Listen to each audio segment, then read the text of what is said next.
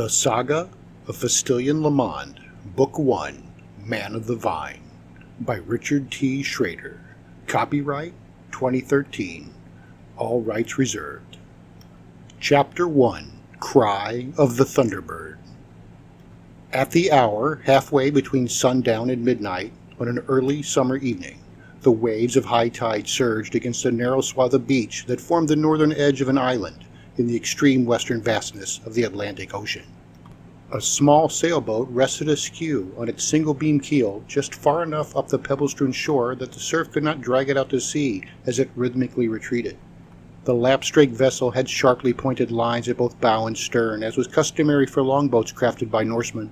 Master shipwrights had used their latest technical knowledge to clinker-set hand-shaved planks with wrought-iron nails they sealed in black tar. Though small, the sailboat was a perfect compromise between weight and strength, fully capable of carrying a hand's count of men on the treacherous open sea even in severe weather. Further inland was a mixed old-growth forest of oak, birch, and maple that covered the island's interior and formed a nearly sheer barrier that checked the barren periphery of rocky sand. The only interruption in the otherwise impenetrable woods was several acres of cleared terrain. That open ground was high enough above the sea level that no storm surge or tidal flood would ever inundate it. The many pointed telltale stumps demonstrated that men had removed the trees by means of axes. Scattered across that open ground, amidst an additional dispersion of coarse grass and immigrant saplings, were the remains of a dozen rectangular longhouses. The dilapidated walls of compacted sod blocks had settled over many decades so that only chest-high ramparts remained of what had once been fine Norse dwellings. The shaggy crests of tall salt grass that crowned each set of sagging berms shiftlessly waved in harmony with the incoming offshore breezes.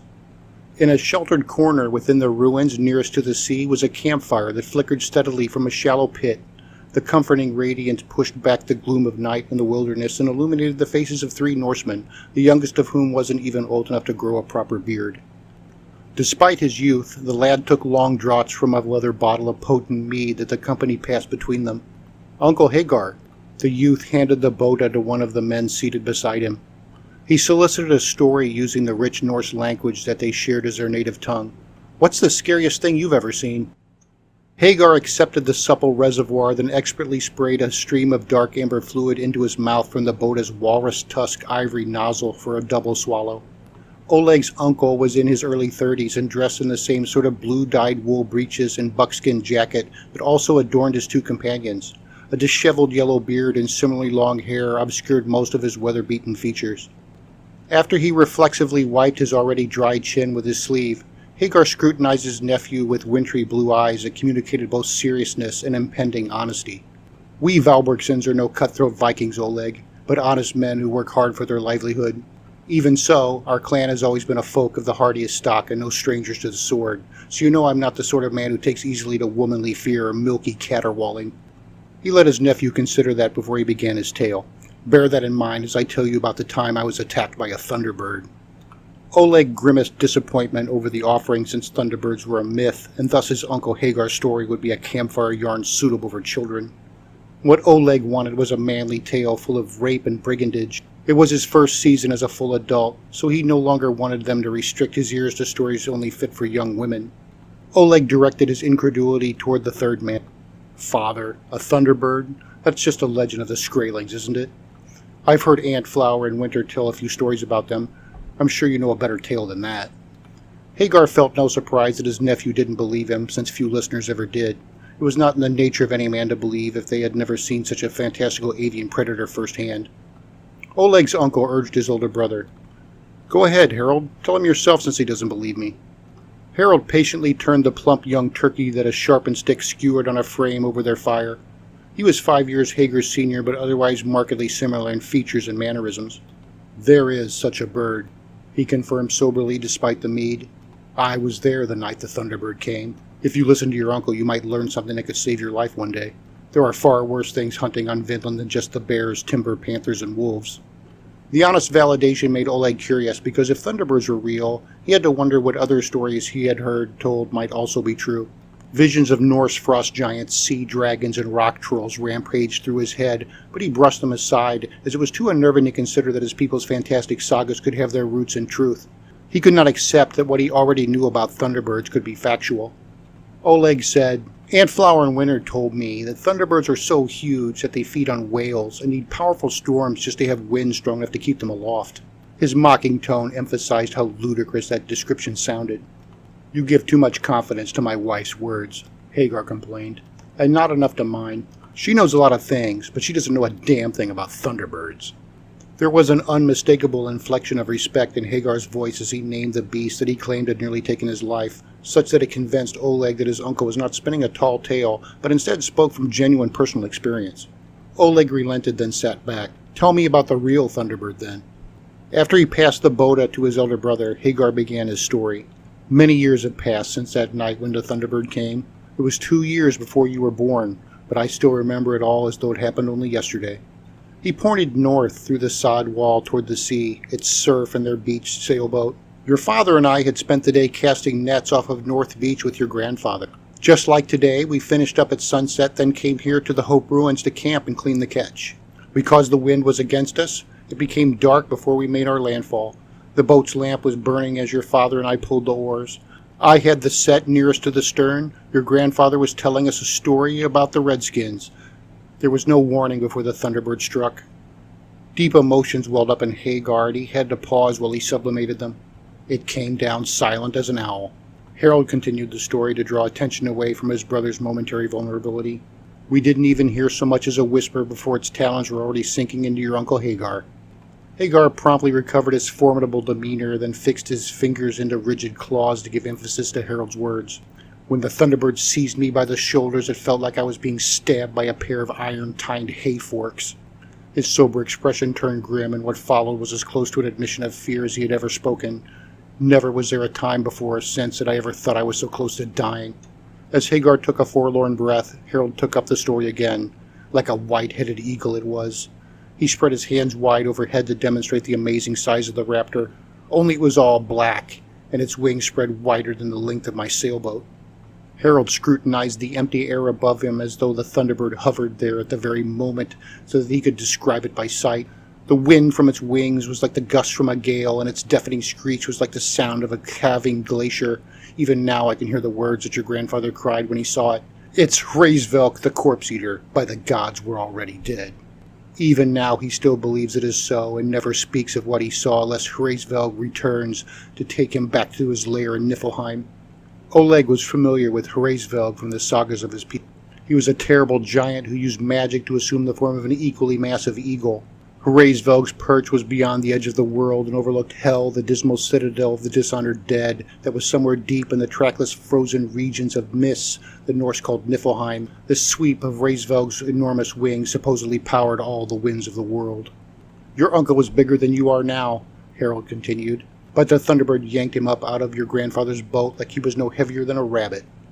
Oleg adhered to every word from his father, but wanted his Uncle Hagar to finish his own story. What did you do to escape? He had a tremor of excitement in his voice. Did you slash the Thunderbird with your knife, or splash it with flaming oil from the lamp? Hagar recovered the boat and then took several copious gulps to clear the dryness from his throat. As the Thunderbird lifted me into the air, your grandfather grabbed the gaff. He pantomimed an aggressive overhead raking motion to demonstrate how his father had fought to save him. The old man did his best to set the hook in the Thunderbird, but he wasn't quick enough. The Thunderbird had already flown too high. Hagar kneaded his left shoulder as though it still hurt from the claws that had injured him so many years before. I kicked and struggled for all I was worth, but that Thunderbird had a grip on me like the tongs of a fire giant bladesmith. Higher and higher it took me into the sky. I'll never forget staring down and seeing the faces of your father and the old man in the boat below me. I knew they were thinking what I was thinking, that I was going to be supper for the beast. Oleg's captive tone urged his uncle to continue. What then? How did you manage to survive? It just dropped me. Hagar impassively revealed the anticlimactic outcome as he shrugged his shoulders. Maybe I was too heavy to carry all the way back to its nest, or maybe Odin sang one of his magic charms to save me. Maybe it was Hraesvelg, and he realized I was not one of the dishonored spirits seeking to escape from hell, and so was not a morsel fitting for his gullet. Who can say for sure? We'll never know. He searched around to find the water jug, but his unsteady hand knocked it over instead, which dumped out the last of its contents into the sandy soil. The way that his uncle needed to try and disguise his meekness disturbed Oleg. He had never imagined that anything that walked, crawled, swam, or flew could make Hagar feel shame or fear. It was by no courage or rage of his own that he had survived the Thunderbird's attack. Valhalla was for Norse warriors who died fighting valorously. Oleg shared his uncle's doubt that such a rabbit's death would have earned him a place in the company of Odin's Einherjar. To show his respect for his uncle, Oleg made no comment or expression that might reveal his thoughts. He merely waited for Hagar to recover his naturally impervious demeanor. Hagar nonchalantly set the water jug back upright. By that time, he had regained the composure to finish his story in a suitably obdurate manner. I fell from higher than the tallest tree, and when I hit the water it knocked me senseless. If it wasn't for your father jumping in and fetching me from the sea, I would surely have drowned. The story carried the ring of truth for Oleg. He addressed his father with a satisfied smile. You always said that it was important that a man know how to swim. Now I see why. You saved Uncle Hagar's life. Harold was a genuine Norseman, so he properly took no notice of praise as though it were commonplace for him. He just poked at the roasting turkey with his knife to see how fully cooked it was. This is just about ready. He raised his eyes to his son. Go fill the water jug and then we'll eat. After supper, I'll tell you the story about the slaughter that occurred at this village. It happened one night more than 80 years ago, but a night much like this one. Every villager here died an agonizing death. Oleg got to his feet, brushed the dead grass off his backside, and then took up the unlit oil lamp by its looped handle. The enclosed copper pot had a short spout that sported a flax wick. It was not of Norse manufacture. The lamp had come from a coppersmith's shop in one of the kingdoms of Europe on the other side of the Atlantic. Oleg fumbled with the polished copper half-chimney that served double duty as a windbreak and reflector. He considered how to discourage his father from telling the tale of the massacre at Hope Village. Oleg had heard several versions of it before and frankly had gotten fed up with it. Oleg realized it would not be easy to dissuade his father. The Norse admired a skilled storyteller so much that one good tale almost always instigated a competition. Harold wanted his proper chance to prove that he was as good a skald as Hagar was, if not better. Grandfather has already educated me in all he knows about this place. Oleg told his father to convey his lack of interest in the redundant recounting. Aunt Flower in Winter told me everything he didn't know. Grandfather began with how Thorvald left his brother Eric as chieftain of their clan in Greenland, then came here with a flotilla and settled the two villages. As the first Drighten of Vinland, Thorvald ordered all his thanes to free their thralls just as soon as the two villages were standing. The crops had not taken root and food was getting scarce. The freed thralls and most of the churls came here, built the third village of Hope, where they fished to feed themselves. They didn't last long as freemen, though. Soon after they had finished building their longhouses, a war party of redskins killed them all in the opening battle of the Beothuk War. It was an old story even for grandfather. He heard it from his own grandfather. Harold persevered because winning an unreceptive audience was just another part of the skaldic trade. If you heard the whole story, then you must know that the redskins considered this island part of their winter hunting grounds. They would come south at the end of each year to escape the biting cold and harsh blizzards of the north. The new churls had far more pride than wits and foolishly refused the advice of all the thanes that they should surround their longhouses with proper defenses. Even with a ditch, rampart, and stout palisade, the redskins would still have slaughtered them. They were just cowardly peasants after all, and not iron-hearted kin to Jarls, as are true Norsemen such as we. Oleg remained disinterested since he heard nothing new. Yes, I know all that, everyone does. Harold persevered. Then my father must have also told you that the freed thralls' most foolish mistake of all was placing their village right here on top of a redskin burial ground. They dug up scores of bodies from red ochre-stained graves to make way for their longhouses. He watched his son's eyes to gauge his interest, which was still non-existent.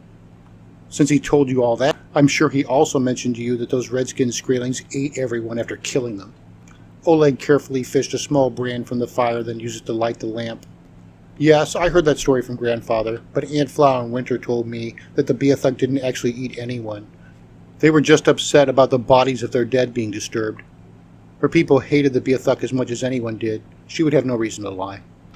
Harold remained skeptical of what he considered the tainted opinion of a biased local. She told you that? Did she? Norsemen only spared the derogatory appellation of Skraeling in her case because she was married to a Norseman, and so thereby stood elevated above the lowly status of ignorant savage. She told me the same thing, Hagar confirmed the explanation fostered by his wife. She said they liked to butcher the bodies of their slain enemies to prevent them from getting any sort of fitting funeral. They buried their honored dead whole instead of burning them as proper folk do. Even those who smoke burn their dead warriors. They call the bodies of their heroes tobacco of the gods. Harold was trying to build up interest in his story, not debate the funerary rituals of Markland Skraelings, whether they were Redskins, the unsociable tobacco-smoking Iroquois, or the Norse's Algonquin allies. Even so, he decided to indulge the matter since it seemed to be of interest to Oleg, and so was something he could build on. What else did she say?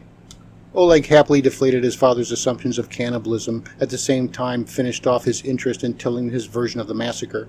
She told me how the Beothuk believed that when a man enters the next world, he has only those parts of himself that his tribe has ceremoniously buried him with.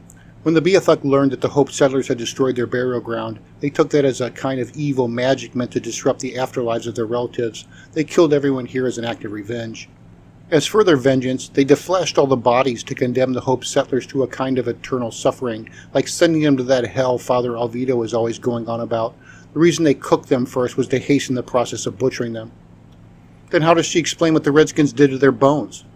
Harold referred to the fact that the first Norsemen who reached the village after the massacre had found that the bones of the victims not only bore the telltale butchering slices from the Redskins' flint and knives, the Beothuk had also broken the bones to extract the edible marrow. Oleg had a ready answer. Aunt Flower in Winter explained to me that the Redskins used stones to shatter all the large bones so that the settlers could not even be so much as senseless skeletons in the next world. Because they broke caribou bones for marrow in just the same way, it did seem like they had made a meal of them. In truth, they didn't. Hagar was familiar with all the myriad versions of the Hope massacre as well as anybody, but he liked Harold's recounting best since it was full of all the exciting atrocities that made for a great horror story. He wanted to hear his brother tell it all the way through to the end. They were camping for the night and had nothing better to do anyway besides eat, drink, and tell stories. She does tell it that way, Hagar said in a tone that denounced his wife's opinions in favor of Harold.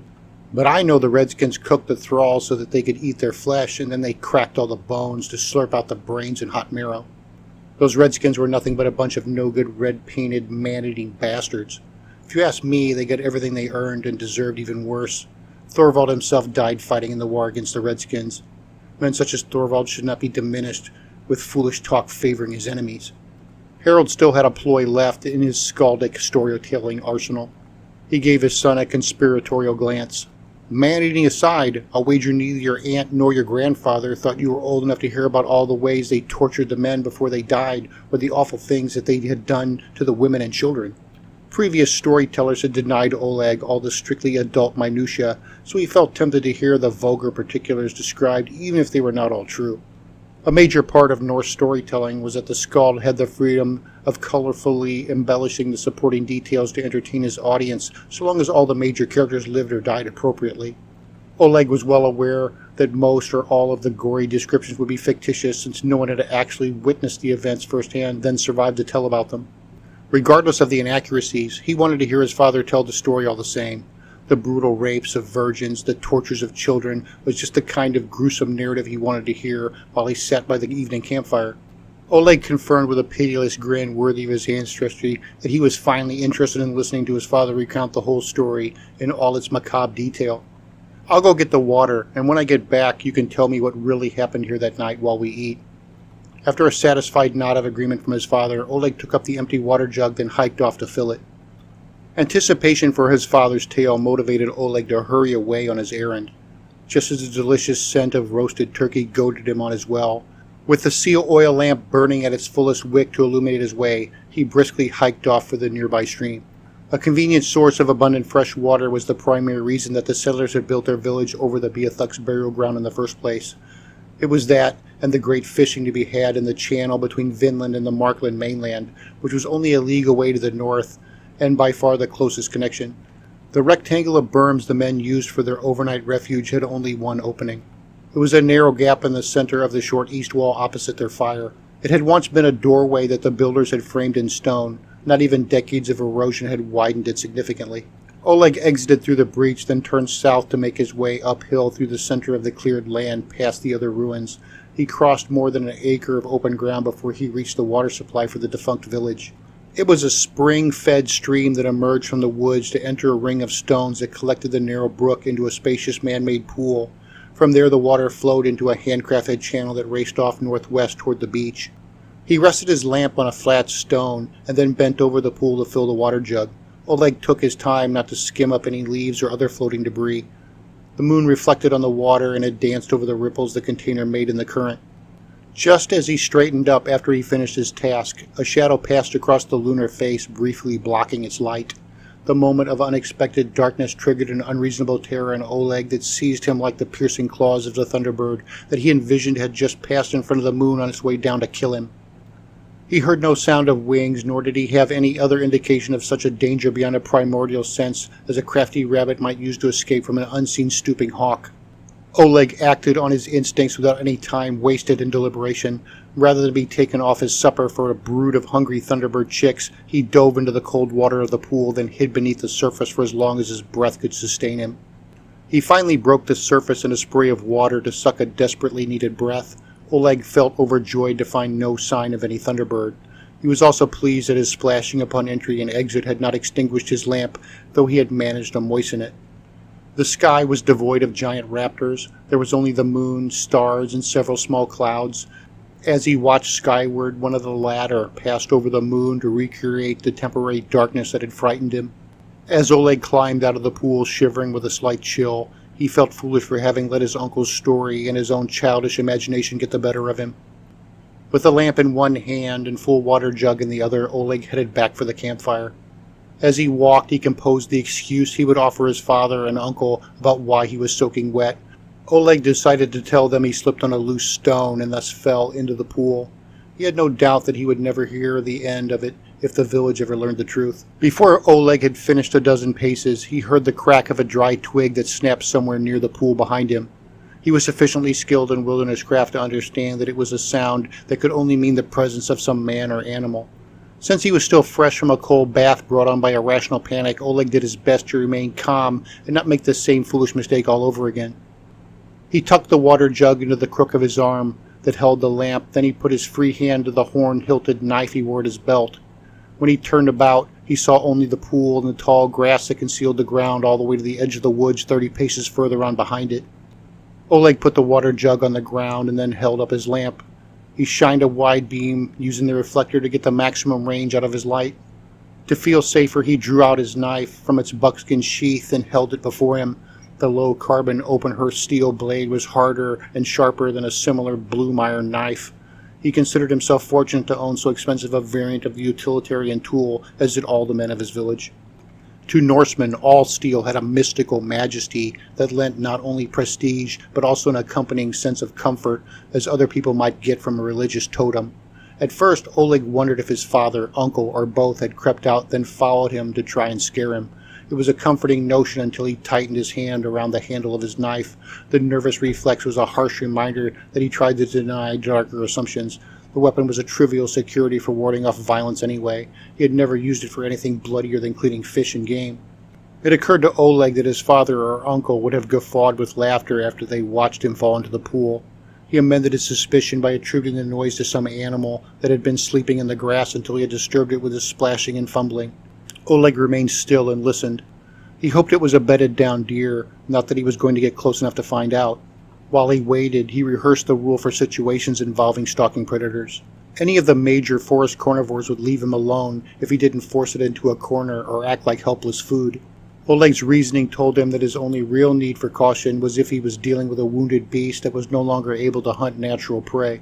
Oleg remembered the words of his Aunt Flower in winter when she spoke of the great predators, wolves, bears, and panthers. The noble hunting beasts are the sacred brothers of human beings, she had told him. Only the madness of starvation or the foolish acts of men will ever make them your enemy. If the time comes that they are hunting you, she warned, be wary and even afraid. There's a reason those who survive such encounters are distinguished warriors. The light from the lamp foiled Oleg's night vision without the added benefit of shining far enough for him to see properly where he wanted. Seal oil did not burn strong or bright, and the way he had splashed the lamp during his dive into the pool hadn't helped the matter any. He slowly scrutinized the tall grass for some sign of what had broken his stick with a heavy step. It occurred to him then that it would be wiser for him to turn around and leave, but his curiosity already had the better of him. After a long moment, the silhouette of a tall man with a lean, muscular build and no noticeable clothing rose up out of the tall grass at the far right edge of the pool where he had been hiding. The figure stepped out from his cover in a relaxed manner, advanced across the shallow stream, and then stopped at the extreme limit of the lamp's functional illumination. A dark quality was about the man such that the light seemed to abhor him, and that it neither reflected nor revealed. Oleg never expected to find someone aside from his father or uncle in the area. There were only 2 inhabited villages anywhere in Vinland, and both were a half a day's sail around to the south. His home village of Leisbuter was on the western side of the island, while the sibling community of Stromfjord was located on the opposite eastern coast. Because Norsemen exclusively populated the island, Oleg assumed that the man had to be from one of the 2 villages. "Hey there!" Oleg addressed the stranger in friendly Norse while he also took a single tentative step forward to reveal the man's true features with the lamp's light. "What are you doing lurking around out here in the dark?" The man offered no reply. Instead, he cautiously stepped back just far enough to stay out of Oleg's advancing illumination. He half turned away as though about to flee back through the grass into the woods beyond, only then he hesitated. As the profile of the man's silhouette changed, Oleg saw that he held a short bow with a nocked arrow in his left hand. A bandolier strap secured a quiver of fletched arrows across the hunter's back. Another smaller buckskin strap held a front-paneled loincloth in place. The weapon was significant to Oleg because it was not the sort of longbow favored by the Vinland Norsemen. It was the compact design typical among the innumerable tribes of Marklanders. Oleg easily deduced that the man was a Skraeling, except he had no idea from what tribe. He considered the man's potential nation of origin hampered by the fact that his personal experience with Marklanders was quite limited. The entirety of his education in such matters had come from his close relationship with his aunt Flower in Winter.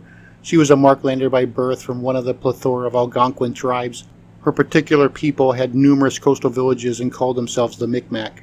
The Micmac were ancestral enemies of the Beothuk and frequent adversaries of the diverse and populous Iroquoian nations of the northern coast as well. The Norse had encountered the Micmac soon after they made their first settlements. A mutual hatred for the Beothuk quickly led to a joint military effort to wipe the Redskin nation from the whole area. It had been an extraordinarily bloody campaign that had been so thorough that no one had seen a Beothuk in the better part of a century. That early military success had grown into mutually profitable trade. The intermarriages that followed had cemented the Norse and Micmac into the best of friends and the staunchest of allies. Flower in Winter was but one of a score of Micmac women who had married into the Norse clans over the decades. Oleg's mother had died in childbirth when he was only in his 3rd year of life. From that time on, his Aunt Flower in Winter had mothered him, and many a night he had spent learning at her knee. She had even taught Oleg to speak a passing version of her native Algonquin tongue. It was Oleg's thoroughly considered conclusion that the mysterious archer had to be a Micmac. Their hunters freely traveled through Vinland, especially if they were in pursuit of bears, timber panthers, or wolves, which the Norse wanted to eradicate to protect their flocks of sheep and the island's tastily edible population of deer, moose, and caribou. The first settlers had brought some cows and even a pair of horses. Those animals had not survived even the first few winters. The forest bears and panthers killed all the cows and horses that the caribou cough and famished clan cooking pots had spared. Oleg didn't even want to entertain his grim alternatives. Since the other Algonquin tribes respected the Micmac's hunting grounds, which Vinland was well inside of, they never intruded. The only other tribes of Marklanders anywhere within canoeing distance of the island were the Iroquois. The Micmac almost continuously had disputes with them, and skirmish violence was not uncommon. Only the wise and diplomatic leadership of both nations allowed them to skirt around open warfare. The main issue for strife was that the Iroquoian tribes had annexed a considerable amount of adjacent land that had formerly been under the control of the Beothuk. They had done so on the pretext that they had a genuine ancestral claim to the hunting grounds that only Beothuk aggression had wrested away their control over in the first place. The Norse managed to maintain a tentatively mutual policy of peaceful avoidance with the Iroquois. It wasn't easy since the Norse entered the northern seas every year for the lucrative hunting of seals, whales, and especially the ivory-bearing walrus whose tusks were a white gold back in Europe. Oleg felt it prudent to be friendly toward the stranger on the assumption he was a Micmac warrior out hunting for an honor trophy wolf or bear. He couldn't imagine even a vision-questing shaman being foolish enough to trifle with a timber panther at night. "I'm a friend of the Micmac," Oleg stated in his clumsy grasp of the Micmac's particular brand of the Algonquin tongue. "Are you here hunting for bears or wolves?" The man understood Oleg's friendly intentions and straightened up to face him squarely. His mannerisms conveyed peaceful intentions. "Yes, me hunting," was his stunted reply in a parlance of the Algonquin language that sounded considerably worse than even Oleg's did. It certainly wasn't the speech of a Micmac, but it was intelligible. The figure took a step toward the light, and as he did so, a dozen more hunters rose up out of the grass behind him. "We are hunting," he clarified with a slight improvement in pronunciation as if he worked the kinks out of his foreign language skills. "We are good friends to all yellow hairs." It was Oleg's turn to consider retreat because he sensed that the situation wasn't right, and only the memory of his unwelcome bath kept him from just bolting like a frightened buck. Even if his father and uncle had been standing beside him, Oleg realized that the three of them, armed with only their knives, could not defeat so many Markland warriors. With a nervous tinge to his voice, Oleg asked, "What are you hunting in the dark?" So strong were his cautionary sensations that it was all he could do not to hide his steel knife, which he realized was more precious than gold to a Marklander fated to a life of stone tools. The first hunter stepped closer until he came within the telling glow of Oleg's lantern. Once he was in the light, the man proved himself to be a Marklander, only he was definitely no Micmac. Red ochre body pigment completely covered the hunter's impressive body. He could not have more thoroughly decorated himself in the bloody color if he had jumped into a whole vat of the thickest fabric dye. In most places the paint had partially dried so that it cracked on his skin, which gave him an earthy, caked mud appearance. The very same red ochre pigment also saturated every bit of his buckskin loincloth, short bow, arrows, and quiver, so that only the whites of the hunter's eyes, along with his teeth, were a noticeable breach in his convention of color. The red-skinned hunter smiled evilly so that Oleg appreciated the magnitude of his mistake when he assumed the man was a friendly Micmac. The Markland warrior offered a question in a cold, disturbing tone. "You want to know what we're hunting? We're hunting you." Oleg let the lantern and the water jug fall from his hands with no more concern for them. Before they had even reached the ground, he had already spun about and then sprinted back toward his father and uncle. No Micmac or Norseman had seen a Beothuk in collective living memory, but Oleg had no doubt that he was now the exception to that truism. Their peculiar fascination with the color red was all the proof that Oleg needed to know that the Redskins had returned with a vengeance. All Norsemen knew that Marklanders could run as fast as deer, and Oleg was no exception. Skraelings had no concept of the wheel or riding on the back of an animal. When on land, they traveled exclusively on foot, and it made them the most capable runners in the world. Oleg realized that if the Redskins had prowled up on their campfire while the three of them had lounged obliviously, the war party would have slaughtered them without so much as a good fight. With that in mind, he realized that he had lost nothing by finding them first. Oleg had no doubt that they would butcher him like a sheep if he stood his ground to fight. His one chance to win something of value was to warn his father and uncle in the hope they might have enough time to escape his fate. If they could make it back to Leifsbuter, they could warn the two villages that the old danger had returned. The Redskins had come back to Vinland and surely wanted their bloody revenge. Even as he ran at top speed, Oleg mustered enough breath to utter a cry that would reach his distant father and uncle. He had only advanced 6 strides when he began his shout. A blow like from a brawler's fist struck him in the back to cut his sounding short. The pain was not severe enough to convey the magnitude of his injury. It was the blood that came from his throat instead of vocalized air that first let him know that it had been a red-painted Beothuk arrow that had struck him.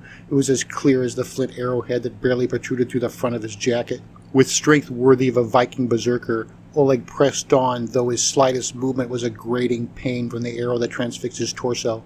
He made another 2 strides before a second arrow tore through the calf of his right leg. The pain of that new injury was far more acute than the first, since it had split bone. Oleg stayed determined to keep running, but when he put his weight onto his broken leg, it refused to function and simply buckled. As he crashed and tumbled across the ground, he snagged the arrow in his calf against a sapling, which wrenched it in his wound before the shaft snapped in two. The fall knocked out what wind Oleg had left in his single intact lung, and that, along with his terrible agony, gave him the means to utter an audible, croaking gasp. As he lay on the ground, he sucked in a burning lungful of blood and air to try and let out a real scream of alarm. Before he could generate another sound, a pair of Beothuk warriors leaped upon him. One of the Redskins drove a knee into his guts, while the other slammed a forearm into his throat. Their combined actions effectively prevented him from voicing any practicable complaint or warning. Oleg's final actions was to slash at his attackers with his knife. He had never loosed the blade from his hand. Before he could put it to any effective use, a third Beothuk hit him in the head with the handle of a wooden club, and after that he plummeted into darkness from which no man ever rises. Oleg's anguished cries of alarm had lacked sufficient volume to overcome the soft thunder of the ocean surf, the rustling wind in the forest, and the resonance-deadening nature of the grassy berms. Despite his valiant attempt to warn his father and uncle, Harold and Hagar remained ignorant about the presence of the Beothuk war party. They had no way to know that Oleg was dying, if not already dead, or that they were certain to be the next victims of the red-painted Skraeling fury. Harold wondered aloud about his son. What is keeping that boy? Oleg was overdue from his mission to get their supper water from the spring. Harold was anxious to enjoy his gastronomic handiwork and begin his tale of the Redskin massacre of Hope. The fire-roasted turkey was ready for devouring. The skin was crispy brown and it dripped succulent juices that sizzled fragrantly in the coals of the campfire. Hagar said, "I prefer meat anyway." Then he shot some into his mouth as proof. He was just as eager to indulge his senses with the combined experiences of delicious food and a chilling story. We should tear into the bird without him. That would teach him to hurry up next time. Harold got up to find his son. "I'll see what's keeping him." His tone conveyed that he was not worried that something serious had befallen Oleg. "Keep turning that turkey so it doesn't burn." Since Oleg had taken the sailboat's one lantern, Harold had no choice but to search for his son without the aid of an extra light source. Hagar took up his hammer-backed hand axe, like their knives that had a blade of open-hearth steel that a professional had honed to a shaving-quality edge. He offered the hand axe to his brother. "You want to take this?" It was a far deadlier weapon than a knife if such a need should arise. Harold shrugged in rejection. "What for? We would have heard him yelling if there was a prowling beast. I'm betting he found an old Skraeling skull or other relic, and now he is searching for lost gold or some such foolishness." "Suit yourself," Hagar said as he shifted over to his brother's seat, where he could easily reach the stick with the turkey and then turn it.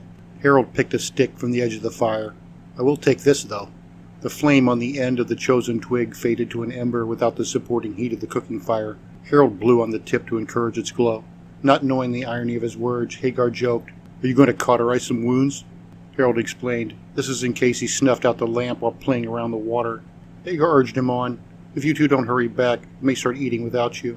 "If you do," Harold warned as he set off to search for his son, "I'll need your axe after all." After he exited the security of the berms, Harold headed for the pool where he expected to find Oleg lingering. Once he was in sight of the stream, Harold disappointedly saw no sign of the lamp's light. It filled him with foreboding since it was not dark enough for Oleg to be unable to find his way back to the campfire for lack of a burning lamp, but it was definitely too dark for his son to search for trinkets without additional illumination.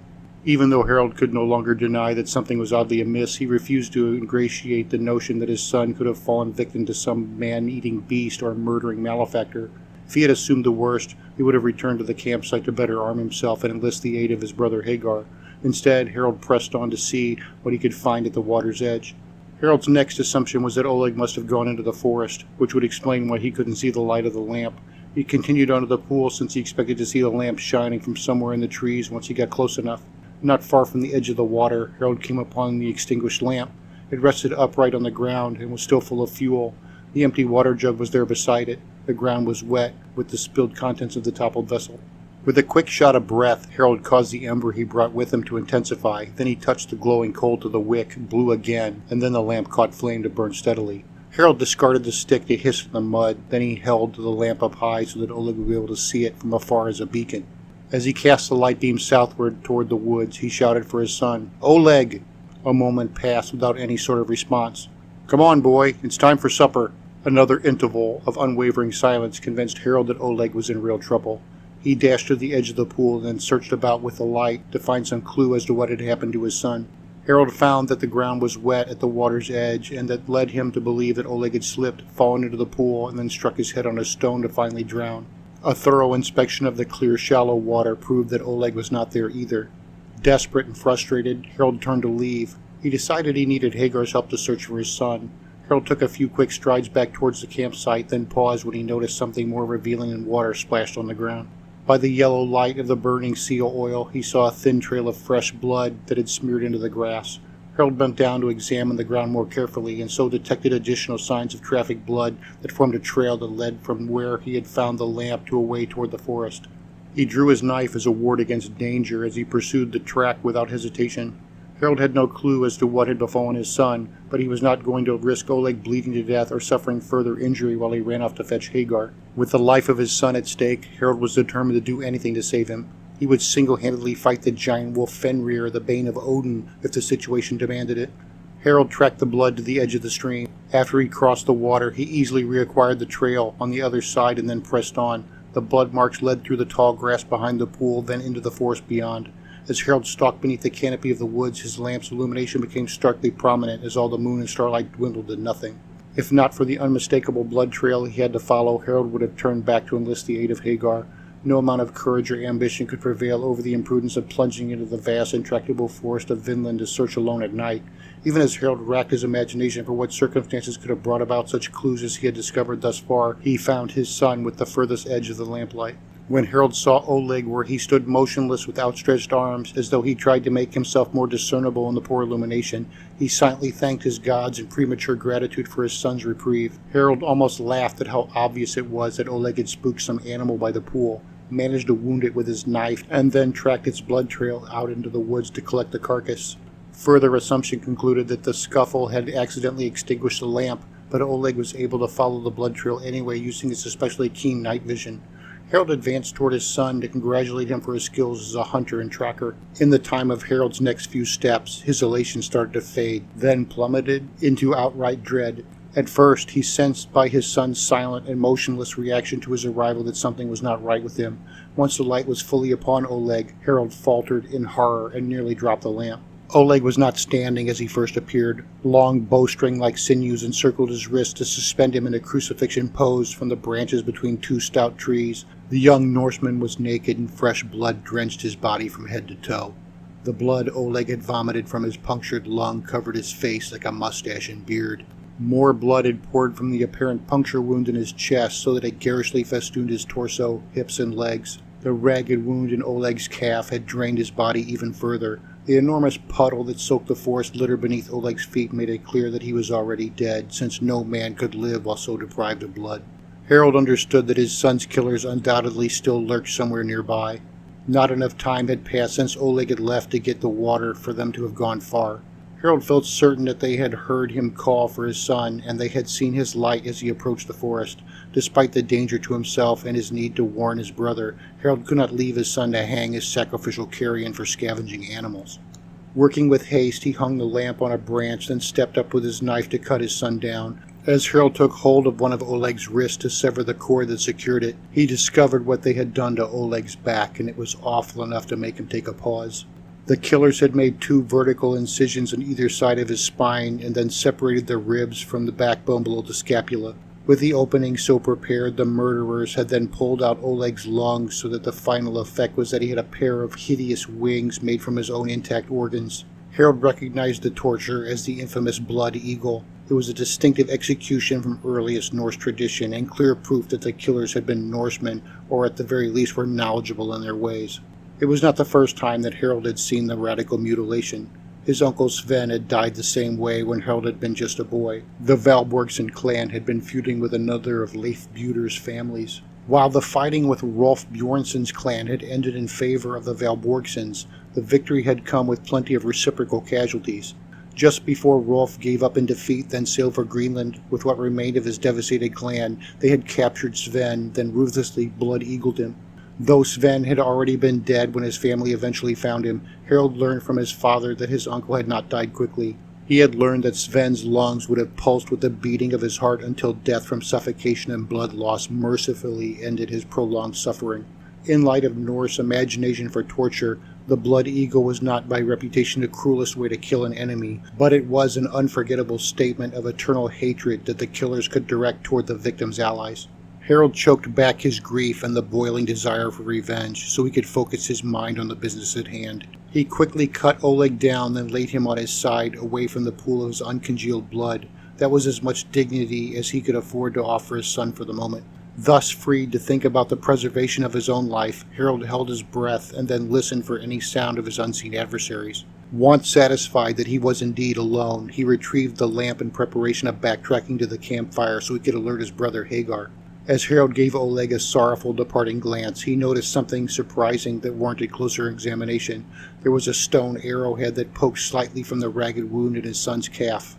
With an indelicacy born of necessity, Harold used his knife for swiftly extracting the short, forced section of the arrow from the flesh of his son. He examined the missile by the lamp's light and immediately recognized it as the work of a skilled Skraeling craftsman. The arrow was no Norseman's forgery meant to mislead the investigation of Oleg's murder. Only a seasoned expert could fabricate such a keen and perfectly symmetrical arrowhead from a crude shard of flint. Stone weapons were certainly archaic by Norse standards, but even so, the art of their manufacture required expert training and years of experience no less dedicated than that required by any talented metalsmith. Harold wiped aside Oleg's still warm blood to discover the red ochre paint that encrusted the shaft and arrowhead. The sight of it instantly cleared Harold's mind of all suspicions about Norsemen. The red arrow implied culprits that were far more distressing. Of all the Skraeling peoples, only the Redskins festooned everything with their signature red ochre body paint. Harold plummeted ever deeper into his abyss of despair as he absorbed the unmistakable truth that the Beothuk had returned to Vinland. It did not escape him that, like Oleg, his brother and he were trespassers on the Redskins' sacred burial ground, and the penalty for such a transgression was already established Norse legend. He had a new overriding obligation since protecting his son was no longer an issue. Harold had to get word to Leifsbudir that the Beothuk had returned to the island. If his people did not mobilize to face their old enemy, the Redskins would continue to ambush and kill small groups of Norsemen. They might even destroy both villages before anyone realized the true nature of their plans. Harold understood that their appearance in summer could only mean one thing: they had come for war and not shelter from winter extremes.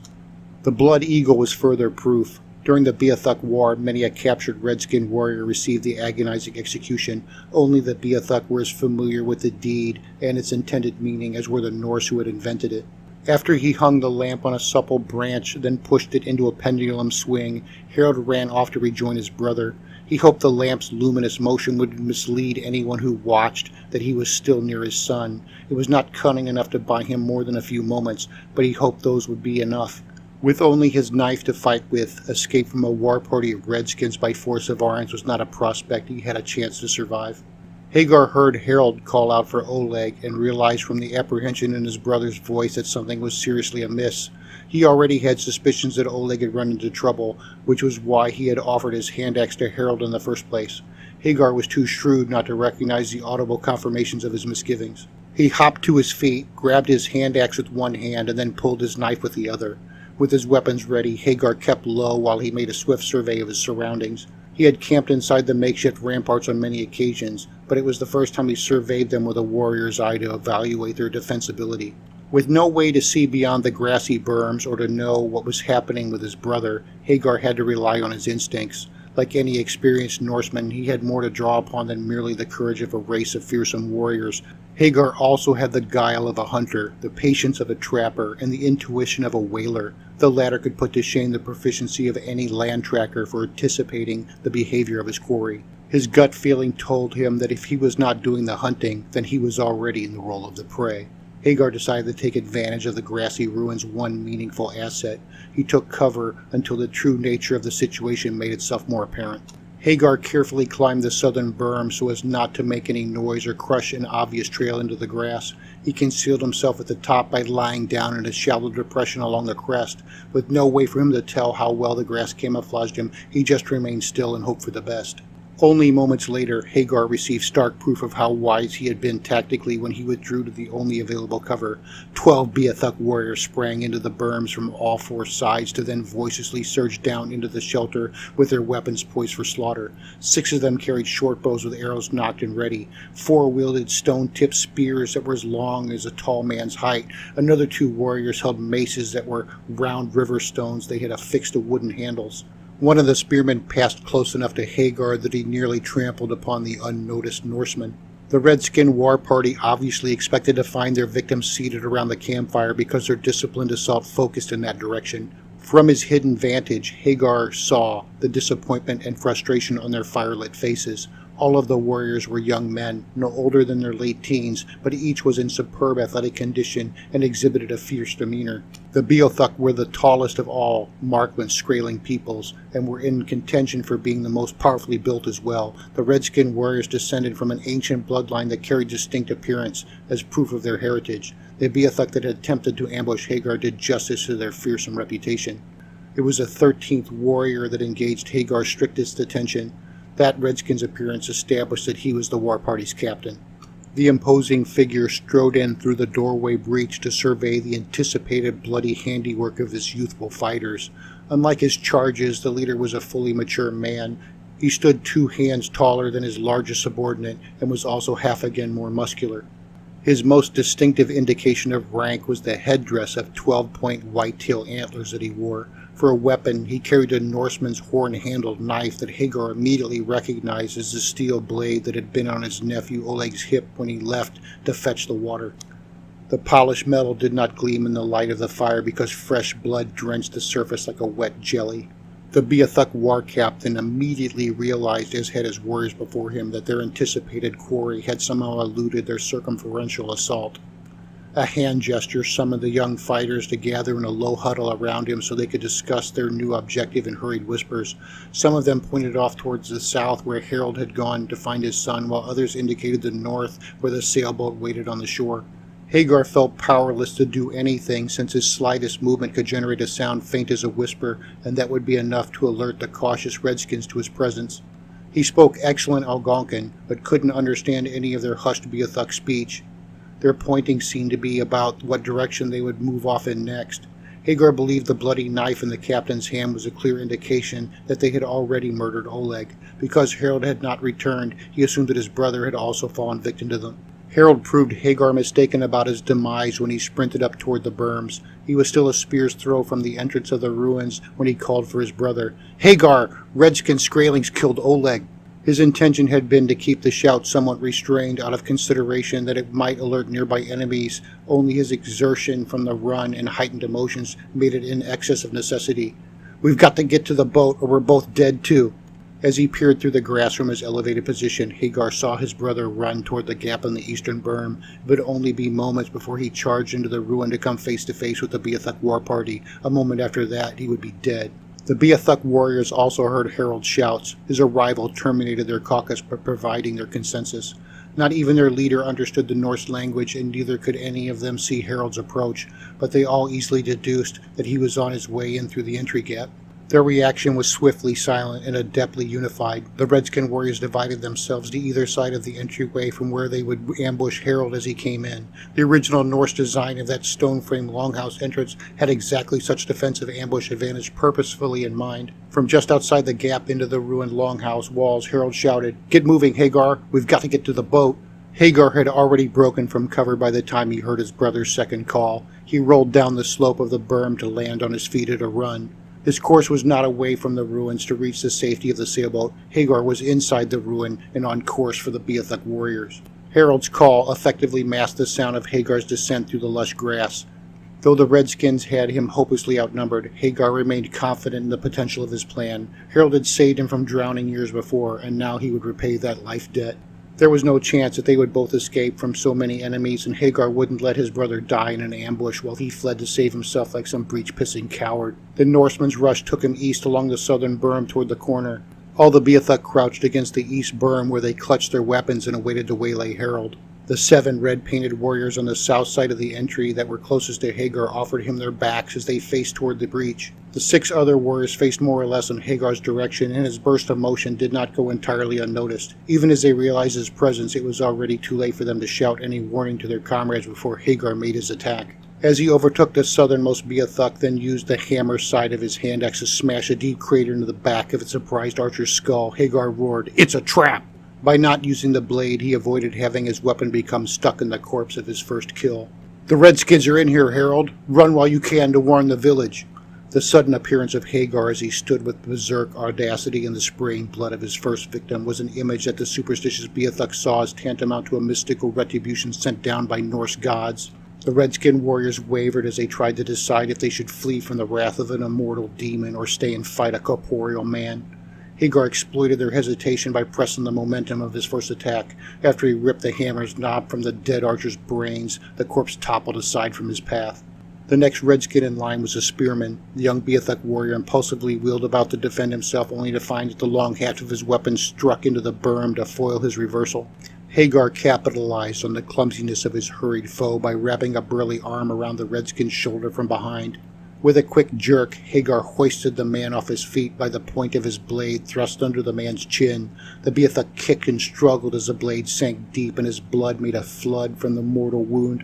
A bestial howl from the Redskin captain settled the uncertain minds of his men.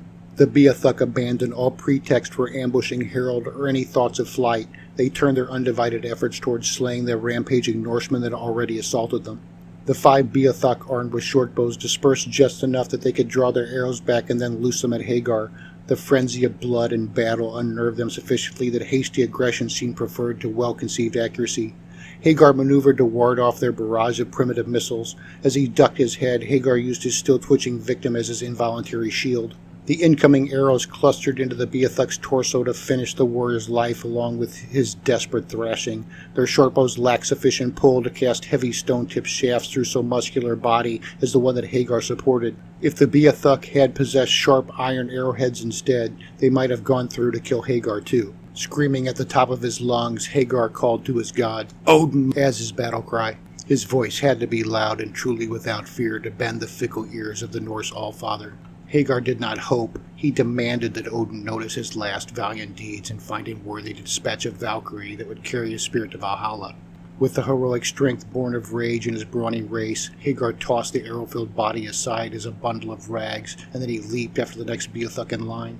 The next redskin thought himself prepared to deal with Hagar in a fight man-to-man. He swung his stone-headed mace to smash the malice from the blue eyes that bore down on him with joyful hate.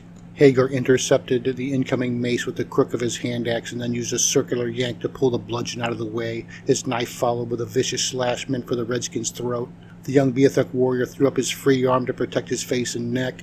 It succeeded at the price of a deep slice from wrist to elbow. Even as blood gushed from a severed artery in the crippled arm, the Beothuk fought on with undeterred savagery. The second swing of his mace caught Hagar on the shoulder with a blow that reached bone and stunned the Norseman's arm severely enough that Hagar dropped his hand axe. Hagar still had the strength and presence of mind to use his knife on the wounded Beothuk again. He buried the blade into the pit of the redskin's raised weapon arm. Before he could free his steel or manage to evade, another of the savages plunged a spear into Hagar's side just beneath his ribs. The powerful thrust of the weapon drove Hagar backward to slam him against the berm, where 3 of the Beothuk archers filled his chest with their arrows while he struggled to free himself.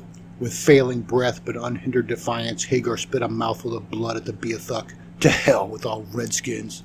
A glimmer of white caused Hagar to raise his eyes to see a winged stallion as it descended from on high. Mounted on the Nordic Pegasus was a beautiful shield maiden dressed in shining silver armor and trailing braided blonde tresses from beneath a gleaming helm. In her hand was an iron-banded horn. With it she blew a note only a Norseman departed from the mortal world of Midgard could hear. Hagar smiled as the oblivious Beothuk gathered around to watch him die. "Flee, brother!" Hagar shouted with renewed strength born of his final moment of glory. "Tonight I feast in Valhalla." The Beothuk captain grabbed Hagar's hair, lifted his head, and then positioned Oleg's knife for slitting his throat. "Call to your gods," the antlered redskin hissed in Algonquin. "They cannot save you from me." "That is so," answered Hagar in the same tongue, "but they shall hear me brag about the 3 redskins I sent screaming into hell." The Beothuk war captain went wild with rage as he slew Hagar with a single brutal knife hack that nearly removed the Norseman's head. It gave the redskin leader no sense of satisfaction since it failed to accomplish his only real goal of getting rid of the smile on Hagar's face. Harold had still been too far away to see what happened inside the berms as his brother shouted that the Beothuk were inside waiting to ambush him. An instant later, the wild clamor of Hagar's vicious battle made it clear that he had engaged a sizable force of redskins. As Harold continued his run toward the entry to the ruins, his quandary about what he should do gnawed him mercilessly. He realized that his first duty was to carry word of the Beothuk invasion back to the villages so that they would have time to prepare for war. Harold would take no dishonor if he fled combat to undertake that mission, since it would be a life-threatening challenge. Their sailboat was already a loss because he had no chance of moving the heavy vessel off the beach doing it alone. If he were ever going to get back to Leifsbudir at all, it would have to be on foot and armed with only a knife. He would not only have to hike through the forest alone at night without a light, but he would also have to evade the Beothuk war party that would undoubtedly pursue him. The Redskins were masters of wood lore who could track men or animals with equal expertise. They could also cover 3 leagues on foot for every 2 of his. It was the accumulated agony of a hard life that kept Harold from immediately turning aside to escape into the trees. Oleg was not Harold's first personal loss. He still carried the pain of his beloved wife's death along with their second child. Running away and leaving his brother to die in battle with Oleg's killers was too much of an additional burden for him to bear. Not even his duty to his village and clan could override his need to fight beside his brother and avenge his son. He had no illusions that after he entered the perimeter of the ruined longhouse that either he or his brother would ever reemerge. Just as he neared the entrance, Harold heard the succinct cry of his mortally wounded brother. Far more telling than the command for him to flee was Hagar's professed destiny to attend Odin's next feast of the Einherjar. It could only mean one thing: Hagar had courageously fallen in battle. It did not elude Harold that his brother had forfeited his life in a noble sacrifice to save him from the ambush, which he would surely have stumbled into to his own demise. At that moment, Harold realized that the role of messenger was the only recourse. If he failed, many more Norsemen would die, the deaths of his son and brother would go unaccounted for, and he would die shirking the duty as a Norsefolk clansman. It would have been easier for him to charge in through the breach in the berms with only his knife and then join his brother in death. Instead, he turned aside from the battle, then ran west toward the woods. The Beothuk war captain had cautious cunning, born of significant experience as a war leader. He was aware that the uproar battle attracted warriors like carrion and enticed crows. After he executed Hagar, he sent half his men to the top of the berms to act as lookouts, and also searched the grass for other hidden Norsemen. Harold had not gone far by the time one of the Beothuk reached the top of the berm beside the entry breach, then immediately caught sight of him as he dashed away toward the woods. The redskin signaled his discovery to his fellows by making a piercing yodel-like whoop. A moment later, the entire force of Beothuk either bounded over the berms or streamed out through the breach to run Harold down. Hagar had only managed to kill 2 of the redskin warriors. The third he had used his knife to wound so efficiently was still on his feet. The heavily bleeding Beothuk made it to the top of the southern berm in time to see Harold, but as he made his first step to pursue, the warrior fainted and then tumbled down the far side of the slope to impact face first into the soil. A few convulsions later, he died in the same crumpled heap he landed in. The 10 remaining warriors made their nerve-wracking battle cries with gleeful hostility as they sprinted after Harold. Several of the archers paused at the top of the eastern berm for just long enough to take advantage of that high position to launch arrows after the fleeing Norsemen. Their Fletch missiles came close to the mark but failed to pierce Harold's pale flesh as intended. Their antlered captain was by far the swiftest of all the Beothuks, such that he easily outdistanced his comrades. Harold was neither young nor especially swift. He had no chance to outrun the slowest of his pursuers, much less their fastest. His hesitation to abandon his brother had delayed him too long. Harold harbored no delusion that he would get away. It was a small consolation that they would have most likely caught up with him somewhere in the woods nearby anyway. Even though he had no chance to escape, Harold did not give up hope that he might still be able to get a warning to his fellow Norsemen in Leifsbuter. He had a little time left to implement a plan. The broken arrow that he removed from his son's leg remained clutched in his hand, and it could be the key for him to undermine the Beothuk's necessary veil of secrecy. 2 more arrows narrowly swished past Harold as he veered off to his right toward a tree that he saw that would benefit his designs. Various visitors had kept the 3 acres around the ruins fairly clear of new growth over the years. They routinely chopped down new saplings and left them in the grass to dry to be burnable as future campfire fuel. As Harold reached the lone sizable tree, he put it between himself and the Beothuk as though his plan was nothing more than a desperate act of taking cover. Even though he had other more elaborate intentions, the evasion proved to be provident when an incoming arrow buried into the tree trunk when it would have otherwise struck him. Harold's real intentions was not a feeble attempt at hiding. He was not afraid to fight and die, but successfully pretending that he would be critical for the success of his scheme. He leaped up as high as he could and then grabbed onto one of the larger overhead branches. From the viewpoint of the Beothuk, it appeared that he wanted to climb the tree, which was entirely useless as a defense against enemies who could shoot him with arrows, chop down the tree, or build a fire underneath it. The limb Harold caught was just strong enough to support his hanging weight, so he gave it a good bounce to split the joint with a bough attached to the trunk. While he hung by one arm, Harold stabbed the broken section of arrow into the gaping separation he had created. With the arrow properly secured, he pretended to lose his grip, then dropped back to the ground. After he let go, the green branch only straightened partially back into its proper place and thus remained noticeably askew. A surge of rage flowed in Harold's veins after he had concealed the broken arrow. He wanted to spill the blood of Beothuk warriors as a funerary offering to his son and brother, but instead he ran away as would the lowliest coward. It was not fear that motivated him. Harold had to put as much distance between himself and the hidden arrow as he could, lest the Redskins get the opportunity to become curious and then find it. As he sprinted, his lungs already burned with exhaustion. More arrows flew past him, some missed by only the reach of his arm or less. Harold eagerly anticipated the one that would strike him through the heart so that he need not suffer torture and humiliation. When the Beothuk captain eventually overtook him, Harold would be too tired to fight effectively. His only remaining worry in life was that the Redskins might capture him alive and then take him away as a captive. The Beothuk intensified their triumphant whooping as their leader drew close to their prey. The archers couldn't loose any more arrows while their antlered captain was so near to Harold's back. Harold felt the proximity of the war captain and the death that came with him like they were an icy wind on the nape of his neck. His need to run had come to an end. Harold wanted to enter Valhalla with a knife wet with the blood of an enemy leader. With a surprisingly agile dive followed by a tumble, Harold rolled onto his feet with the knife ready in hand to dispatch the onrushing war captain. The antlered redskin was not even breathing heavily as he halted just a few strides from Harold. The rest of the Beothuk swarmed around in a tight circle, and then waited for their leader to make the kill. The Redskin captain had Oleg's steel knife in hand, which was the only thing about the contest that spoke of equality.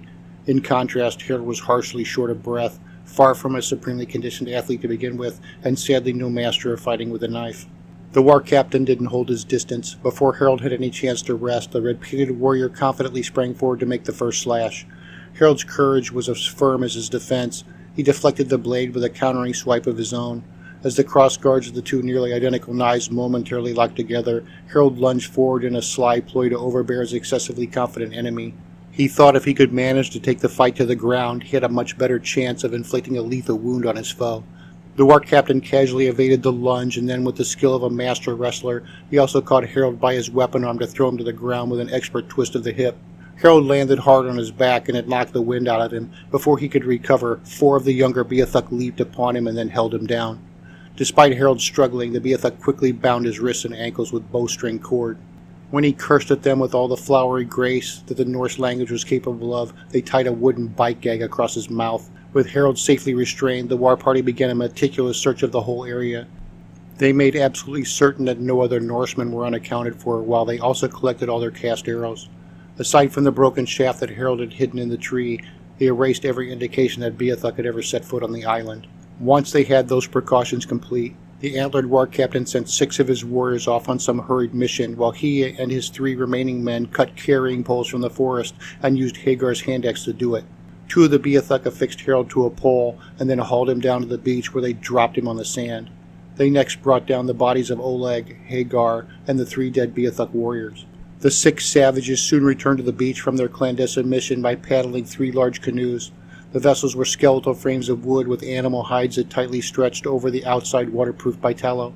At a command from the war captain, the Beothuk warriors loaded Harold and the dead bodies into the canoes. When all that work was complete, the war party began a search of Harold's sailboat.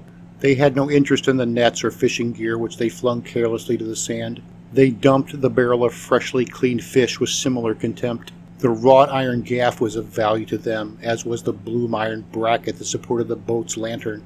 The latter they pried off the bulwark using Hagar's hand axe. They prized iron so highly that once they discovered that there were hundreds of nails underneath a protective coating of sealing tar, they tried to plunder those as well. Since they had no tools adequate for the task of extracting them, they abandoned the effort after taking only a few hard-won spikes. The war party soon gave up on the sailboat, since they lacked the skills necessary to sail it away, or the time to burn it and sift the nails from the ashes. They could craft a deadly arrowhead from each iron nail, so their yearning to possess them wasn't baseless. As the Beothuk warriors climbed into their canoes to depart, their leader took an ornately plumed spear from the bottom of his canoe, then stabbed it into Hagar's corpse. After he had made the weapon sufficiently bloody, he carried it up the beach while he surveyed the landscape. The captain selected a sandy dune that had a covering of coarse salt grass, and then half buried the spear there, partially concealing it. With the completion of his final task, the antlered war captain returned to the canoes, then they all pushed out to sea. While the red-painted warriors paddled out through the breakers, Harold managed to raise his head for long enough to see the beach. He took some small comfort in the knowledge that men from his clan would come to search for them. Assuming that a storm didn't sweep his sailboat away, they would find at least that much, not that it would tell them anything. Harold guessed that the Beothuk war captain intended the spear to misdirect the blame for their disappearance onto another tribe. They painted their spears red like everything else they had, so the weapon had to belong to some other people besides the Beothuk. The Micmac carried weapons similar to the one the war captain planted. Harold assumed that they were most likely to take the initial blame. The hidden arrow was his one true hope.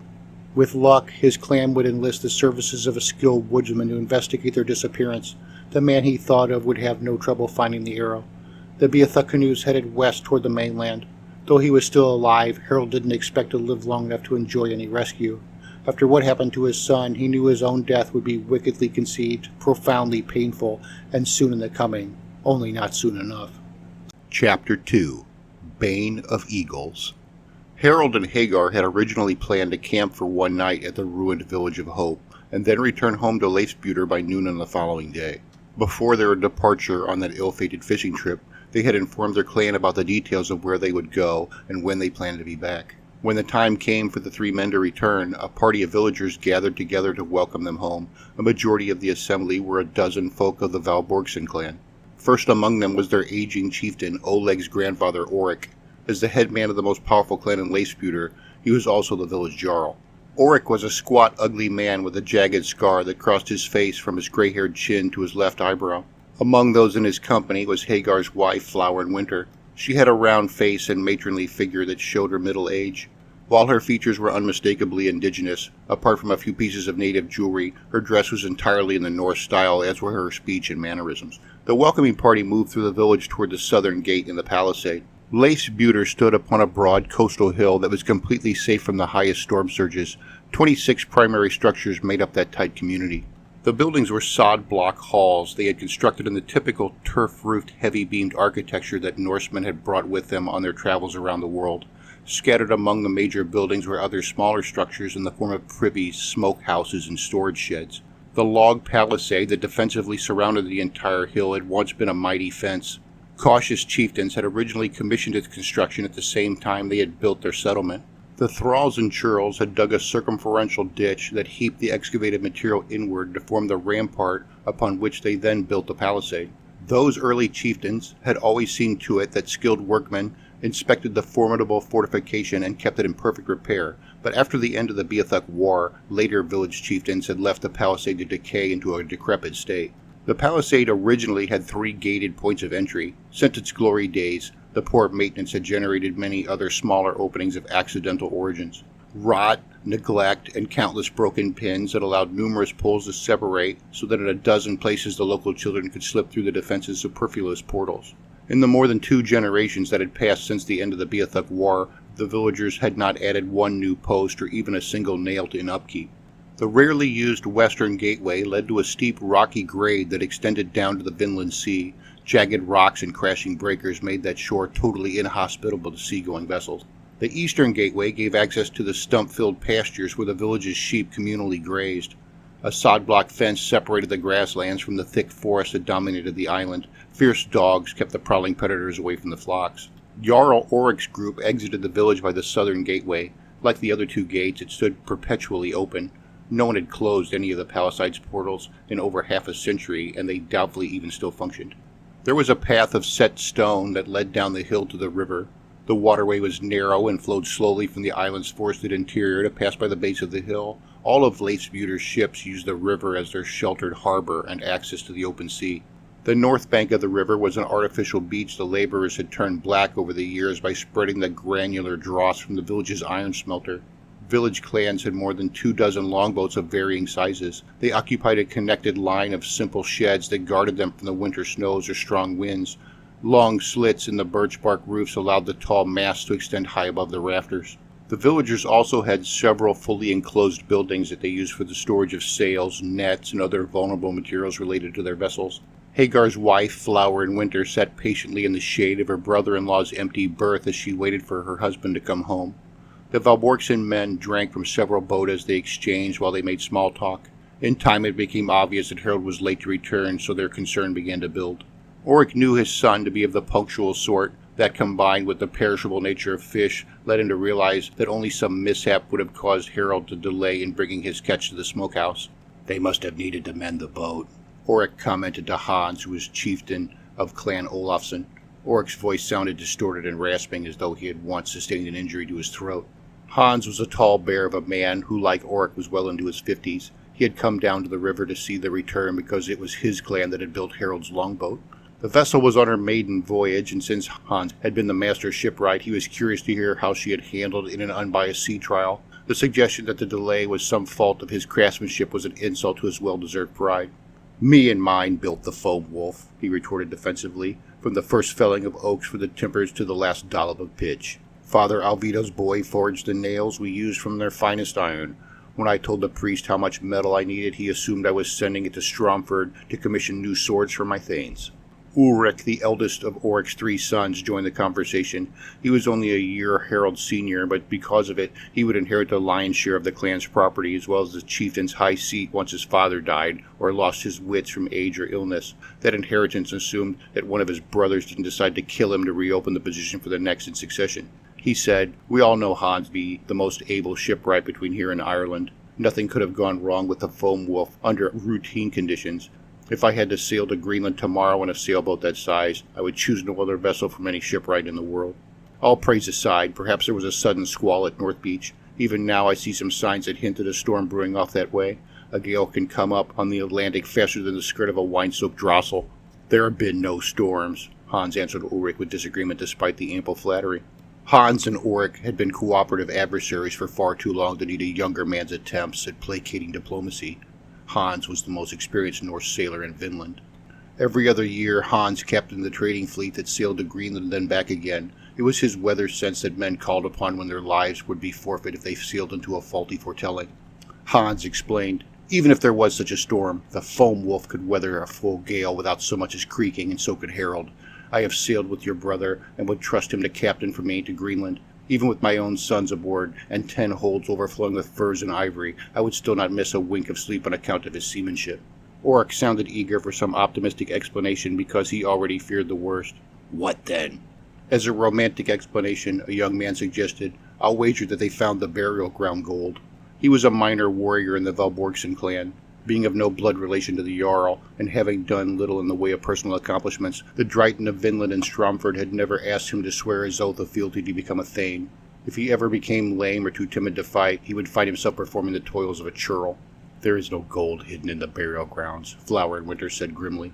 She already sensed that her husband might never come home and considered saying more, but just fell silent. For all of her stoicism, the Norsemen were not as truly pragmatic as were the Skraeling peoples.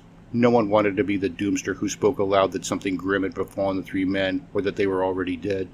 Memories of his encounter with Hraesvelg the Thunderbird consumed Ulrich's thoughts. His dread was that the Great Bird was back to make good his vendetta against his clan. That story had been true, as were tales of frost giants, Alfari, and all the rest of the sagas that fools mistook for myths. His only shelter from what he dared not speak of aloud was to remain confident that his kin would sail into the harbor at any moment. Hans waited generously in vain, then was first to return to the village, taking his 2 bodyguards with him. The next to depart was a young woman from the village of Stromford who stayed in Leifsbudir for the season. She lived in the hall of a minor clan where she apprenticed to a matron who was Vinland's finest weaver. It was also part of her father's design that she would catch the eye of a worthy warrior and soon after become a wife. It was no accident that she had come down to the river to meet Oleg. None of Ulrich's people dared leave before the old man gave up his expectation of the imminent arrival of Harold's sailboat. As the shadows grew long and Ulrich had no room left to doubt that Harold would not arrive, he grudgingly trudged back to his hall. As his first dew-claw boot took purchase on a stone step, he gave Ulrich an order that would abide no compromise. Take the Eagle's Bane and go look for your brothers. Take all the men you need, anything you need. Just bring me back my grandson. The sun began to set and storm clouds gathered by the time Ulrich completed the preparations for his voyage. Eagle's Bane was a longboat that sported 20 oars, an unbreakable mast, and a heavy sail of specially tanned leather that would not rip in the worst of winds. Ulrich selected a score of his clan's hardiest warriors, all thanes to the last, each dressed for war in a thick corselet of caribou leather. They wore conical iron helms with the distinctive tangs for nasal protection. Their shields were round with iron rings, rivets, and center caps. Apart from their ever-present knives, they carried either a pattern-welded iron broadsword or an iron battle-axe with an inset steel bit. Ulrich dressed in superior militant garb worthy of the elder son of a chieftain and village jarl. His helm was new open-hearth steel, far stronger than iron while also thinner and lighter. Instead of a nasal tang, his helm was a goggled mask that guarded his whole upper face in the old style close to his eyes for unhindered vision. The round shield he carried had additional riveted steel bands that reticulated the surface into quadrants to enhance the durability. His corselet was of soft sheepskin because it was not his armor, rather it prevented chafing from the steel-ringed byrnie he wore over it. For a weapon, he wore his father's broadsword. Rods of hearth steel joined the pattern weld of iron, which greatly enhanced the weapon's edge and flexibility. The silver wire-wrapped hilt had gem-encrusted crossguards both high and low. The heavy pommel that gave it proper balance was of pure gold. When the men had finished outfitting themselves, they provisioned the Eagle's Bane by lamplight while Ulrich stood nearby and silently supervised. Because Ulrich commanded the voyage, it was his responsibility to make sure he brought everything they needed, and that his men had properly stowed the cargo distributed for balance. His father did not interfere for want of need, and also the heavy mood of dread that weighed upon him. After lightning flashed off to their east, several of the thanes used a fist to stamp their palm with a symbolic hammer blow that was silent placation to the god Thor. Storms were dreadfully dangerous at sea, and even more lethal when they sailed near the coast or put to land. Wind and waves could drive a boat onto rocks that would shatter a vessel in the span of a few heartbeats. The thanes lined up the wooden rollers so they could run the grand longboat out from its dry shelter down into the river. Hans Olafsson came down the river gate stairs. One of his churls, a young boy of some 8 winters, led his way with a burning lamp. Behind the chieftain was his eldest son, Lars, and his second oldest of 4 sons, Ingvar. All 3 had dressed in burnings of rust-free mail and had broadswords and scabbards that hung from their belts. Ulrich acknowledged the chieftain with a glance, but offered no words. Hans advanced on the Jarl. "I don't think you have thought this out properly. You should not send those men to sea at night and in foul weather to search a coastline. Your feelings are getting ahead of your better judgment." The Jarl folded his thick arms across his chest. "Harald would not be late unless there was trouble. I'm sending men to find my kin." "Your kin might already be dead," Hans said with a slight change of posture as he adjusted the heavy weight of his sword and armor. His battle gear made silent testament that he sensed their troubles were far from over, not because he had planned to go along with the search party. As with signs of harsh weather, Hans had a nose that detected danger. Only fools dismissed his warnings casually. Hans advised, "Don't be so rash as to send the rest of your sons into the mouth of the same dragon. Wait till morning. I have a feeling the weather will have cleared by then." Ulrich remained impervious to sound advice. Visions of the Thunderbird blinded his thoughts into a sort of confused madness. He felt in his bones only by sending Eagle's Bane could he foil Hrolsveg and bring back his missing family. "Ulrich is a skilled warrior and a fine sailor," Ulrich reasoned as though it was the truth behind his rash decision. "He will do what needs to be done to protect his own. That is why he will make a worthy chieftain in my stead." Hans sounded skeptical. Rolf Bjornsson made a similar gamble long ago. Consider what that cost him. The comment struck Ulrich like a slap and made him lock his burning gaze onto Hans. "When a Jarl becomes too weak to defend himself, it's the duty of worthier men to step up and take the reins for the good of all." Lars and Ingvar shuffled as though they thought the exact same thing. If the Eagle's Bane never came back either, they might pay the Valborgson clan an unfriendly visit. Such a depletion of manpower would effectively cripple them and thus invite the opportunity for a change of leadership. A bright flash of lightning illuminated the east. At the count for its point of origin 9 leagues away, Hans growled knowingly the instant before the thunder rolled over their heads. It was proof that he knew weather like no Marklander even dared to claim. Hans broke their silence by advising, "If you send those men out tonight, you better do one thing first." Ulrich played along. "What is that?" Hans advised, "Tell your boy to take off all that damn armor. He's so top-heavy that he'll pitch over the bulwark at the first turn and then sink like an anchor." When Ulrich didn't make any hint of reply, Hans put his boot to the churl's backside none too roughly. It was his message to get him to lead with the lamp back toward Olafsson Hall. His sons hesitated to estimate Ulrich for an instant. Their blank expressions didn't betray their thoughts. A moment later, they followed their father back up the hill. Ulrich had heard everything but had kept working. His men had finished the preparations for their voyage. As they were about to run the longboat down the rollers, Ulrich hailed them. "I don't like the smell of the wind. Get some rest and leave at the first hint of dawn." Chapter 3. Shepherd of Lions. The squall blew northwest over Vinland throughout the night, while its gusting winds lashed Leifsbudir with heavy rain. The weather had moved on by the first morning light when Ulrich sailed away in the Eagle's Bane with the Valborgson Thanes. The river gave them easy access through the choppy surf to the Vinland Sea. Once on open water, they raced off to the north under full sail with a favorable wind and all 20 oars striking to the powerful rhythm of the professional whalers. They had stowed the heaviest cargo abaft of the mast. Ulrich stood high at the erected prow of his longboat as she flew over the waves like a leaping dolphin. He had removed his armor and then packed that away with the other burdensome baggage. Ulrich was not foolish enough to disregard the advice of Hans Olafsson in matters of watercraft. Ulrich had been up all night and remained so sleepless that he had never even bothered to try taking to his bed. Neither had he tried to soothe himself with the comforting embrace of his favorite young churl. Each night the comely scullery maid had the envious privilege of being her chieftain's mistress. As the Eagle's Bane sailed north from Leifsbudir, Ulrich stood at the palisade's western gate from where he watched and hoped for good news. He was alone at the top of the hill where it overlooked the Vinland Sea, but that did not make him the only one who watched the departure. Harald's disappearance had infected the village with considerable curiosity. The population was customarily up with the dawn, and many of them watched the departure from various clandestine locations. Hans Olafsson had slept soundly, rose early, and then had all his people busy by sunrise. From his eldest son to his lowliest churl, they hurriedly carried out their chieftain's orders. Long before their first meal, Hans had them take inventory of everything he owned. The churls inspected all the clan's buildings for damage, then began repairing any flaws they discovered. They used sand and oil to remove the accumulated rust from all the clan's metal armor and tools. The warriors cleaned and sharpened all their weapons. Some busied themselves with the fletching of new arrows, the cutting of leather for new corselets. or the manufacture of extra bowstrings. The Thanes tended to their own armaments and also inspected the clan's 6 longbows to be certain that they were in perfect condition. When the Olafsson clan became a hive of activity, the other clans took notice. Most of the other chieftains responded by also making preparations for the worst. Even the most complacent clans sharpened their weapons and sand-scrubbed their armor. No one had any way of knowing if Harold's disappearance was only temporary or a permanent prelude to greater misfortunes. By early afternoon, the village's accumulated misgivings were a tangible unease in the air.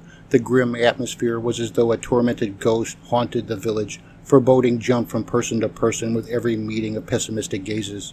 Hans realized the danger of demoralization that came with rampant rumor. He decided to call a meeting of the chieftains even though there was nothing new for them to discuss until Harold showed up on his own or the search party returned with new information. That assembly would at least provide their host of myriad followers with the illusion that their leaders planned something decisive to deal with the situation. The chieftains were destined to assemble anyway when they finally heard the report from the Eagle's Bane men upon their return. Hans expected them back by sunset at the latest, so his meeting would not be excessively premature. Clan Olafsson churls ran as messengers to inform the other clan chieftains of Hans' invitation. Hans did not wait around for their replies. He shouldered a hefty keg of his clan's wine and then headed off for Leifbjorn's Christian church. Hans was no stranger to Christianity, since he was the only Leifsbjorn chieftain who had wholeheartedly converted to the religion of Jesus. A minority of his fellow villagers had also converted. Most of them had married women of middle to high standing that had pressured them into it. The few other Christian men were churls who found the promise of peace and joy in the next world more appealing than Niflheim. It was no secret that nearly all of those who professed having true faith in Christ also continued to make all the traditional Norse religious observances as well, just in case and as a demonstration of community loyalty. The chieftains regularly used the church for all their indoor assemblies because it was the largest structure in Leifsbjorn.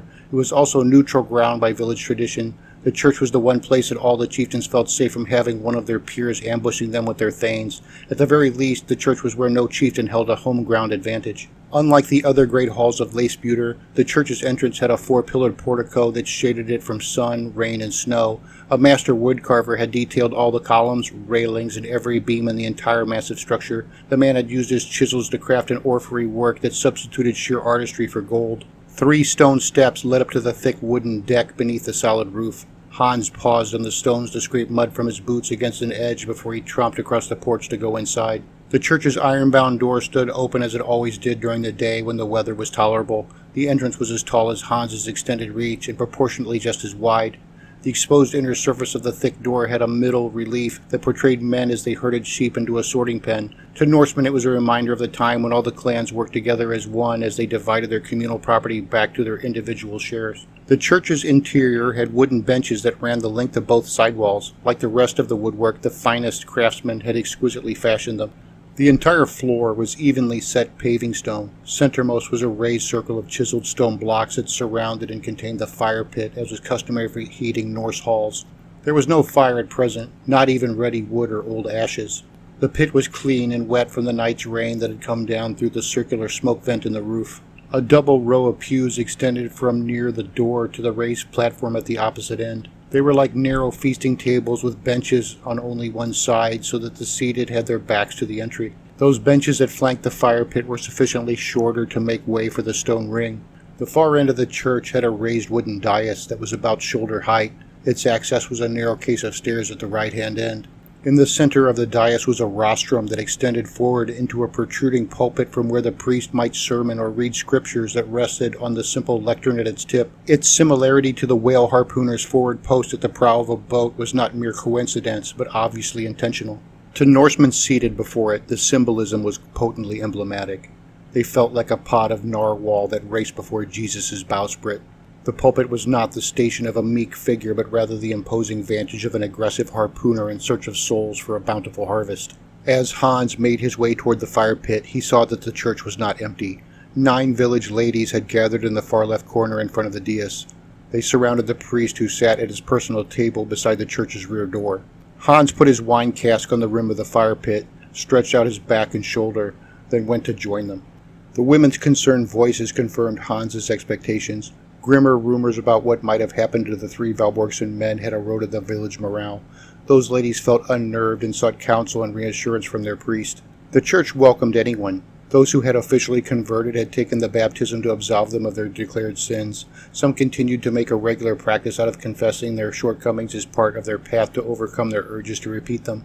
The women felt comfortable confiding their feelings to the priest since he knew all their secrets and faithfully kept them. Their unconverted husbands felt comfortable with the close rapport since the priest remained staunchly celibate.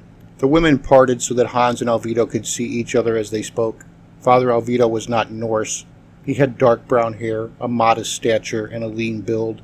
Advancing middle age did not detract from his handsome features or reserved virility. He kept his hair meticulously trimmed, along with his fingernails, stylish beard, and thin mustache.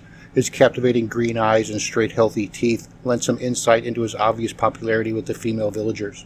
"Good afternoon." The priest greeted his close friend Hans warmly. "I pray all is well with you and your folk." He spoke Norse glibly, but his accent dripped with the honeyed reverberations of an educated and aristocratic Western Frankish upbringing.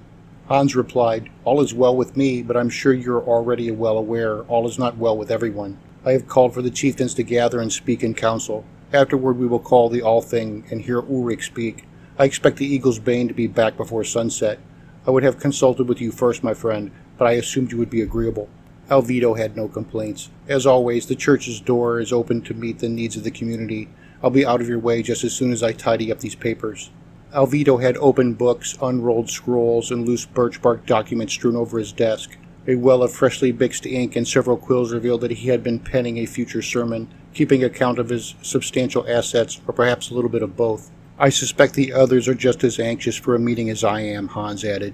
Alvido agreed. "Uneasy is the head that wears the crown, I have heard said, so I think you're right. I'm sure the others are also feeling that eager stir. You're a wise man, and everyone says so. You'll make a fine Jarl one day." Hans liked receiving such high regard from a man who was many times wealthier, traveled, and learned than he was himself. As Alvido rose from his seat, then began to organize his desk, Hans admired the priest's finery. The dye in the coat and trousers was deepest black. The material was an airy but still resilient Micmac weave using the softest spring-sheared gelded ram's wool.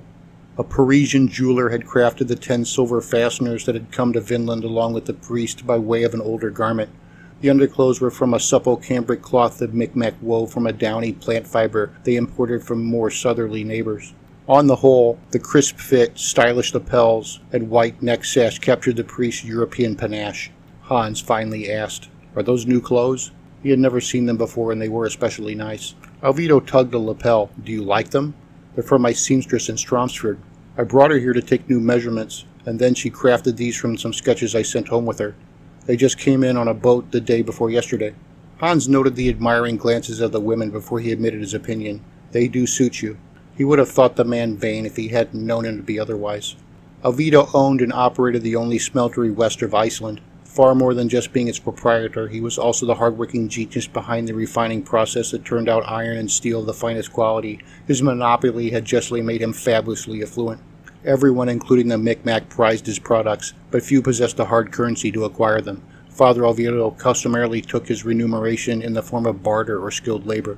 All the craftsmen and artists in Vinland had plied their skills for the priest to settle their debt. Most had done such services on numerous occasions. That was why everything from Alvido's shoes and clothes to the woodwork in his halls was the most exquisite in Vinland. Hans was no exception. He had recently delivered him a superb new sailboat to repay a substantial debt. For all his financial prosperity and influence in the community, Father Alvido was still no chieftain. He had no clan, no warriors, and no servants. His ability to defend his own life was as limited as his militant capacity to enforce his wishes. Norsemen measured the worth of a chieftain by the strength of his warband. Churls from the Leafsbuter's clans worked daily in the priest's employ, and their generous wages went to repay the accumulated debts of their respective chieftains. Alvido was not entirely a man alone. He had a nearly grown son. Alvido had adopted a half-native orphan when the boy was not even in his 3rd year. Alvido collected the materials on his desk, made brief apologies to the ladies for leaving them so abruptly, and then he exited through the church's side door. The women felt sorry to lose Alvido's reassuring words. The knowledge that the chieftains would go into council somewhat mollified them, as did their anticipation of an evening gathering to hear from the crew of the Eagle's Bane. After Hans took a seat near the fire pit, he pulled his silver-banded drinking horn from the back of his belt, filled it with wine, and then sat back to await his fellow chieftains. The ladies held up the hems of their tunics to keep them out of the mud as they hurried out the front door. Hans watched their provocative exit, wanting to see some skin, but not even their ankles showed because of their sheepskin boots that covered halfway to their knees. Before long, the first of the chieftains arrived. Hans heard the man scrape his boots on the stone steps, then tromp over the deck on his way to the door. Vili Stigson entered at his long stride, then took a seat opposite from Hans. Stigson's small clan of Finnish folk specialized in the herding of caribou. Aside from a drinking horn, Vili brought a sack of jerked venison, which he tossed under the table near the wine barrel. The other chieftains filtered in one at a time, and each of them brought something to either eat or drink. Oric came in about midway through the roster carrying a large basket that his mistress had packed. It contained a wheel of crumbly white sheep's milk cheese, loaves of maize bread, and 2 fired ceramic pots, one with honey and the other sheep's butter. This was an elaborate contribution worthy of a jarl. The chieftains sat around the cold fire pit like it was an Arthurian round table of equality. Each filled a horn of wine and sampled the offered provisions while they got comfortable. On the whole, they were older men who felt pestered by sore bones and bad teeth. Such weathered warriors in winter were not prone to sanguineness or quick to gregarious garrulity. After they felt loosened by the good wine, Oric spoke first because it was his place as the Jarl of Leafsbuter. I wish we had come together to celebrate. Instead we are here because the Nords have woven sorrow into the days of my clan. The foam wolf is lost along with 2 of my sons and my grandson. Perhaps they drowned at sea or fell victim to some sea serpent or worse. He guzzled wine to drown his emotions, lest he reveal them in some unmanly fashion. Hans ate a hunk of bread he had dipped in butter and honey. It was his way to insinuate that there was more celebration in his heart than grim connotations, which was not at all the truth of his thoughts. After he sucked his fingers clean of honey butter, Hans said, "If there is a dark cloud hanging over Leafsbuter, it is not casting its shadow only on your dwellings. Our whole village and perhaps the entirety of Vinland seems to have lost favor with the gods. We have grown greedy and lazy in our prosperity. Even if the foam wolf arrives at this very moment and all is well, I still believe we should rethink our fat summertime ways and recall the iron winter ways of our forebears who settled this place. I have let my thanes grow arrogant without war and my trolls lazy without labor. When the dark hour comes, they will be too soft to make answer for it." Vili said, "No axe is sharp enough to punish the sea for its treachery. If the storms took the boat, that is the hard way of things. The thunderbirds hunt alone, they say, and one could never take more than 1 man. Such an attack cannot account for the loss of a whole boat. No dragons roost in the whole of Markland. The Skraelings don't even have legends of winged fire-breathers or limbless water serpents. If we were back in the east, a damnable dragon might explain the missing foam wolf, but not here in the west. Storms did not rise until your kin were already overdue, so I do not blame the waves where bloodier hands explain better. I trust in Hans's carpenters and the seamanship of your able sons. If your kin are dead, I think only murder could account for it." "Let us not hasten to the assumption of their deaths," Oric advised. "I will hear from the Eagle's Bane before I pass judgment. It is not the way of those who smoke to make war upon us, not while knowing that the Micmac would join us in making harsh retribution." Hans agreed. Premature talk of murder and vengeance is as likely to bring blood as the deeds being true. We should remain vigilant, but not leap to baseless conclusions. That said, Hans added, "You speak truth all the same. Markland has neither dragons nor giants. What it has aplenty is black shamans, blood thieves, and old demons of the night world. If evil found the foam wolf, there will be dark hands that delivered it. True or not, let us agree that we do not stand ready for it. Our village is not prepared for war. Let us hope that the young men of this age will be as able to adapt and survive as the Norsemen who followed Thorvald Eriksson back in the day." Oric and Vili both made gruff noises of wordless agreement, then swallowed wine to toast how they were all of a similar mind about many things of import. The 3 leading chieftains felt loose by then from the wine, tasty delicacies, and their reaffirmed confederacy. A unanimously understood agreement urged Oric to signal to his churl who kept a post on the front porch watching in through the front door. It was the silent command that all their thanes should begin to enter the church and join the gathering. All of the village's citizens from high to low were already eager to have news from the Eagle's Bane. They knew about the imminent gathering and wanted to hear any discussion that pertained to the mystery. The chieftains' noble wives and their most important thanes were first to arrive and join the assembly. They also brought drink and edibles to make the long meeting more comfortable for everyone. Age-old tradition had proved wine and mead to be reliable remedies for soothing sore tempers that frequently arose during public forums. The wives of important thanes arrived among the first as befitted their station. All the wealthy ladies had dressed in their finest garb with freshly braided hair and precious jewelry. The feminine presence was no token gesture but one entirely due of their rightful prerogative. The women spoke equally in council and often settled matters that held the stubborn men locked in bitter contention. Last of all came the assorted lesser warriors of the clans that necessity demanded occupy the least privileged seats. While they were free men who could bear arms and attend the Althing assembly, their wives were all churls and thus uninvited. All the boys of the village likewise stayed at home, along with their unwed sisters. As the last of the straggling warriors filtered into the church to fill the few remaining seats at the back of the Althing, a boat sailed into the mouth of the Leifsbuter River. Her sharp keel cut through the oncoming current as she drew down on the Dross beach. The vessel was not the mighty Eagle's Bane that the villagers eagerly anticipated, nor was it Harold's missing sailboat, the Foam Wolf. The new vessel had another of the slim lapstrake hulls that Clan Olafson crafted with their impeccable talent as shipwrights. She was roughly the same displacement as Harold's Foam Wolf, but that was where the similarities ended.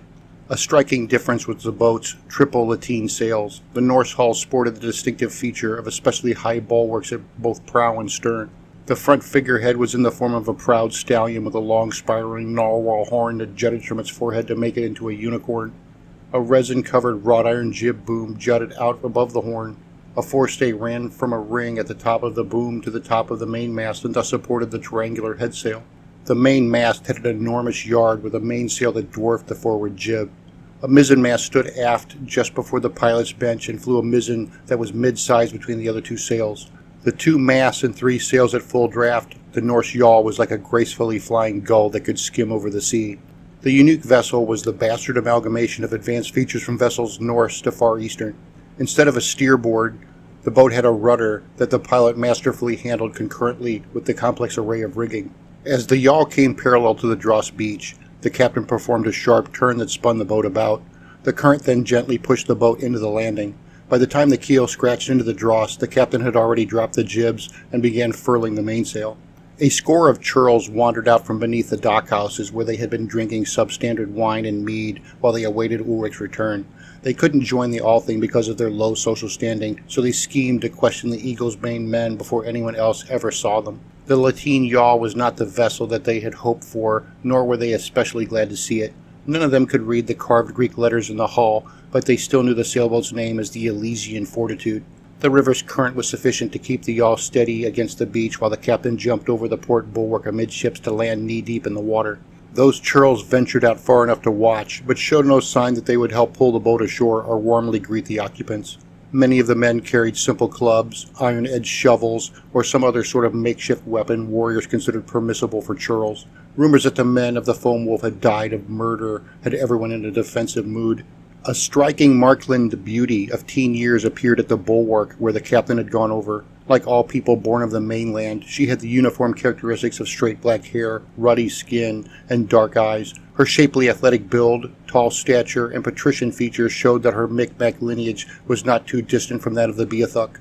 To recommend caution to the captain rather than express scorn, the beauty commented sarcastically, "This is the first time we've ever been received by an armed welcoming party." Her fluent Norse had only a hint of accent that was Frankish in nature and not showing any influence related to her native Algonquin. Aside from being bilingual, she had a manner of dress that also demonstrated a multicultural upbringing. Instead of a conventional Micmac woman's tunic, she wore a high-slit buckskin skirt and a front-fastening jacket cut in the Norse fashion. She showed a superb swath of her firm thigh as she stepped one foot onto the rail of the hull, which also revealed that a pair of supple doeskin moccasins reminiscent of Norse knee-high boots covered her feet. A tribal compromise was that her garments sported frilled edges and extensive beading. On her wrists she wore traditional Micmac jewelry of pure silver and precious turquoise stones. The necklace that adorned her elegant neck was comprised of the great, curving claws of a timber panther that small silver beads and Norse ornaments of fashioned gold kept regimentally separated. She waited for the captain to catch her at the hips and then lift her across to the beach so that she wouldn't have to get wet. The captain hesitated to aid her because of the warning comment. He also found that the churl's uncharacteristic posturing of impromptu weapons was even more unusual than their unexpected presence at the river. Until he felt certain the young woman was not in any danger, he decided to leave her safely aboard his vessel. The captain took long strides from the river up the beach. Despite having no weapon besides the long knife at his belt, he did not feel in the least way intimidated. He focused his attention on the oldest of the churls, a portly man of middle age by the name of Galt. "What is the meaning of this? Does Jarl Oric know that you're down here playing warrior?" The tone insulted the churls, as did the way he phrased their behavior. None of them stepped forward to find fault with him. Even when the captain had stood in water to his knees, the churls had taken note of his impressive stature. After he walked up to their elevation, he was obviously a full head taller than every churl present, and also much broader through the shoulders. It was common for Norsemen to tower over other sorts of men. The churls were strong in that bloodline, and so by no means were they short. They were not accustomed to yielding that distinction to any man born with eyes and hair darker than their own. That was especially true of such a man who was not even out of his 16th year or fully grown.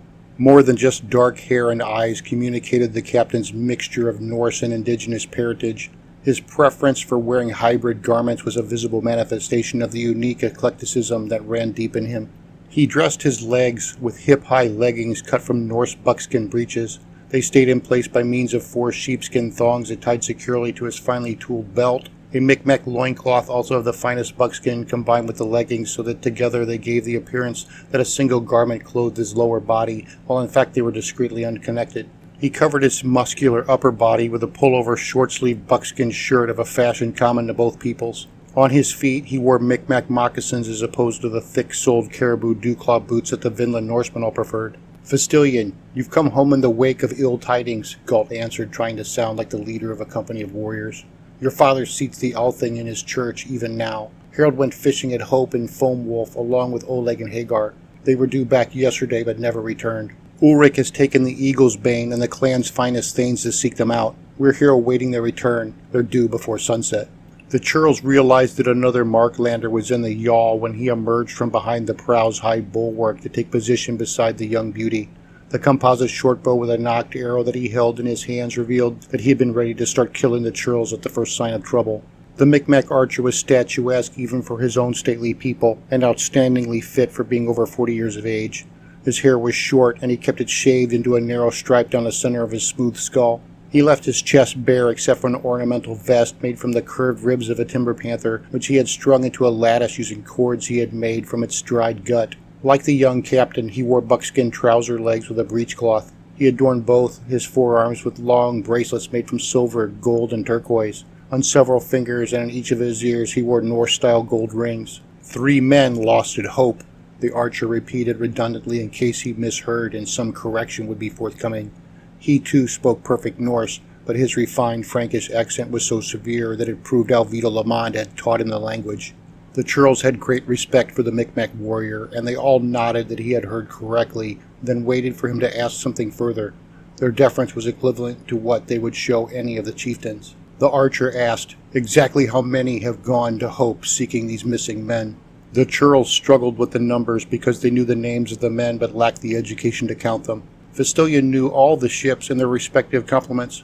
"The Eagle's Bane has 20 oars," he answered the Micmac and fluent Algonquin, "and Ulrich would be their captain." The archer shook his head in an expression of antipathy. "They won't be looking for anything but blood, bodies, or something to stab, and that is a lot of boots to trample down over all the real signs." His comments were for Fistilian and the girl alone, so he had concealed them in Algonquin speech. He shifted back to Norse to keep the churls from dark speculations. "Hopefully it will turn out to be nothing." The archer considered the situation only briefly before he suspected that the truth would be otherwise. "Still, it would be best if I speak with the White Father immediately." The Micmac sprang up under the hull's railing, then over the water down to the beach. He landed on the dross in a deep crouch with a double crunch. As Fistilian went back to lift the girl down from his sailboat, he told the man, "We'll unload and then meet you at my father's hall. Move our baggage up to your father's lodge, but leave your boat at anchor," the Micmac instructed. His tone was not placating and more akin to a master that spoke to his disciple. "My daughter and I may not be staying. Whatever you do, don't let her out of your sight." He jogged to the stone steps and then took them up 3 at a time on his way to the village. The churls slunk back beneath the dry docks to return to their drinking and gossip. Fistilian walked back into the river. Instead of lifting the girl down, he grasped the rail of the bulwark and then vaulted into his yawl. He told the young woman, "Let's unload so we can get some supper." Her father's comment had her annoyed. "Why do I need someone to keep an eye on me? I was staying in this village before you even knew eyes could be blue." He went to the prow and then heaved over the best bower to make sure the boat remained anchored at the beach. Eagle's Bane's berth was at the opposite end, so Fistilian's boat would not be in their way when they returned. If these churls are any indication, he surmised, everyone in the village must be trying to drink away their worries while armed to the teeth. He's right that it would be best if you stayed close to me. "Fine," she agreed while starting to pile their baggage amidships for eventual unloading. "Just so long as you two are not accusing me of being the troublemaker." Fistilian smiled at that. "You, a troublemaker? I can't imagine how anyone would ever get that idea about the soft-spoken raining sunshine." Working together, they unloaded the yawl. Fistilian carried the sea chest and other heavy items up the steps, while Raining Sunshine ported the bedrolls and archery equipment. With everyone at the Allthinger indoors, Lace Buter appeared strangely deserted for an early evening in good weather. Only a few dogs moved about when normally scores of folk would have busily made the most of the day's last rays. The sound of voices from the church assembly grew louder as Fistilian and Raining Sunshine approached Father Alvito's property. No sod wall, stockade, or any other barrier partitioned the grounds from the rest of the village. A sunken boardwalk with a covering of tamped dross provided a mud-free path from the Palisades River Gate to Alvito's doors. The huge church dominated the village's skyline with its lofty dome of living turf that was akin to a rectangular green hill. Massive as it was, the church was not Lace Buter's tallest structure. What at first appeared to be its steeple was actually the furnace flue that rose from Lace Buter's second largest building. There were two other impressive structures in Father Alvito's stable of buildings, and both flanked the church. The dross path first led to the double set of barn doors that went into Alvito's blacksmith forge, iron bloomery, and open hearth steel foundry.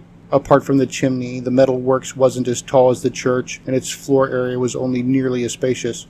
Instead of being a single open rectangle like the church, the foundry's interior was uneven sections that Alvito had dedicated to different specialized work areas. In his foundry, with the help of Fistilian and many hired churls, Alvito produced sponge iron blooms of the highest quality and quantity. They poured impressively pure wrought iron from the furnace, then cast it in sand molds to make billets that were suitable for forging. Alvito's open hearth produced genuine low-carbon steel that bladesmiths as far away as Italy prized for their craft. The most precious of all Alvito's metallurgical endeavors came in the smallest quantity. The priest has mastered the Eastern alchemical mystery of making their legendary woots watered steel. The rear of his foundry had an excavated circular furnace and a massive set of bellows that fed it air. Over that furnace was a clay oven that ash filled as insulation. Alvito would place his best wrought iron that he made from the choicest ore into crucibles along with a secret mixture of dried plants and pulverized powders. He would then bury those loaded crucibles in the ash pit. Workers would pump the bellows while Alvito vigilantly monitored its process to ensure the exacting temperatures he required for an entire day and then a night. The intricate art and science he used to make the priceless metal was a labor of love for Fistilian's stepfather, and the priest's self-admitted sin of pride. It was not technique alone that made the watered steel that could bend like an archer's bow, and also hold an edge that could slice through a bloom iron helmet without dulling. Fistilian had heard his stepfather say many times with an accompanying praise to his God that it was a blessing that he ever discovered the local vein of iron ore. That iron mine contained special impurities that occurred naturally in the ore of only one other mine in the entire world.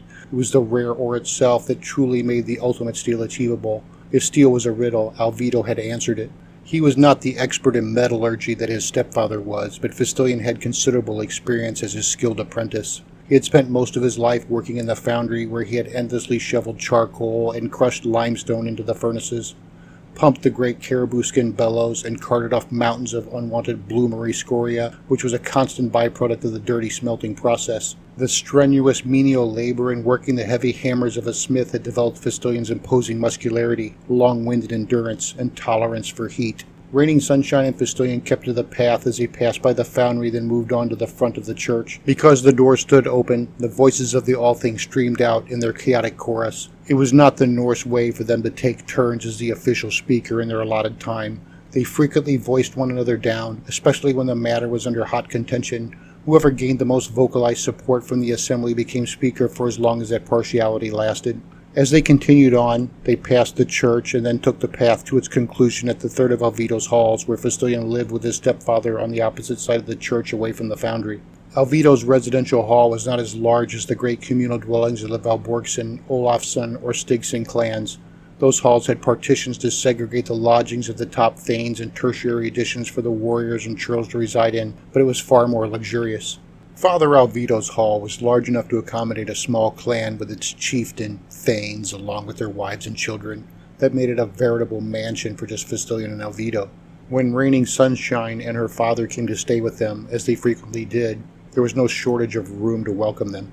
When they reached the front entrance, Raining Sunshine shifted her burden sufficiently so that she could catch a hold of the iron ring and then pull the door open. The portal was solid oak, 1 hand thick with huge iron braces, rivets, and joints. Despite its weight, it swung outward easily on its 3 well-oiled hinges. The voices of Father Alvido and Reigning Sunshine's father came out from within the hall as the priest informed his friend of the local goings-on. The Micmac archer preferred to speak Norse while in Leifsbuter, even though Alvido spoke fluent Algonquin. They hushed as their children came in. Most of the hall was a large common room with the fire circle in the center. A knee-high stone ring encompassed the pit and supported an iron cooking grate that covered most of the fire. An iron cooking pot hung over the center from an iron chain supported by an iron trestle. Smooth paving stone covered the floors. Carved and polished paneling lined all the interior walls. Every structural pillar sported elaborate carvings, iron sconces with polished brass or silver mirrors, and iron hooks that would support whatever a person might want to hang upon them. The most spectacular pelts of bears and timber panthers dressed some of the walls or draped over rafters. Alvido had shelves laden with fine glassware, ceramics, and all manner of ornaments in every precious material. He owned beautiful Marklander art that their most skilled artisans crafted from silver, turquoise, and feathers, which he hung from beams. The corners had narwhal horns stacked like the Grecian spears of a phalanx. Barrels of oil and wine lined the walls of the huge larder.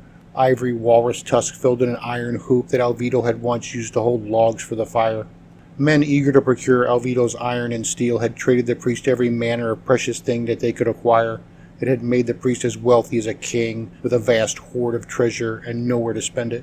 Fistilian and Reigning Sunshine relieved themselves of their burdens by placing them on the floor.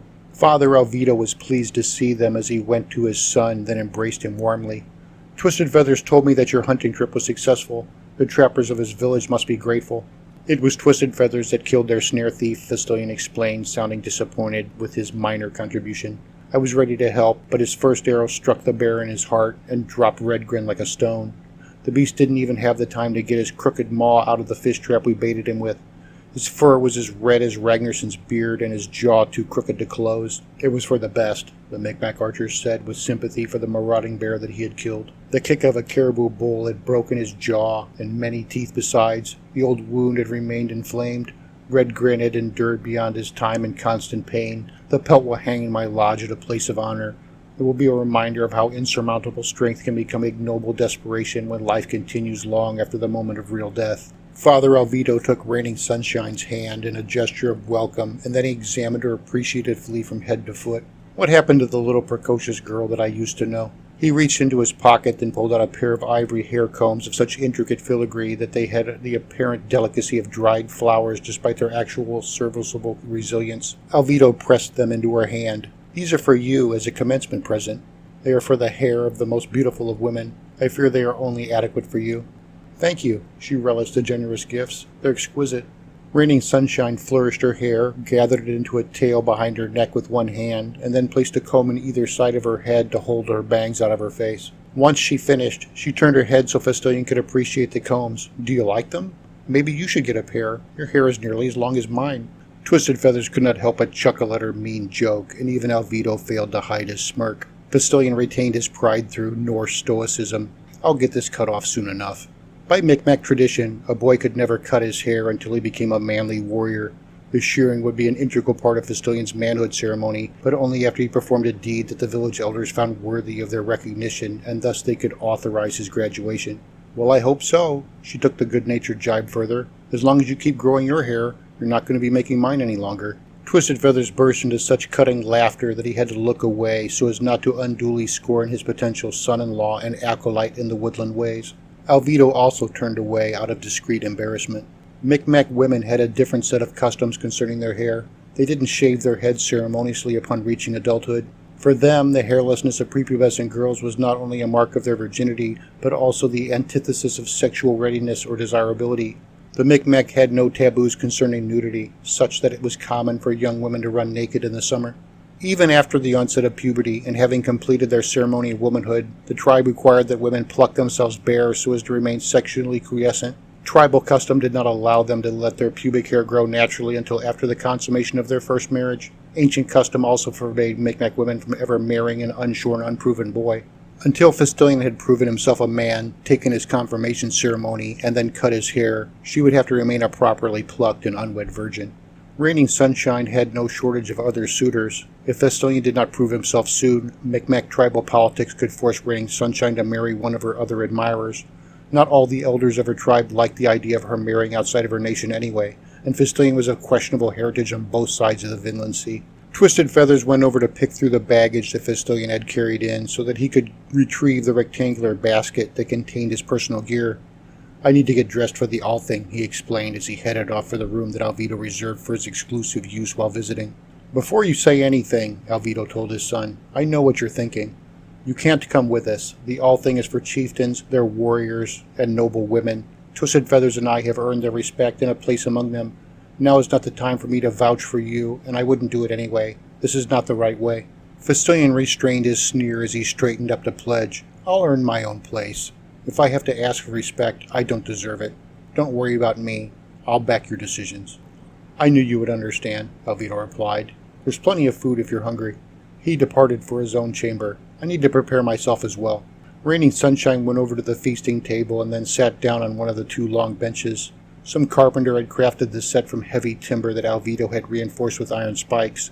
Many years of daily use had the furniture properly worn and polished smooth of any splinters. An engraved silver tray with 9 yellowish drinking glasses rested on the table. There was also a copper pitcher and a bottle of the local wine. She poured herself a glass of aged apple cider from the pitcher that was one of her favorite beverages. Raining Sunshine sipped it and then sighed with satisfaction before she asked Fistilian, "What do you think happened to those men? Do you believe they're going to turn up in a day or two?" He stripped off his pullover shirt, then tossed it in the corner laundry basket where the local women that Alvido paid to do all the washing would find it. "My gut feeling is that they're dead," he confessed, meaning that it was more than a passing suspicion. "I can feel it." A sturdy stand was nearby that had a wash basin and water pitcher on it. After he filled the bowl with water, Fistilian washed his hands and face using tallow soap and then dried off with a cambric cloth. Raining Sunshine knew all about Fistilian's uncanny gift of insight that bordered on a fortune-teller's premonition. It was reason enough for her to assume he was right. She asked, "Who would have killed them then, and why? Do you think they wrecked their boat or capsized at sea?" "I don't know," he answered before he looked at her, "but I think your father does. Before we left your village to hunt for Redgrin, 2 of his friends came by to speak with him. I overheard them say that raiders had massacred a small Huron village on the eastern shore of Great Lake.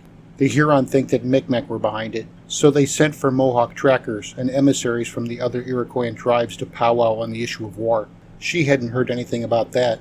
Did you ask him about it?" "No," he told her needlessly because Raining Sunshine knew her father well enough that she hadn't needed to ask.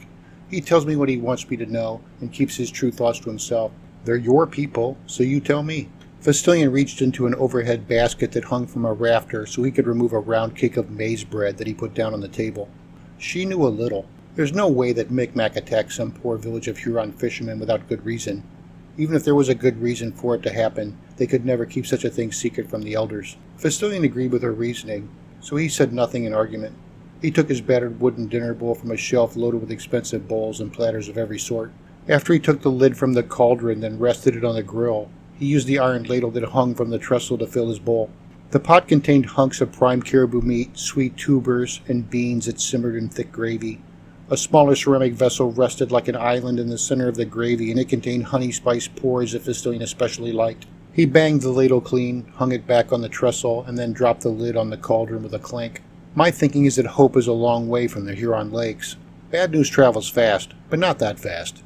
Maybe it's just a coincidence." Fistilian sat down opposite her.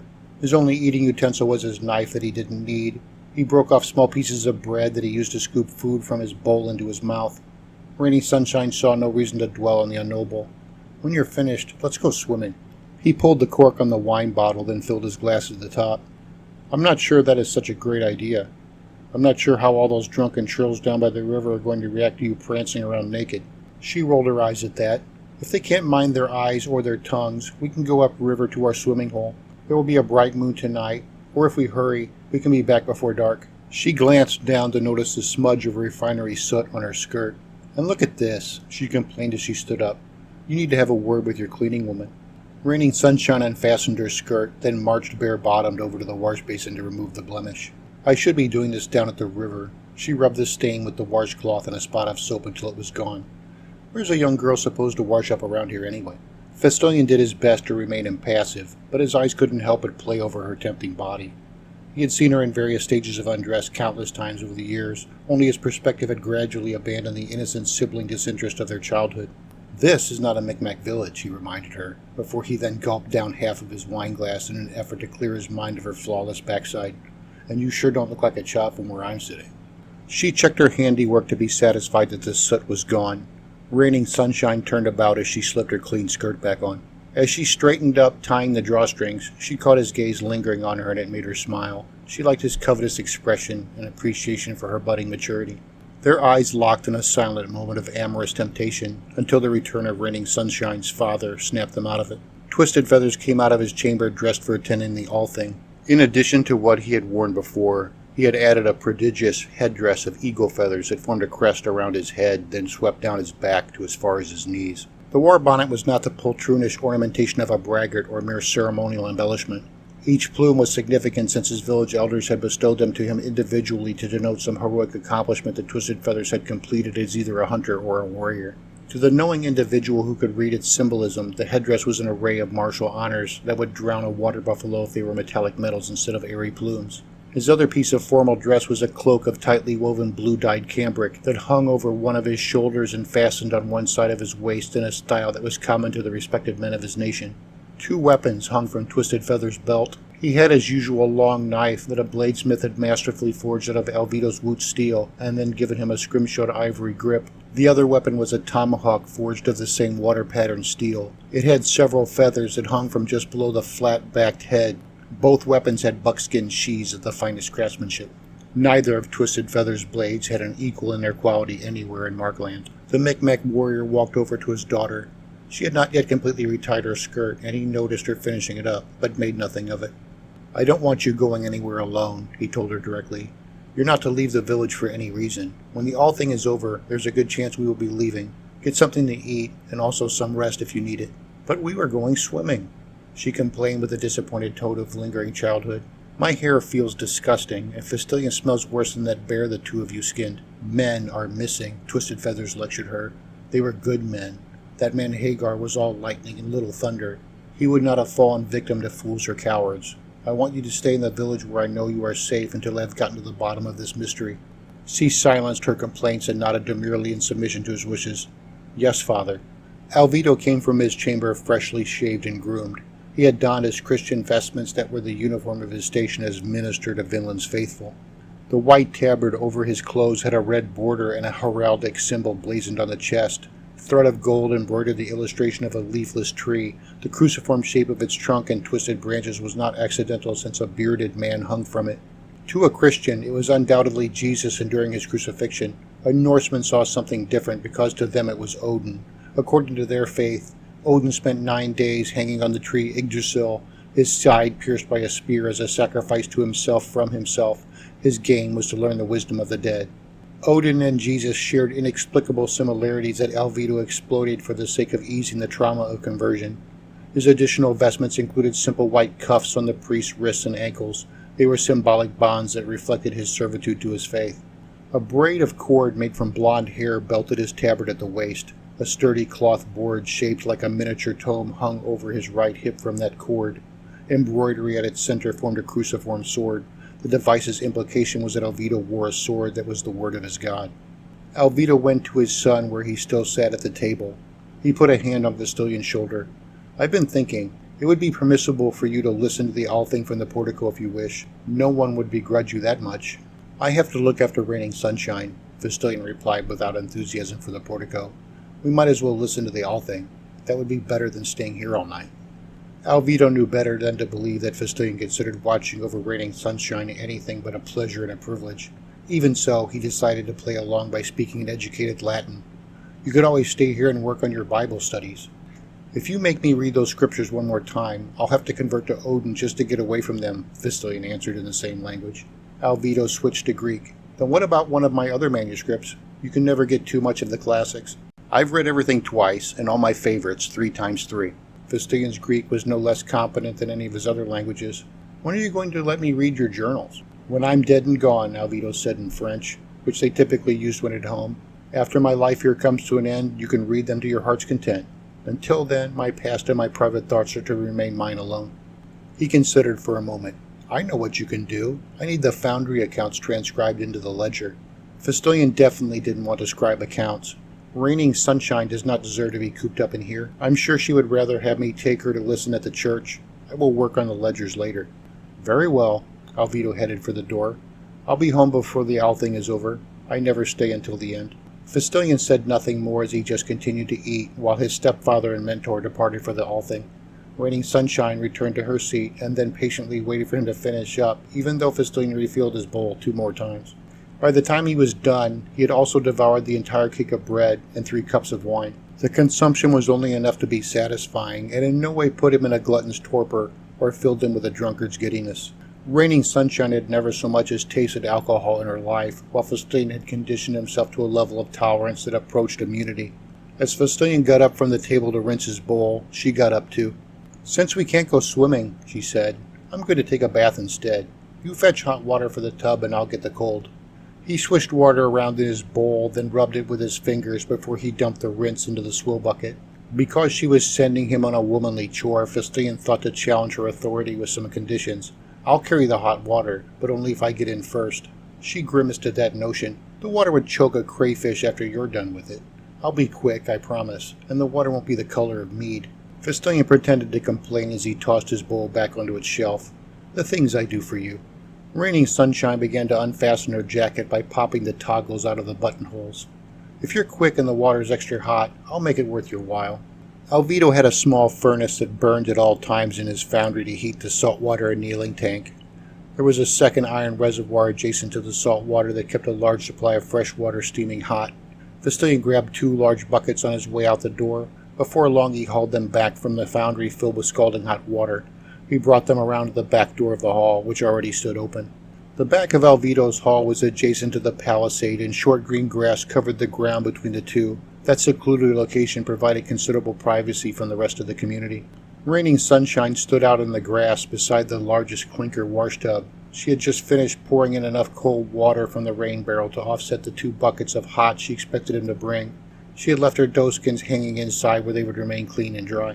Fistilian added the hot water to the tub, being careful not to splash any. When he finished, she gingerly stepped into the water with a bar of mild tallow soap in hand.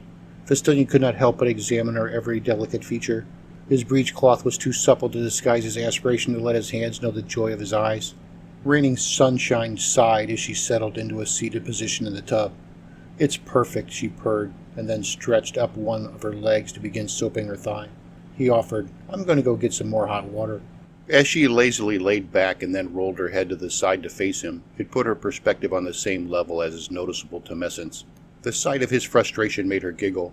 "You better take a cold bath. If your blood gets any hotter, you might trip and poke a hole in something."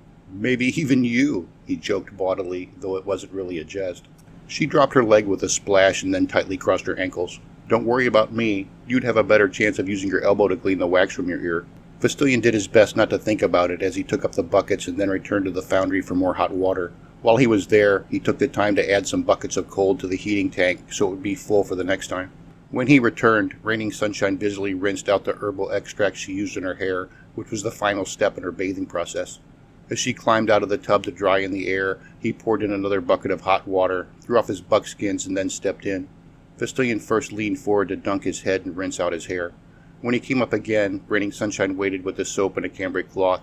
As she began to scrub his neck and shoulders, she whispered in his ear, "I told you I was going to make it worth your while."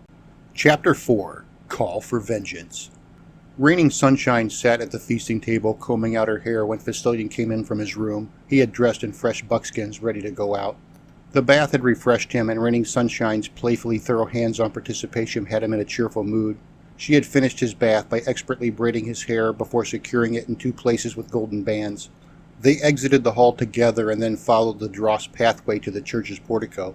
The door still stood wide open, but not as a deliberate concession that the chieftains offered for the benefit of excluded eavesdroppers. The warm weather and densely packed crowd within made the ventilation a necessity.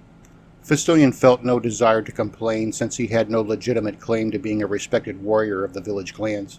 The porch at least qualified as a watershed between the uninvited commoners and the noble society that had gathered within for the Althing. When the time came that he had accomplished worthy deeds that could speak on his behalf, he would assert himself further. Raining Sunshine was not altogether interested in the debate, so she contented herself by standing at the railing to watch the sunset. As the sun dipped below the horizon, the warm reddish glow made it seem as though the sun actually crashed into the endless tracts of Markland's forests and then set the trees ablaze.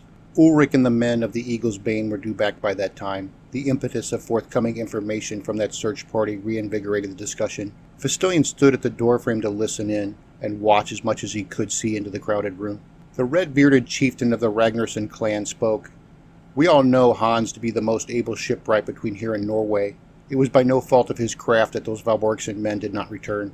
Whatever happened to them occurred on land. No beached boat, however excellent, could have protected them from the wargs that ambushed their camp and slaughtered them in the night." A woman said, "I am aware of no Norsemen from this or my father's village that have turned into mad dog killers then run off into the wilds." Helga was the wife of Hans Olafsson's eldest son and a daughter of the Drayton of Vinland who resided in Stromsford. She was one of the wealthiest and most beautiful Norsewomen in all of Vinland. Her long blonde hair and pale skin was like golden honey pouring down over milk. Helga gave Chief Ragnarsson a doubtful expression. "Exactly what wargs do you speak of?" Chief Ragnarsson had no ready answer for her. "Who do you think is responsible then?"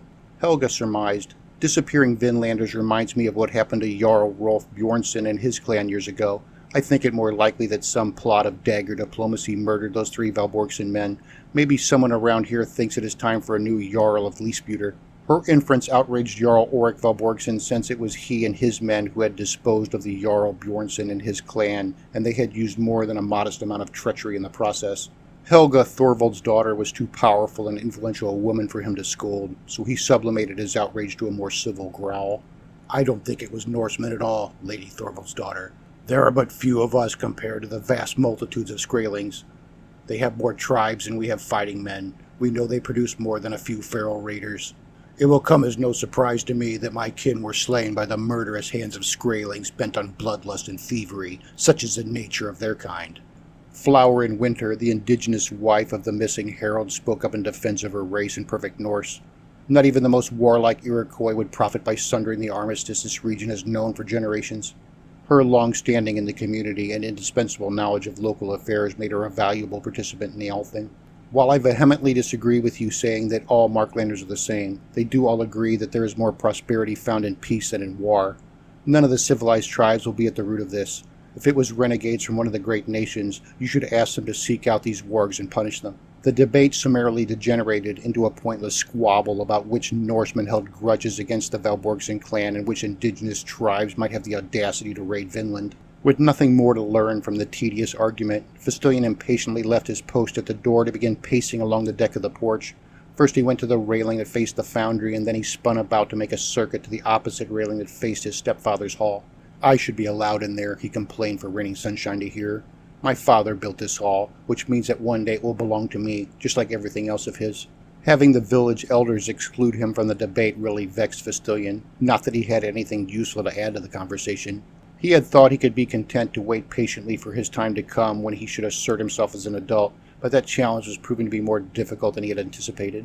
During his life in Leifsbuter, Fistilian had routinely found himself the target of considerable prejudice because of his mixed and almost certainly illegitimate ancestry.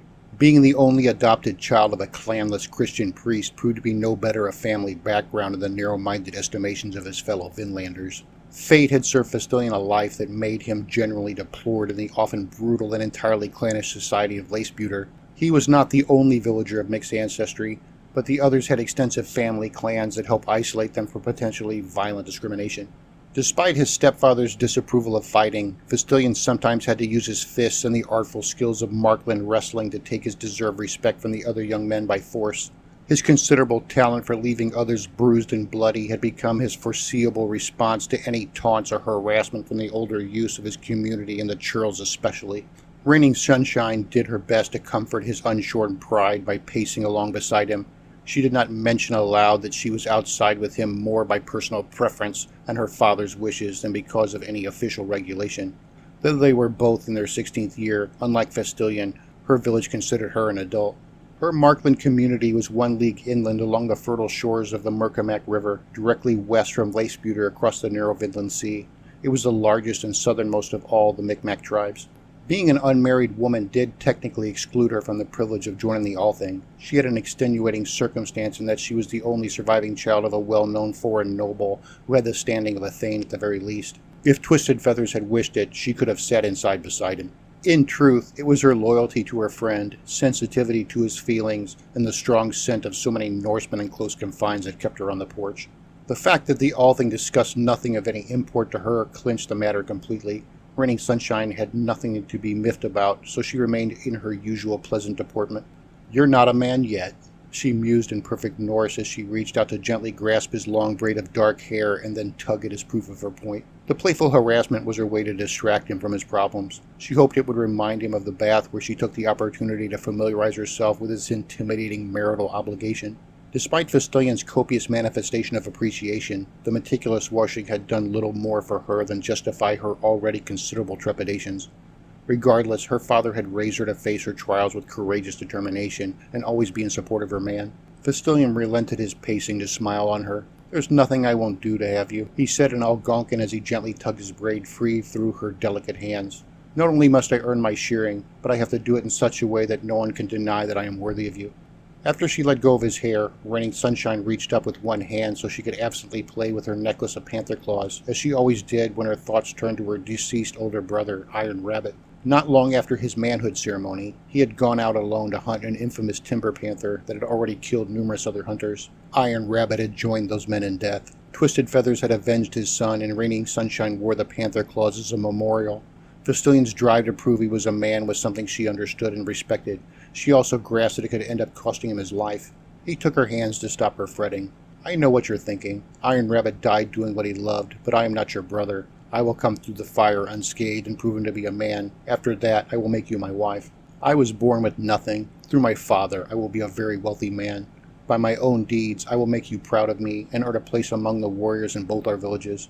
Never will the day come that you have to want for anything." It was true that Fistilion had been born with nothing. His impressive stature was nearly the entirety of the inheritance left to him by the anonymous Norseman that had fathered him. His father was a man that Fistilion had never known and had no name for him to claim. The remainder of that fatherly birthright included his handsome face and the robust frame stacked solid with striated muscle. The only material possession he had arrived in Leifsbuter with was a large wrought iron knife that had served as the proof of his paternal ancestry. His similarly nameless Markman mother had abandoned him on the doorstep of the village's forest gate when he was barely old enough to walk. Her only legacy to him had been her people's russet eyes and dark hair. They were two features that made him starkly dissimilar from the Norsemen who populated Vinland almost to exclusion. In Leifsbuter, the acceptable deviation from the norm was reddish hair or green eyes. Norsemen considered earthy tones as marks of scaling ancestry unworthy of thanes or chieftains. Raining Sunshine swooned with amour and wobbled as she stood on her tiptoes to lean forward, then brushed the tip of her nose against his. In her world, the touching of mouths was like the suckling of a woman's breast. Kissing was not a sexual expression shared by lovers. Rather, it was a sign of affection between a mother and her child. For her, the rubbing of noses was the appropriate gesture to express her passionate feelings for her surreptitious amoroso. He rested his hands lightly on her hips as he shared the sensual affection. As he discreetly maneuvered to brush their lips together and introduce her to the Norse passion for kissing, the volume of the debate suddenly exploded. Lars Olafsson was ready to kill one of the Valborgson warriors over something he had said about his clan's shipbuilding talents. Only the strength of Lars' able brothers kept him from breaking the man's neck with his bare hands. The commotion shocked Fistilion and Raining Sunshine from their rapture and so put an end to their romantic interlude. They watched the conflict to discover that the men of the two involved clans officiously put an end to the battle before it ever began. Their interest dwindled just as soon as they realized that nothing new of interest or import was at the root of the fervently pointless quarreling. Fistilion next turned his ear to a rumble of thunder that rolled in from far away to the east. The disorganized squabbling that came from the church told him that a general consensus was still far off, while the grumbling thunder kept him informed on the approach of a storm that brewed out over the Atlantic. He calculated the storm's position to determine that it would not be any threat to the Eagle's Bane. Violent arguments in bad weather were both common enough in Leifsbuter that neither unduly concerned him. Dusk turned to night while the whole village waited for the Eagle's Bane to arrive, and then hopefully the Althing would reach some conclusion that recommended an appropriate response. Before it became too dark to see, Fistilion lit the pair of boat's lamps that hung at either end of the church's porch. It was expensive to burn the oil of 2 lamps just to illuminate his meandering on the portico beside Raining Sunshine, but his stepfather could easily afford it, and the expenditure somehow diminished his feeling of indignity. With the fullness of night came the arrival of Ulrich and the Eagle's Bane search party. They rowed into the mouth of the Lacebuter River, towing Harold's abandoned sailboat Foamwolf in their wake. Such was the hasty temperament of the search party that they didn't even bother properly stowing their valuable longboat in its weathering shed. Instead, they left their vessel on the beach along with Harold's smaller craft and Fistilian sailboat. The score of armed men ushered wordlessly through the questioning churls, then marched up the stairs to enter the village. Without any delay, they passed through the palisade's port gate, then proceeded directly for the church. Fistilian and Raining Sunshine watched the men approach, as did a few of the warriors inside the church who were nearest the door and kept lookout. When they saw Ulrich at the head of his band, they alerted everyone at the Althing that the search party had finally returned. Ulrich carried the Micmac spear that the Beathuk had planted on the beach at Hope. He held it as though he was the standard-bearer of a victorious detachment of triumphing soldiers. Fistilian and Raining Sunshine stepped aside as the men entered the church. The whole Althing stayed silent enough to hear the rustling of clothes as everyone turned to watch the men and behold the upheld spear. The expressions on the faces of the search party revealed that they had failed to bring back any of the missing men alive, which made the symbolism of the spear all the more manifest. Without anyone speaking a word, the spear alone settled the debate in the minds of all but the wisest. "So it is true," Ulrich declared for all ears, and especially those on the lovely head of Helga Thorvaldsdottir. "Skraelings murdered my 2 sons and my grandson as well. I knew that the filthy savages from the mainland were behind all of this. By the wrought iron balls of Thor, they should all die of clogged bowels." Ulrich marched through the crowd toward his father. He advanced with such pontifical ceremony that it was as though he delivered some diabolical villain he had heroically apprehended instead of a blood-encrusted spear. No Roman soldier could have presented Constantine with the weapon that had slain Jesus at his crucifixion and been more pretentious about his success. He handed over the spear to his father as a token of having done his duty. "By the blood of this spear, father, I have ascertained the fate of my brothers and nephew. They are surely dead." After he relinquished the weapon, Ulrich came about to stare on his sister-in-law Flower and Winter with antipathy, for in that moment she was a Skraeling to his eyes. Their murders are no less obvious in the make of the weapon, which identifies their killers. It is a Micmac fighting spear. That revelation made the room explode in an uproar. Most felt horrified that their loyal friends and allies had turned against them. The few who were wiser realized that such a betrayal was far too out of character to be believable based on only the weight of a single weapon. Flower and Winter stood up as she shouted, "What warrior would abandon a favored weapon on the field, especially after consecrating it in the blood of a worthy foe? Do not hunters consider even their broken arrows to be valued trophies if the shaft had first done its duty? No Micmac would slay a Vinlander out of rage or mischief, not like this. The true culprits left that weapon for someone to find. It's obviously an attempt at misdirection. If you don't believe me, are you suggesting that I am so cunning I have just invented the very concepts of lying and misdirection in war?" "Nonsense," Ulrich raged. "A pack of drunken Skraelings bent on slaughter could easily lose track of a spear thrown off into the dark. Their lust for weapons of iron and steel would make a spear such as this seem worthless by comparison." The turn of events stunned Raining Sunshine. Having heard the Althing hold her people accountable for the crimes of murder and banditry was almost too awful to believe. Perhaps even worse was that she was readily available for the first round of retributions. Having a bunch of vengeful Norsemen gang rape her to death was as close to her worst nightmare as she wanted to even risk formulating.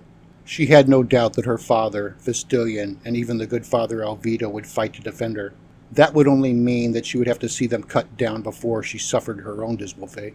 "This can't be happening," Raining Sunshine lamented. "That spear has to belong to someone else." Fistilian never doubted for a moment that the Micmac were innocent. The Valborgsons are fools to even consider that their truest allies have become an enemy. I can't say that I'm surprised, though. They wouldn't know a Micmac spear from a turkey skewer. Even if they did know better, anyone could have stolen a Micmac spear and then left it there. She had no experience with war or cunning treachery to make any sense of the situation. "What do you think is happening?" "Someone wants to split up Vinland's alliance with your people because together we are too powerful to ever defeat otherwise. It's like how wolves divide the flocks so they can get an opportunity to slaughter the lambs. If they're not careful, Vinland is going to blunder into a slaughter. I can feel it." Raining Sunshine realized this ruse will make them waste precious time that should be spent chasing the real wolves. "They're going to start killing their own sheepdogs instead," he agreed with her. "This is much worse than just the deaths I had imagined." "My father knows more about spears than all the rest of us put together," Raining Sunshine advised. "He needs to get up and say something before this gets totally out of hand. My guess is that Ulrich wants to sail to the nearest enclave of peaceful farmers and then hack them to pieces." Ulrich silenced the Althing as he began to tell the tale of his search. "We found Harold's boat on the beach at Hope. The Skraelings had flung their gear all over the beach and taken all the iron. They even tried to rip the nails from the hull, but gave up after only a few. We found Harold's camp where their uneaten turkey laid in the dirt. Pools of blood stained the ground. Aside from that spear, we found no other weapons. For all of the spilled blood, there were no bodies. Venomous rage filled Oryx, such was his need to exact some sort of revenge. We now know beyond any doubt that they met with foul play. Harold would never have abandoned his boat, and Hagar would never run from a fight. Oryx had paid Hans Olafsson a small fortune in furs and ivory to build the Foam Wolf for Harold just that last winter, and it had instantly become his son's most prized possession. The chieftain slowly turned to let everyone in the room get a glimpse of his pitiless gaze. I say that the Marklanders killed my kin. To find the culprits, we need search no further than those who made the spear, the Micmac.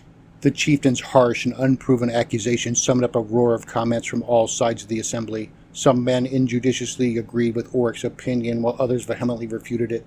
The topic of Micmac bent on committing murder generated hot-tempered arguments in the room that swiftly degenerated toward a mass melee of open fist-fighting. Countless past sermons gave Alvido's voice a subtle yet commanding tone that could quickly get people's attention. He spoke from behind the lectern at the tip of the church's pulpit, which was the place where he felt and appeared the most powerful. "Calm down, everyone," he called out in Norse while his hands waved to get their attention. "Nothing will get done if you keep arguing with one another. We need more facts before we start blaming anyone." The Althing drew back from being an unruly mob because of the wise words from Fistillion's stepfather that distracted them from their quarreling. The room fell silent as everyone stared at Alvido and considered his wisdom. Oryx took the opportunity to fill the vacuity with more of his tirade. "Those were my kin in that boat," he snarled with a bursting temper. "My sons and my favorite grandson are dead. If the Micmac think they can wage a secret war against us, they couldn't be more wrong. My clan will take our revenge, even if the rest of you refuse to stand behind us." His short, thick arms set firmly at his hips. "The blood of my kinsmen cries out for fire and vengeance." Oryx's rash threats ignited another explosion of fierce quarreling. Before Alvido could silence the rabble, his friend Twisted Feathers did it for him. The Micmac warrior hushed the room by taking his tomahawk from its holster at his belt, then chopping the polished blade into a heavy oak table. The room became so quiet that the splintering sound was harshly audible as he pulled it back out. "Your kinsmen are indeed worthy of retribution," said Twisted Feathers in Norse. "Do not forget that I too lost a son once, so I know well your feelings and the apparent urgency to medicate pain with revenge." The reminder had everyone's attention, especially Oryx, because he respected Twisted Feathers and had known the man's son, who had grown into a man of quality in his own right. "Because of your grief," the Micmac continued while he gave the Jarl a hard gaze, "I'm willing to overlook your hasty words. But with all due respect, if you try to raise arms against my people without first establishing some legitimate provocation, you will force me to take aggressive action of my own. We cannot allow any one man to destroy the prosperous peace we have shared for so long." Oryx was not a man easily intimidated as he returned Twisted Feathers' dangerous stare. "We all remember when your son died by claw and fang from the Ghost of the Hills," he said judiciously. "But at least you knew the cat to be the culprit, and you had the opportunity to hunt it down and take your just revenge. Now I have lost 2 sons, and a grandchild as well, but there is no perpetrator for me to slay. Knowing what I do, I say that there is no one else to accuse but the Micmac.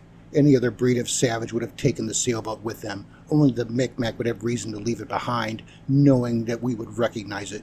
He made his final accusation in a rasping voice. "What makes you so sure that your people aren't churning out renegades?"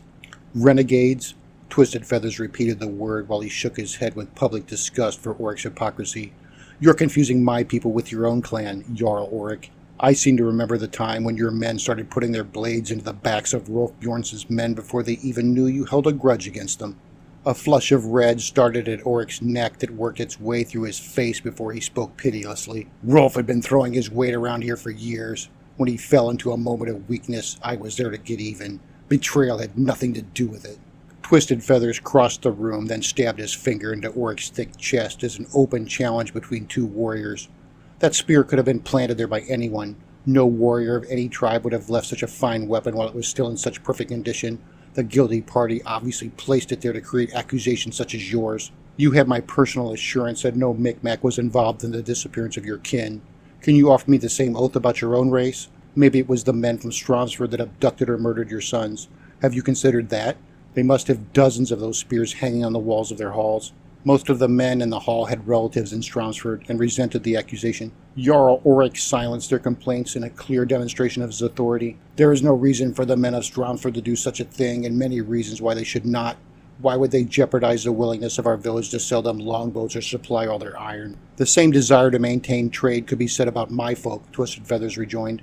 We supply most of your food, your timber, and even the precious iron ore. I don't believe that either Micmac or Norseman were responsible for the disappearance of your kin. There has to be another explanation.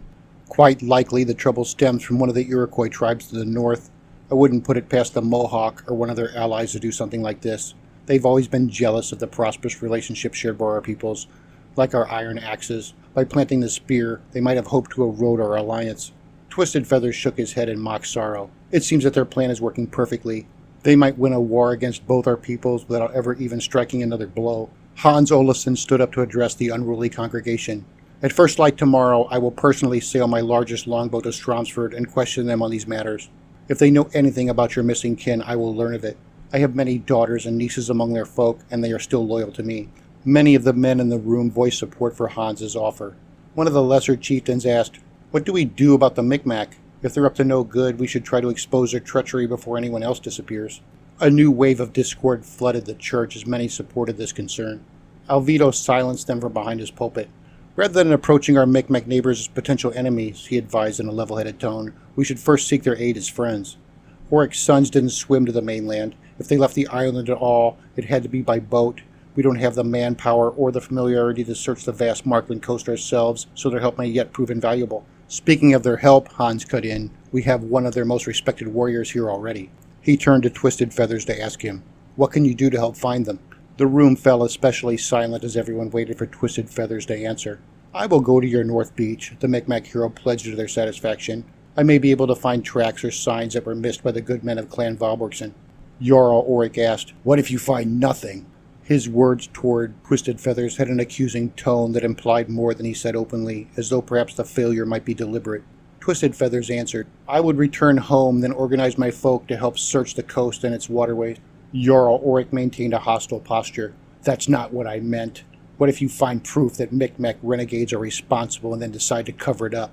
I'm betting that you would want to keep something like that quiet. Then you could go clean up your longhouse all private-like in the name of good relations." When Twisted Feathers failed to respond, Ulrich knew that his conjecture was all too close to the truth. His posture softened as his stunted arms opened as though he was about to be generous. "I'll have my men take you in Eaglesbane."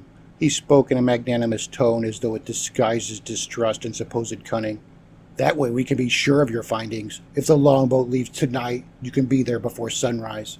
The Micmac shook his head with an emphatic no. "I don't trust you, Jarl Ulrich, so I'll not surround myself by the swords of your men and then hope to their generous natures." Ulrich wasn't surprised that Twisted Feathers refused his offer. If his men learned that the Micmac were at fault, they might very well turn their swords against Twisted Feathers when they attacked him in their rage. Ulrich offered a compromise. "How about some of the Ragnarsons? Their clan has a few good longboats and some able sailors." Twisted Feathers remained uninterested.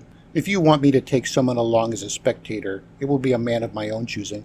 A majority of the assembled chieftains gradually voiced their willingness to abide by his choice. Thorvald Ragnarsson spoke up for himself and his clan with less capitulation in his voice. "If my men aren't good enough, whom do you have in mind then?" He felt insulted that Twisted Feathers wouldn't trust his men as an escort either. "I want to take Alvido's boy, Fastilian," the Micmac stated with resolve. "I will have him or no one." The selection of Fastilian stirred up a brief controversy as he had few supporters compared to the many that viewed him with indeterminate suspicion. Thorvald said, "Not only is he just a boy, he's half Marklander." He emphasized the word Marklander to remind everyone that the specific tribe of Fastilian's mother was unknown to all. How can we trust a Marklander to bring us back the truth? Hans Olafsson was one of those in agreement with Fastilian going along. Fastilian may not be a confirmed man of the clans, but he is old enough that he soon will be. Even though he lacks pure Norse blood, he does stand to inherit a lot more in holdings than most men here. He has enough personal investment that I don't doubt his loyalty toward this village's best interests. All that he owns is bound to our same fate. The chieftain's supportive words were enough that the rest of the room soon agreed that Fastilian would be an acceptable choice.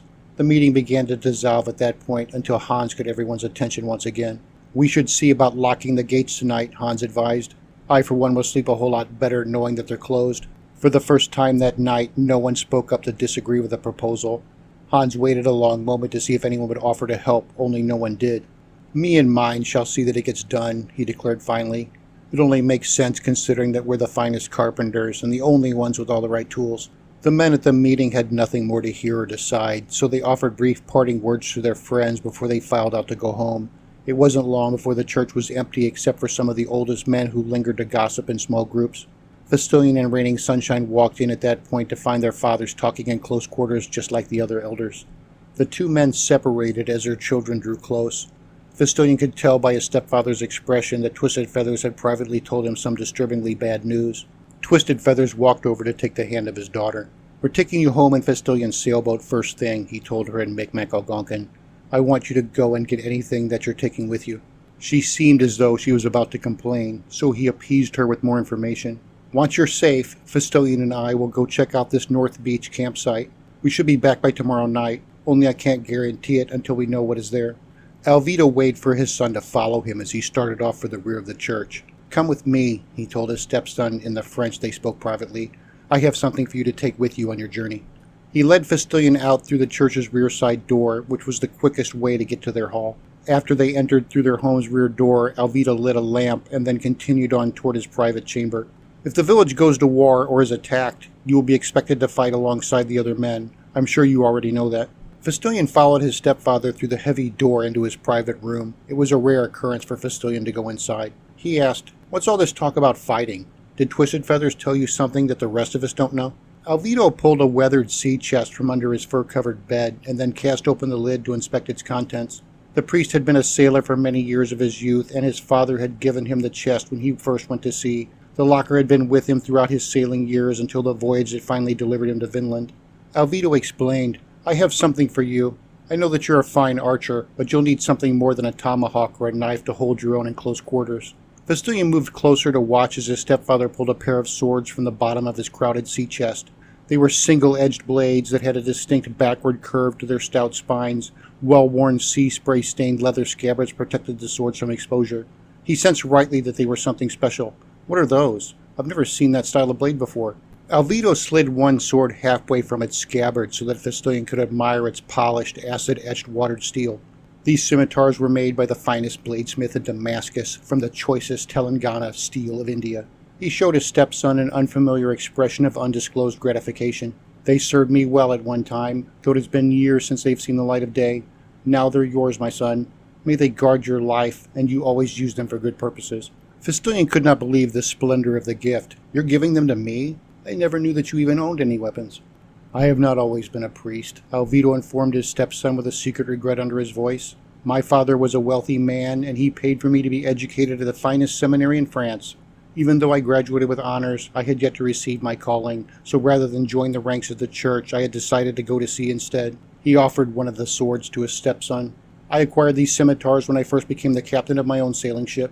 Fistolian fully unsheathed the blade and then held it up to marvel at its construction. It had the distinctive watering of true woot steel, only instead of swirls and pools it had a uniform pattern of stripes. "I have never seen such steel," he praised the quality. "Why have you never made any such as this?" "It has long been my dream to do so," Alvido confessed. "They call that watering the ladder of Allah, and it is the mark of the perfect steel. Such a result is still beyond my ability, not that my humble efforts have any equal in the Western world." Alvido had raised Fistolian to appreciate steel, and so his son realized that a pair of perfect woot steel weapons was a prize worthy of a Norwegian king. The blades were no meager bludgeons of rusting-edged wrought iron that a typical warrior might wield. The sword in Fistolian's hand was of the finest quality anywhere in the world. Even the brass grip and pommel sported delicate engravings that showed grape-laden vines. Fistolian felt overwhelmed by the magnitude of his stepfather's gift. It was more than just their monetary value that impressed him. They also signified his stepfather's trust and acknowledgement of his adulthood. "I don't know what to say," Fistolian stammered at a genuine loss for finer words. "Did you ever have a chance to use them?" The question caused Alvido to lose his pleased expression and then take on a dour demeanor. "Just see to it that you use them properly. I taught you Greek and Latin letters in the hope that you might one day embrace the faith and become a priest yourself. Don't think that this means I've lost that aspiration. I had to come to it in my own time. The same may be well true for you." Try as he might, Fistolian couldn't read his stepfather's emotions beyond the fact that there was more to the swords than Alvido would tell. "I'll use them wisely," he promised as he set to attaching the scabbards to his belt. "Not that I expect to get a good opportunity to test them out." That's just what I'm concerned about, Alvido admonished him while they locked gazes. They're meant to protect you from the dangers that come against you, not to encourage you to go searching for trouble. Fistilian felt eager to gather his gear and then go off to his sailboat. Don't worry, Father. You know me better than that. I won't use them to settle any arguments with the local loudmouths. Alvido closed his sea chest and then pushed it back under his bed. Hurry up and pack your gear. Twisted Feathers will be waiting. Fistilian went around the hall to collect what he would take with him. He wondered if he shouldn't leave one of the scimitars behind because the additional weight seemed uncomfortable, and he knew they would make it difficult for him to run. From his room, he got his longbow, arrow quiver, and water skin.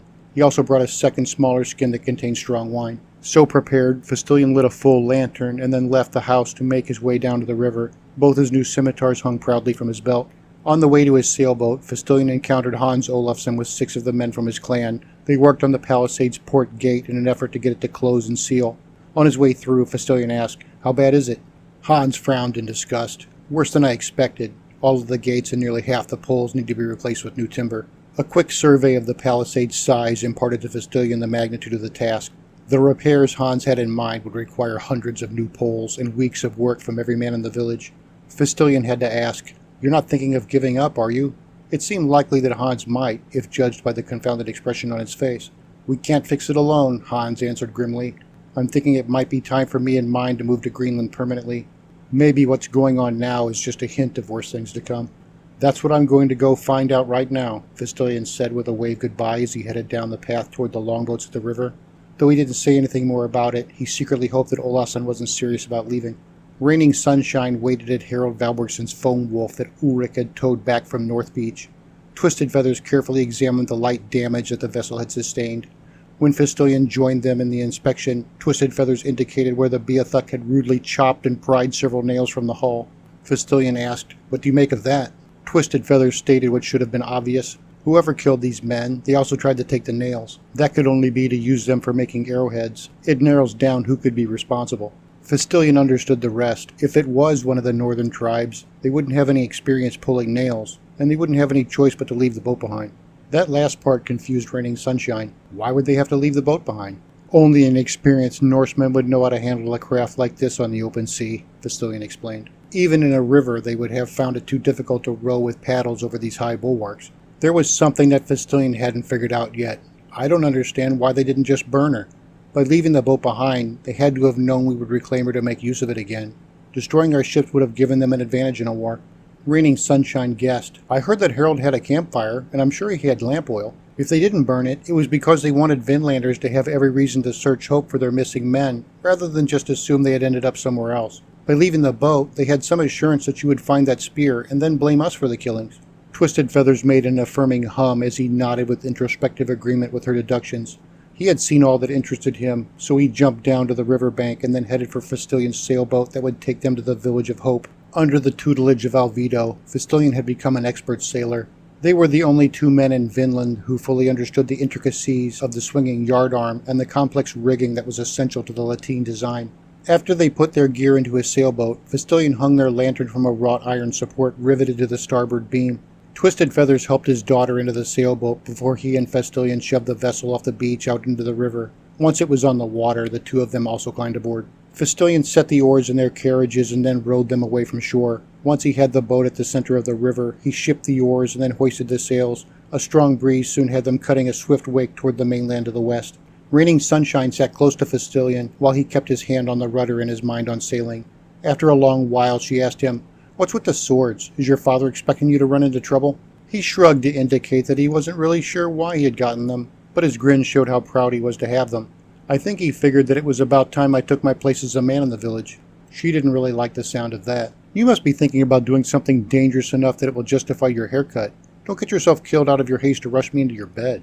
Raining Sunshine reached around his back as though to cuddle with him, and then suggestively slid her hand down his thick long braid.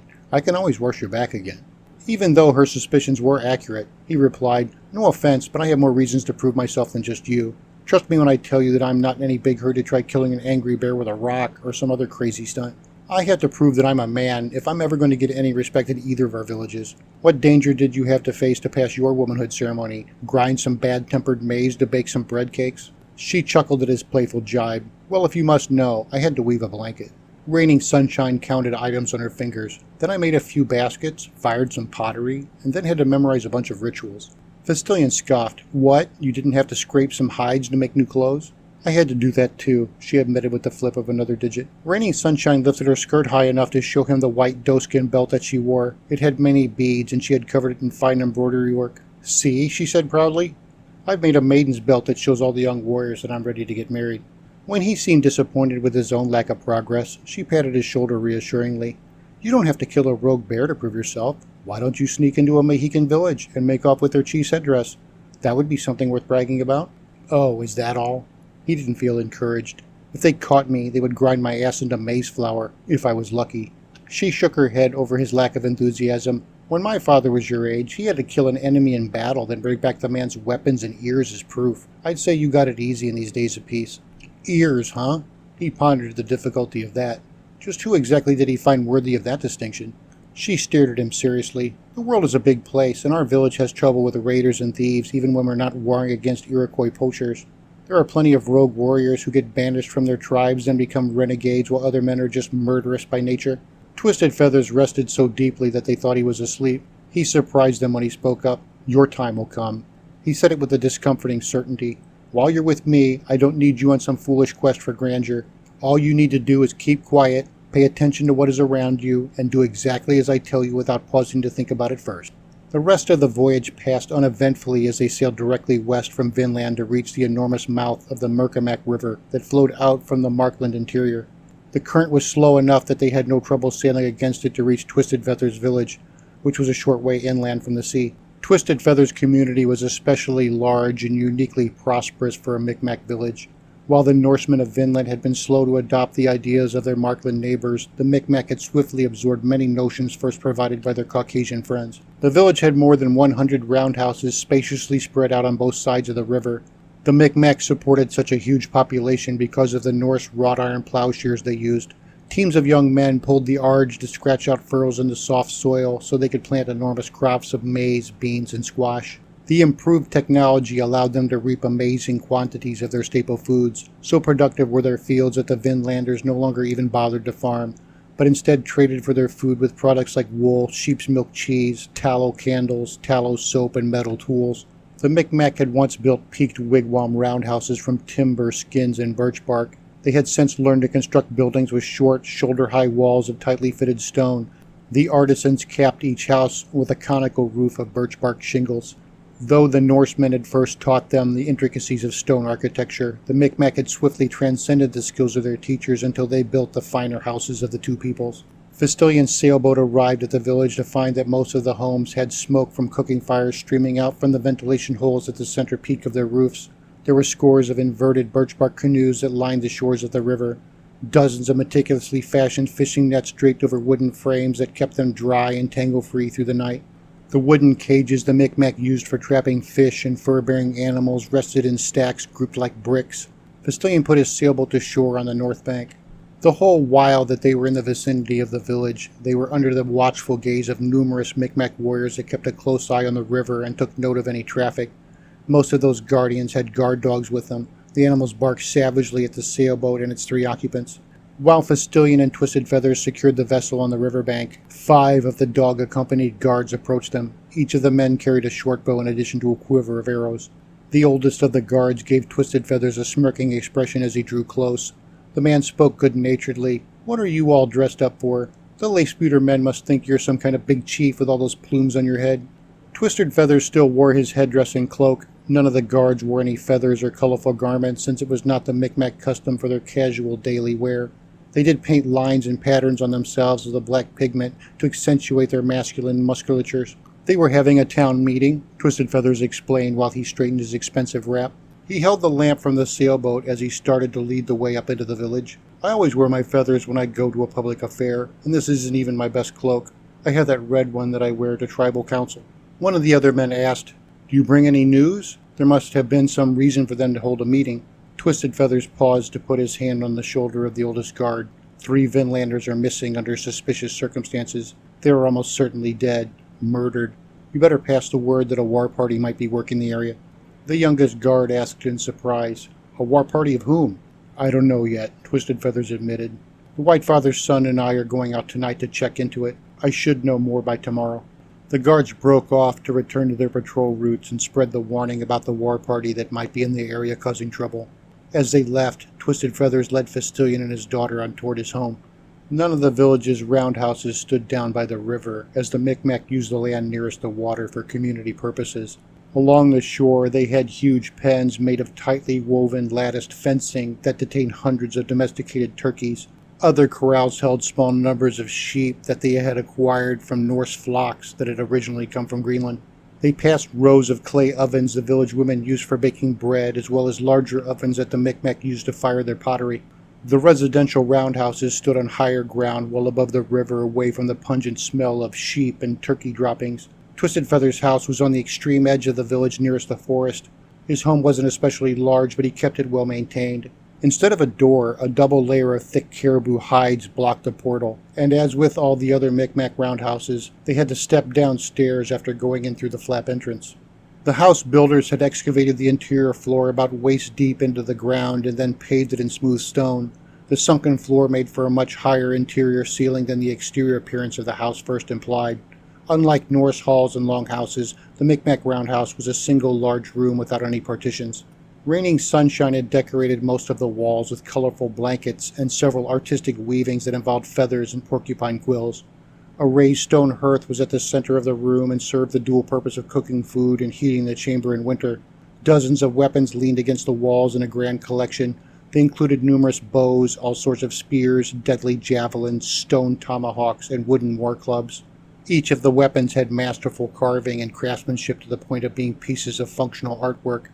Once they were inside, Twisted Feathers folded his cloak, stored it, and then put his headdress on a wooden stand he had carved for the very purpose. "I'm leaving the two of you here," he told Fistilian. "Try and get some sleep, and we'll leave just as soon as I get back." He left the house without another word. Raining Sunshine prepared Fistilian a place to sleep by arranging a pallet of furs on the floor with several brightly patterned blankets as well. After he lay down, she blew out the lamp. He heard the rustling as she removed her skirt and jacket, then hung them on her usual pegs. As she climbed beneath his blanket to lie down beside him, she asked, "What do you think happened to those men from your village?" Fistilian was on his side, so she positioned herself in front of him, then shimmied backward until his thighs pressed against the back of her own legs with her fragrant hair not far from his face.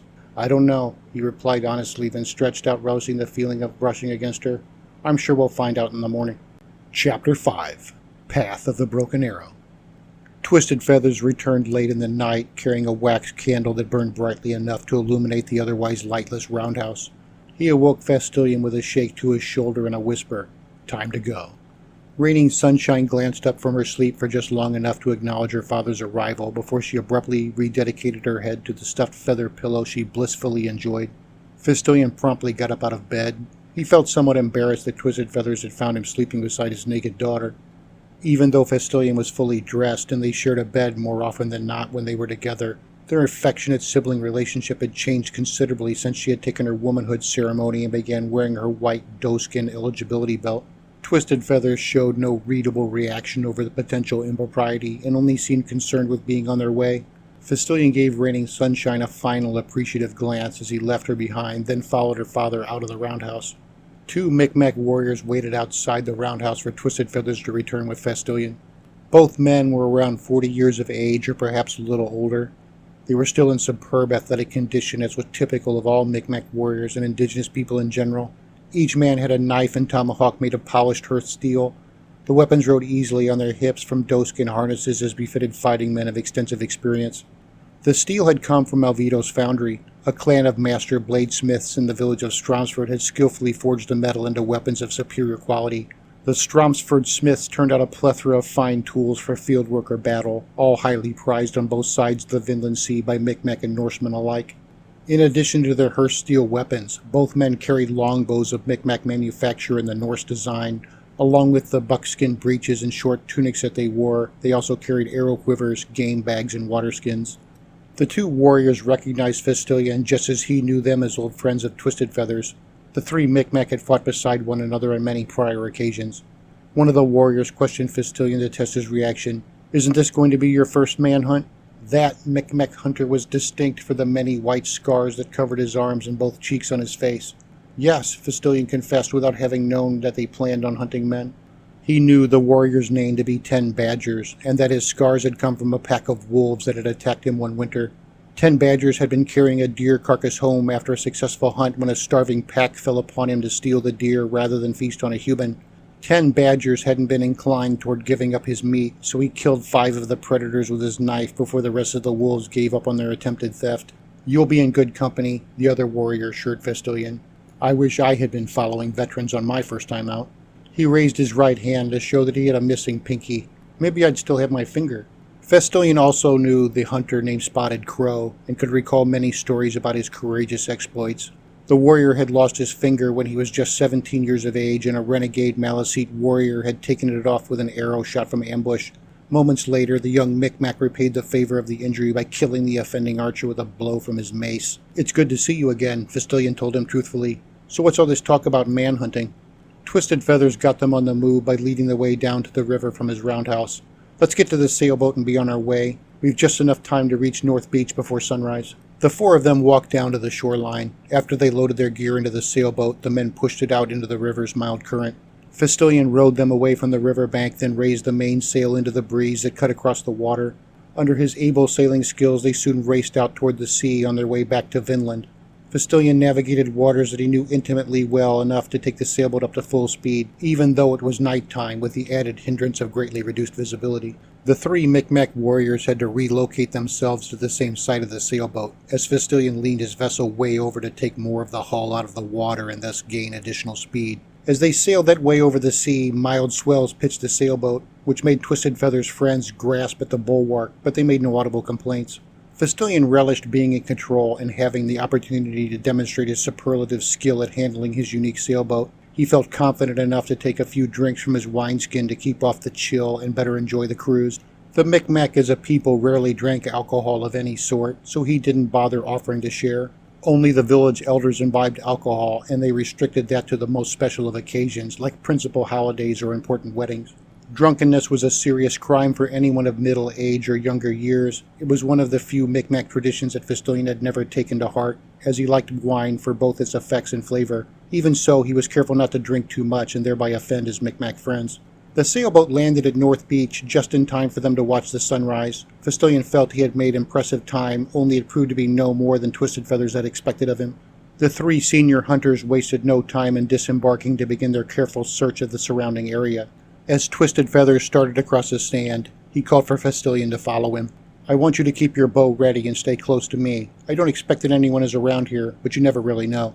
Fistilian abided his mentor's request and kept careful watch while Twisted Feathers examined the ground as he paced off the area. The Micmac hunter's observations led him to the ruined longhouse where the 3 Valborgson men had chosen to camp on their fateful night. He took his time as he poked through the crushed grass and inspected the disturbed soil with the tip of his knife. Come and see this. He finally summoned Fistilian to the southeast corner of the longhouse. There's blood here, and in other places where a lot of the grass got trampled too.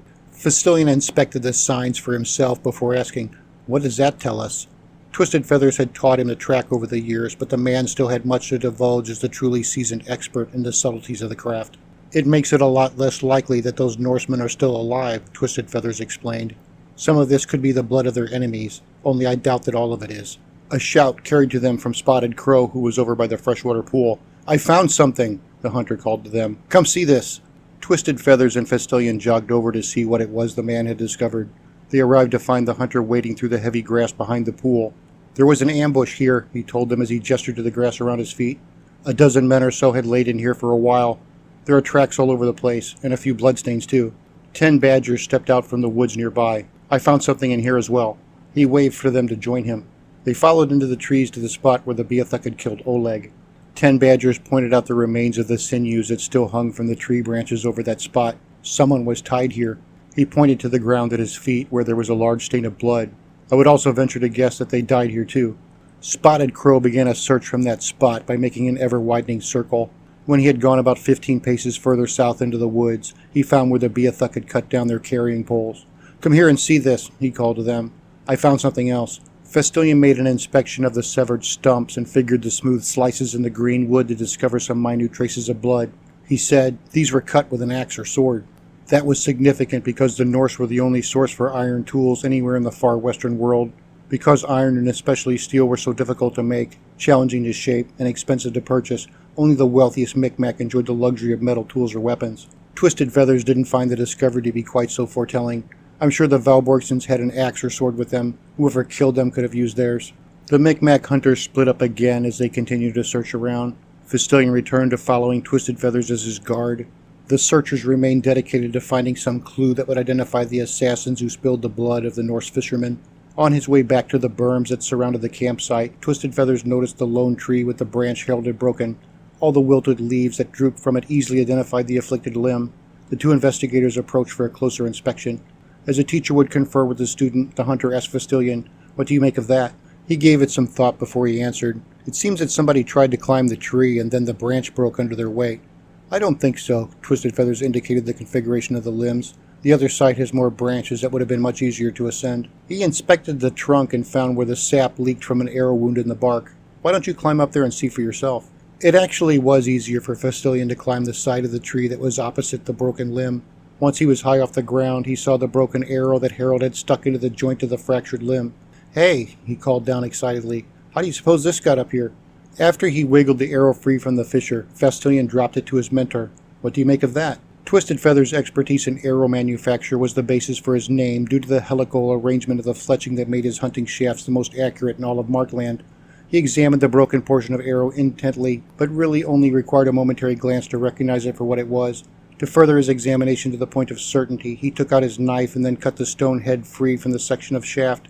Tightly wrapped sinew and a black plant-based adhesive had fixed the two parts together, but he managed to separate them. He showed Fistilion the distinctive flint point. "You see this? There are no notches at the base of this head for tying it on. I've seen arrowheads like this before, but they are old relics that I dug up. Nobody makes them like this anymore." Fistilion climbed down from the tree and then inspected the arrowhead and shaft for himself. He didn't understand. "So what are you saying? Is this some sort of antique then? Another planted weapon to throw us off the real trail?" His handling of the wood had left some red stain on his hands that he was about to wipe off on the grass, but then Twisted Feathers noticed and grabbed his wrist to take a closer inspection. "It's just old blood," Fistilion told him, since he thought it was nothing. "Not just old blood." Twisted Feathers took the arrow shaft and rubbed at it to remove more of the red pigment. "That's red ochre mixed into grease paint." Fistilion sensed that they had made real progress in their investigation. "Who makes it?" "I don't know of anyone who paints their arrows red." "But I do," Twisted Feathers grimly assured him. "It's time for us to go." He faced to the south, cupped his hands around his mouth, and then shouted for his friends. "Over here! I know our foes! Come quickly!" Spotted Crow and 10 badgers ran over to join them. Twisted Feathers showed them the arrow they had discovered in the tree. Both hunters inspected the piece curiously. "This is a strange design," Spotted Crow said with interest. "It's a total piece of shit, to be honest. Where do you recognize it from?" Twisted Feathers gestured for them to follow him as he headed off for the sailboat. "I found similar arrowheads when I was hunting Ghost of the Hills. They were in that cave beneath the old Thunderbird mural." "I know that place," 10 badgers grimaced.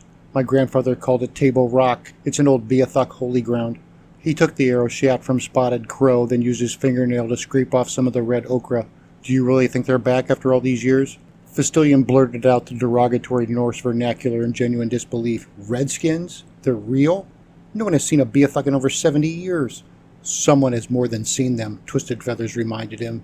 "Those 3 Valborgson men got jumped by a dozen or more of your redskins. We're going to have to hurry if we want to have any chance at all of rescuing them. 1 or more could still be alive and in one piece." Fistilion wasn't sure he wanted to go after them. Where would they take them? What do they do with their prisoners? "Table Rock is one of their shrines," Spotted Crow explained. "They may go there to perform a sacrifice and maybe even have a feast. It's as good a place as any for us to start searching for them." Fistilion didn't think it wise for just the 4 of them to go after a dozen armed killers of such legendary ferocity and mercilessness. "Shouldn't we go back to your village and tell them what's going on? We can assemble a much larger force and then go after them." Twisted Feathers shook his head no. They already have more than a day's head start. If they make it back to their home as agents of a successful raid, it's a sure thing that matters will get a whole lot worse. 10 badgers gripped Fistilion's shoulder to reassure him. "We have to stop them if we can. The Beathuk are savages who believe that war and religion are the same thing. You don't want them getting the idea that their carrion slurping gods are with them. Their mission has to end in failure, or they'll be back that much sooner in 10 times the numbers."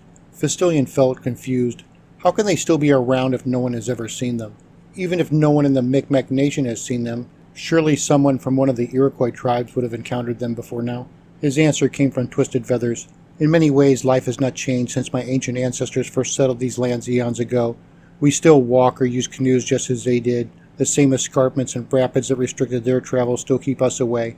I know of many hills and valleys that no men go to because they're so difficult to reach. 100 Beothuk tribes could be hidden in the rough country and no one would ever see them. Not see them and then live to tell about it, 10 Badgers added for clarity. Spotted Crow said, "There is that village of Huron that they slaughtered." When they reached the sailboat, they pushed it out into the waves and then they all jumped in once they had it out on the water. Fistilian pulled at the oars until they cleared the surf and then he raised sail. With everything ready for travel, Fistilian asked, "Which way are we going?" He had only modest enthusiasm for going to war for the first time. "I've never been to this Table Rock place before." Twisted Feathers pointed westward toward Markland. "The shrine is in the bluffs along the Nascapitan River."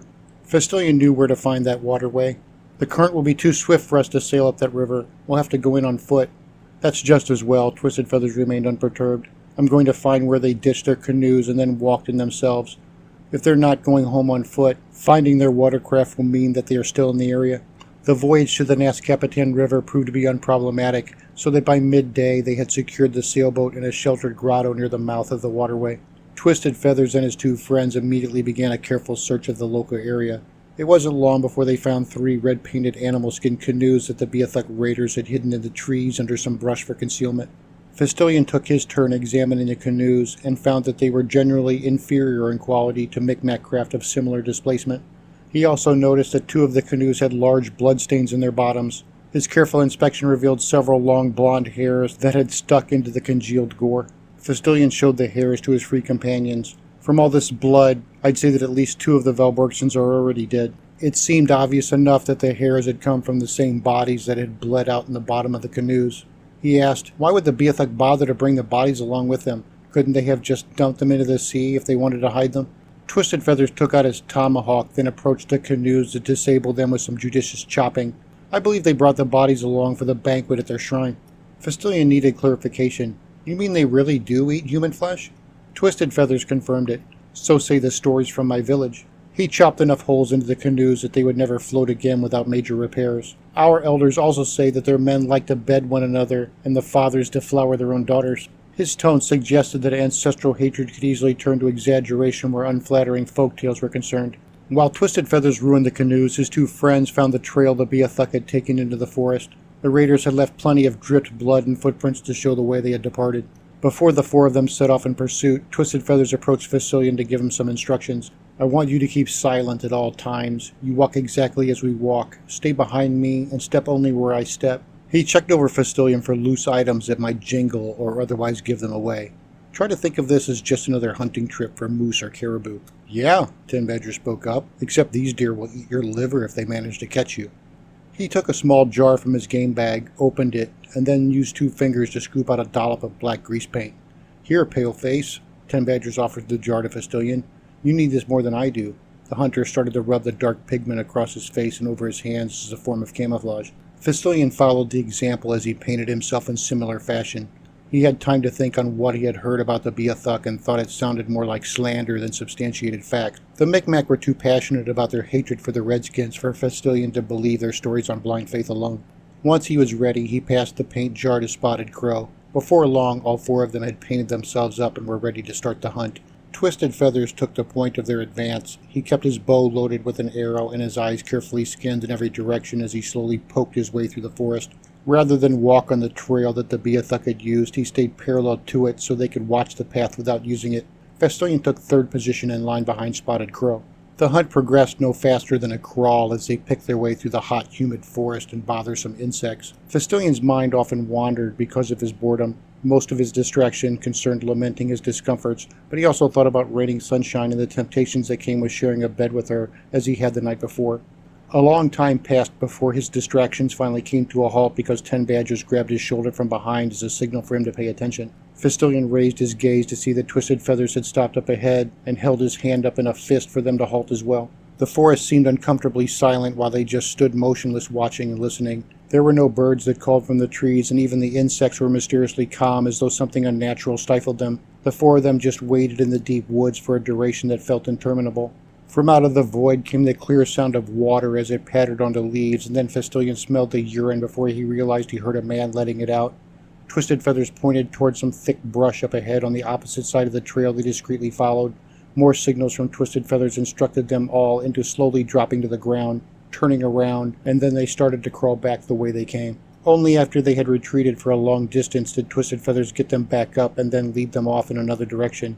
The new course crossed over the trail and then made a wide detour through the forest. Fistilian maintained a sharper vigil than he had done previously because the mysterious encounter left him on edge. They headed down toward the river, advanced along its bank, and then picked their way back up through the dense brush to head toward the trail once again. Twisted Feathers' indirect route took them through the thickest brambles and a hedge of thorn bushes before he eventually returned them to where they had their encounter with the urination. Only their new approach was from the opposite direction. The four of them crept and crawled their way forward through the undergrowth until they finally saw their opposition. Two red-painted Beothuk warriors watched the trail from behind the cover of a blind they had constructed from leafy brush. Both men held short bows and had stone-headed maces on hand as well. The location of their blind was excellent for ambushing anyone that happened to approach them by the trail, as Fistilian would have done if he had been alone. While the Redskins were invisible when viewed from that direction, they had no cover at all from their rear. Neither Beothuk had any idea that four hunters had gotten behind them to set up an ambush of their own. Twisted Feathers tapped Fistilian on the shoulder, then gestured for him to use his bow to take one of the Beothuk down. It was a long moment for Fistilian as he raised his bow in preparation of killing a man for the first time. His heart hammered in his chest more fiercely than it ever had when he hunted for wild game. It didn't bother him that he was about to put an arrow into another man's back from surprise. He had killed dozens of large animals of various sorts in his time, and that was the way he had hunted them. His great concern was that he might miss and thereby disappoint the three Micmac hunters who waited beside him watching critically. After taking a deep breath and focusing his will, Fistilian drew back his arrow and then released. The massive pull of his longbow made it necessary for him to aim during the motion of drawing back his arrow, since he could not hope to hold the arrow at its full draw for longer than the briefest instant. The missile spun out of the bow on its helical fletching, and in so doing never deviated from its path by any one tendency. The spin made it shed imperfections equally in all directions, which canceled them out into a flawlessly straight course. His arrow's sharp wrought iron point pierced the larger of the two Beothuk through the spine at the base of his neck. The shaft passed clean through the man's torso to spike the redskin to the tree he leaned against. The second Beothuk needed a moment to appreciate what had just happened to his companion. After he came to his senses and realized they were under attack, he spun about to see who fell upon them. By the time that his gaze managed to pick out his adversaries, arrows from the bows of 10 badgers and Spotted Crow struck him in the chest simultaneously. Twisted Feathers had been ready to act in support of them with his bow, only his assistance wasn't required since both Beothuk went down without his help. He was the first to break from cover, then advanced to examine the bodies. "Let's be quick," he said in a hushed tone. "There are plenty more still out there awaiting our attention." Both Beothuk were still alive despite their massive injuries. Fistilian's victim noisily gurgled as he drowned in his own blood. The other redskin twitched and shivered as though freezing cold. Neither man lingered for long before they finally succumbed to their wounds. Fistilian pulled at the man he had killed to loosen him from the tree. After the corpse slumped to the ground, Fistilian took the time to study the redskin warrior. The dead man's eyes remained open as they stared blankly from a face that wasn't much older than his own. The features were much akin to any other Marklander, aside from the red paint and a bone ornament that pierced through the septum of his nose. Fistilian asked a bit too eagerly, "Are we taking their ears? I want proof that I've killed an enemy so that I can take the manhood ceremony." "Just take your arrow," Twisted Feathers told him with an edge of annoyance in his voice. "Your father wouldn't think much of you taking kill trophies off of a human." Fistilian grabbed his arrow, then tried to pull it out from the man's back, but found that the shaft had broken through so much bone and cartilage that the arrowhead refused to slide out. "I can't get it," Fistilian told his mentor of his frustration. "What do you want me to do?"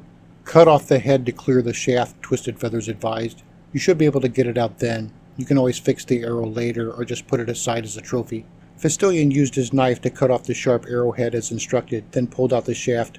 It came out easily enough, as greased as it was with fresh blood. While Twisted Feathers made a cursory search of the area, his two friends extracted their arrows as well.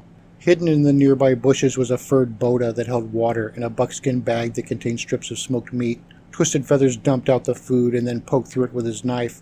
Fistilian asked about the meat. "What kind is it?" He expected it might be human flesh. "It's smoked caribou," Twisted Feathers replied as he kicked the scraps into the bushes. Spotted Crow gathered up the redskin weapons. "Are we going to trap the bodies?"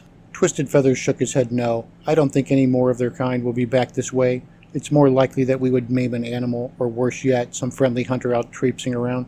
"We don't need these then." Spotted Crow used his knife to put ruinous deep slices in the Beothuk bows and arrows. If he had used his tomahawk, the sound of the blows would have echoed through the forest. He snapped the points off the flint arrowheads by pressing them against the blade of his axe. Last of all, he ruined both of the maces. Fistilion used his knife to slash apart the Beothuk's waterskin and game bag to find nothing of interest. The shock of the encounter had worn off by then, and he felt a renewed sense of confidence. "I'm ready to kill a few more of these bastards," he said as he sheathed his knife. "They're not so tough." "You'll get your chance," Twisted Feathers said as he signaled for them to get back to the hunt. "We'll see if you're still so fierce when they start fighting back." The four of them returned to prowling through the forest. Just as before, they shadowed the trail without walking on it. Their progress was slow because Twisted Feathers was patient almost to a fault.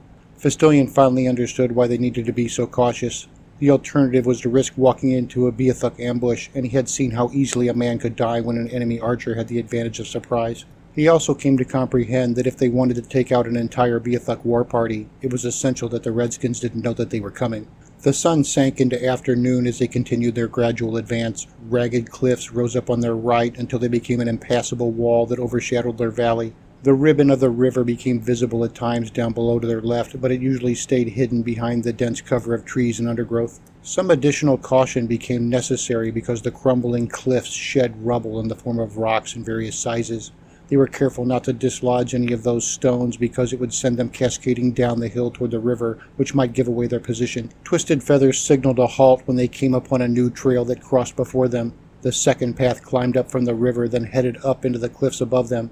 Large flat stones were visible in some places along that new trail in a way that seemed to form broad stair steps. The path had once been wide and established from frequent traffic, but it had since gone overgrown with tangled roots and immigrant undergrowth. In an effort to be certain that they were alone and unobserved, the four of them waited in silence for any sign of Beothuk that might be in hiding close by. One indication of their enemy's presence in the region was the distant stench of death and burning flesh that lingered in the still forest air. Once satisfied that they remained undetected, Twisted Feathers whispered softly into the ears of his two friends and then gestured for Fistilion to follow him. The two senior hunters would wait in an ambush position beside the new trail while Twisted Feathers and Fistilion headed down toward the river to reconnoiter. They found it difficult to make the descent to the water without the use of the trail that they carefully flanked. In one place they had to climb down a sheer ledge that was higher than Fistilion's reach. Despite their climbing difficulties, they arrived at the river without any serious mishap. The path they followed went straight down to the river bank where it met up with the first huge stone in a naturally occurring progression of boulders. That line of stones rose up out of the river to form a crude leapfrog bridge that spanned all the way across the water.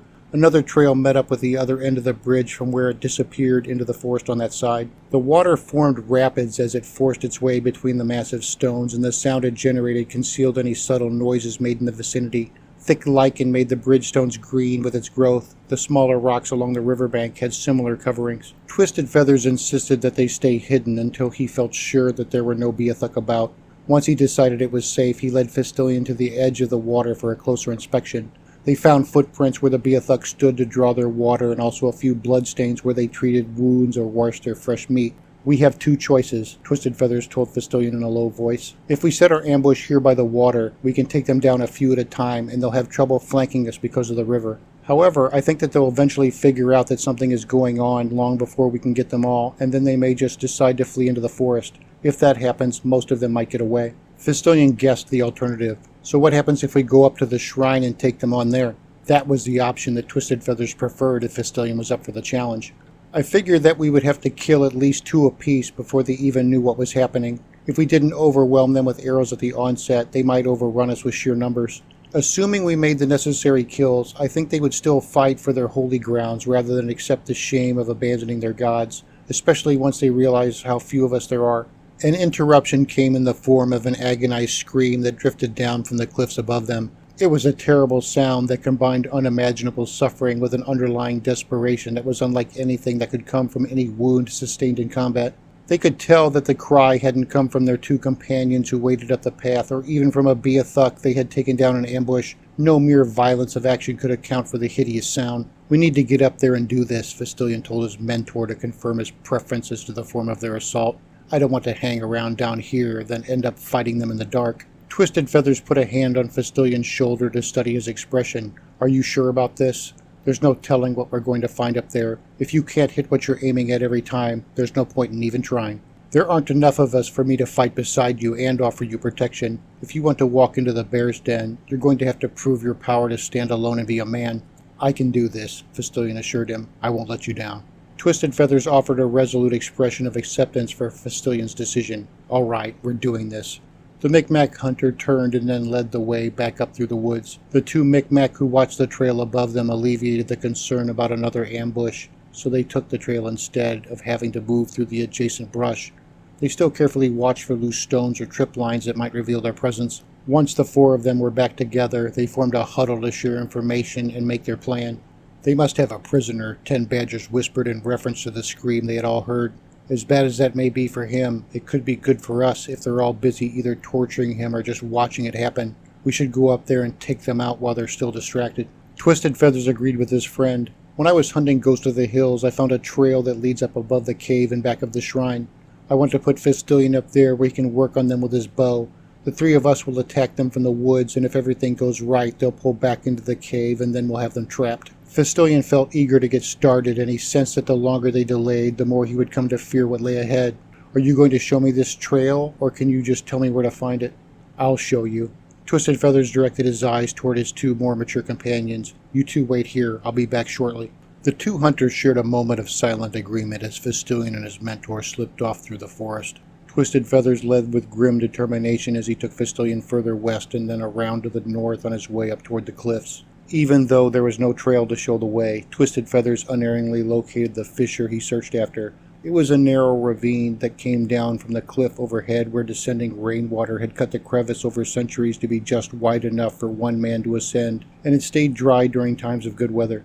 Twisted Feathers pointed up the crack with the tip of his bow.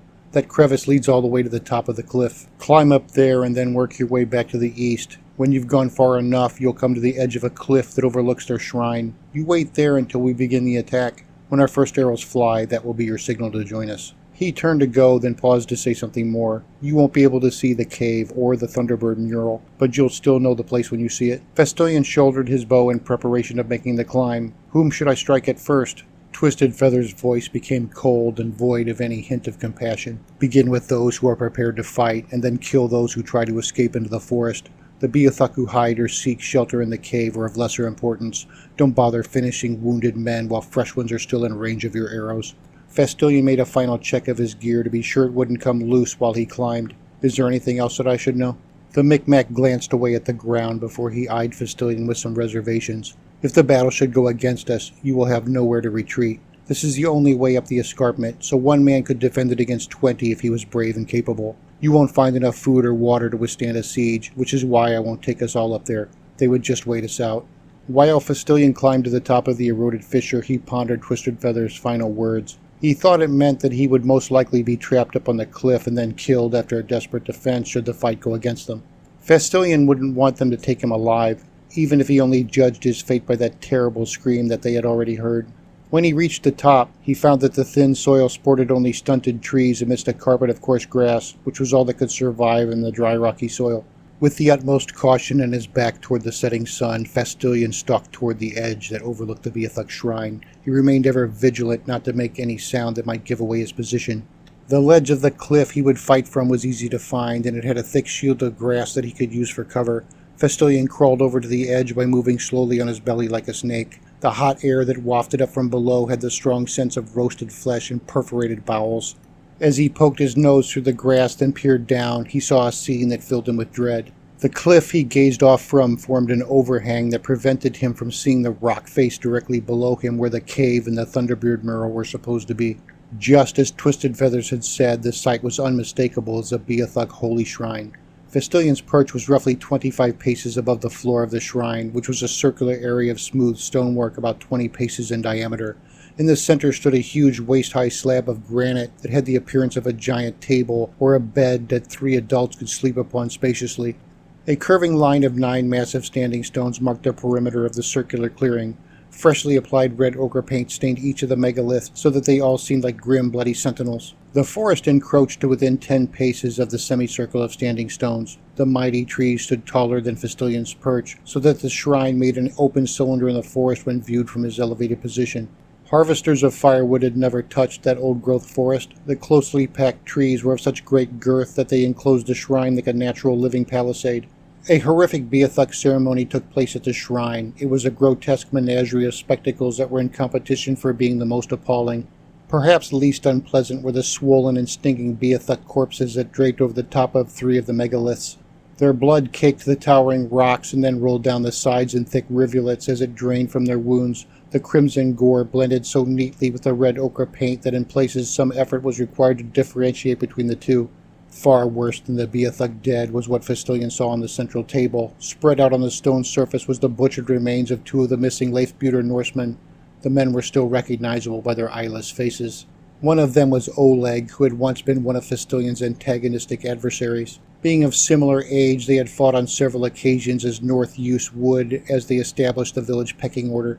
Fistilian had methodically beaten down his smaller rival each time they had conflicted. His easy victories were despite the bold fearlessness and aggressive determination Oleg had always shown in life.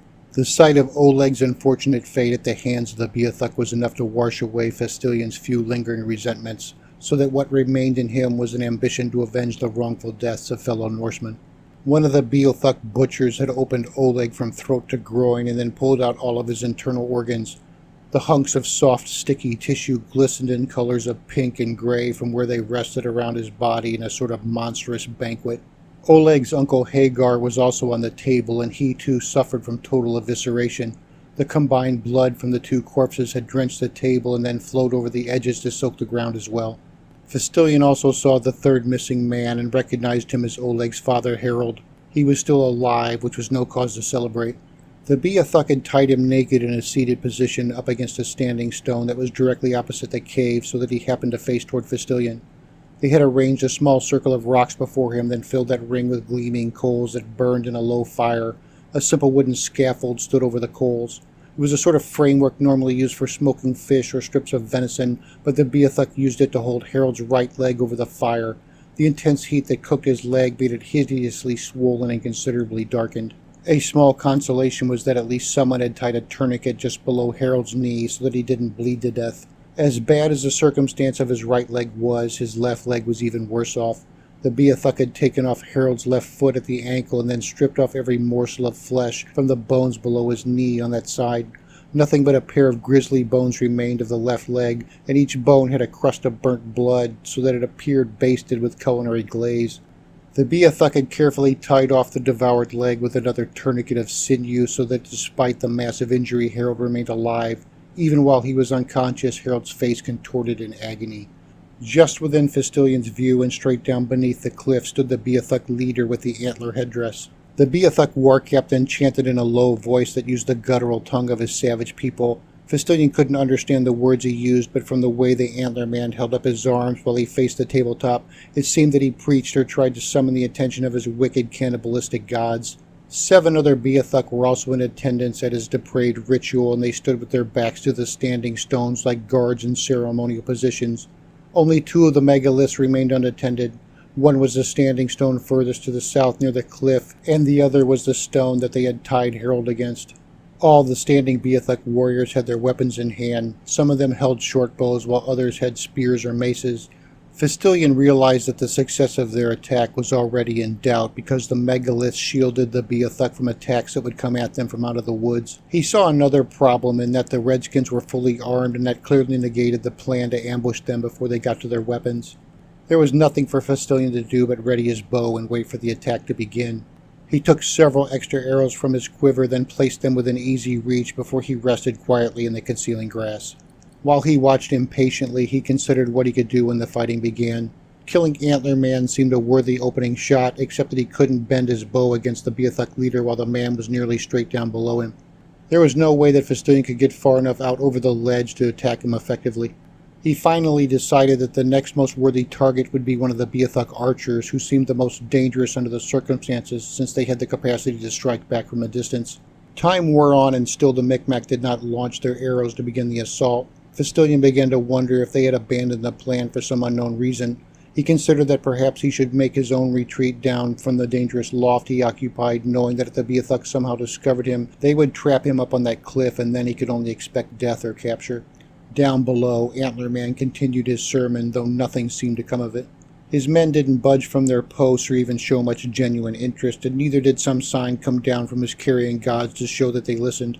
Festillion's doubts and trepidations grew steadily worse until he finally felt prepared to leave. His last dilemma before he departed was his temptation to loose one arrow before he could then escape into the forest. He figured that he could kill one of them and still get down from the cliff before the Beothuk circled around to the narrow crevice that gave access to his perch. While the Beothuk searched the precipice for a mysterious archer, he could slip off through the forest and then be long gone.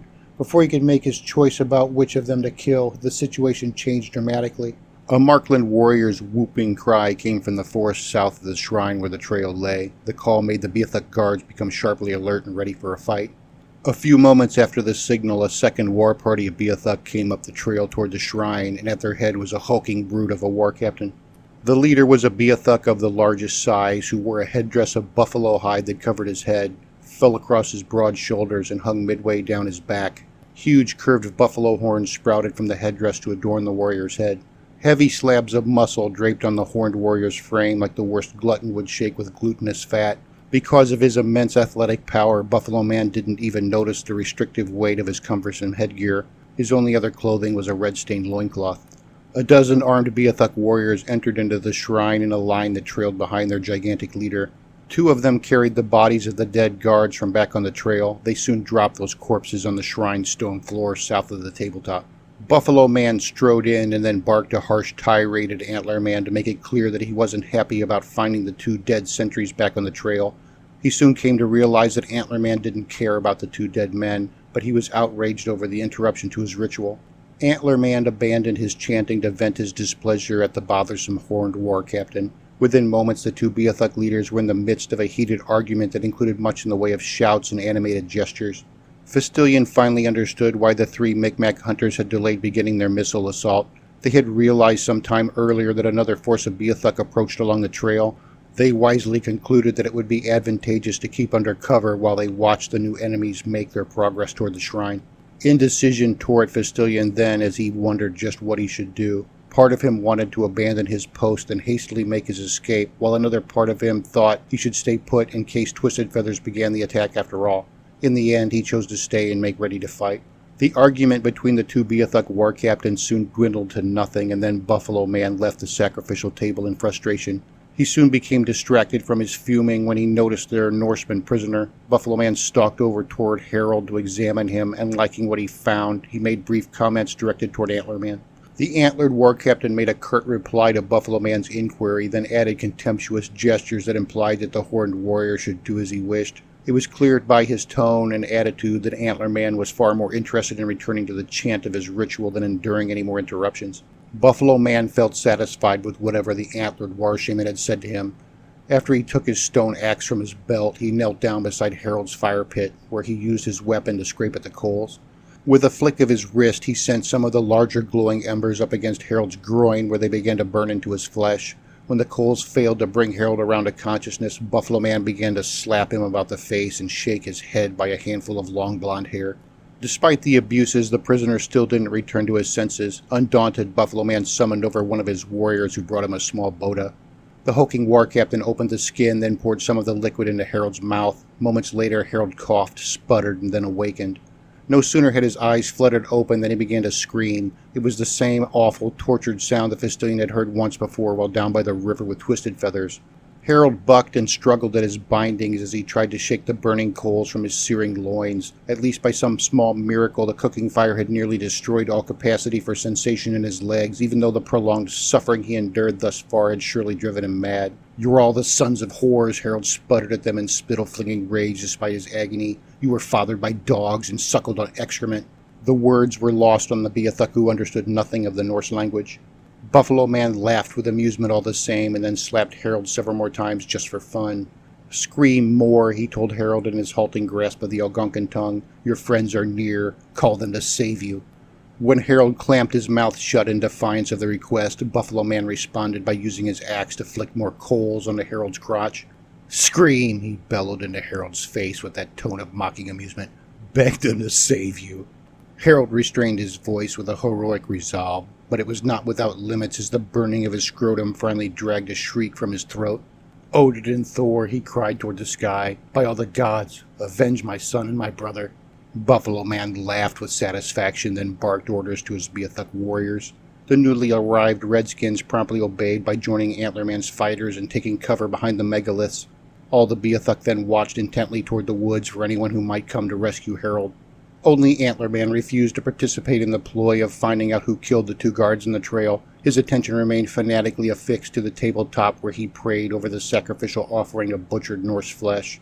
Buffalo Man scraped more coals against Harold's groin, then used the blade of his axe to fan the smoke toward his nostrils. He savored inhaling the fetid air as though it carried some delightful aroma. Chapter 6. Shrine of the Wendigo Shamans. As Fistilion watched the cruel antics of Buffalo Man, it filled him with a sense of rage like he had never known before. Not until he had seen the Beothuk war captain's evil actions had he ever imagined that men of any sort were capable of such merciless brutality. He became infuriated most of all by the fact that the Redskin warriors seemed to find the torture and suffering of Harold to be genuinely hilarious. Fistilion understood that Buffalo Man's viciousness was in part due to an uncomplicated plan to elicit an injudicious reaction from Harold's hidden allies.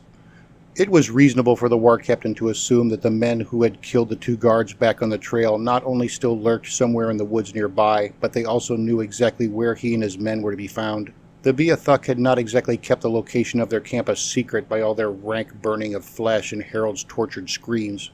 Fastilion's realization that Buffalo Man wanted to lure them into a trap by using Harold as the bait did nothing to ease his resentment. He felt that maintaining his concealment and impotently watching Harold suffer was an act of indisputable cowardice by the standards of either a Norseman or a Micmac warrior.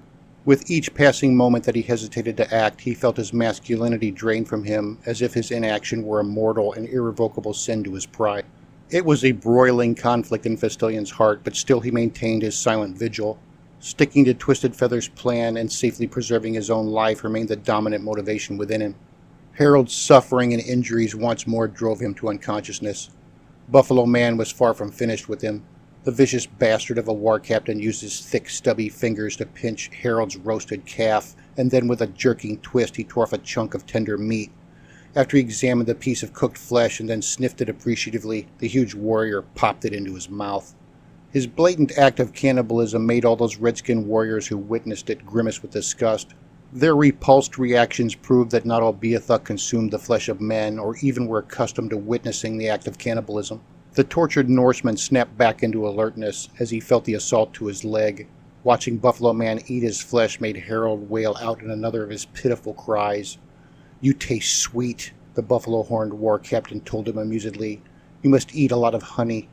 Harold's horrific howling ended in a desperate prayer that was totally unexpected from a traditionally pagan Norseman such as he was. "Help me, Jesus," he cried. "I beg you to slay this devil that devours me." The desperation in his voice was so manifest that Buffalo Man had to laugh heartily at the sound of it. Many of the other Beothuk warriors laughed along with their war captain, even those men who had felt disgusted when they witnessed his consumption of human flesh. The combined chorus of their mirth sent Fistilion over the edge of his self-control. Harold's pleas for the aid of Jesus rang in his ears and made him think of his stepfather and to wonder what Alvida would do in the same situation. One of the mace-wielding Beothuk warriors abandoned his cover to start dancing around Harold's standing stone in an expression of delight over the suffering of their prisoner. As the warrior did his dance, he frequently bent over at the waist while he pumped his arms up and down in an exaggerated running motion. The dancer's comical cavorting fueled Fastilion's hatred to the point that it forced him to take homicidal action. He first carefully extracted himself from the grass at the edge of the cliff, then he stood up to get a better operating angle for his longbow.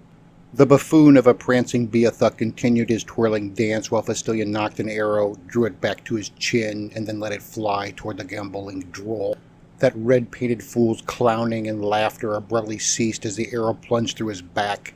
It was an unlikely hit that severed a main blood channel that led to the dancer's heart. The wrought iron point of the arrow emerged from the Beothuk's chest while the fletching still adorned his back, and only a minimal amount of blood escaped around the transfixing shaft. The dancer's life snuffed out like a breath had blown out a feeble flame. His legs failed him amid twirl so that he spun about and then crashed face down into the stone floor of the shrine. All of the other Beothuk warriors had been watching toward the nearby woods at the moment that Fastilion's arrow killed the dancing man. The mirth-stricken Redskin was dead on the ground before any of them even realized an arrow had struck him. Their chorus of laughter and Harold's moaning had drowned out the sound of Fastilion's bowstring. The shaft's release and subsequent impact had gone undetected. The atmosphere of amusement around the Beothuk shrine faded as quickly as had the dancer's life once they realized that the man fell slain by an arrow. There was no way for the Beothuk warriors to even know from which way the arrow had come, since the missile had struck the dancer while he twirled and contorted in a lowered head bend. The circumstances constructed the illusion that the arrow had flown in at a horizontal attitude when it skewered the dancer while he stood upright. Their general assumption became that the offending assassin had to be in the woods beyond the standing stones. In fear of more incoming arrows from the woods, the red-painted warriors timidly huddled behind their various megaliths, while they watched toward the trees with an enhanced wariness. Buffalo Man ducked behind Harold's megalith so he could avoid becoming the hidden archer's next victim. Perhaps he believed the archer wouldn't risk hitting their prisoner even if the stone failed to protect him. Once he was in a position that seemed safe, the war captain shouted for his men to enter the woods and kill the unseen adversary. His warriors heard the commands, but they were not eager to expose themselves to a deadly arrow. Only one lone Beothuk spearman had the courage to step out from behind cover. While he stayed low, he darted due east toward the forest in an effort to reach the safety of the massive trees. The bold redskin was only halfway to the forest when a speeding arrow came straight at him from the woods and then plunged into his stomach just below the sternum. It put him down with a wound that would not be immediately fatal, but proved horribly painful and wholly debilitating. The pierced Beothuk collapsed into a quivering fit of agonized screaming. He suffered all the worse knowing that his wound would certainly be the end of him. Antlerman ignored the violent chaos that erupted around him. He remained focused on his ceremonial chanting. Likewise, Buffalo Man also remained unaffected by the second man to become a casualty under his command. Unperturbed, the buffalo-horned war captain ordered more warriors to advance toward the woods. Only his men would have no part of it. While he waved and shouted in exaggerated anger, another arrow flew in from the woods to the south. It soared over the tabletop, crossed the shrine, and then struck into one of the redskins as he hid behind a megalith on the northern side. The twirling missile pierced the Beothuk through his back and right lung to drop into the ground where he writhed in obvious agony from the mortal injury. A redskin warrior that stood closest to the wounded man bravely rushed out from behind his cover to try lending aid to the fallen man who must have been a brother or a close friend. As he grabbed the wounded warrior by the wrist and tried to pull him to safety, another arrow swept in from the northern woods to skewer the rescuer across the hips through his kidneys. The two men collapsed to lay together where they squirmed and moaned in the same growing pool of their mingling blood. Fistilian realized that it was his arrow that signaled the beginning of their assault. Because the three Micmac hunters had revealed their presence by responding to his killing of the dancer with the arrows of their own, he felt committed to maintain the pressure of the attack he had started. Fistilian hadn't hesitated to knock a second arrow after he had sent his first, though at the time he hadn't been sure that he would ever send it. He found that if he stood back from the edge of the cliff and took advantage of the angle over the edge, he could see down while he only exposed himself from the shoulders up. It gave him an excellent vantage for engaging the Beothuk with his longbow, while at the same time making it very difficult for them to send arrows back up in return should they ever get the opportunity. The remaining Beothuk warriors quickly came to realize that their present situation had become untenable to the point of being suicidal. Rather than stay behind the useless megaliths and suffer the arrows of unseen archers, they decided to follow Buffalo Man's original orders to take the offensive action. With shouts to coordinate their charge, the remaining 15 redskin warriors leaped out from behind their cover and then sprinted toward the woods. They fanned themselves out as they advanced in all directions except back toward the cave over which Fistilian had his perch. Fistilian singled out an eastbound Beothuk archer and then dropped him with an arrow that plunged down through the center of the man's back. The redskin spilled to the ground to gag and gurgle with regular gouts of blood that vomited explosively from his mouth as he convulsed ever closer to death. 3 more arrows sang from the Micmac's bows as they flashed out from their concealment among the trees. Each of the streaking shafts cut down one of the advancing Beothuk warriors so that only 11 of the ochre-painted redskins lived long enough that they safely reached the trees. Buffalo Man wasn't among the warriors who made the heroic charge. He much preferred to remain in his position of cover while he let his men face a lethal barrage of twirling missiles. From his position of safety, his sharp eyes saw Fistilian's arrow come down from atop the cliff to kill one of his men. Buffalo Man retraced the arrow's trajectory until his gaze found Fistilian and recognized him as a youth of inexperience with a skittish expression typical of those new to war. The discovery made him smile and think of the many impending cruelties that he would inflict upon Fistilian once he caught him. Buffalo Man lifted his stone axe and then pointed it directly at Fistilian as he shouted for Antlerman to take notice of him as well. Fistilian loaded another arrow as he crept closer to the edge of the cliff. He felt safe to expose himself since neither war captain carried a bow or any other missile weapon that could strike back at him. All the Beothuk that had carried bows were already either dead or had left for the woods. As he leaned out over the ledge, he saw Buffalo Man sprint off toward the trees as though he intended to help kill Twisted Feathers and the other two Micmac huntsmen. Festilian considered putting an arrow into Antler Man, who he could also see, but he thought better of it. Since his 3 Micmac allies already faced 11 men, he felt that the hulking buffalo-horned war captain was too powerful a foe to have after them as well. As Festilian drew back his arrow, Buffalo Man seized up the body of one of his fallen comrades. His arms possessed such supernatural strength that he effortlessly swung the corpse across his back so that the body served as a shield that could protect him against arrows until he reached the safety of the forest. Festilian stretched his bow to its maximum draw before he released on Buffalo Man anyway. The corpse would have provided adequate protection against a short bow with a stone-tipped arrow, which was the threat that Buffalo Man anticipated. Festilian's shaft came tipped with a wrought iron blade he had carefully honed to a shaving edge. His European-style longbow had a draw weight that was one of the heaviest anywhere in the Western world and easily double that of any Markland shortbow. By sending his arrow downhill, gravity only heightened the advantage of his weapon's power. His arrow hit the corpse in the soft abdominal flesh above the kidney, punched clean through the body and the buffalo hide beneath that, to then finally score deep into Buffalo Man's shoulder. He shouted down in the Micmac's Algonquin for Buffalo Man's benefit. How did that taste? Was it sweet as honey? As Buffalo Man heaved the corpse off his back, the process also tore the arrow free from his shoulder. Seemingly indifferent to the deep wound, Buffalo Man's eyes literally glowed red with supernatural hatred for Festilian, while at the same time the war shaman bellowed a vocal display of rage that was purely inhuman. The Beothuk warlord snarled up at him. "You look like a girl to me, little warrior. Smoke from you is going to smell like a burning virgin's cleft flower." While Festilian had his attention on Buffalo Man, Antler Man didn't remain idle. In the same way that the strength and voice of Buffalo Man seemed paranormal, the deer-antlered war captain's words came out accented with an immense guttural power that wasn't present before. "You are a shaman's son," he shouted up at Festilian in clumsy Algonquin. "That is why Blood Falcon refuses to come." The red Beothuk leader in antlers gave Festilian a hard and unwavering gaze. In his eyes was the same infernal glow that revealed a powerful shaman's magic that welled up within him. The next sound that came from Antler Man's throat was a feral, rippling roar that was fit only for a timber panther. Festilian had heard men imitate the sounds of animals many times before. The roar that came from Antler Man's throat was no mere imitation, in that it sounded inexplicably genuine. Even before the growl had finished, Antler Man ran a few strides and leaped into the air with a display of inhuman vigor. The leap carried him all the way to the top of a megalith that was easily the height of his extended overhead reach. Festilian trained his bow at Antler Man, but before he could release an arrow to kill him, the war captain leaped again toward the cliff, which took him out of sight. Having lost that target, Festilian immediately shifted his aim toward Buffalo Man rather than hesitate over the unexpectedly super-athletic actions of Antler Man. His aim focused on the buffalo-horned war captain just in time to see the hulking warrior throw his stone-bladed axe on its way toward Festilian high up at the top of the cliff.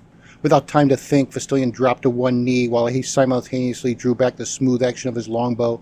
The axe whistled as it whirled through the air. Festilian's missile also spun a deadly course due to his arrow's twisted helical fletching. No sooner had the arrow gotten away and then the incoming axe struck the upper limb of Festilian's longbow to sever the bowstring. It was the finest stretched dried panther's gut, but the keen edge of the flint axe blade still cut it cleanly. The severed string acted as a whip that lashed Festilian across the back of his hand and cut him cleanly as a knife. Fortunately, his bow had been under minimum tension when the string sprung loose.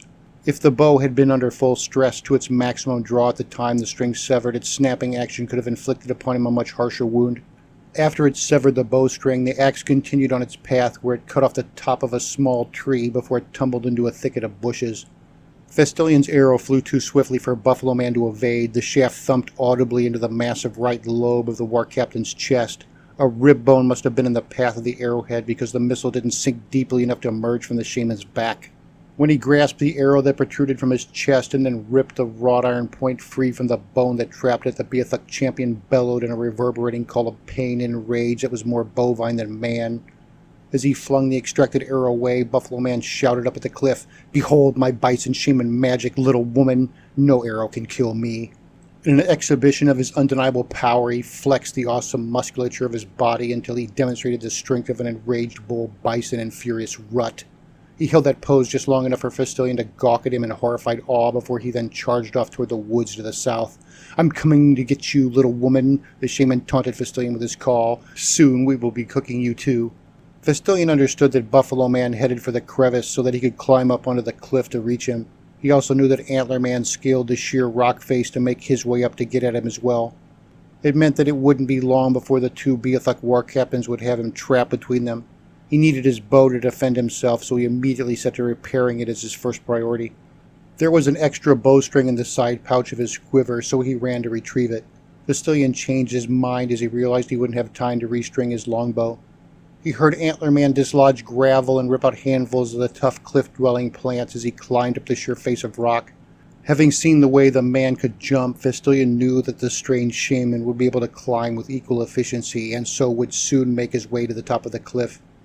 As Fistilion reached for his swords, he realized that the wound on his hand soaked his grip with slippery blood. To alleviate that problem, he wrapped his wounded hand with a long strip of cloth that he normally used for tying around his forehead to keep his hair away from his face. Thusly prepared, he pulled both of his scimitars, then stepped toward the edge of the cliff where he figured Antler Man would appear. As Fistilion cautiously leaned out to peer over the edge of the cliff, the climbing Beothuk warrior shaman surprised him with a cunningly thrown tuft of grass and dirt. The gritty hunk of sod flew from the man's hand with deadly accuracy to hit Fistilion directly in the face, so that the sandy soil slashed into his eyes and effectively blinded him. Fistilion fell back from the ledge, then dropped his sword so that he could desperately fumble for his water skin. As quickly as he could manage, he unstoppered the boda and then squirted water into his eyes to flush out the debris. It took precious moments for him to restore his vision, and once he had, he just dropped the skin, which let his only supply of water drain out on the ground. By the time he snatched up his swords once again, Antler Man vaulted himself up over the ledge, then stood ready with Oleg's hearthsteel knife in hand. Normally a man with a knife would have been at a serious disadvantage against a man with two swords. Even though that was his situation, Antler Man had a cruel, toothy smile that showed that he was anything but intimidated. "Blood Falcon will come soon," he sneered. "Your shaman son Flesh will call him for me." The words passed over Fistilion as though Antler Man had never spoken them. To Fistilion, confronting the Beothuk war captain felt like he battled with the force of nature rather than faced a fellow human being. His emotions were as though he had just fallen into the rippling currents of a turbulent river and had to swim fiercely if he wanted to preserve his life. It was a circumstance where no amount of words or emotion would avail him in the slightest. His only option was to act with all the wit and courage he could muster. Fistilion stood at a fighter's angle and then raised the blades of his scimitars as if he held a pair of heavy hammers when he worked the smithy. The only advantage he felt sure of was that Antler Man had his back to the cliff. If the Beothuk retreated even a few steps, he would fall to his death. Just as Fistilion committed himself to making a lunge, Antler Man preempted him by throwing his knife straight for his throat. Before Fistilion could think or choose, his limbs acted of their own accord. His legs made him settle back onto his feet for better balance and a lowered center of gravity. Both swords crossed before him like shields as his arms shifted the weapons into a defensive position. The knife struck against the flat side of one of the scimitars and then deflected away. For the briefest instant, Fistilion felt elated by his fortune in battle. He had just disarmed his enemy while he maintained both of his own superior weapons. The sensation departed as Antler Man leaped on him and then tackled him to the ground. The redskin had only thrown his knife as a simple and effective ruse, which he then followed up at a leap that had the uncanny speed of a panther. Antler Man was on Fistilion before he even had time to understand what had happened. His rack of antlers came in first to entangle Fistilion's swords and keep them at bay. As the two of them crashed to the ground, the scimitar in Fistilion's wounded hand bounced away. The blood from his wounded hand had soaked the bandage, then made his grip too slippery to maintain. Fistilion kept his hold on the second blade, but the Beothuk already had a firm grasp on that same wrist and then pinned the arm to the ground. The Beothuk's second hand clamped onto Fistilion's throat where it began to squeeze the life out of him. Fistilion instinctively tried to push the Beothuk off of him, but his free hand only slid over the greasy paint that covered the war captain's chest. A carved pendant of stone hung from the Beothuk's neck on a necklace of sinew so that it dangled right in front of Fistilion's face. The figurine was of a man in a cruciform posture with a huge head that had a row of long fangs that descended from the upper jaw. Fistilion wrapped his free hand in the sinew of the necklace and twisted on it as he pulled. He quickly managed to take up all the slack in the cord so that he could use it for strangling his Beothuk foe. The war captain's eyes continued to glow with black magic as he throttled Fistilion with only one hand. He was so immensely strong that Fistilion had no chance of throwing him off or shaking loose that iron grip. The sinew necklace tightened around Fistillion's fist until it cut a deep trough into the Beothuk's neck. The redskin warrior still grinned evilly while he choked off Fistillion's air. With a final savage twist of his hand, Fistilion tightened the sinew until he thought it would cut the Beothuk's throat or break his neck. To his horrified disappointment, it was the cord that gave way first, so that the necklace came off in his hand. As Fistillion's vision blurred from lack of air, he just made out the useless pendant as it dangled from his bloody fist. Antler Man also stared at the red ochre-encrusted pendant, only his expression became more dreadful than Fistillion's as he was about to die. Instead of slipping away into death as he expected, Fistilion felt the grip on his throat weaken dramatically. The sudden reprieve was enough for him to take in a desperately needed breath. After that gulp of air, his emotions soared up with the joy of an unexpected salvation. His resurgence of hope came as he watched the red light fade from the Beothuk war captain's eyes to leave behind an expression of fearful doubt that took its place. Antler Man's incredible strength faded as abruptly as did the unearthly radiance from his eyes. After only a moment without his pendant, his vigor withered to a level that was appropriate for a man of his size and athletic condition.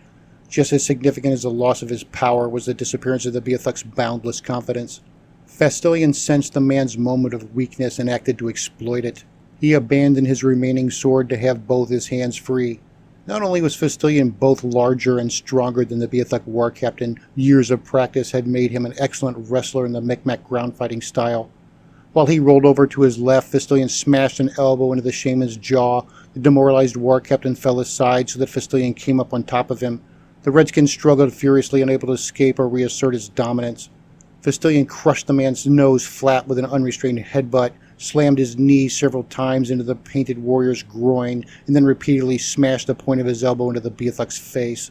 Unlike the Norse, who favored administering blows from their fists when fighting unarmed, Fistilion used much more decisive techniques. As they continued to brawl, the Beothuk kept trying to raise his head up to stab at Fistilion's face with his rack of antlers. The headdress held securely to the shaman's head, but it still made for a clumsy and ineffectual weapon. Fistilion used his advantage of size and strength to shake off his enemy's clinging grasp. He grabbed the Beothuk by his antlers and then rolled with him off to one side with that extra leverage. After his first tumble, Fistilion had the redskin on top of him. He rolled again and then kicked up with his legs to perform a mighty heaving toss that sent the Beothuk toward the edge of the cliff. Antler Man came down on his back in the grass near the ledge and then continued to roll from the excess momentum that sent his legs over the open air. The shaman scrambled to clutch at the weeds so he could climb his way back up to safety.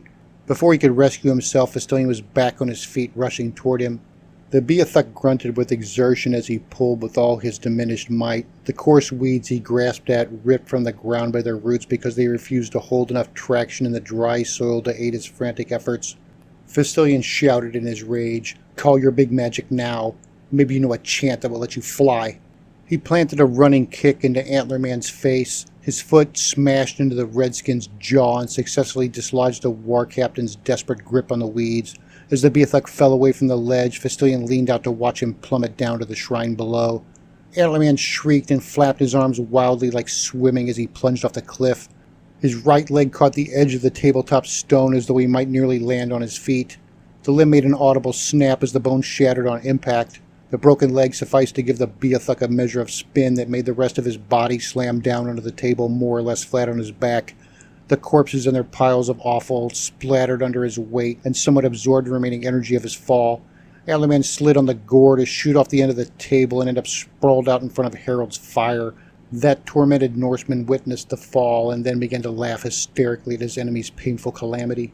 "That's right, Fistilion," Harold shouted gleefully. "Kill those sons of bitches. Kill them all."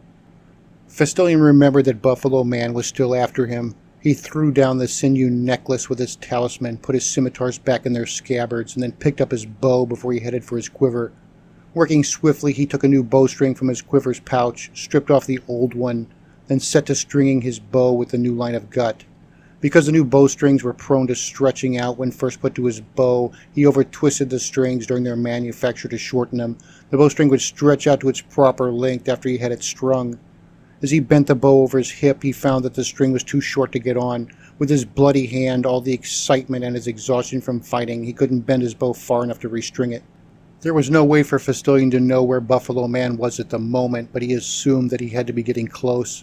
Rather than unwinding the bowstring to get it to a proper length, Fistilian abandoned his bow on the ground while he headed over to the escarpments on the access. His swords were in hand by the time he reached the top of the crevice. Long moments passed while Fistilian watched down the steep crack waiting for Buffalo Man to appear. He made a cursory search for a boulder or two that he could roll down onto his enemy to crush him, only no large rocks were anywhere near about. A brief cry of surprise and alarm came up from the forest below, then another scream followed soon after. Fistilian assumed that it had to do with the fighting between the 3 Micmac warriors and their 11 foes. He couldn't remember if he had heard other sounds of combat while he battled with Antler Man. In the back of his mind he felt that he must have, only he wasn't sure. It occurred to Fistilian then that he couldn't just wait idly by while his friends fought for their lives against overwhelming odds. He started to climb down the crevice while he still held both his swords. Fistilian had to descend slowly so as not to slip and fall.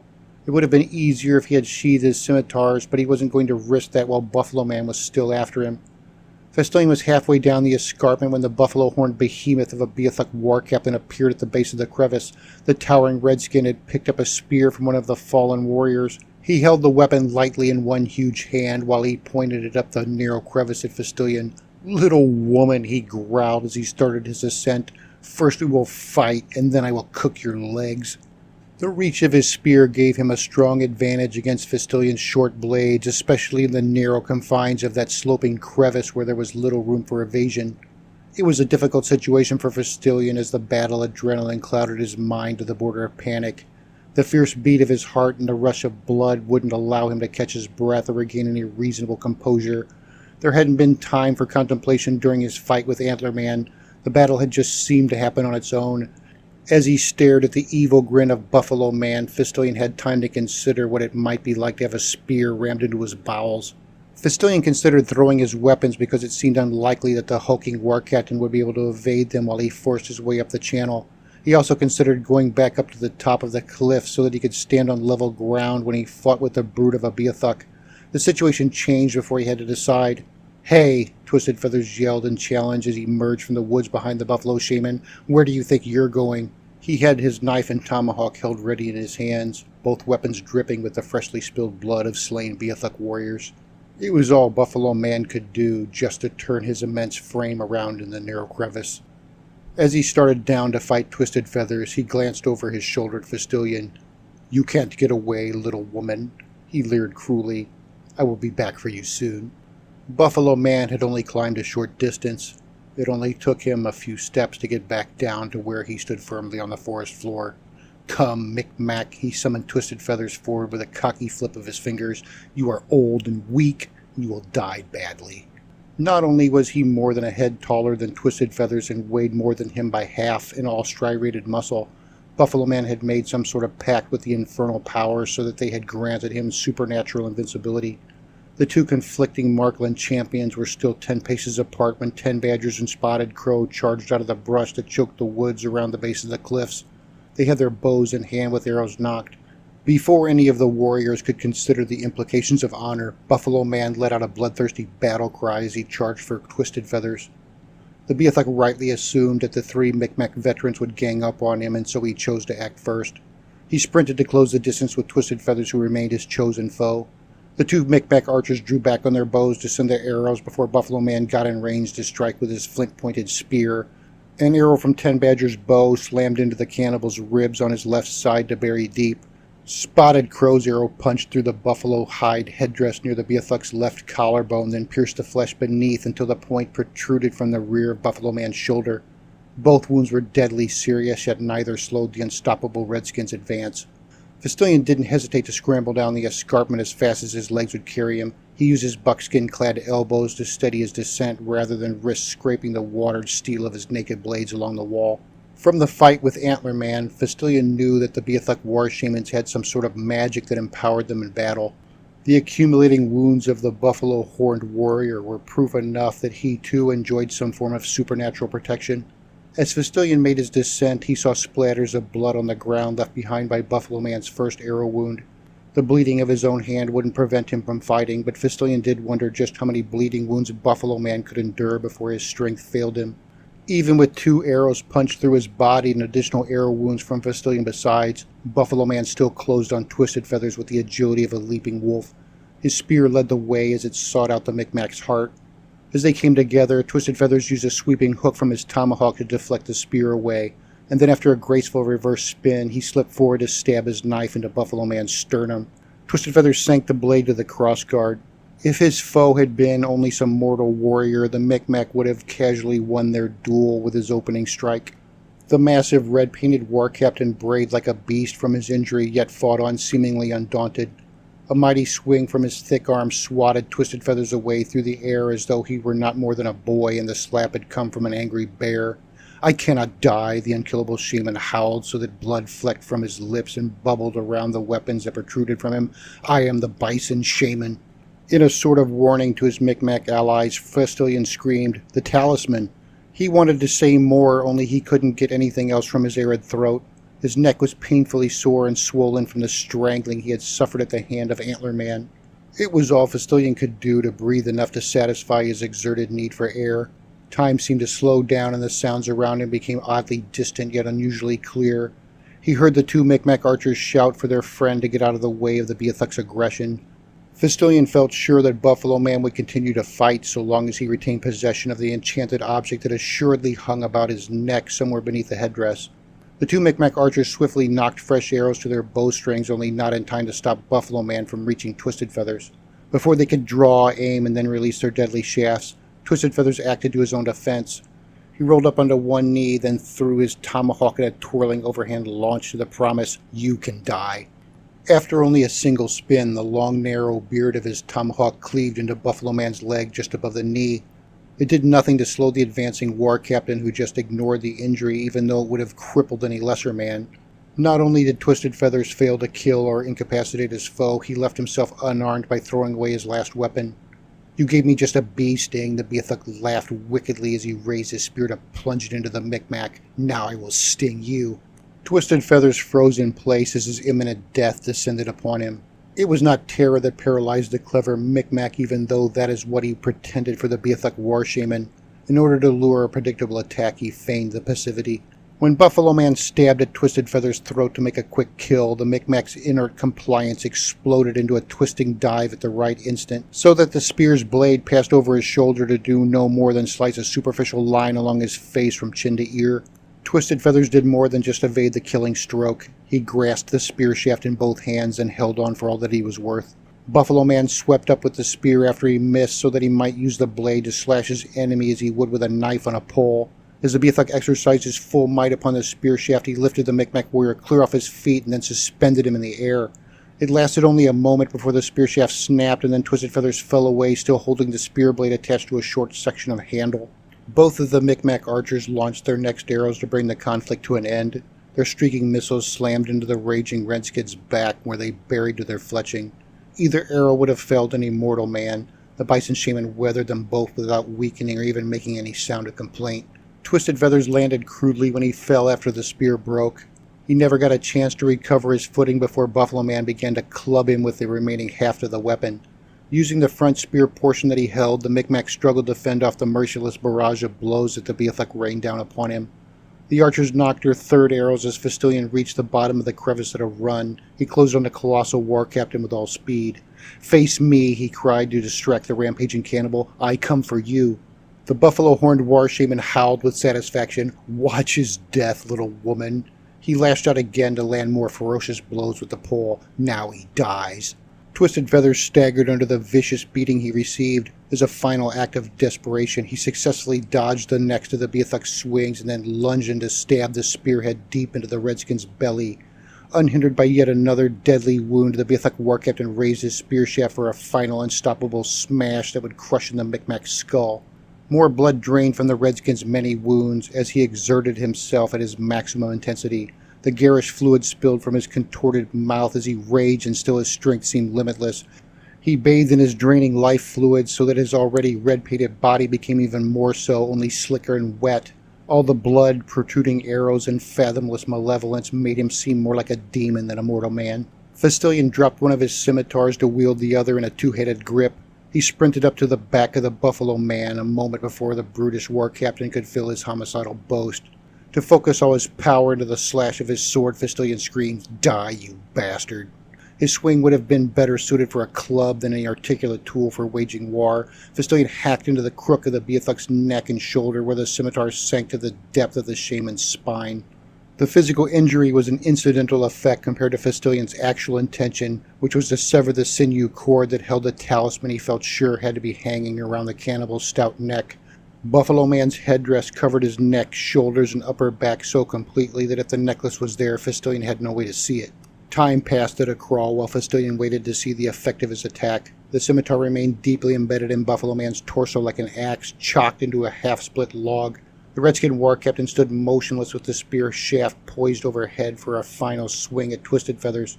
As Fistolian ripped his blade free to strike again, blood sprayed from the massive fissure in the Beothuk's neck.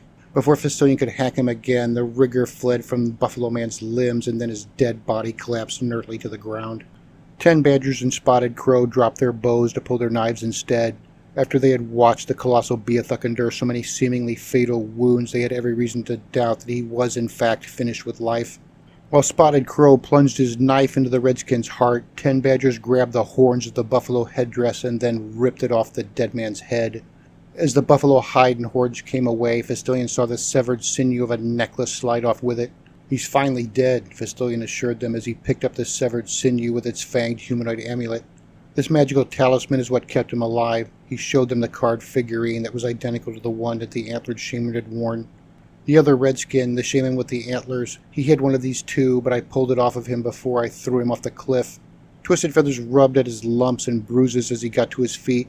He gave Buffalo Man an introspective examination before he kicked the corpse for good measure. "Well, that wasn't so bad," he said euphemistically as his glance shifted to Fistolian. "You did all right for your first battle. I'm glad you came down here when you did. I was running out of tricks for keeping him distracted." He pulled his tomahawk and knife out of the body. Fistolian used Buffalo Man's headdress to wipe the war captain's blood from the scimitar that had killed him. He held the weapon up for its christening as he said, "I'm naming this sword Bull Tamer." Fistolian put the sword into its scabbard. After he recovered the other scimitar, he sheathed that one too. Lastly, he tucked the war captain's talisman into his belt for safekeeping. It was his intention to destroy it, only not just yet. Handling the figurine reminded Fistolian of the other necklace that had belonged to Antler Man. He also remembered that the other war captain was not necessarily dead after his fall. That shaman could still need further assistance to enter the next world. It then occurred to him that Harold still cooked over his fire and therefore was desperately in need of their assistance. "We need to get back to the shrine," he told the 3 Micmac with urgency about the necessity. "Harold is still cooking and needs our help." Chapter 7. Dead and the Damned. Fistolian ran through the forest to get back to the shrine, where he found that Antler Man had managed to crawl most of the way to the forest edge before passing out. One of the shaman's legs had badly broken such that there was a spur of bone that projected out through his flesh. Large patches of swollen bruising showed where he had sustained other injuries to his head and chest from the impact with the table when he fell. Fistolian had left him sprawled out where he lay while he went over to help Harold. He first cut the Norseman free from his bonds and then pulled him away from the fire that had so evilly cooked him. Harold was conscious and held onto Fistolian's arms as his savior pulled him across the smooth stone floor of the shrine away from the fire and the megalith. "You did a good job," he gasped to his rescuer. "A real good job. Did you get them all, or did some of them get away?" "We got them all," Fistolian promised him. "The one with the antlers might still be alive, but I'll take care of him too." Harold cast a gaze around the shrine as he searched for Fistolian's companions. "Whom did you bring with you? Are my kinsmen here? I don't see them." "3 of the Micmac are with me," Fistolian told him. "They'll be here soon." He searched around for his water skin, then remembered that he had left it up on the cliff. "Do you want me to go and get you some water?"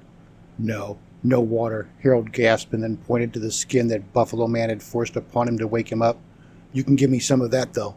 Fistolian got the boat and then sniffed at the contents to see what he would be giving him, then handed it over anyway. "What is this shit?" Harold took a long drink that gave him a measure of relief from his pain. "It's some sort of maize beer." He offered the skin back to Fistolian. "Try some. It's strong but good." Harold coughed and then winced in agony.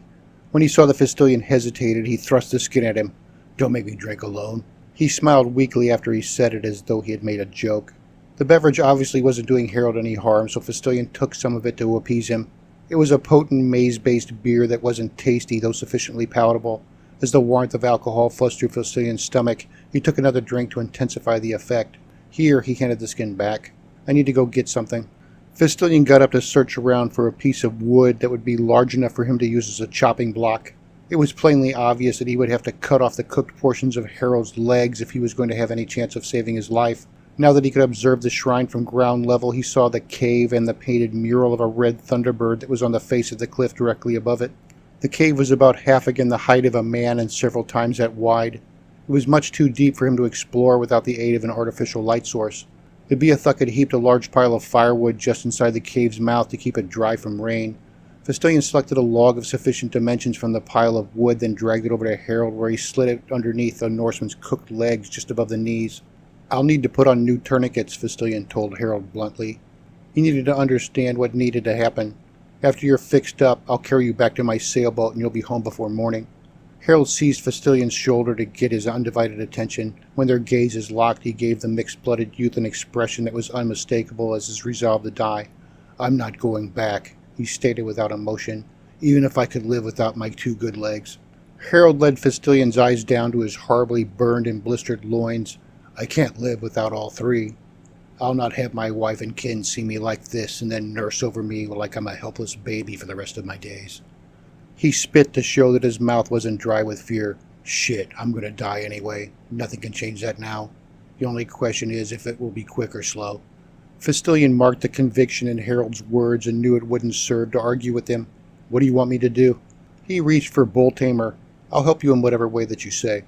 An unwholesome smile came onto Harold's cracked lips. "First of all, don't smash me in the head while I'm not suspecting it. I've got some things to say first, and I'm not afraid of dying. Pain is the worst part of it, and I've already endured as much of that as any man could ever expect to." When Fistilian silently expressed agreement, Harold thumbed over toward Antlerman. "I want you to drag that son of a bitch over here and let me have at him. I want some revenge despite my last moment, and believe me, he's got it coming." It was a reasonable request of Fistilian, so he walked over, grabbed the shaman by his antlers, and then dragged him over to Harold. As he pulled at the Beothuk, he saw how well the headdress stayed on the shaman's head. Both antlers were still part of the original skull cap from the buck they had come from. Antlerman's hair threaded through holes he had drilled in the cap, and then, by tightly knotting it, he had firmly affixed the headdress to his own skull. Soon enough, Fistilian dropped Antlerman beside Harold. "Wake him up with some of that." Harold pointed to the Beothuk drinking skin. "A swallow or two of that fire piss should bring him around. I want him awake when he dies." "Let me tie him up first," Fistilian said before he left to collect some cord for the task. Using his knife, he got some of the sinews that the Beothuk had used to keep Harold tied to his standing stone. Fistilian bound Antlerman's hands behind his back, then securely hitched his ankles together so that he couldn't kick either. Once he had their prisoner prepared, Fistilian got the boda, then poured some of its contents into Antlerman's mouth. He felt pleased to discover that the kick he had given the shaman up on the cliff had knocked out the Beothuk's front teeth as it had sent him over the precipice. Within moments, the Beothuk war captain sputtered, then came to his senses, his eyes filled with fright and alarm as he surmised his situation. "That's right," Harold grinned at his helpless enemy. "You've fallen headfirst into hell's deepest shit pit, and I just happened to be here to hold your head under. Neither one of us ever thought we'd see the day when I'd have a chance for some payback." He held his hand out to Fistilian.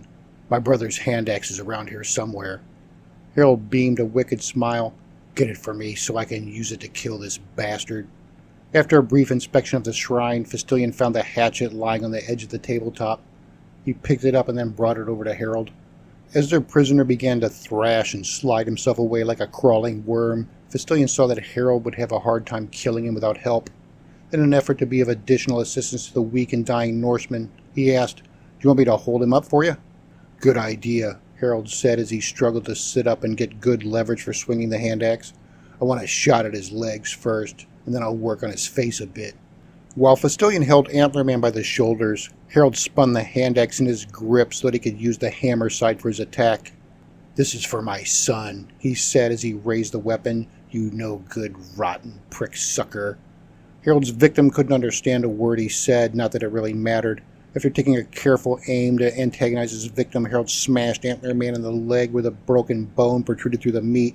The hammerhead sheared off the exposed spur of bone, which made Antlerman shriek in agony. Harold just laughed until he had to cough sickly from the exertion. While setting up for another swing, he asked facetiously, "Yeah, you like that?" His next blow would apply the axe's keen blade. "If you enjoyed that, then I'm sure you're really going to love this." Using both hands, he hacked the hand axe into the shin of Antlerman's good leg, then twisted the handle until he heard the bone shatter. In addition to spilling a lot of blood, it elicited a horrible fit of screaming for the Beothuk shaman. Fistilian held on tight as the redskin struggled to distance himself from Harold's savagery. I don't think he enjoyed that, he joked for Harold's benefit. It was the man's dying wish to get some revenge, and Fistilian wanted to make him feel like he did a good job of exacting it. Fistilian had neither sympathy nor pity for the Beothuk shaman. The man was a ruthless butcher who deserved everything he'd gotten worse. He thought the man should be grateful that he would die quickly compared to what he had done to Harold. Give him some more, Fistilian encouraged. You still owe him some more for your brother. The mentioning of Hagar brought a cold cruelty to Harold's eyes. Hagar killed those three. He pointed at the bodies they had placed atop the megaliths. He fought like a bull walrus among a herd of sheep. I want you to tell my father that. You tell him that Hagar died a warrior's death. Without warning, Harold lashed out with the hammer side of the axe and shattered the Beothuk's jaw. He then reversed the swing to slam the flat of the axe across the other side of the shaman's face. The second blow crushed the bone that framed out the redskin's right eye. As the side of his face collapsed inward, the pressure caused his eye to bulge out in a hideous half-expression of comical surprise. That got his attention, Fistilian guffawed. Maybe you should hit him on the other side to balance out his features. Harold made a vertical stroke with the hand axe that sheared off one of the antlers from the headdress. The antler bounced several paces away. Get that for me. He gestured to the antler with his bloody hand axe. I got a use for it. When Fistilian let go of the shaman, the man collapsed beside Harold, too weak to defend himself or attempt escape. Fistilian fetched the antler, then gave it to Harold. What are you going to do with that? The Norseman grasped the shaman by the remaining antler on his headdress. He used it to adjust the man's head for a convenient angle of attack. I'm going to fix his lazy eye, Harold smiled wickedly. It wouldn't be nice for me to leave him looking like a nut-eyed salmon. Using the loose antler as a tool, Harold shoved the longest tine through the Beothuk's bugging eye and then into his brain, which ended the redskin's life. Fistilian rolled the body out of the way. Do you have any other messages for your clan? Harold began to cough, and then he had to lie back because of his weakness. He finally took another long swallow from the Beothuk drinking skin. The beverage seemed to restore some of his strength. I want to tell you what happened at North Beach. Harold drank another swallow, then coughed mucus from his lungs. My clan needs to know all that occurred. Speaking slowly, he recounted for Fistilian his story about the Beothuk when they attacked and how he became their prisoner. The three Micmac warriors arrived before Harold finished his story. They dragged the corpse of Buffalo Man to the shrine and then labored to collect the other dead Beothuk from the forest as well. The Micmac assembled the corpses by the time Fistilian knew Harold's entire tale. Only one detail confused Fistilian. Why did they give Oleg the cuts of the Blood Eagle? Because of the war, Harold explained weakly. Scores of Beothuk warriors had endured the Blood Eagle at the hands of our victorious ancestors. Their descendants must want to return the favor. Twisted Feathers approached to interrupt their discourse. It seems that only the two war captains were seasoned warriors. He made a sweeping gesture over the many dead. The rest of these fighters were little more than boys. If I had to guess, I'd say they were here as training or maybe on a mission for some sort of manhood ceremony. Regardless, we can be sure that more Beothuk will be coming. These were only a scouting force. By killing them all, we've discouraged their explorations, but only for a while. Fistilian asked, what happens now? He directed his question toward Twisted Feathers because he saw by his mentor's expression that he had something already in mind. I want to leave a message for the Beothuk, Twisted Feathers replied. Another war party will come here eventually to see what happened to these men we've killed. It would be best if they found something they would consider a bad omen. He paused so Fistilian would have a moment to consider what he implied. I plan to use the bodies to our advantage. It won't be very Christian, but I feel it's absolutely necessary. Harold couldn't follow their fast and fluent Micmac speech. What is he going on about? He thinks we need to arrange their dead, Fistilian translated, so that they don't like what they find when they come back here searching for these men. It sounded reasonable to Harold and reminded him of something else. I was calling out to the gods when you killed that dancing warrior. Since you're the son of Alvido, I believe that it was Jesus who answered my prayer. Tell your father that I embraced his faith and acknowledged the Savior. That was the moment that you came to help me. Fistilian wasn't sure what to say because nothing he had done was in the name of Jesus or Odin. He didn't want to discourage a dying man from finding his peace of mind, so he just agreed. I'll tell him. There's something more, Harold coughed. Just in case Odin was listening, I want you to raise that shaman you helped me kill. Put him up on a spear as a tribute to the Allfather. He smiled weakly. That way I'll be covered either way. Sure. Fistilian agreed, even though he didn't believe in religion despite his upbringing. If Harold wanted a pagan display to give him some comfort before he died, Fistilian could arrange it at no expense to his own sensibilities. To do it right, he asked, "Do you want the stake up his ass or through his chest?" "Let him sit on it." Harold chuckled with a ragged sound coming from his lungs. "That way it will inconvenience the buggering bastards that find him." Fistilian considered telling him that bears or wolves would probably pull down the body long before anyone else came along to find it, but he decided against it. Harold would be dead soon enough, so he never needed to know. It left only one matter that he felt was unconcluded. "I have to ask, do you want us to try and bury the three of you, or would you prefer fire?" "I guess you didn't bring a shovel," Harold darkly joked. "The Valborgson way is fire. You had better burn us. It's the proper way for Norsemen to leave the toils of Midgard, after first falling in battle, of course. I like the idea of a great fire consuming the three of us together." He made a sick chuckle. "You would think I would have had my fill of fire by now, but one more will suit me just fine." Fistilian left the conversation to hang as he got up to start moving the firewood out of the cave. He carried out armloads of the dried timber and then piled it on the tabletop stone. A few pieces of Oleg and Hagar had fallen to the ground when Antlerman took his fall. Fistilian gathered those up and put them back on the stone too. To add to the firewood, he also collected the Beothuk weapons and cast them on the pyre for burning as well.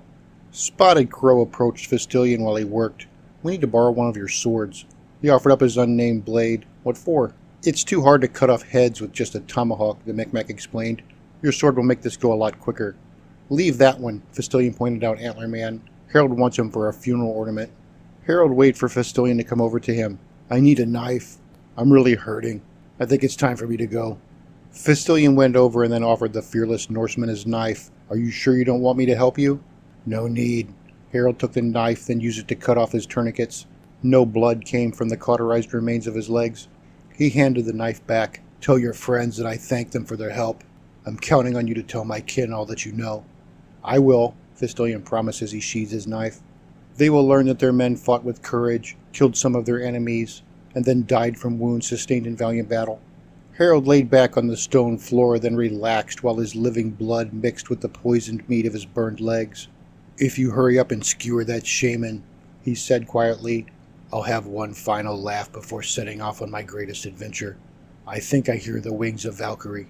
Fistilian took Hagar's hand axe, then went into the woods to get a skewering pole. As he walked off, he saw Spotted Crow chop off one of the heads, then move on to the next corpse. The other two Micmac busied themselves by tying together the hair of the severed heads so that they would form collective bundles. Fistilian quickly cut and cleaned a pole, then returned to Harold. The dying man's pallor had worsened noticeably during the interval.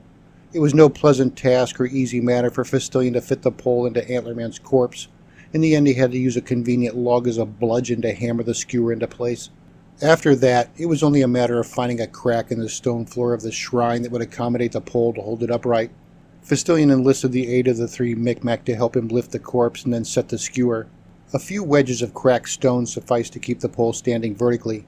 "He looks fine," Harold said weakly while he admired the skewer. "Just fine."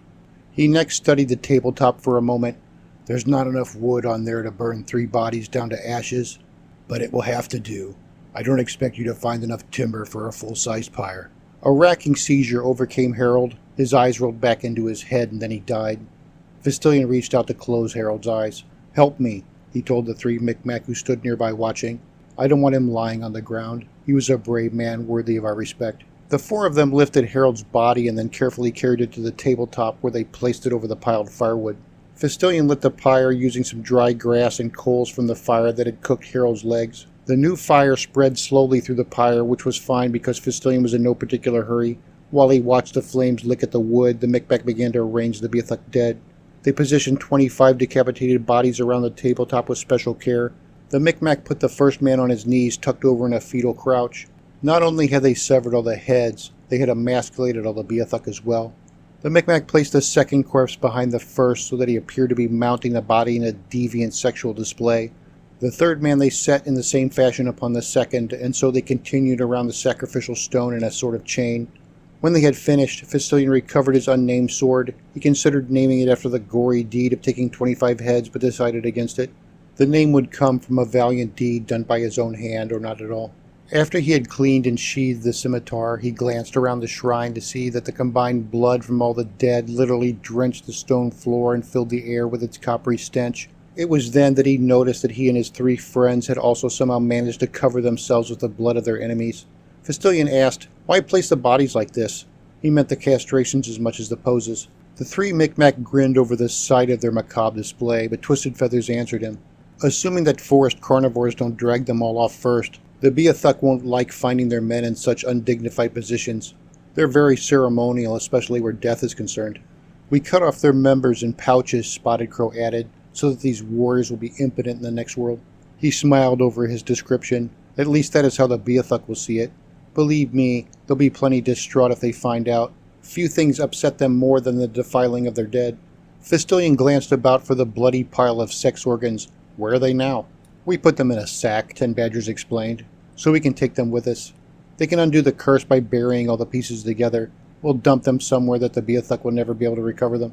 Fistilion didn't appreciate the tactic on myriad levels. While it wasn't potions and chanting, he still recognized that negatively manipulating a soul's afterlife was the very essence of black magic.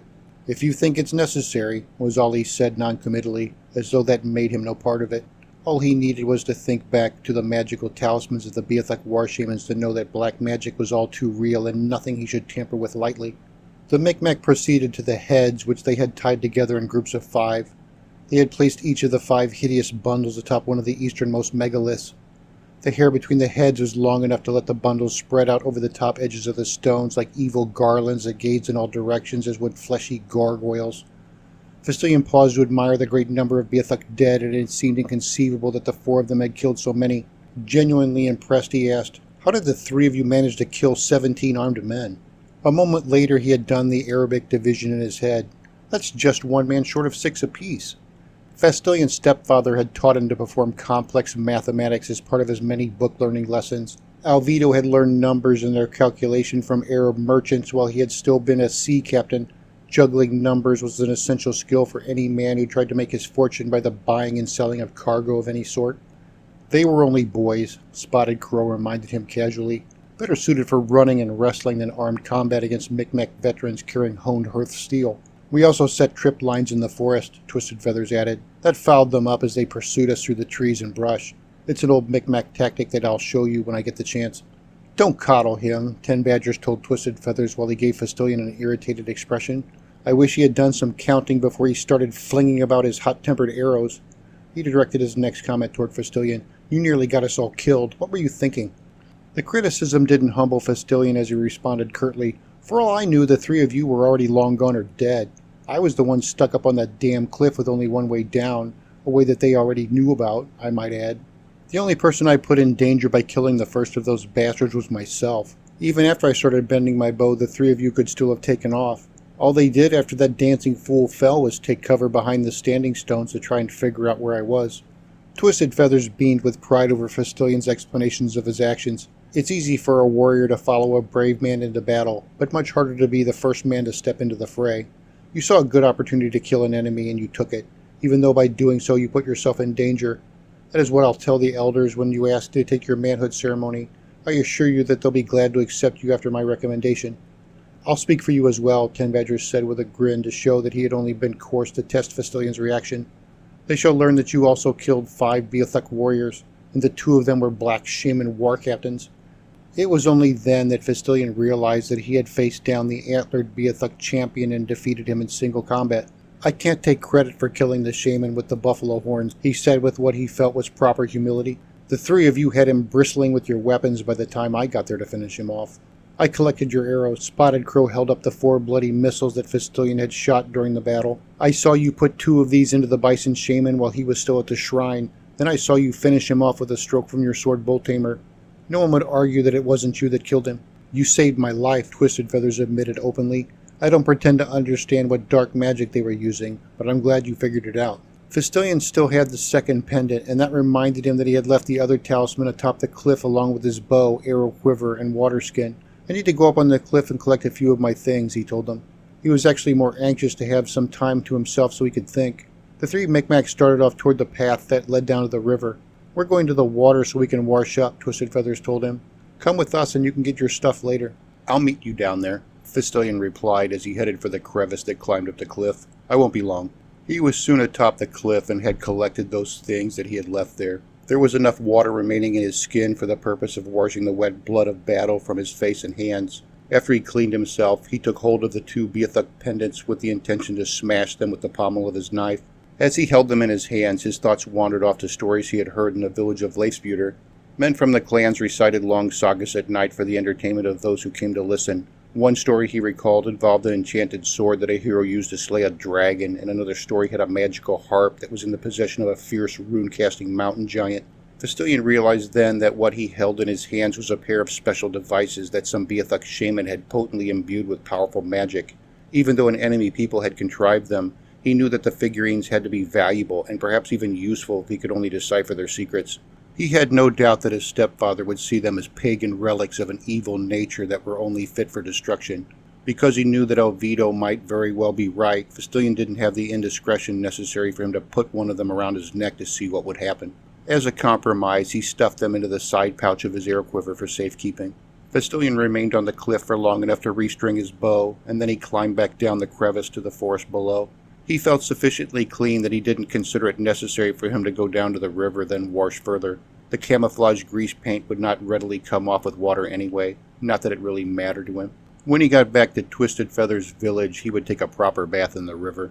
Norsemen were not always the most prolific of bathers. Micmac considered cleanliness an essential part of their daily life for 2 reasons they frequently expounded and Fistilion had learned. Their first motivation was a common-sense approach to prevent infectious disease. The other incentive was the mindset of their specially hygienic women who had no tolerance or affection for men who stank of soil and sweat. Fistilion had no experience with their women aside from raining sunshine, but she never hesitated to inform him whenever he smelled bad. Perhaps it was to her credit that he had always obliged her with a bath on those occasions. The 3 Micmac were still down by the water when Fistilion made it back to the shrine. It occurred to him that he had told them he would meet them at the river. Before he could fulfill that obligation, something came up that had him distracted. The funeral pyre blazed fully by then, and its light illuminated the interior of the cave, which had previously been impenetrably dark. Fistilion took it as a favorable sign for him to explore inside beyond where he had taken the firewood to build the pyre. He found that the cave narrowed as he traveled deeper into the cliff. The floor was dry and littered with debris of bark that had fallen from the firewood as well as old leaves from the forest. A fissure in the rock wall formed a small niche where he discovered some of the items that Beothuk had taken from Harold's party. Foremost was their lantern, and it was still 2/3 full of oil. Beside it was a pair of hearth-steel knives, the wrought iron head of a fisherman's gaff, and an iron lamp bracket that the Beothuk had torn off the sailboat. He took the items and then carried them outside, where he put down everything but the lamp, which he lit with a small brand from the funeral pyre. Armed with the glowing lantern, he re-entered the cave to explore even deeper. Fistilion made a quick further inspection of the niche to find that way in the back was a doeskin bag of high quality. When he untied the drawstrings and peered inside, he discovered that it contained the dried and shredded leaves of the tobacco plant. It was a Huron delicacy that they smoked and inhaled using their special pipes. The habit was common among all the Algonquin peoples, though not everyone did it, and those who did usually reserved the activity for ceremonial occasions. Fistilion had never smoked tobacco, but he knew that it imparted pleasurable, slightly euphoric feelings that were not as intense as the consumption of certain mushrooms, which was only slightly less common a practice. He put the tobacco outside the entrance with the other recovered items and then delved in for more, as he was intent on seeing the back of the cave. Once he was deep enough that only the lantern provided his illumination, a sense that he needed to take caution came upon him so severely that it bordered on a flash of nausea. His alleviation was to draw Bolt Tamer and then hold it ready in his left hand with the lantern still in his right. As he pressed on, the cave choked down to a passage no wider than his shoulders. After he squeezed through, he came to find a larger chamber secreted within. It was a naturally formed oval some 20 paces by 10. In that chamber, his nostrils found an old scent that befitted an animal's den. His sensitive nose then detected the stale smell of men's perspiration with the faint odor of an unwashed woman in estrus. He panned the light of his lantern along the walls to illuminate red ochre paintings of men with spears and various forest animals. One painting of particular note showed a giant man in the circle of lesser men. The giant had fangs, wild hair, and a contorted posture, as though he were as much a beast as a person. In his arms he held a man's corpse from which he took huge bites out of the torso. The back of the chamber had a crude pile of animal fur. As he stepped closer to investigate, he realized that it was one huge bearskin that covered a mound of something else. He grabbed a leg on the hide, then yanked it away from the corner. As it slid away, his nostrils told him that he had exposed the source of the robust female's scent he had detected only faintly moments before. The lantern light fell upon the naked back of a Beothuk female. He identified her nationality by the red ochre paint that covered her completely. She huddled in a crouch with her head hidden beneath her arms, much like a child overcome with fear. He watched her in stunned silence until he saw a tremor on her skin that revealed she still breathed and was very much alive. Though she was completely nude, he realized that she might have a weapon hidden beneath her, so he kept a careful distance. As he glanced over her, Fistilian realized that she was a captive since the Beothuk had bothered to bind her tightly at the ankles with buckskin thongs. He stepped back, set the lantern down where it would illuminate the chamber, and then he walked up to snatch her by the bindings on her legs. The woman squealed in terror as he jerked her legs out and then dragged her away from the wall onto the bearskin, which he had first pulled out across the floor. When he had exposed her arms out in front of her, he saw that her wrists had bindings also, only they were not as thorough as those upon her legs. After having stretched her out in the light, Fistilian saw that she was perhaps a few years older than he was, and had beautifully toned muscles with feminine curves. Another yank and a twist flipped her over onto her back, so that he could see that she had a comely face and firm, full breasts of a young woman in her prime. He stepped back again to consider his find. While it seemed obvious that she was Beothuk, he couldn't understand why they would have tied her up. It also occurred to him that he had to decide what to do with her. Fistilian suspected that the Micmac would want to kill her, considering their all-consuming hatred for her people. The raw scent of her made it difficult for him not to reflect on the obvious potential for giving her a thorough Viking raping. It was what the men of Leifsbudir would do in his situation. They would rape her and then kill her, maybe even take her back to the village to be a bed slave they would pass around for free or rent out. In the end, he was certain that her fate was to be a miserable one. He shook his head sadly, having no desire to rape or torture a helpless woman, regardless of her obvious physical beauty or hostile tribal origins. Fistilian's mother had abandoned him with only a swaddling of doeskin and the knife he wore, a blade that he assumed had belonged to his Norseman father. It was not inconceivable that his own mother was a Beothuk, though he sincerely doubted it. His intentions were compassionate, even though he didn't see how the situation would allow for much application of it. "I don't suppose you have anything to say for yourself?" he asked absently. Her eyes had been strictly squeezed shut, but they flew open after she heard him speak. His Micmac Algonquin words had surprised her, and then he doubly astonished her with his predominantly Caucasian appearance. "Help me," she blurted out in shocked Algonquin that was peculiar while otherwise perfectly intelligible. "Please," she begged. "I'm not Beothuk. I'm a Cree tribeswoman. They painted me up like this. I don't know why." Her voice carried genuine levels of fear, distress, and hope for relief. "I heard the fighting outside, and I thought you were one of them. I thought they were coming back, and that the time had come for them to sacrifice me." Just saying the words made her cry terrified tears, as though she had dreaded the execution that she had somehow miraculously managed to avoid thus far. Since she still had her bindings and was unarmed, Fistilian felt safe enough to kneel down beside her. He put his hand on her face to try comforting her. "Then you're luckier than you could ever imagine," he told her softly while he checked her over. "You came real close to remaining unnoticed and left in here to starve to death." While he did in part want to ease her discomfort, he was more interested in finding some aspect of her that might reveal the truth of what she claimed. "Your parents are Cree, huh? The Cree are a forest people that live west of the Huron lands. So how did you end up here?" "My tribe is a small band of hunters," she explained rapidly. "We moved east to escape the continuous warring in our homelands. The Huron welcomed us, and we lived on their western borders for many years." She sat up, then pressed herself against him as her savior. "They captured me 4 days ago when my father and brother took me fishing. The red men came in the night, killed them both, and then took me away with them. It was a huge man with bison horn headdress, along with a party of red man warriors." Fistilian had sympathy for her, as her story seemed plausible, and was most likely legitimate. "They're all dead now," he said to soothe her. "You don't have to worry about red men anymore. I'll go get my 3 friends and we'll take you out of here. Perhaps we can take you back to your village in a few days." She hoped his friends were also Norsemen. "Are your friends sailing men too?" Her brown eyes were huge and adoring in their gratitude. "I've never been aboard a sailboat." "No," Fistilian disappointed her. "They're Micmac warriors, 3 of the best." She shrank back from him with renewed distress. "No, you can't tell them about me." Her voice trembled noticeably. "If they see me painted up like this, they'll kill me for sure." He smiled at that inconceivable notion. "No harm will come to you. They're good men, I promise. They're better men than those who come from my village. If Norsemen had found you instead of us, they would have raped you, killed you, and not bothered to ask you any questions." She remained unconvinced. "Everyone knows about the Micmac. They hate the red men. They hate them more than anything. If you reveal me to them, I'll never get home or even live to see another day." He wasn't pleased to hear her speak about the Micmac as being merciless or thoughtless, so he replied brusquely, "I would think that after being nearly eaten by a horde of redskins, you'd be happier about seeing a few Micmac warriors." She questioned the idea as though it were purely ludicrous. "What do you mean by eat me? Red men don't eat people. Having them devour my flesh was the least of my worries. What concerns me now is getting my skull beat in by some bloodthirsty Micmac on a red man joy-killing spree." Fistilian pointed out the artwork with the man-eating giant. "Why do you say they don't eat people? What do you think that's supposed to be?" She glanced over at the picture and immediately recognized it. "That drawing shows a creature from local legend. It's a monstrous spirit known to all the tribes, even the heartless Micmac. My tribe calls that particular demon the Wendigo Manitou. Our legend states that he can possess the bodies of starving people and then compel them to eat the flesh of human beings. That picture doesn't mean that all red men are cannibals. Can't you see that your man-eating rumor is just one more lie that Micmac spread around to justify their ruthless aggression?" Fistilian didn't believe her. "I saw a bison head eat the flesh off a man's leg. You're just going to have to trust my judgment." He stood up to leave. "If you are who you say you are, then you have nothing to worry about. I'll leave you the lantern." She held out her wrist for him to cut the thongs that restrained her. "Aren't you going to at least untie me? If you would just let me wash off this paint first, it would make explaining things to your friends that much easier."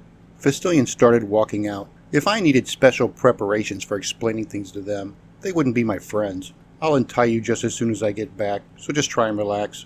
He made his way out of the cave, then headed down the path to the river. By the time he was halfway down, he met the three Micmac who were on their way back up. Twisted Feathers could tell by Fistilian's behavior that something was going on. "What did you find?"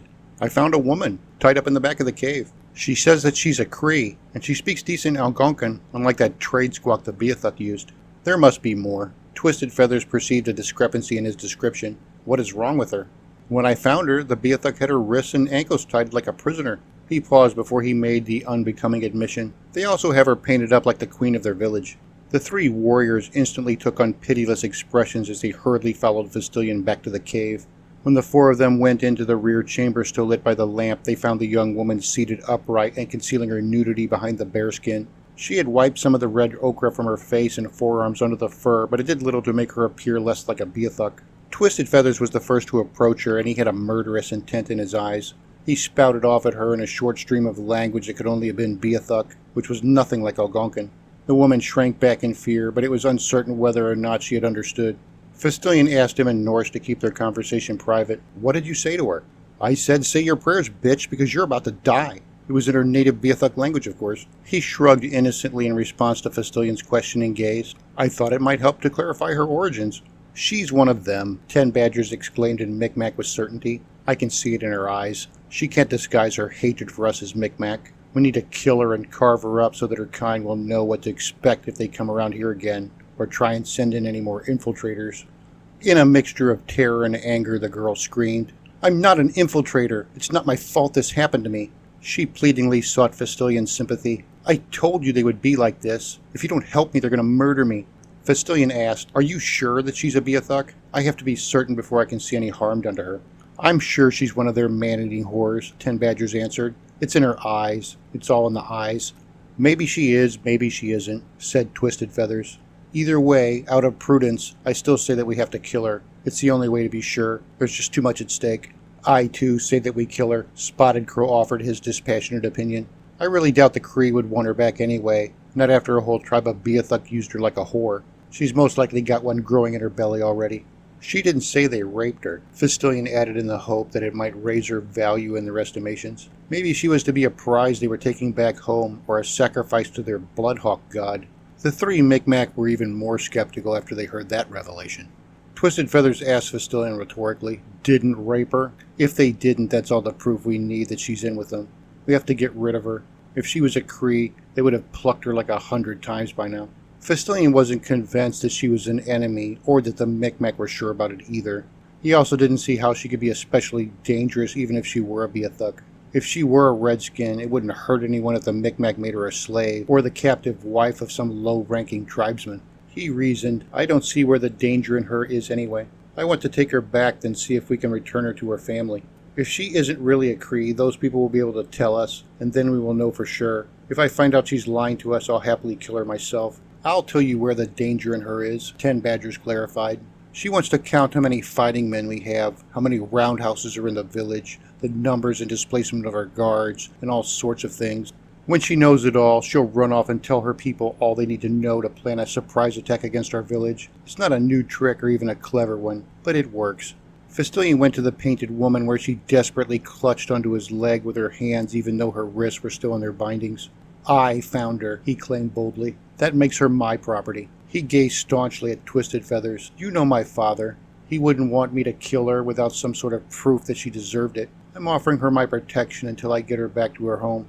So be it, Twisted Feathers coolly accepted Fistilian's wishes. You've proved yourself to be a man in my eyes, so I'll treat you like one, manhood ceremony or no. If you want to take her back with you to Lacebuter, you go right ahead. You can't take her anywhere near any Micmac villages. Keep her for a slave whore or just return her to her home village. But I warn you, she'll have to kill you before she lets you take her into a village of the Cree.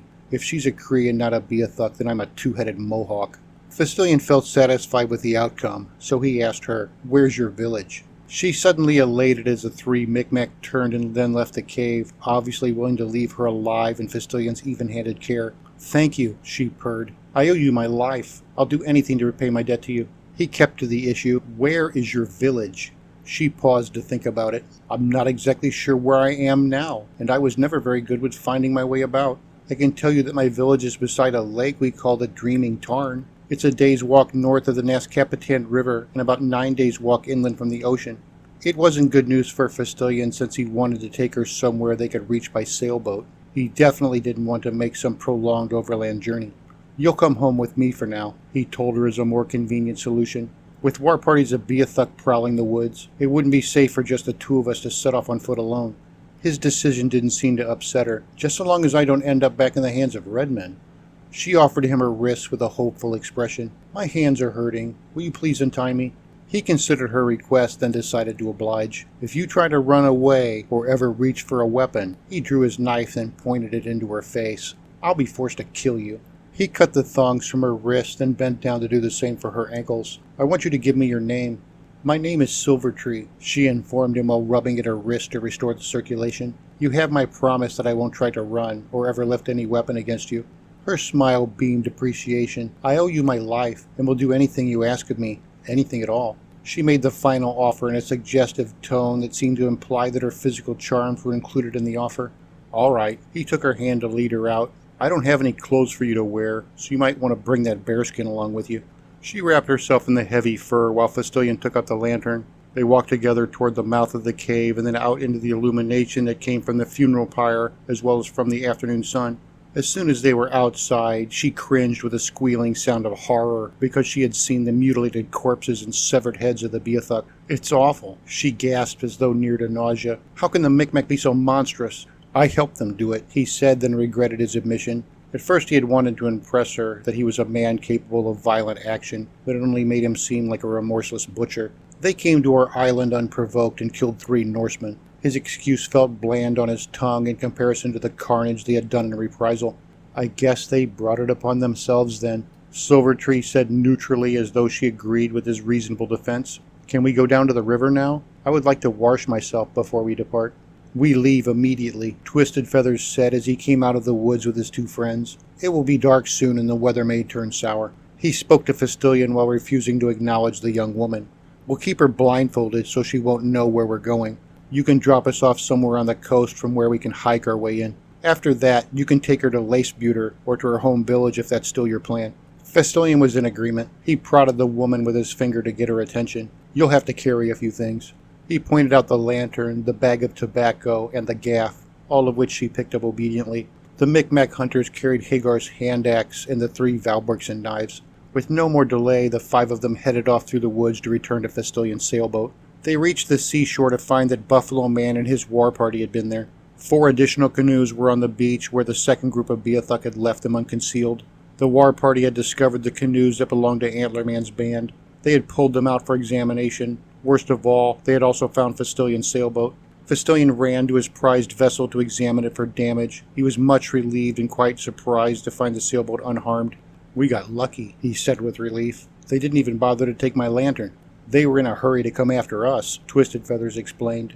Once they realized that we were in the woods, they wanted to take us down from behind. We're fortunate they didn't chop a hole in the hull because I know I would have. To prove his words, he used his hand axe to ruin the 4 new canoes. 10 Badgers used his knife to cut a wide band of fur from the bearskin that Silvertree used to cover herself. After he punched a pair of holes in the strip he cut off, he added a thong of buckskin to create a serviceable blindfold for her to wear. Rather than put it on the woman himself, he handed it to Fistilian. She's yours now, so you make sure she can't see around this. Many innocent lives could be forfeit if she learns where our village can be found. Fistilian helped Silvertree into his sailboat before he tied the fur securely over her eyes. Don't touch this or try to remove it, he told her sharply, because if you do, I'll know that you're an enemy. If it comes to that, you'll envy what happened to those redskins back at the shrine. Despite the harsh threat, she still smiled with easy acceptance. You can trust me. Her hand caressed his for a moment. I promise not to peek. The 4 men pushed the sailboat out into the surf and then climbed aboard. Fistilian had Silvertree lay down at the bottom of the hull so that she wouldn't be able to see beyond the bulwarks, even if she did manage to peek around her blindfold. The outgoing current from the river made it easy for Fistilian to get his vessel out to sea, where he raised a lateen sail, then set a course for Twisted Feather's Micmac village. The sun was already well into setting, and it would be dark long before they reached the mouth of the Merrimack River. It would be after midnight when Fistilian finally reached Leifsbuter.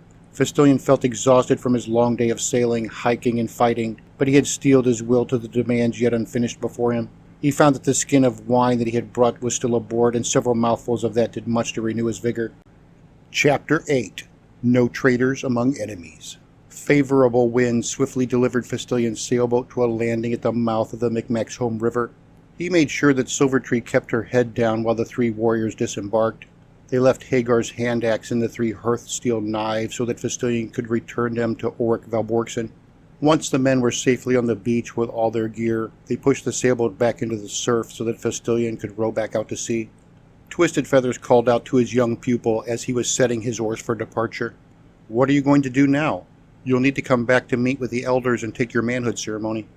Fistilian shouted in reply, I'll be back just as soon as I've given Leifsbuter an account of what's happened.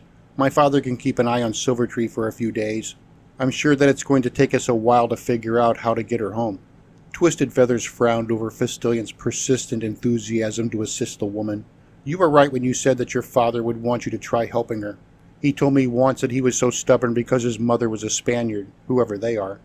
You're so much like him for one who shares none of that same blood. He advised stridently. If you must take that woman, remember what we have done to those Beathuk whose pricks she's been milking. They dance castrated in hell, and that horrible wants you to join them there. The voice of Silvertree came from the floor of the sailboat. After this warrior of genuine courage takes me back to my people, they shall hear of how you Micmac treated their wayward daughter. All of your foul words will reach Cree ears, and they will know what a race of devils you are. Perhaps they shall, 10 Badgers answered her coldly. You'd be dead already if I knew for sure that you're a Beathuk. You can tell them we're a cautious folk with no trust for red-painted whores. Curse you all, she screamed. You are all farmers and sheep herders. You have no warriors left among you, only blanket weavers and stone-stacking cowards. We Cree know the stories of your fallen ways. You've lost the dreams of your hunting ancestors to become women who know only how to scratch at the soil. Fistilian shoved her roughly with his foot. That's enough. Shut your mouth or I'll leave you here with them. She ceased her tirade and her voice became gentle and grateful once again. I'm sorry. You're a heroic Norseman who has saved me from a terrible fate. I'm yours to command. Then just stay down and keep quiet. He started to row them from shore. His sailboat was huge for such a labor, so the progress was minimal for all of his backbreaking effort. If I had known you had such a poisoned tongue in your mouth, I'd have left you tied up and put a gag on you as well. Silvertree remained silent for a long while. They were halfway across the Vinland Sea before she finally spoke up again. Are you going to let me wash off all this paint before you take me into your village? I wouldn't like to have to go through the same troubles all over again. He considered the potential reactions from the people in his village and realized that she would not receive a warm welcome if there were any suspicions of her being a Beathuk or one of their spies. The Valborgsons had been ready to attack Micmac to vent their rage. A suspected Beathuk could expect no mercy or hesitation from them to ascertain any legitimate guilt. He offered, I know a place where we can stop and clean up before reaching Leifsbuter. Getting you some clothes will be a little more difficult. As he saw her huddled down in the hull under the bearskin, he decided they were far enough away from Markland to have satisfied the Micmac's desire for secrecy. You can get up now and take off that blindfold. There's no need for it anymore. She uncovered her eyes, then repositioned herself onto a bench while she kept the bearskin closely wrapped about her. Once comfortable, she said, "I can't tell you how glad I'll be to scrub off this awful red paint. Its base is some sort of grease made from an animal fat." She made an expression of affable disgust. "I wonder if I'll ever be free from the smell of it." "Let's hope so," he quipped. "We can scrub you with sand if need be." Her smile was alluring with her straight white teeth that beamed pleasant emotions from her red face in the moonlight. "You can do whatever we have to." It was midnight by the time they approached the mouth of the Leifsbuter River. The waterway was shallow and narrow to the point of being barely adequate for supporting the maritime needs of the Norsemen. Fistilion sailed up the placid waterway, then approached the southern bank while still well short of the village. He anchored the sailboat in the clear, fresh water of a small lagoon that was adjacent to the river. "We trapped salmon here during the run," he told her as he climbed over the side into the waist-deep water. "We'll be safe here while we get you cleaned up." He held out his arms to lend her some assistance. "I'll carry your bearskin to keep it dry. You can give me that lantern, too." She handed him the lantern and then the fur before she slipped over the side to join him in the cool water.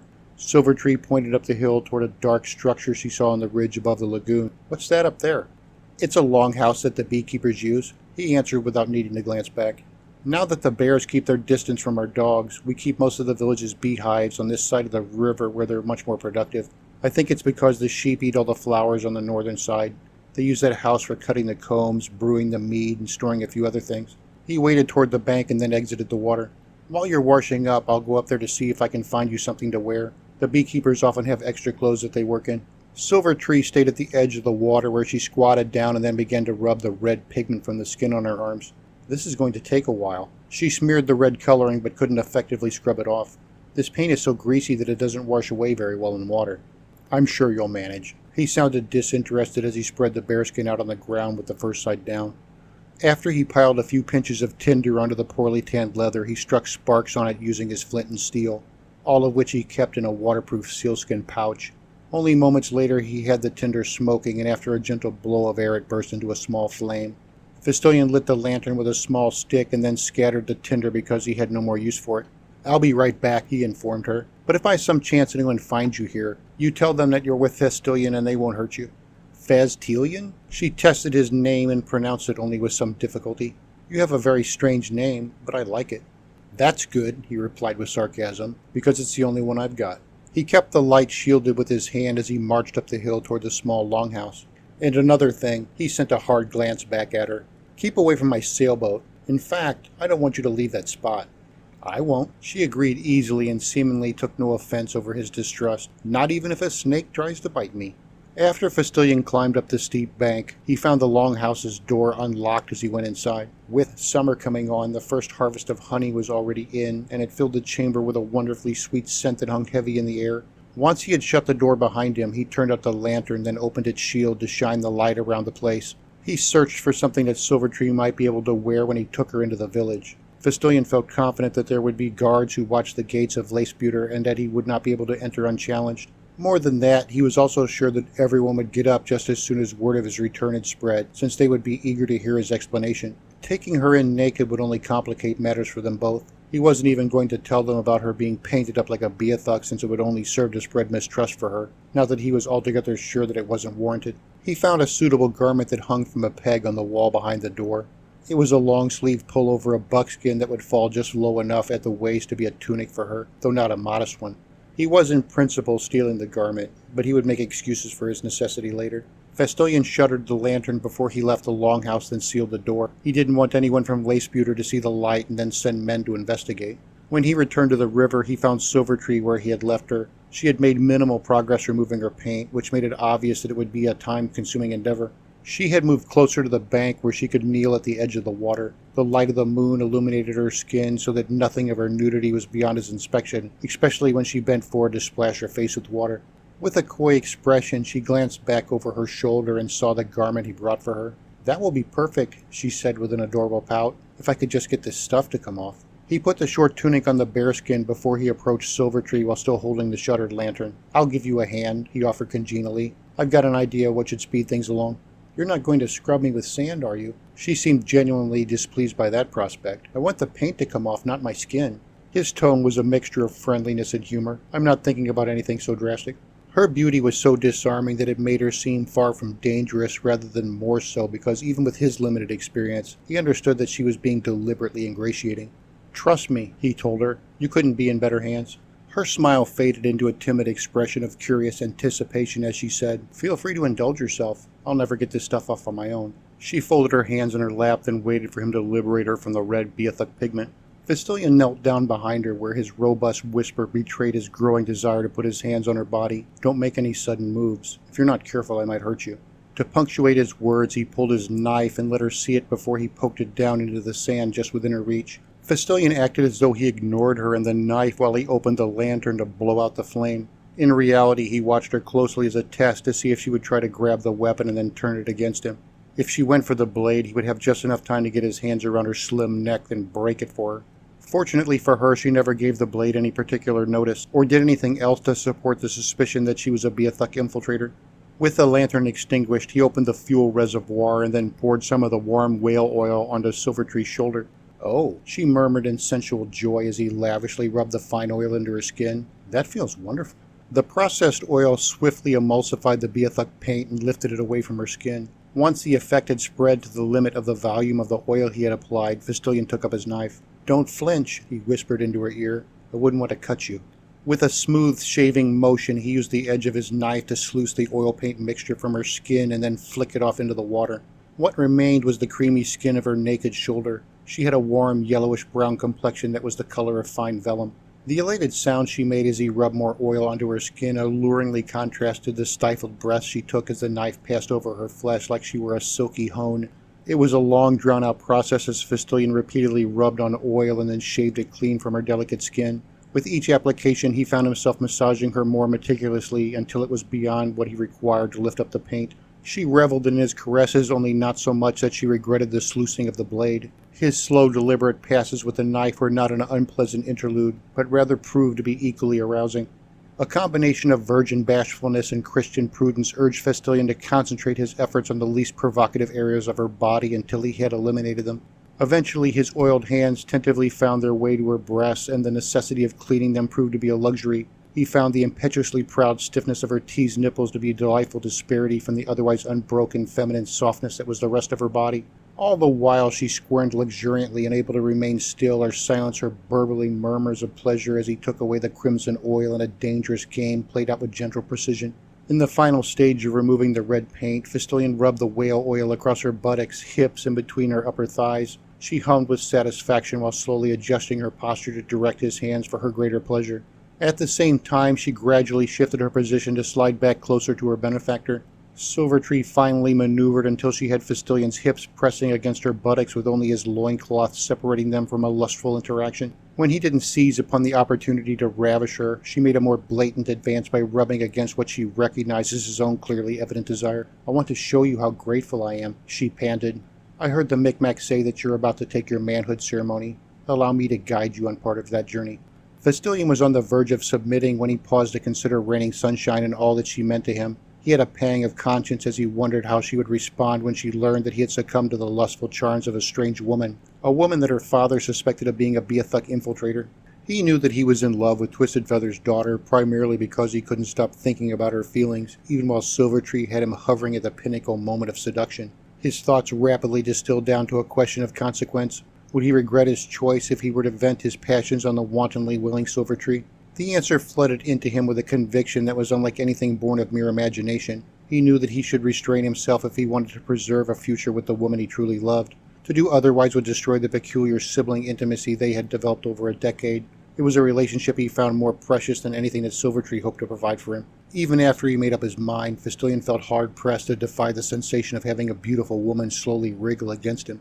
The final necessary reinforcement to his will came from two notions that nudged into his thoughts. Firstly, he knew that his stepfather would never want him fathering a bastard child in an act of thoughtless lust, an act that almost certainly defined his own unwanted conception.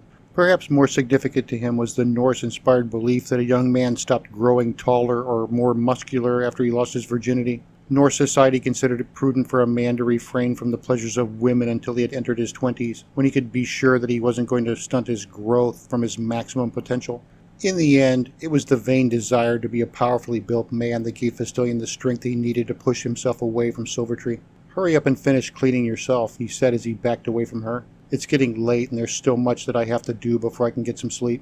As a gesture of apology and a demonstration of trust, he tossed the knife down into the sand beside her. It was the only weapon outside the sailboat, so it was not without genuine risk. His sudden transition to aloofness disappointed her, but she restrained her feelings of frustration. "I'm sorry if I offended you." She spoke in a submissively placating tone. "I only wanted to show my appreciation in the only way left for me." He regretted his abrupt rejection of her advances, even though he still felt it was necessary. "I'm not offended, so just be quick and say no more of it. You may still come to find that my people are no more accepting of you than the Micmac are. If that proves true, you may want to reconsider what you think you owe me. I have you to protect me." She sounded confident as she took up the knife and then returned to scraping off her oily body paint. "I'm sure that everything will work out and I'll be home in no time."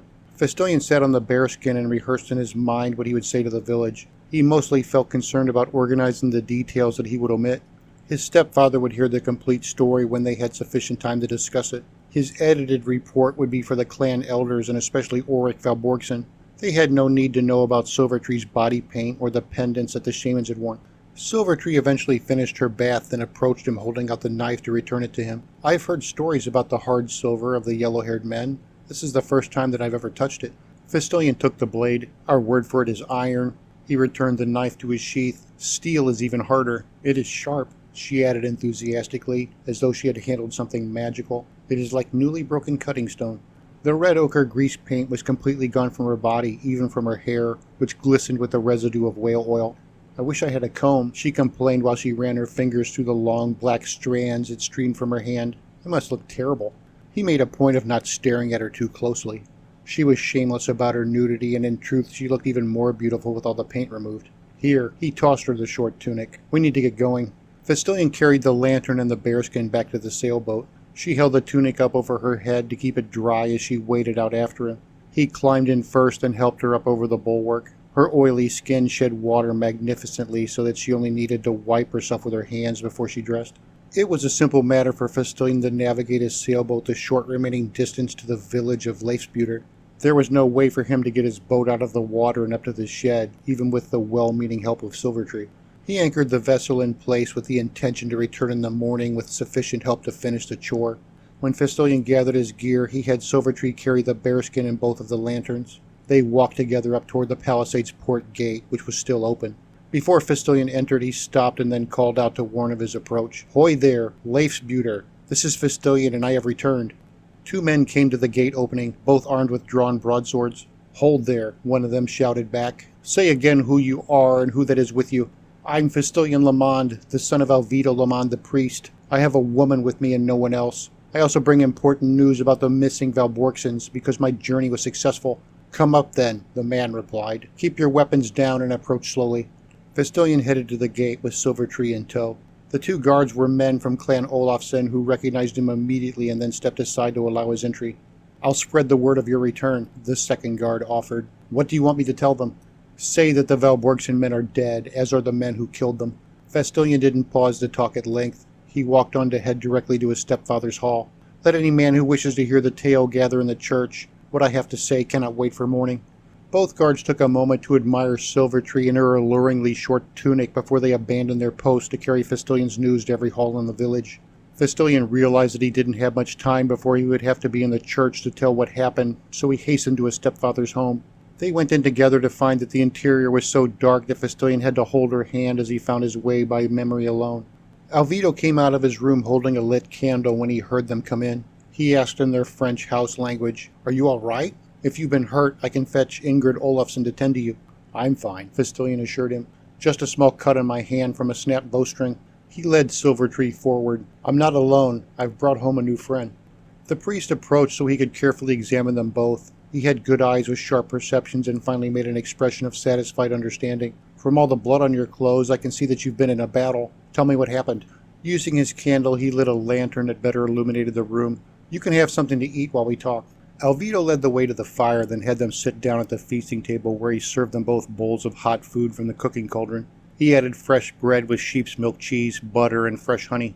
"You've got red paint on your clothes too," he said, still using their private language. "What have you been doing?" Silvertree was ravenous with a hunger appropriate for someone who had suffered a prolonged captivity. She eagerly pursued her dinner using her fingers in an appreciative silence. When she paused to drink from her wineglass, the glass vessel had her perplexed and even awestruck with its beautiful symmetry. Her previous experience with typically primitive pottery was no preparation for comprehending such a creation. She gawked at the transparent vessel as she tried to conceive where they had excavated crystalline stone that nature had formed into a perfect shape for holding a drink. The glass stood out as but one example of the many things the Norse possessed that to her were products of the most splendid magic. Festilian ate his food slowly. Between bites he recounted all that had happened since he had departed on the mission with Twisted Feathers the night before.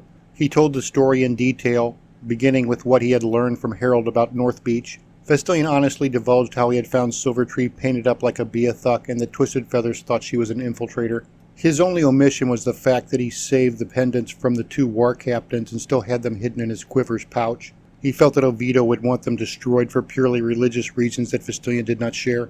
"She's clean now," Alvido pointed out. "You must have stopped somewhere on the way in." He gave Festilian a serious expression, having deduced the origin of the paint on his stepson's breechcloth. "Did she offer herself to you? She has a generous countenance about her." Festilian stirred uncomfortably in his seat. "It nearly came to that. I knew better than to involve myself with a woman that might cut my throat if I let my guard down." Alvido smiled with approval for his stepson's wisdom. "You did the right thing." He spoke as though he meant Festilian's choice of abstinence, then clarified otherwise. "It would have been an evil deed to just kill her because of an unfounded suspicion. I'll be glad to keep an eye on her until we can know for certain." Around a mouthful of tender caribou meat and maize bread, Festilian asked, "Is there any way of finding out? How do you know if someone is an infiltrator?" "There are ways." Alvido tugged the point of his beard as he pondered the problem. "Has she been talking about missing her family and her concern for what they must be going through?" Festilian shook his head no. "She's hardly mentioned them at all aside from the fact that her father and brother were killed. I think more than anything else she's just relieved to be out of the clutches of her abductors." The priest was suspicious of Silvertree, but kept his feelings concealed. If she's not speaking of her family, that's not a good sign. When a girl grows up spending her whole life in the same village, it becomes her entire world.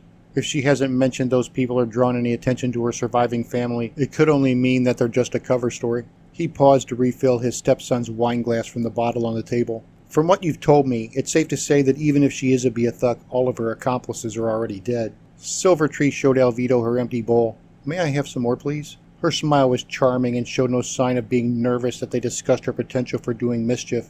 Even if she couldn't follow their conversation, she surely had understood them when they used words like Beathuk and Redskin. Alvido got up to refill her bowl from the pot. He was a genuinely generous host, even to a prospective enemy. After he returned the bowl to Silvertree and then sat back down, he said, "Since none of her people know where she is, they obviously can't come here searching for her. If she plans to inform them about us, she's going to need a way off the island, and I doubt that she knows how to sail. I'd say that she's harmless for the time being. My guess is that if she is Beathuk, she'll play nice until she has certain means for getting back to her own people. If we watch her carefully, the truth will come out soon enough." "What if she is a Redskin?" Festilian punctuated his question by stabbing a hunk of meat with his knife. He had cleaned his blade before starting to eat with it. "What do we do with traitors?" "If she is a Beathuk," Alvido answered thoughtfully, "that would make us rightfully her enemy, and therefore she can't by that definition actually betray us. If she is working against us, it will only prove that she has the courage to put up a fight and a proper loyalty for her own people. We have to respect that, even if we can't tolerate it. We would have to kill her, of course, but at least we can make it quick and painless. I'll not see her raped or tortured like the Valborgsons would do if they found out she was their adversary. They might turn on her anyway if they learn that you found her painted. You need to keep that our secret." Festilian agreed with his stepfather's thinking. "Can you keep an eye on her while I go get cleaned up? I want to change my clothes and put a bandage on my hand before going over to the church. I'll sit with her." He got up and cleared Festilian's dinner dishes. "Find her something more to wear. We can't send her over there dressed in only a shirt." "Stay here with my father," Festilian told Silvertree. "I'll be back soon. I have to tell the village elders what I have seen. They'll want to see you too." She nodded in agreement. Silvertree had something else of pressing concern to her. "If you don't mind," she showed him her empty wine glass. "I'd like some more of that red water, and perhaps I could have some more of the fluffy maize cake too." Alvido waved for him to go. "I'll see to our guest." He refilled her glass from the bottle and then served her more of the bread that she favored as well. Festilian went outside to the rain barrel behind the hall where he filled a bucket with fresh water. He washed thoroughly using soap and then went to his room to dress in clean buckskins. In his heart, he began to trust Silvertree, but he still thought it prudent to avoid potential trouble by hiding all his weapons under his bed. The arsenal included his longbow, the arrow quiver, a hunting spear, a tomahawk, several knives, and a brace of javelins with a finely carved-out ladle for throwing them. He decided to wear his scimitars to the meeting along with his wrought iron knife. The swords had served him well in the battle against the Beothuk, and their cumbersome weight provided him with a sensation of security. Fistilion also felt a certain pride that he could carry them as the necessary tools of a warrior rather than as the boastful adornments of a braggart. He had a large chest of Raining Sunshine's things in his room. She left extra clothes and various personal effects for her use during visits. Fistilion selected a plain doeskin tunic and a wooden comb so that Silvertree could fix her hair. He took them out to her so she could get ready to go. Alvido still watched over her at the table. When Fistilion came into the room, the priest approached him. "You should head over to the church to tell them what's going on. I'll bring her over just as soon as she's ready. She still stinks of moose fat and whale oil. I want her to get a proper washing with some soap. It would be in her best interest if they see her at her finest. Men find it more difficult to speak harshly against a beautiful woman." "In that case," Fistilion joked, "maybe we should leave her in that shirt." Alvido laughed with him. "That's a little too much, I think. If she coughed, they would see her legs up to her navel." "You're in good hands," Fistilion told Silvertree as he handed her the new tunic and the comb. "Mind the words of my father, and I'll be seeing you shortly." From a box over the hearth he took a wad of clean moss and a sheepskin strap to make a bandage for his hand. Her typical smile had grown to a grin due to the wine she had drunk already. "I will listen to what he says. I like your father's shaman eyes. They're green as the shoots of wild onions." Her joviality changed to concern when she saw the reddening injury to his hand. "You should let me make a poultice for you. If evil fluids gather in the wound, it could become serious." Fistilion believed in medicine wholeheartedly. "We'll work on that later. This will do for now." He tied the moss snugly over his cut. "Make a list of what you'll need, and I'll see what I can do about getting it for you." "Make a list?" She furrowed her brow in confusion. "Is that like composing a song?" "I'll help her," Alvido assured him. "You better get going." Fistilion drained his wineglass before he headed out. He left by the back door of the hall to enter the church through its rear side door. In his hands were the hand axe and knives that had belonged to the dead Valborgson men. Even before he entered, he heard the tumult of excited voices as the occupants considered the implications of what they already knew. Fistilion had said little to the gate guards, but it had been enough to excite the clans and encourage wild speculation. The room quieted as Fistilion walked in. Oric Valborgson waited near the dais to be the first to speak with him. The old man's eyes fell heavily on the weapons that Fistilion carried. "So it's true," he said sourly. "Somehow I had still hoped there might be some mistake." "There's no mistake." Fistilion handed them over. "Your kinsmen are dead. I lit the pyre myself." Oric asked without malice, "Why didn't you bring them back?" It was more out of curiosity than some failed responsibility on the part of Fistilion. Hagar and Oleg were in no condition to be carried, Fistilion reported. Beothuk warriors had butchered them beyond the option of returning with their remains. A wild roar of astounded voices filled the church as every man battled to comprehend that the Beothuk had been involved. It was the last thing that any of them expected to hear. Oric silenced them by doing no more than raising his hand. His Norseman's resolve to contain fragile emotions did not disguise the sorrow behind his eyes. He asked with his rasping voice nearly a croak, "What of Harold? Did they do the same to him?" "No." Fistilion answered boldly because he felt determined to speak of Harold in terms that would adequately convey the man's courage. Harold was still alive when we found him. 2 Beothuk war shamans had cooked his legs and ate the flesh of them before his living eyes. There was no way for us to save him. He was all but dead when we found him. His last request was for us to burn him along with the remains of his brother and son. Before he died of his terrible injuries, he told me about what happened to them on North Beach. Oric rubbed at his beard to conceal some of his distress. "When you say Harold was near death, do you mean our death, or the Micmac definition of dying?"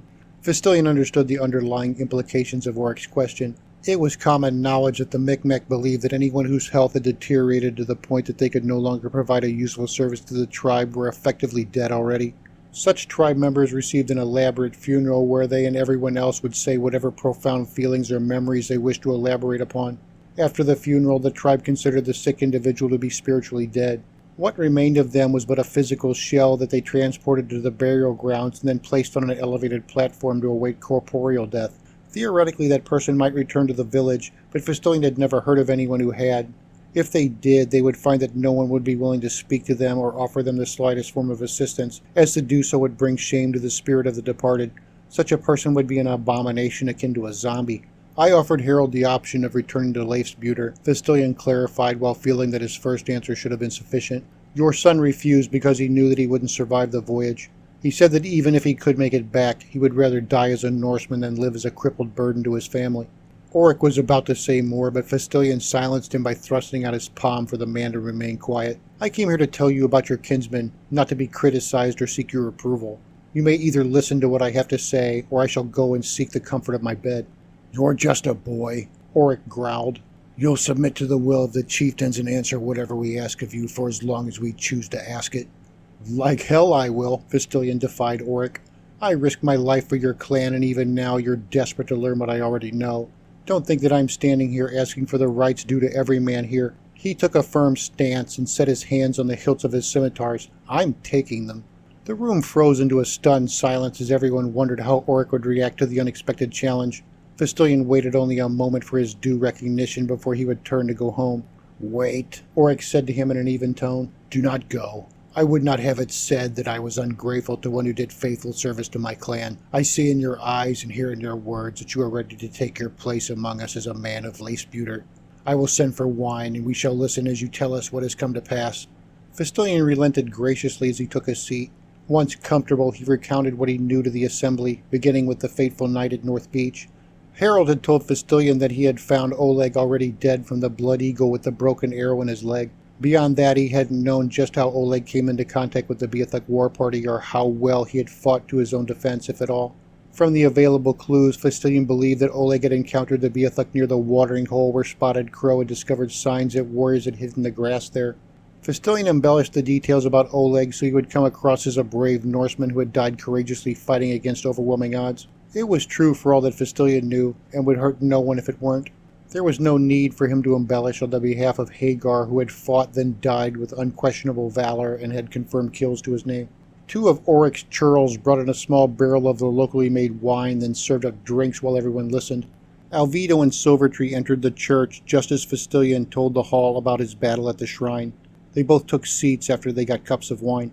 She looked magnificent after he had gotten her freshly washed with real soap, then dressed in a decent tunic, hair combed, and wearing some simple jewelry provided by Alvido. All the men seemed to approve of her by their curious, appreciative glances and whispered comments. Their verbal discretion was unnecessary since she understood nothing of the Norse language and couldn't even follow Fistilion's story.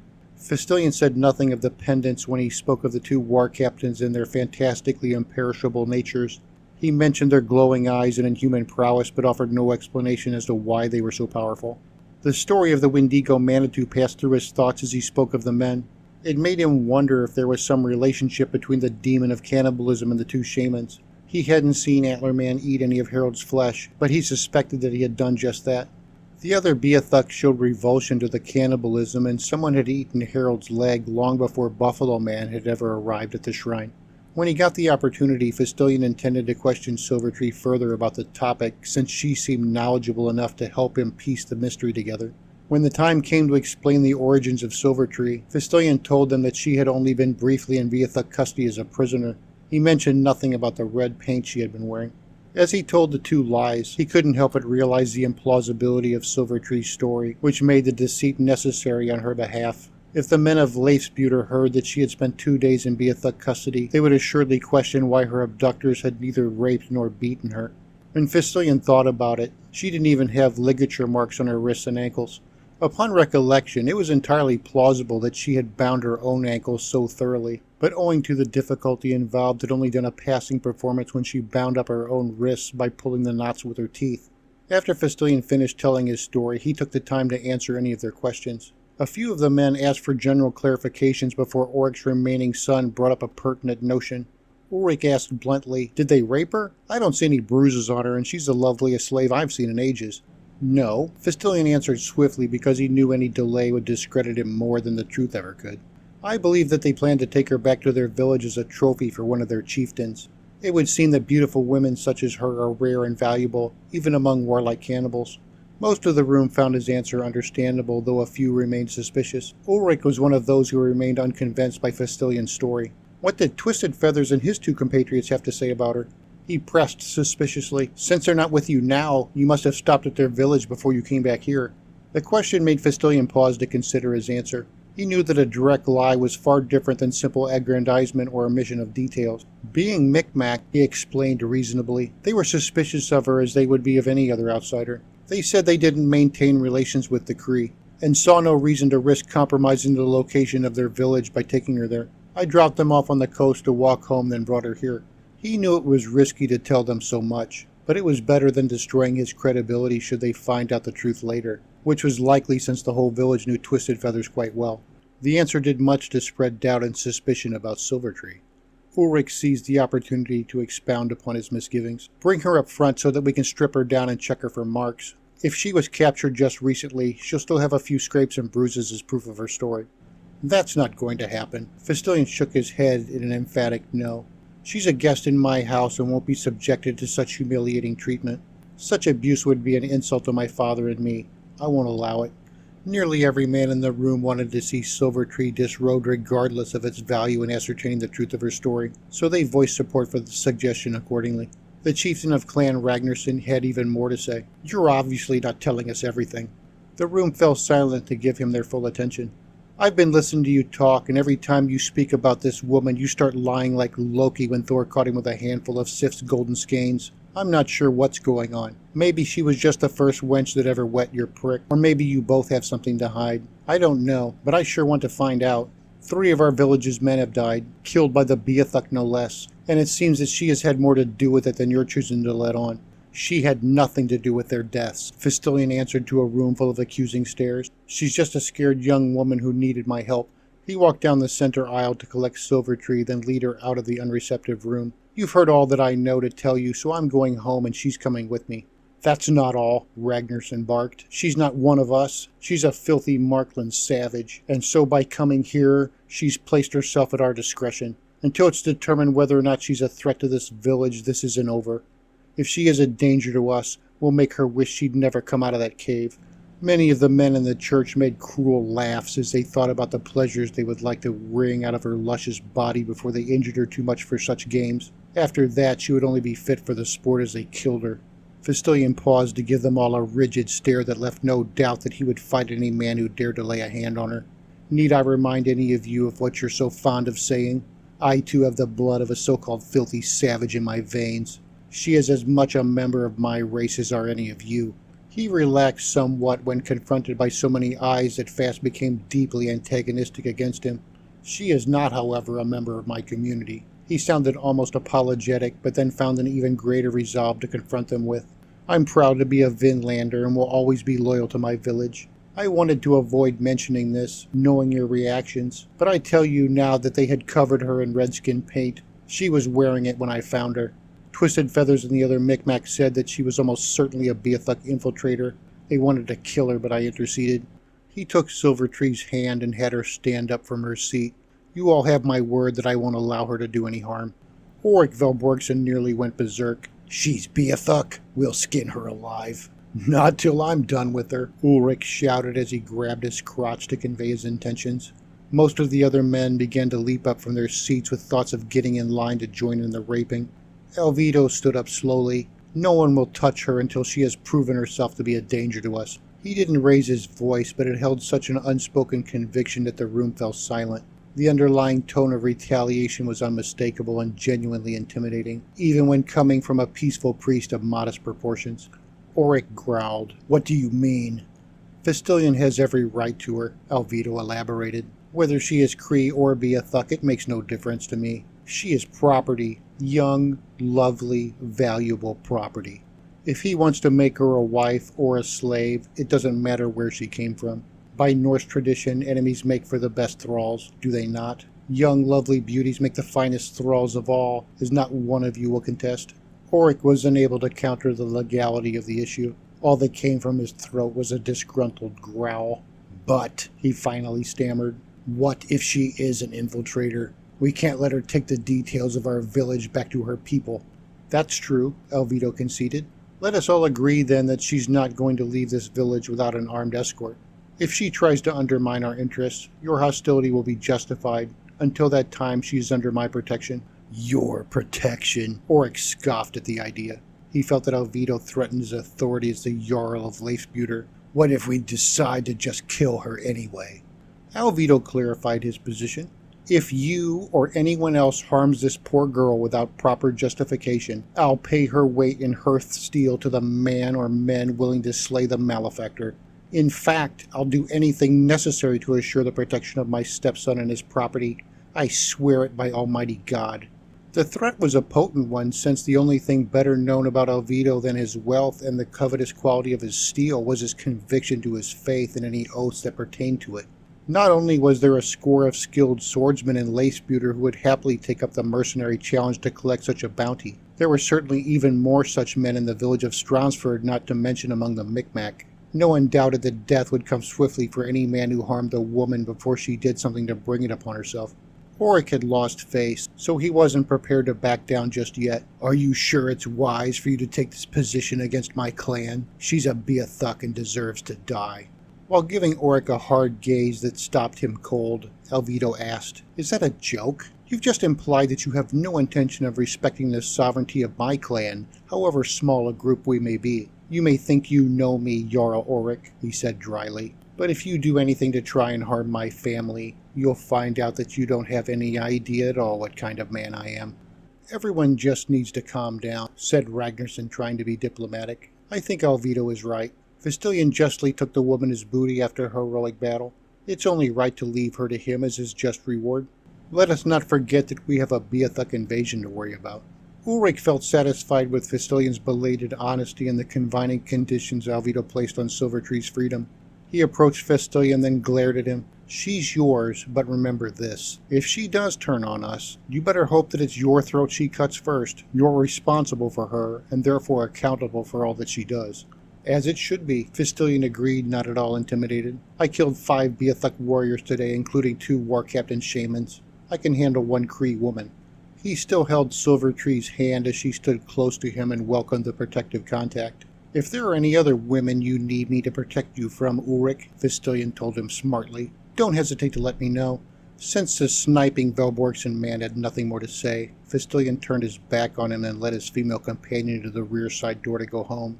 "It's time for sleep." Oric addressed the room in an effort to restore his image of authority. "We'll reconvene in the morning to discuss the preparations that must be made for a war against the Beathuk. The village's defenses are in need of extensive repairs. We need to send delegations to Stromford and to the Micmac as well, so we can all join together in a war council." He waved for everyone to get going home. "All of you remember that if it weren't for Fistilian's dauntless pursuit of the Redskin raiders and the valiant deaths of my sons, we wouldn't have this opportunity to properly defend ourselves. By Odin's beard and the balls of Thor," Ragnarsson properly blasphemed as he went out the church's front doors, "the Redskins shall find us ready for war." Chapter 9. Shackles of Loyalty. Fistilian felt totally exhausted by the time he left the church to go home and get some sleep. He lit a lantern as soon as they were inside the hall and then took Silvertree to his room. While she waited patiently, he started making a pallet of furs for her on the floor beside his bed. There were guest rooms in the hall, but Fistilian didn't think it wise to leave her alone unsupervised. "I'm not sure how much of that meeting you understood," he told her to break the uncomfortable silence. "Maybe you saw that the rest of my village is not exactly delighted to have you here." She gave him an unequivocal stare to indicate that she had clearly gathered as much. "I translated their intentions, by the way they leered at me and grabbed their crotches." Silvertree conveyed no fear, only endurable disappointment. "They want to make me a communal slave, so they can take turns using me." It surprised him that she wasn't more disturbed over the situation. Since she was being so forbearing, he decided to tell her the rest. "They would have taken turns abusing you all right, but only for tonight. Then they were going to kill you." Her only reaction was to frown, and it conveyed that she wasn't at all surprised. He spread out a colorfully patterned blanket as the top cover for her sleeping furs. "Before I get some rest," he changed the subject, "you need to know your rules. The agreement we made is that you wouldn't leave the village without an escort. More than that, I recommend you don't leave my father's property at all if you're alone. We put ourselves at some risk by vouching for you, so please do your best to listen to what you're told and try to stay out of trouble." He yawned, stretched, and then pulled off his jacket, which he cast across the room to land on a clothing locker. Silvertree sat down on her pallet and then absently stroked the soft fabric of her blanket. She was like most Marklanders in that none of the styles of weaving she was familiar with included woolen textiles. Twisted Feather's Micmac tribe had learned the art from Norse women, but his people had tales that rumored of foreign tribes in the extreme south who were skilled indigenous blanket makers. They even had stories that those people had strange mountain camels. Fistilian wasn't sure what to believe. The unique position of his home did allow him to understand just how big and diverse Midgard actually was, since most of the people east didn't even know that this far western continent existed at all. She asked with a plaintive expression, "Why are you helping me?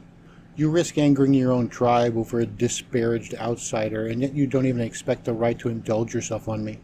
Is there some other use you have in mind for me? Am I to be your cook, or perhaps you want me to keep your house clean? What are my duties to be while I'm staying here?"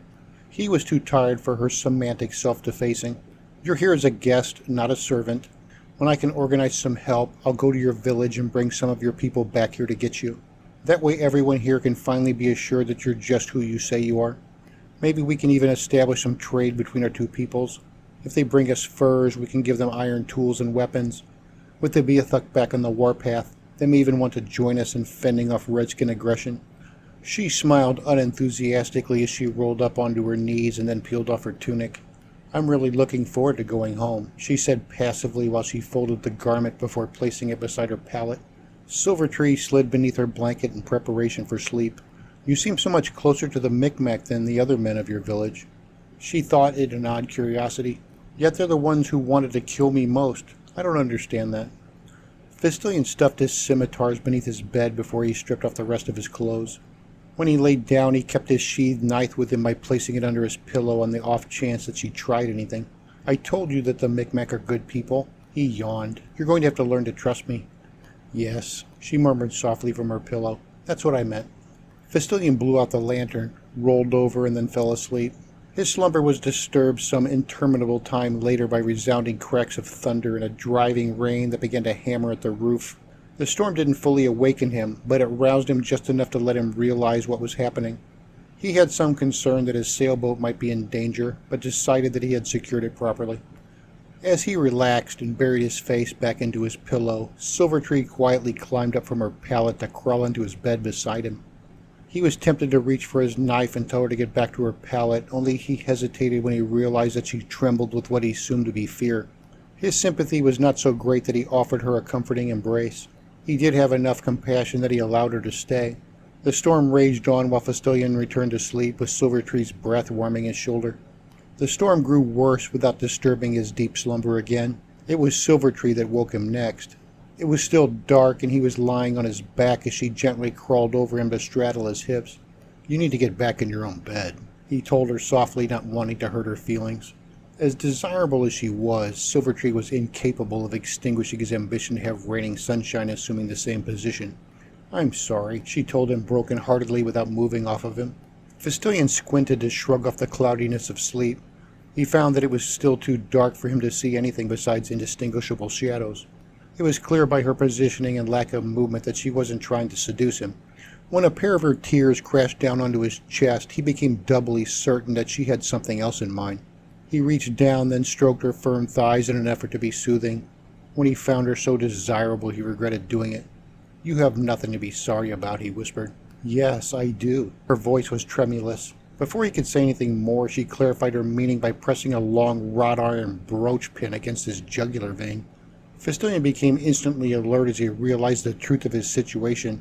Time and again, reliable people had warned him about the dangers of her hidden malevolent nature, and he had ignored their sound reasoning and prudent wisdom like a complete fool. It was clear that the moment had finally come for him to pay the price for his gullibility. Since it was too dark for her to see any better than he could, he took the risk of provoking her by cautiously slipping one of his hands away from her warm skin to slowly edge it up toward his pillow where the knife was hopefully still hidden. "I guess this means you're a Beathuk after all," he said stupidly, despite how obvious the truth already was. Under the circumstances, he couldn't think of anything else to say. She made a rhythmic vertical change with her weight that let him feel that she nodded heavily. "I am Beathuk now," she admitted sadly. "I really was born among the Cree." Her voice came out whimpering and broken with sorrow. "The red men killed my family and then took me away just as I told you. Except that was more than 10 years ago. I have been one of their slaves ever since." It occurred to him then that she could easily have stabbed him in the throat without going through the unnecessarily dangerous endeavor of waking him up in such an intimate fashion. He took her emotional tears as further indication that she had more in mind than just murdering him. Since she seemed inclined toward conversation, he pressed her for more of her story. It was a way that he could delay his own execution. As calmly as he could while his hand slipped ever closer to his hidden knife, he asked, "Why were you tied up then? Is that the way they kept you from escaping?" A shifting horizontal motion conveyed that she shook her head no. "When I heard the fighting outside the cave, I tied myself with the cords and then hid under the bearskin. I was so afraid, and I just wanted to live. When you found me, I told you those lies to save my life. You believed in me and protected me. You were so kind to me and became my friend." More of her tears pelted his skin. "That is why I have no choice in what I must do.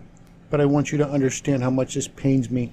She sobbed in sincere anguish. "I wanted to just run away, but how could I, feeling the way about you that I do?" The tips of his fingers brushed the leather sheath of his knife. "You were a slave then, but I have set you free. You don't have to go back to them. You can stay here and make a new life for yourself. What they did to you doesn't make you one of them." "Yes, it does," she cried in a stifled tone that she hoped Alvito wouldn't hear. "I was a cook for their warriors and a companion for their beds." When she felt him shift slightly, she pressed the brooch pin harder until it almost broke the skin. "Don't you see now that those warriors weren't raping me?" A tortured peal of sorrow made her tremble.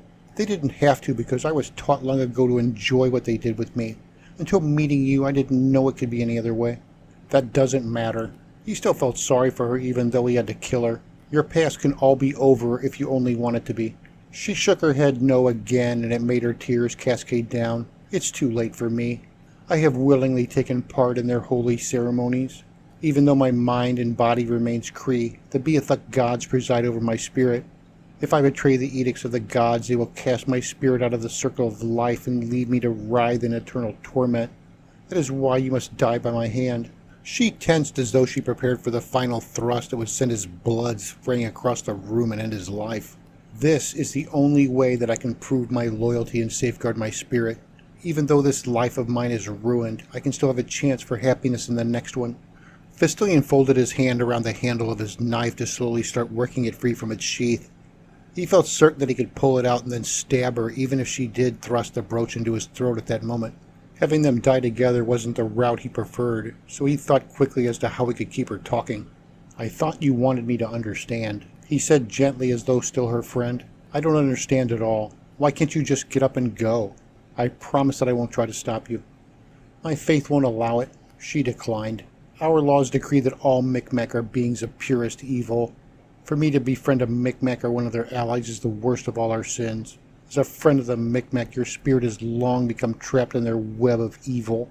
She slowly leaned forward until her breast pressed against his chest and she was in range for delicately rubbing the tips of their noses together for a passionate Markland kiss of love and death. Her whole body luxuriantly caressed his with subtle repositioning. Silvertree made her cathartic confession. "I have tried, but I can't purge my yearning to be with you or curb my desire to feel you touching me. So you see, the sin is contagious, and now the Micmac's curse has infected me too. My only hope is to kill you, and then my spirit can be free. If I don't prove to them that you're still the enemy, my gods will never reincarnate me. They would abandon my spirit and leave me to wander forever beyond the cycle of rebirth. The short time we've been together and our friendship has become precious to me, but not worth never-ending punishment." She tenderly rubbed noses with him again in a heartfelt, passionate display that to her was the act of deeply romantic kissing. "So you see," she whispered softly, "I have no choice in what I must do, and so neither do you." With her motives fully explained, she raised herself back upright. Fistilian used her adjustment to conceal his emotion as he pulled the knife out from under his pillow. The pressure of the brooch pin lessened slightly, and then a flash of lightning briefly cast light in through the cracks of the window shutter. He saw that she had her eyes pinched closed and her chin held high, as though she proudly waited for some transcending moment to come upon her, even if that revelation was Fistilian cutting her throat with a knife that she already knew that he had. Silvertree's upright posture left her arm extended in such a way that she would find it difficult to stab effectively with her small weapon. Fistilian raised his knife to press the point against the skin between her breasts. He was ready to administer a fatal thrust if she tensed even the smallest muscle. In another flash of lightning, he saw her face cringe as she felt the knife's point and instinctively flinched in reaction to her imminent death. It was at that moment that Fistilian fully understood her elaborate intentions. Silvertree couldn't return to the Kree after having been a bed slave among the Beathuk for her entire adult life. Having tasted a better way of living during her brief time in Fistillion's company, she certainly didn't want to murder her only friend just to return to the degrading servitude of her former masters. Not only did she have nowhere to go, there was a raging storm thundering outside. She didn't even have any way off the island, even if she did successfully sneak out of the village. Her life among the Beothuk had made her into a domestic servant, not a skilled hunter-gatherer who could sustain herself off the land. It was clear that she felt cornered in every way. Silvertree had watched him put his knife under his pillow, so it was no surprise to her that he had the weapon in hand and was prepared to use it against her. With Viking determination, she had constructed a compromise where she could die a quick death, spare his life, and symbolically satisfy the intolerant religious obligation that haunted her. It was a plan that required the kind of fanatical courage that Fistilion considered a flowering virtue worthy of his respect, in friend and foe alike. He called upon his education in Christianity for a solution to her dilemma. Though his stepfather wouldn't appreciate the reference, Fistilion saw great similarity between the Christian faith and Silvertree's pagan religion. They both shackled their believers with the excessive burden of circumventing sin and the interminable consequences thereof. He also understood the immoderate nature of zealotry and the fact that if he refused to take her life, he would force her hand into taking his instead. Fistilion empathized with her ultimate goals. She wanted to protect what she saw as her immortal soul and also spare the life of an enemy she had come to adore. He had liberated her from slavery, shown her respect, and treated her with kindness. It made sense to him that in her confused state she had come to believe that she loved him. Alvida would be Fistilion's solution to the nonsensical system of beliefs that controlled her. His stepfather would not only appreciate her need for a secure afterlife, the priest considered curing such tribulations of the spirit to be his very vocation. Before Silvertree realized that he had no intention of splitting her heart with his knife, Fistilion used his free hand to grab her wrist to pull the brooch pin away from his throat. She struggled briefly to loosen his grip, then stab him anyway. But within a moment she came to realize that she lacked the necessary physical strength for effectively resisting him. As soon as Fistilion had control over the pin, he cast aside his knife with no more need for it. Another flash of lightning illuminated the room, and in that moment they gazed into one another's eyes.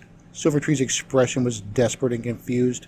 Because Fistilion had deprived her of the avenues of either taking his life or forcing him to take hers, she could expect nothing more than to have him turn her over to the licentious men of Leifsbuter, who would repeatedly rape, torture, and then finally execute her. "You threatened to stick this in my neck," he said impassively while he squeezed her offending wrist as a way of explanation before he slapped her across the face as hard as he could with his free hand. The blow knocked her clear off his bed to land on her sleeping pallet. While she was on the floor, he scolded her. Never do anything like that again. Silvertree was no stranger to beatings. To minimize her requisite punishment, she remained face down on her blanket, where she kept scrupulously silent and made no effort to rise up or offer any sign of resistance. She understood that Fistilion's verbal directive about her future conduct was also a reprieve from him turning her over to the men of his village. After a long moment, she realized that she still held the iron brooch pin.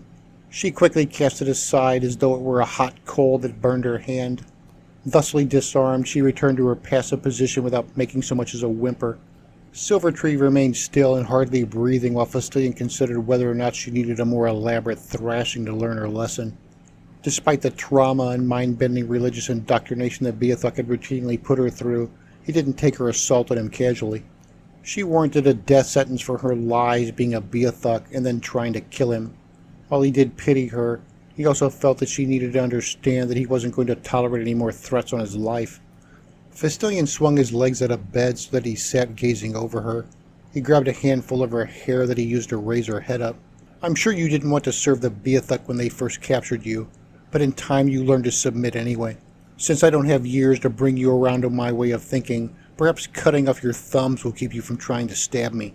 She cringed at the notion of being a disfigured woman in a physical world, but even then didn't dare utter a sound. He wanted an answer. "Can you think of another way that I can gain your acquiescence?" Silvertree nodded rapidly in a sort of shiver. "Please do not maim me. I swear that I shall forevermore be faithful." She tucked up her knees so that she was in a submissive bowing posture. "I deserve to be whipped or otherwise beaten, but I could not serve you well without my thumbs." He let go of her hair. "I think you've already had enough of that sort of thing." His tone showed that his anger had downgraded to being mere aggravation. Even though compassion stirred him as he watched her display of obeisance, he still didn't regret having slapped her. Fistilian had to take into account that she never actually intended to kill him, and that she had only made the violent gesture in response to her feelings, which he loosely defined as forbidden love. She remained prostrate while he pondered just what else he should do with her. He was inclined toward just going back to sleep, leaving her to her pallet with nothing more than a stern warning to stay out of his bed. The ambiance of uncertainty finally broke when Alvido opened the door to Fistilian's room. He held a burning candle and its light blazed to their night-struck eyes.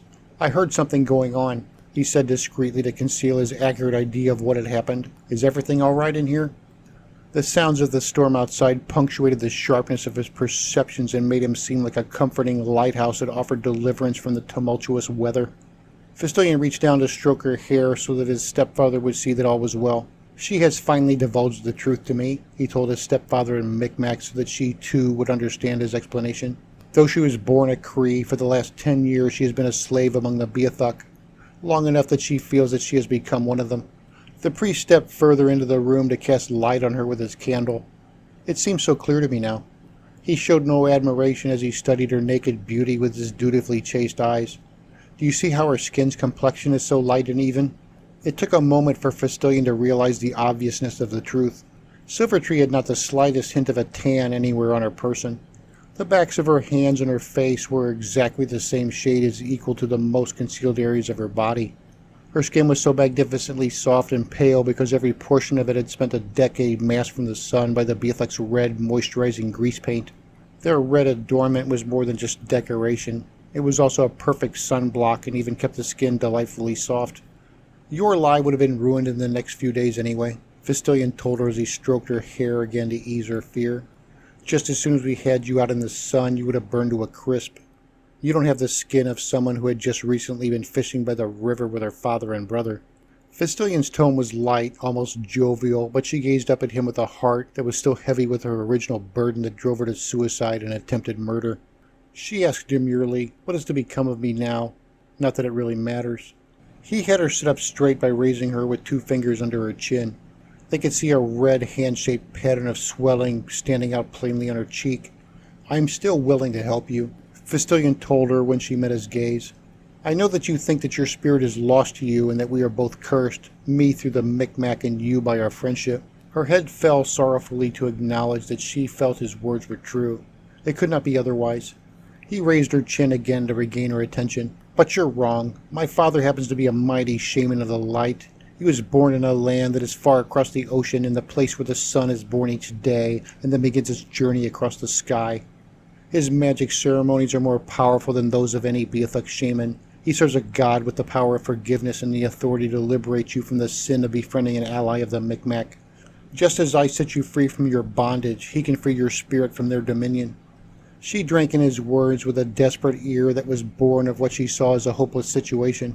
Though her belief in the power of the Beothuk gods was formidable, Silvertree's religious dogma didn't rule out the counteracting capacity of other more powerful rituals. She asked Alvido, "Could your magic rescue my spirit?" Silvertree desolately explained why she thought he would be unsuccessful. "The shamans of the Red Men used me in many of their ceremonies. 4 years ago, for my ritual of womanhood, they made me drink a magic broth and then took me into the great cave of the spirit ancestors." Her voice wavered as she started to cry from the emotions associated with her memories. "I saw the Beothuk gods take human form. I watched them dance and they took my virginity. From their mouths I heard them say that I belonged to them and that they were always watching me." Alvido set down the candle to have his hands free for taking a blanket off a chest in the room. "I do know the secrets of such amateur magics." He draped the blanket over her, then helped her to stand. "I'm not impressed by shamans who have to feed a young girl fermented herbs and intoxicating mushrooms so they can pretend to be gods by dressing up in ceremonial costumes, all just to rob her of her virginity." When he saw her expression of doubt, he wrapped the blanket tighter, then embraced her like a daughter. "You're troubled about your spirit, but I can show you that it is but a leaf that has fallen from the great tree that is your immortal soul. If you want to, I can help you cast off the Beothuk and their spells like they're no more than a dirty tunic." Silvertree shed tears of relief while she wallowed in his embrace. "I'll do anything to be the kind of woman he thought I was when he saved me." She shifted her gaze to Fistilian, then shuddered. "I don't want to be a redskin whore." "I never called you that," Fistilian said in his own defense.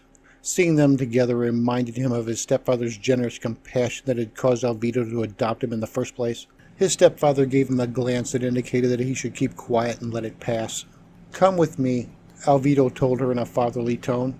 "You can have a glass of your red water and then get some sleep in the guest room. I promise to stay awake and make prayers for your healing and protection."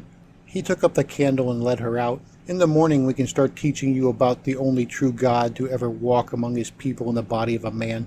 Fistolian got his knife off the floor so he could put it back in its sheath under his pillow. When he rubbed at his neck, his hand found a spot of fresh blood. He forgave Silvertree for the minor injury and the near-death experience she had given him. She had endured the heart-stopping anxiety of an impending execution numerous times since the moment he first uncovered her in the cave. He could only imagine the treatment she had received at the hands of the Beathuk. It had no doubt included demands on her to perform numerous debasing acts, frequent disciplinary beatings, and the reprehensible living conditions common to all slaves. It helped him to remember how fortunate his own life was because of the care provided by Alvido and Twisted Feathers. He went back to bed feeling good about his decision to help her against all better advice. By the time he fell asleep, it was still unclear to him if he had discovered some potent inner sense for reading into the characters of others or if he had just gotten lucky. It was late in the morning when Fistolian awoke. After he quickly dressed and put his knife on his belt, he went out to check on the welfare of his sailboat. He had left it on the edge of the river, and the night storm could have easily swept it out to sea if the bindings had failed. When Fistolian left his room, he found Alvido seated in the hall's main chamber. The priest sat on the long couch where he busily wrote in one of his journals. The leather-bound tome contained sheets of real Arabic paper to a thickness of 3 fingers. He had several such books that had been blank at the time of their purchase. Alvido had only just begun filling the 3rd tome with his meticulous script that included passages in both Greek and Latin. His collection contained scores of other books he had not himself authored, including Bibles in both principal languages. Alvido had collected the immensely expensive tomes during his worldly sea travels. Fistolian's stepfather had never allowed him to peruse the private journals, but he had studied all of the other books during the lessons when Alvido taught him how to read. It wasn't until Fistolian was close that he realized that Silvertree slept peacefully on the couch beside his stepfather. Her head rested on his thigh like a pillow, and she wore a contented expression. "Good morning," Alvido offered pleasantly. "I'm not sure if you have any plans, but there is some work that I'm going to need done today. We need to get the smelter up to full production. They'll need plenty of iron for fixing the palisade, not to mention all the new swords and arrows." Fistolian paused to admire their guest. "Has she been any trouble?" Alvido shook his head no in a way that showed that he enjoyed her company. "She's never been alone before, so it makes her afraid to sleep. Apparently the Beathuk live in communal longhouses as opposed to single-family dwellings like the Micmac. She could prove very useful as a source of information," Fistolian pointed out. "She must know a great deal about her former captors." The priest put his book aside, as well as his quill and inkwell. "I'm curious about what your plans are for her. I meant what I said the other night at the church. She's yours now that you saved her." His expression made it clear that he was proud of Fistolian's actions. "I think you've learned the Christian truth that the lesser man kills because he lacks the genuine strength and courage to offer benevolence." "I'm not sure what you mean." Fistolian rubbed at his neck where she had stabbed him as he considered what Silvertree meant to him. "I didn't spare her life to make her a thrall, and I definitely don't want to marry her." Alvido stroked her hair as if to emphasize that she was both charming and beautiful. "You don't think she'd make you a good wife?" "I know the fickleness of women. Not only is she already partial to you, she rightly feels that she owes you her life as the hero who risked all to restore her freedom. Such are the notions of the heart that make for a loyal woman, one who will be faithful and obedient for all of her days." When the priest saw his stepson's skepticism, he expounded on the lesson to make his point. "You would not be as happy with a wife bought from her father at the price of some gold bracelets, or one who is lured to you by the promise of a wealthy home or your handsome face. Such women are only loyal until the luster fades, and then one day you come home to find her sleeping with your neighbor." Fistolian shook his head in an emphatic no. "I could never love a woman such as her. Whenever I see her, I keep thinking about the scores of Beathuk who've already had her. I am sure she even shared the beds of those 2 cannibalistic shamans I killed." He shivered at the thought of it. "In truth, she disgusts me." Alvido frowned over Fistolian's description of the young woman. "You are still young yourself and have yet to travel or see the ways of the world. To expect every woman to be a pristine virgin of faultless beauty just to be worthy of respect or a good husband is like expecting every man to be a towering hero that leads the way into every battle as Achilles. We are each only mortal and must make do with what we are born to be. Women are more often than not the victims of men. You confuse the virtue found in a good woman's heart with how jealously her former master guarded her body. The Lord works in mysterious ways. Don't let your own good fortunes in life blind you to the truer ways of the world. I hear the wisdom in your words, Fistilian conceded. My desire is your unrealistic dream to claim a pristine virgin of faultless beauty. I have considered it at length, and I want Reigning Sunshine to be my wife. We are no longer children, and in my heart she is no sister, but a maiden that I long to make my bride. I'm not surprised to hear you say that, Alvido said, entirely pleased by the decision. I have often thought that the two of you would come together in such a union.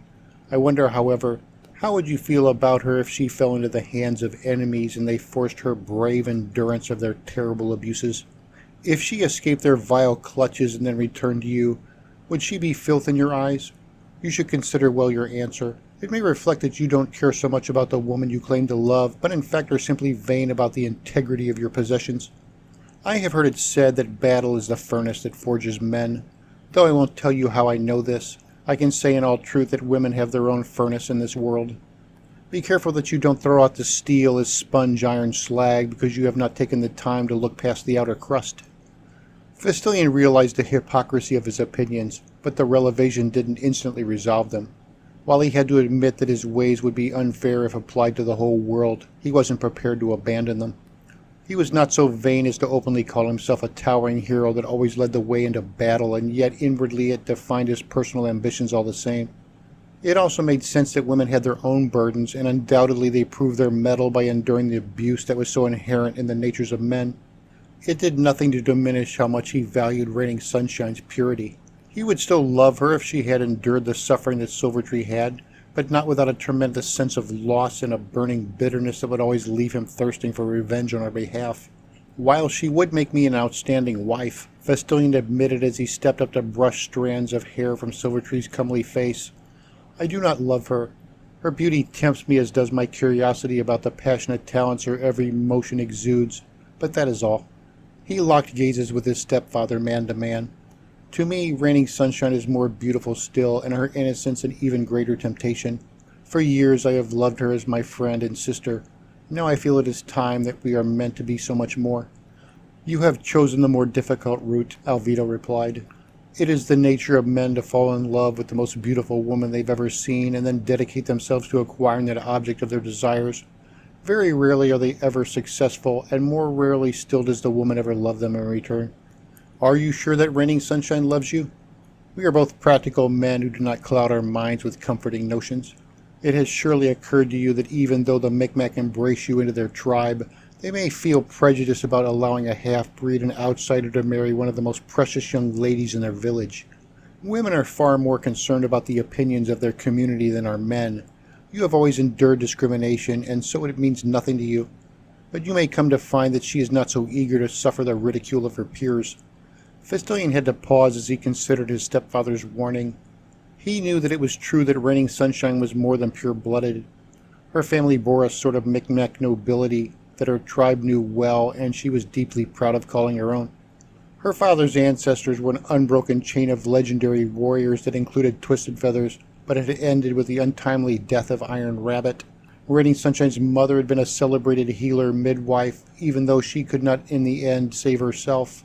She had died soon after Reigning Sunshine's birth. The chieftains and shamans of many villages had sought her expertise for their wives in labor. Her mother's ancient ancestor, Blackwinter Ferret, had been so great a medicine man that his name remained a veritable oath of power among Micmac shamans even generations after his death. Reigning Sunshine had grown up as a pupil of her village's wisest women. They had steeped her in the secret lore and rituals that their women held sacred, and they forbid any Micmac man to ever know. Fistilian hadn't a clue what the implications even were. Perhaps they groomed her to be a wise woman as was her mother, or else they prepared her to assume the role of wife for a young champion in her village. It was a safe assumption that they wouldn't be asking her opinion either way. The realization struck Fistilian like a hammer.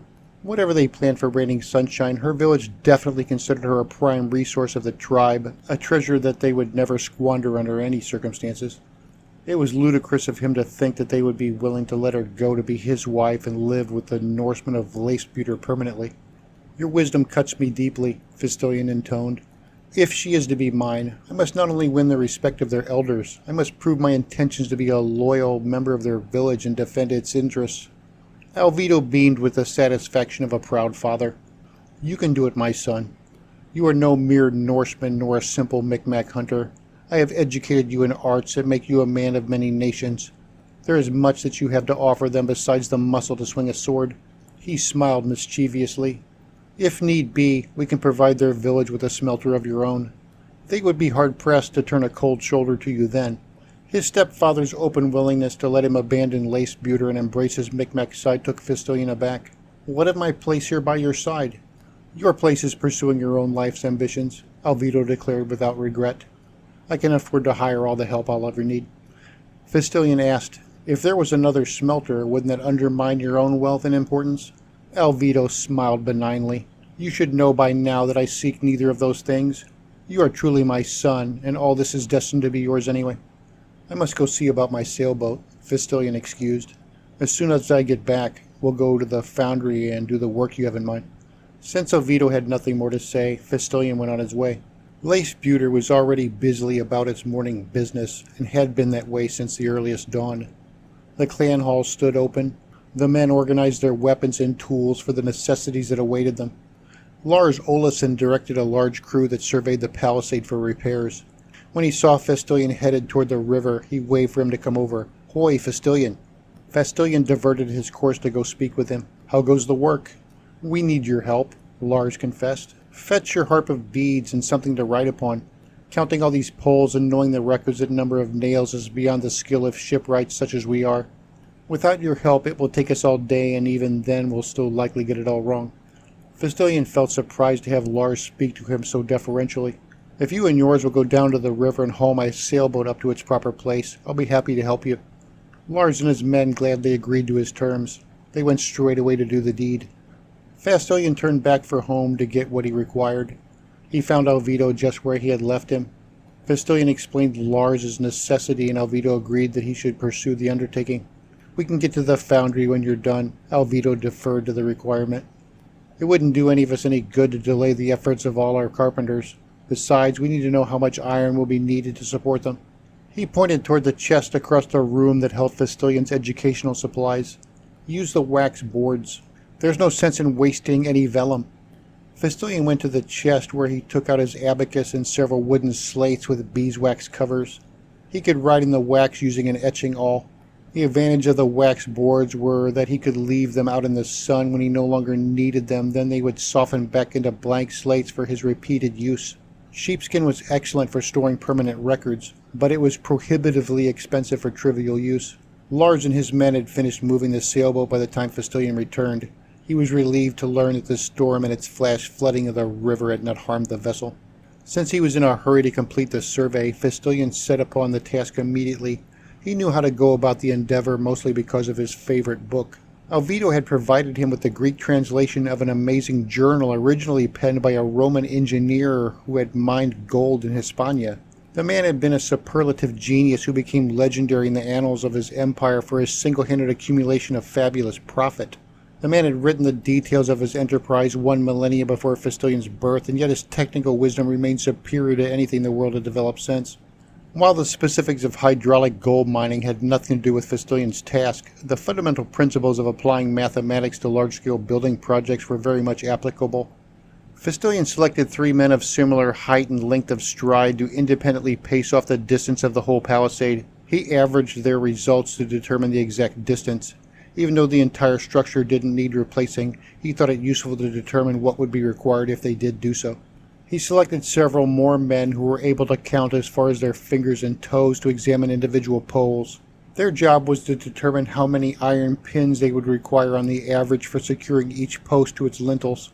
Fistilion personally walked the palisade with Lars and the others so they could inspect the individual poles and lintels to determine which ones they would have to replace.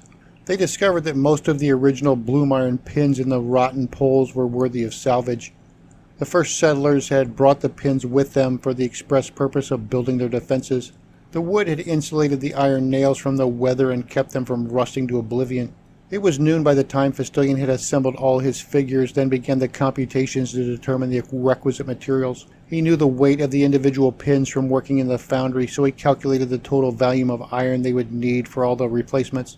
Lars supplied him with the knowledge of how many logs would fit onto a timber barge and how many men they required to fill a barge in a day's work, which did not include the sailing time from Markland where they harvested all the trees. Since the Norsemen had no draft animals, they found it too difficult to transport timber over land, so instead they transported the logs on barges. The riverbanks of Markland had many large trees that the Norsemen could fell directly into the water. It allowed the harvesters to float them about with minimal difficulty. While Fistilion finalized the details with Lars, Silvertree approached them from the direction of Alvido's hall. She dressed in the tunic he had given her, and aside from the blemish on her face from Fistilion's slap, she looked happy and attractive. Silvertree carried a small wineskin and a covered ceramic dish with a wooden spoon. "I've brought you lunch," she told Fistilion pleasantly in her distinctive Algonquin.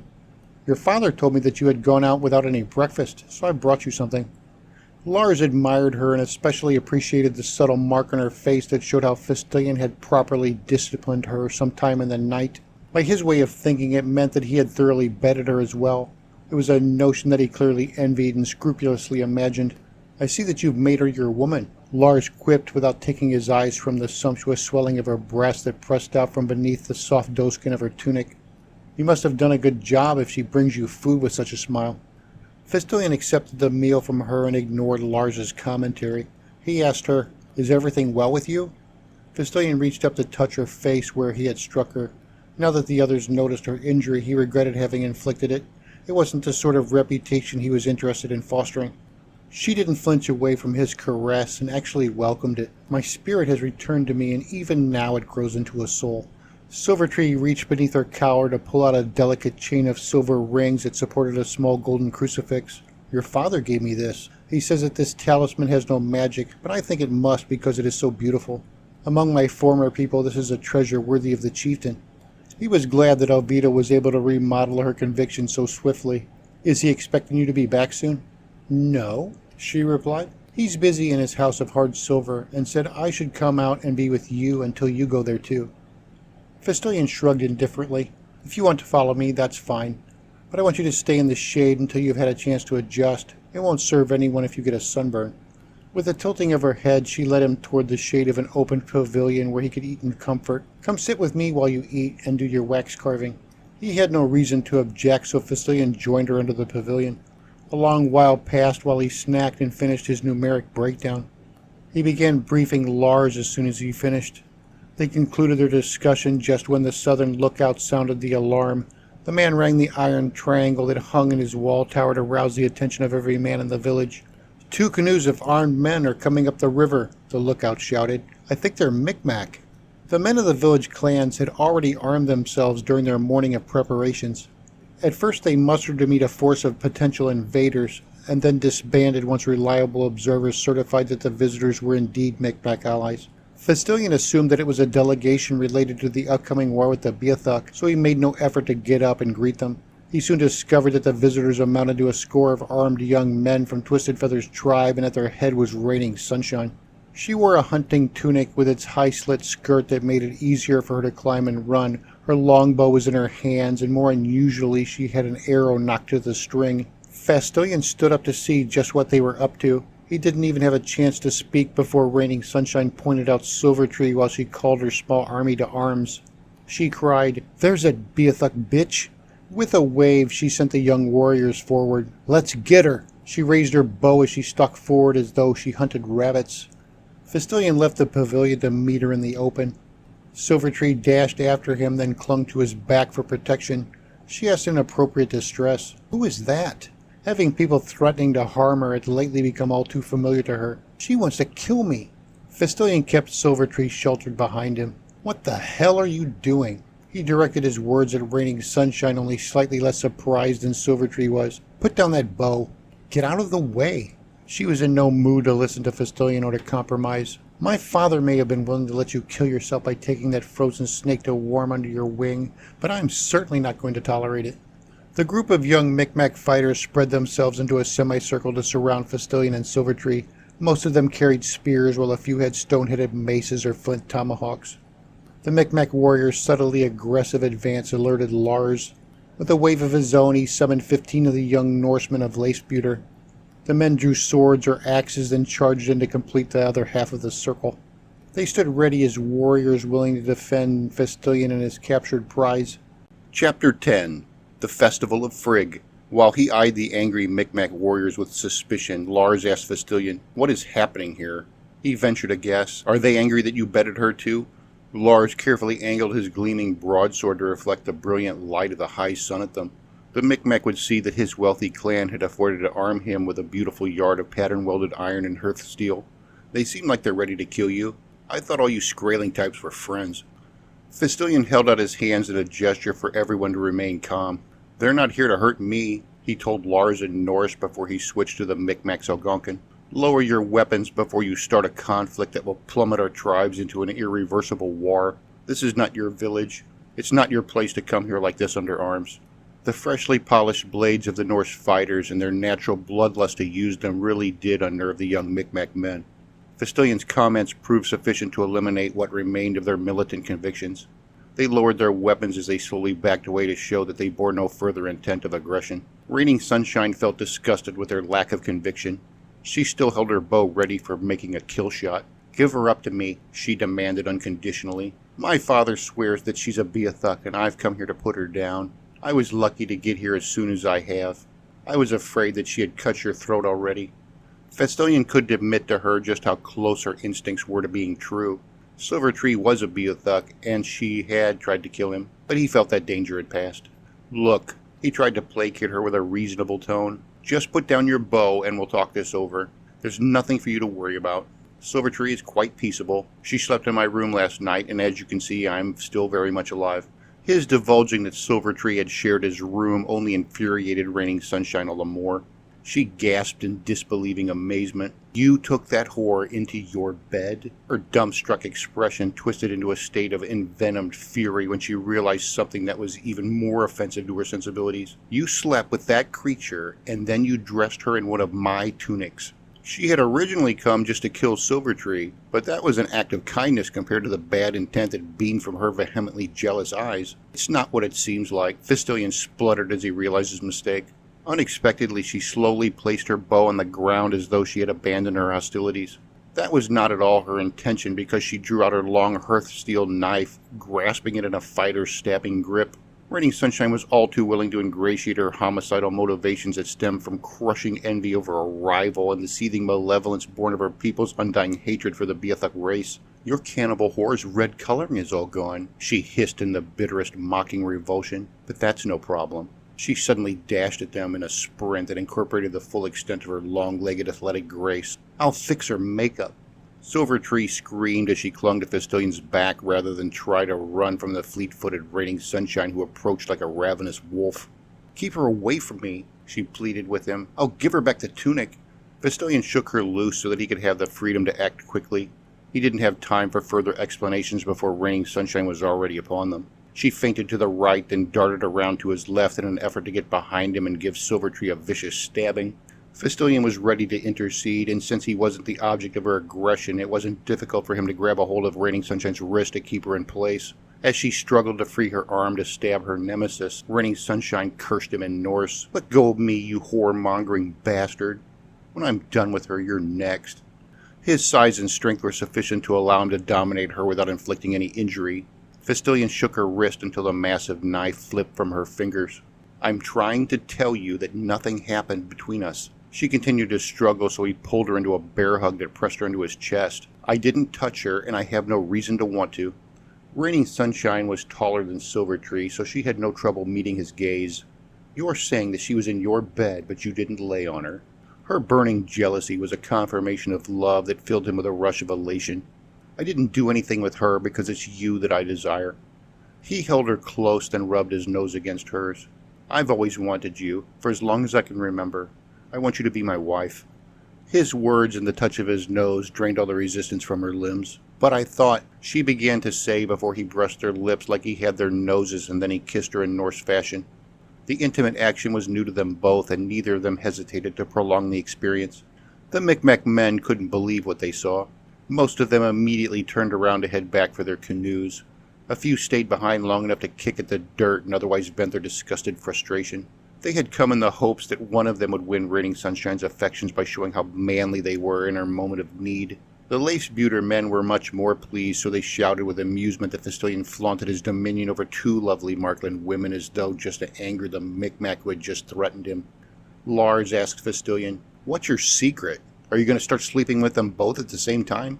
Raining Sunshine leaned back to eye Fistilion suspiciously. "What does he mean by that?" "He's like you," Fistilion answered credulously. "Lars assumes what he wants to know without ever bothering to ask about the truth. I swear to you that I never did anything with her." It occurred to him that he was partially lying, since his hands had filled over Silvertree entirely when they washed off her paint in the river. It hadn't led to anything more serious, so he felt he was sufficiently honest. To divert attention from his slight guilt, he indicated her own ostensible impropriety with a glance at the host of handsome young Micmac warriors she had come with. "Maybe I should be asking you about them." She shrugged it off sheepishly. "When I said that I needed someone to paddle me to Leifsbuter, I found plenty of volunteers. It seems that I've become quite popular now that I'm expected to take a husband." Raining Sunshine embraced him, then laid her head against his chest. "Now they're upset because they can see that I've already made my decision about who to endorse to my father." She gazed up at him with an expression to show that she wanted him to kiss her again. "With your success over the Beathuk, the elders can't help but grant you your manhood ceremony. After that, I hope you're planning on speaking to my father about paying my bride price. I know you can afford it." While the two of them occupied their attentions with another bout of passionate kissing, Silvertree picked up Raining Sunshine's fallen knife and then discreetly pointed it against her rival for Fistilion's affections. She asked with a broken-hearted frown of envy and defeat, "She is the reason you spurned me? You deserve better than an arrogant, fumbling virgin who couldn't keep your longhouse any better than your bed." Raining Sunshine leaped back from his embrace, seemingly afraid that Silvertree might try and knife her. "I told you that she was a backstabber. Let me get rid of her." "She's nothing of the kind." He defied Raining Sunshine's hostility with a sharp glance before he held out his hand for Silvertree to give him the knife. "I've come to realize that the Micmac have done everything in their power to encourage the hostility between your two peoples. If you could look beyond your black-hearted legends, you'd see she's not so different from you." Silvertree fell to her knees as she gave Fistilion the blade, as if she was a knight that showed deference to her king. "I would never harm your favorite woman," she told him demurely before she briefly gave Raining Sunshine a hateful glance, "even though she came here to murder me out of her people's wicked avarice and her own jealousy." She gazed pleadingly into Fistilion's face for some sign of his past demonstrations of affection for her. "If you wish, I will tell you the tragic tale of how the Beathuk and the Micmac were once beloved friends, just like you and I are now. It was before the time of their loathsome betrayal and their demonic descent into the state of depraved evil that they still exist into this very day." "You're no better," Fistilion scolded Silvertree. "You don't even know each other, but you banter like the bitterest of enemies." He took her hand and had her stand up. "Until you have actually met a Micmac, you have no basis for the nasty things that you say about them." Raining Sunshine cautiously waited until Fistilion glanced away to put her knife into his belt, and then she leaped on Silvertree to tackle her to the ground. The two young women began to wrestle, scratch, and screech like a pair of timber panthers. Fistilion promptly snatched Raining Sunshine about her waist to hoist her away, while Lars helpfully charged in and did the same with Silvertree. Lars's smile was huge as he held the Beathuk slave girl around her waist with her arms and legs flailing. "You must be giving it to them right," he chuckled. "They're fighting over who gets it next." "You both stop this nonsense right now," Fistilion demanded in Micmac, "or we'll dunk you both in the river to cool off."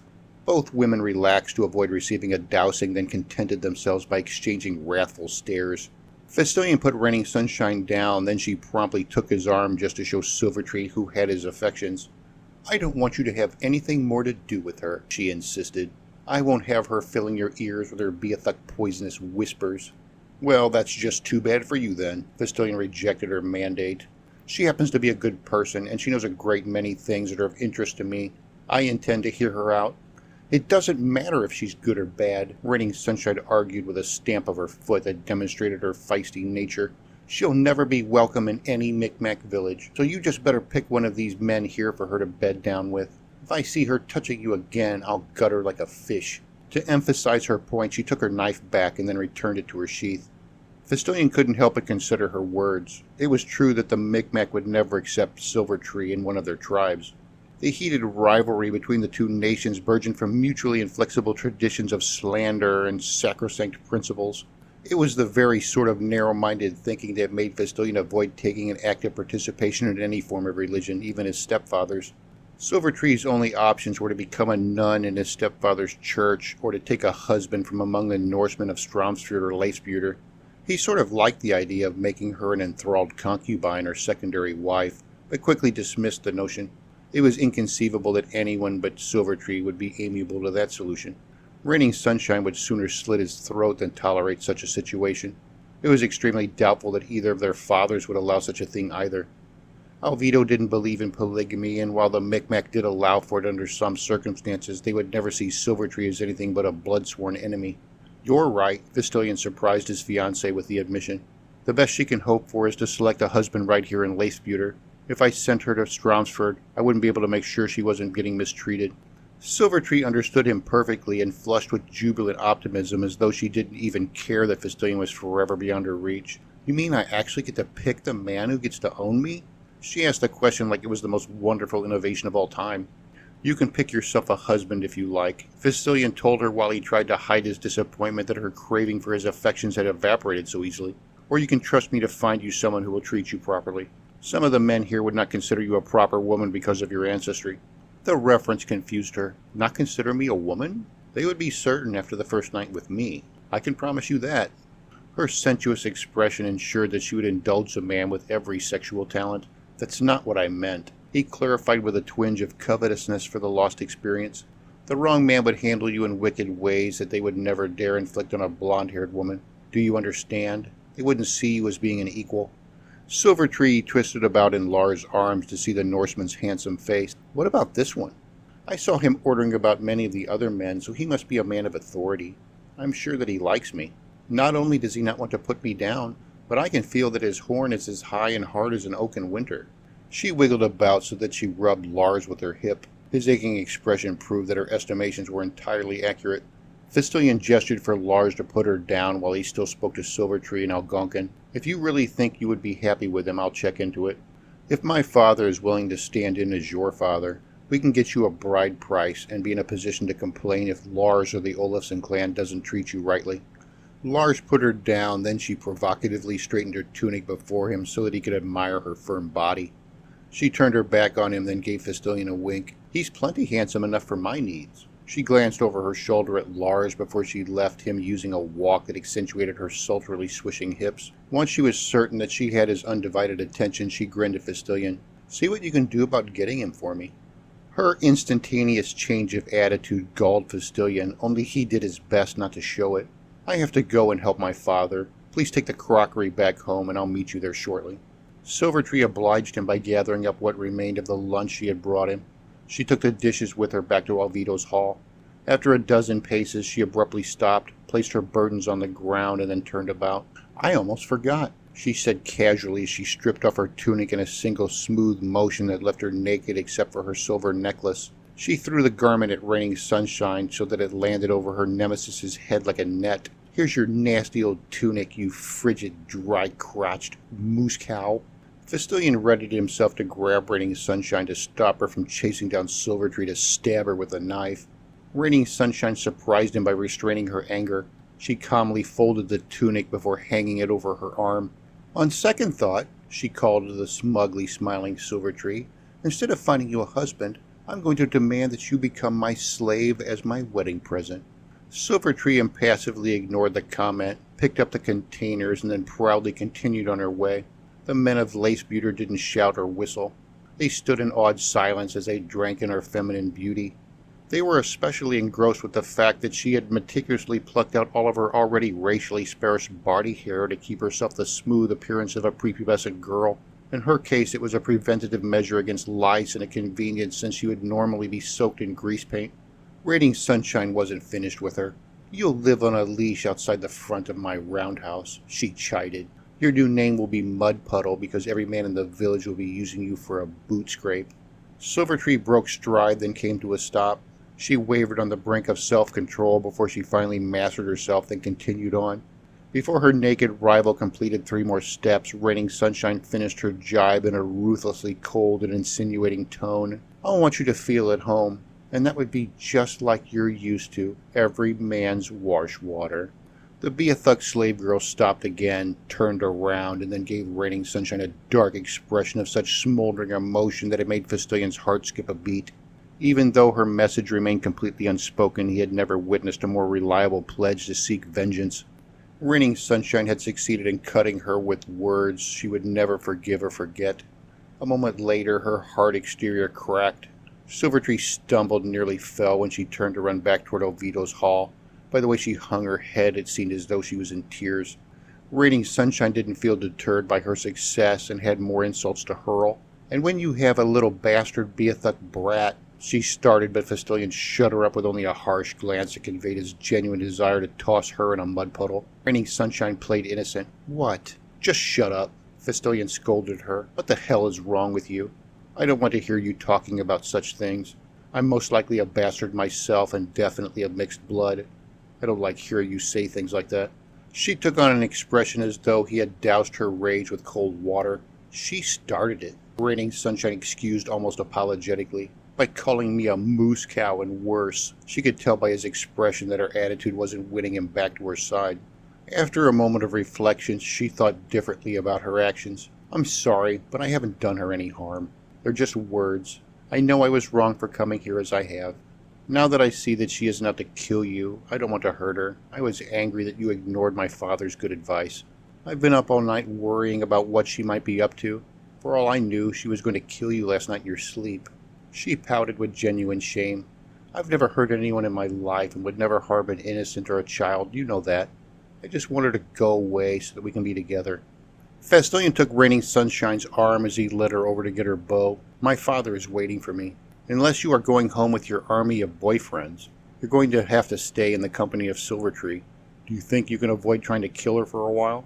I promise to leave her alone." She pledged honestly as she collected her bow and arrow. He led the way to the pavilion to collect his abacus and writing slates. "Even if you don't mean it, I want you to apologize to her. Silvertree really is a Cree, one that they enslaved. Considering the way they used her and how long she was with them, she actually may have children among them, maybe even children that they killed for all I know. The things you said were terribly cruel. I'll be lucky if she doesn't try poisoning you or something." Raining Sunshine hung on his arm as she regretted her behavior. "I don't know what came over me," was her only excuse. "I'll do my best to make it up to her. We can even be friends if that will make you happy." "It would make me happy." He put an arm around her shoulders. "I think I do know what came over you. The Micmac and the Beathuk have a secret past that your people don't like talking about. They raised you to hate them with all your heart, but they never told you the real reason why. There is more to this than a legacy of fighting. Your people have warred at one time or another with every nation in Markland. I've noticed that your people don't have this same passion about killing any of the Iroquois tribes. First of all, the Micmac are our people, not just mine." She reminded him as to where they would be living for the rest of their lives. "Secondly, we don't call them rattlesnakes for nothing. Those bloodthirsty Mohawks have killed as many of my people as any nation. That is why our name for them means man-eaters." He used her correction about his tribal alliance. "I need to know the things she can tell me, things that will help our people. She can tell me about the Beathuk, how many villages they have, the numbers of their warriors, and the organization of their leadership. It might be feasible for us to selectively assassinate their most warlike chieftains and shamans to end this war before it ever gets going." Raining Sunshine frowned. "That sounds really dangerous. Who would be foolish enough to go off and try to do such a thing?" "They'll have to be fought one way or another," he assured her. "A man with a family to protect is not my idea of a fool. Neither is a man who needs to prove himself to the Micmac elders." She picked up on his thinly veiled reference, so came to a halt. "You don't have to prove anything more to them than you already have. If they try to keep us apart, I'll abandon my home and we will live here instead. Not even my father can separate us." She embraced him, nuzzled his neck, and then chuckled. "I waited for years for you to realize that I'm not a boy, so I'm not about to let anything ruin my happiness now." He kissed her again just because he could, and to appreciate how she actually welcomed it. The reality of their budding romance was even sweeter than he had imagined when he had daydreamed about it countless times. "I've known you aren't a boy for a while now," he flirted with her. "Why do you think that I was always eager that we go swimming?" When they arrived at the hall, Fistolian paused outside the door to listen to the sounds that came from within the foundry. He heard that his stepfather and the team of Lacebewter men he hired to help him were already busily at work inside. Fistolian took Raining Sunshine into the residential hall to be sure that she and Silvertree could come to some sort of peaceable consensus before he would leave them together. A quick inspection revealed that Silvertree had retreated into Fistolian's room behind a closed door. When Fistolian wanted to go in alone, Raining Sunshine grabbed his arm to stop him. "I don't want you in there with her," she complained in as genteel manner as she could manage. Raining Sunshine reminded him, "She doesn't even have any clothes on." He was about to argue, but she silenced him by peeling off her tunic, then handing it to him. Raining Sunshine's only adornments were her ever-present clawed necklace and also her maiden's belt, which stylishly accentuated the slender muscularity of her stomach. She gave him a moment to admire her bare figure in stunned silence before she explained, "Tell her that I'm really very sorry about what I said, and that she can have the clothes off my back as proof of my apology." He nodded numbly, unable to avert his gaze. "That's nice of you," he stammered because he found it difficult to concentrate. "I'm sure she'll appreciate it." She stepped up, wrapped her arms about his neck, and then rubbed noses. "Just remember," she purred, "this belt is yours to take off of me whenever you want. There's nothing she can do for you that I won't do better." She stepped back to give him another chance to examine her. Raining Sunshine's fingers delicately plucked at the strings that secured her belt to remind him that her virginity was his for the taking. "You know how the women of my village have been schooling me in the sacred rituals?" Her smirk had one raised eyebrow that insinuated she had learned some sexual things as well as the practical. "I have ways of pleasing you that you wouldn't even believe." "You don't have to worry about Silvertree," he said while he studied her redundantly in an effort to discover her finest feature. "You saw how she smoldered with desire for Lars. It will be easy to put her in a good home, and that will be the end of her." He finally broke himself away, then went into his room. Silvertree waited behind the door as Fistolian walked in. Once he was inside, she pushed the door closed and then took the tunic off his arm. She was still as bare as she was on her walk through the village, but even so, she tossed the garment onto his bed. "I listened to you talking to her. I accept her apology, but I don't want anything that was hers." "That includes me, then," he told her dryly, with thoughts of Lars and the way she fawned over him. "I want the two of you to forgive your previous misunderstandings and make a fresh start of things. You don't speak Norse, and this is a small village. You're going to need a friend you can talk to."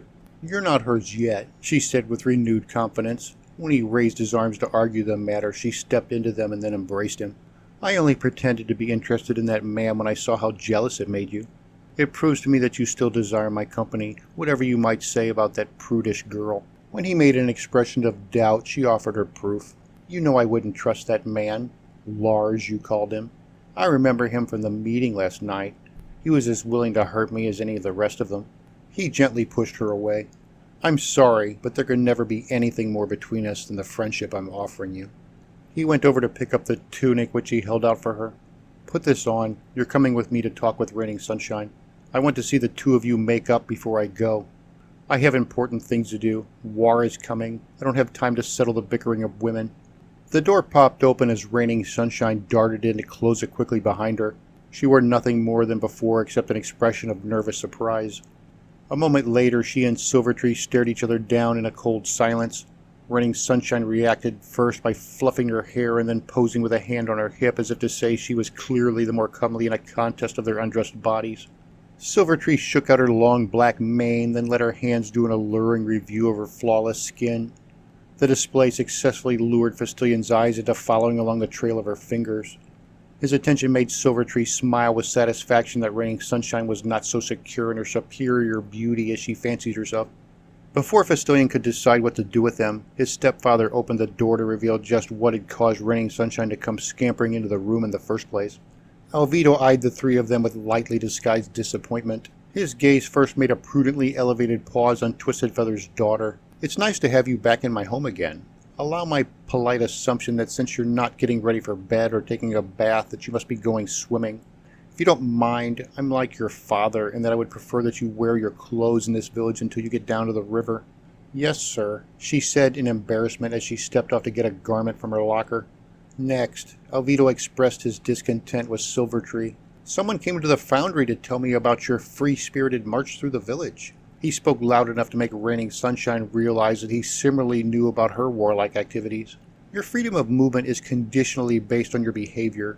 I'm hopeful that it's your desire to cooperate and your adjustment to our ways." Silvertree had no shortage of respect for figures of religious authority. She demurely lowered her eyes while she accepted her chastisement. "I'm sorry, Father Alvido," she said bashfully. "I will do better from now on."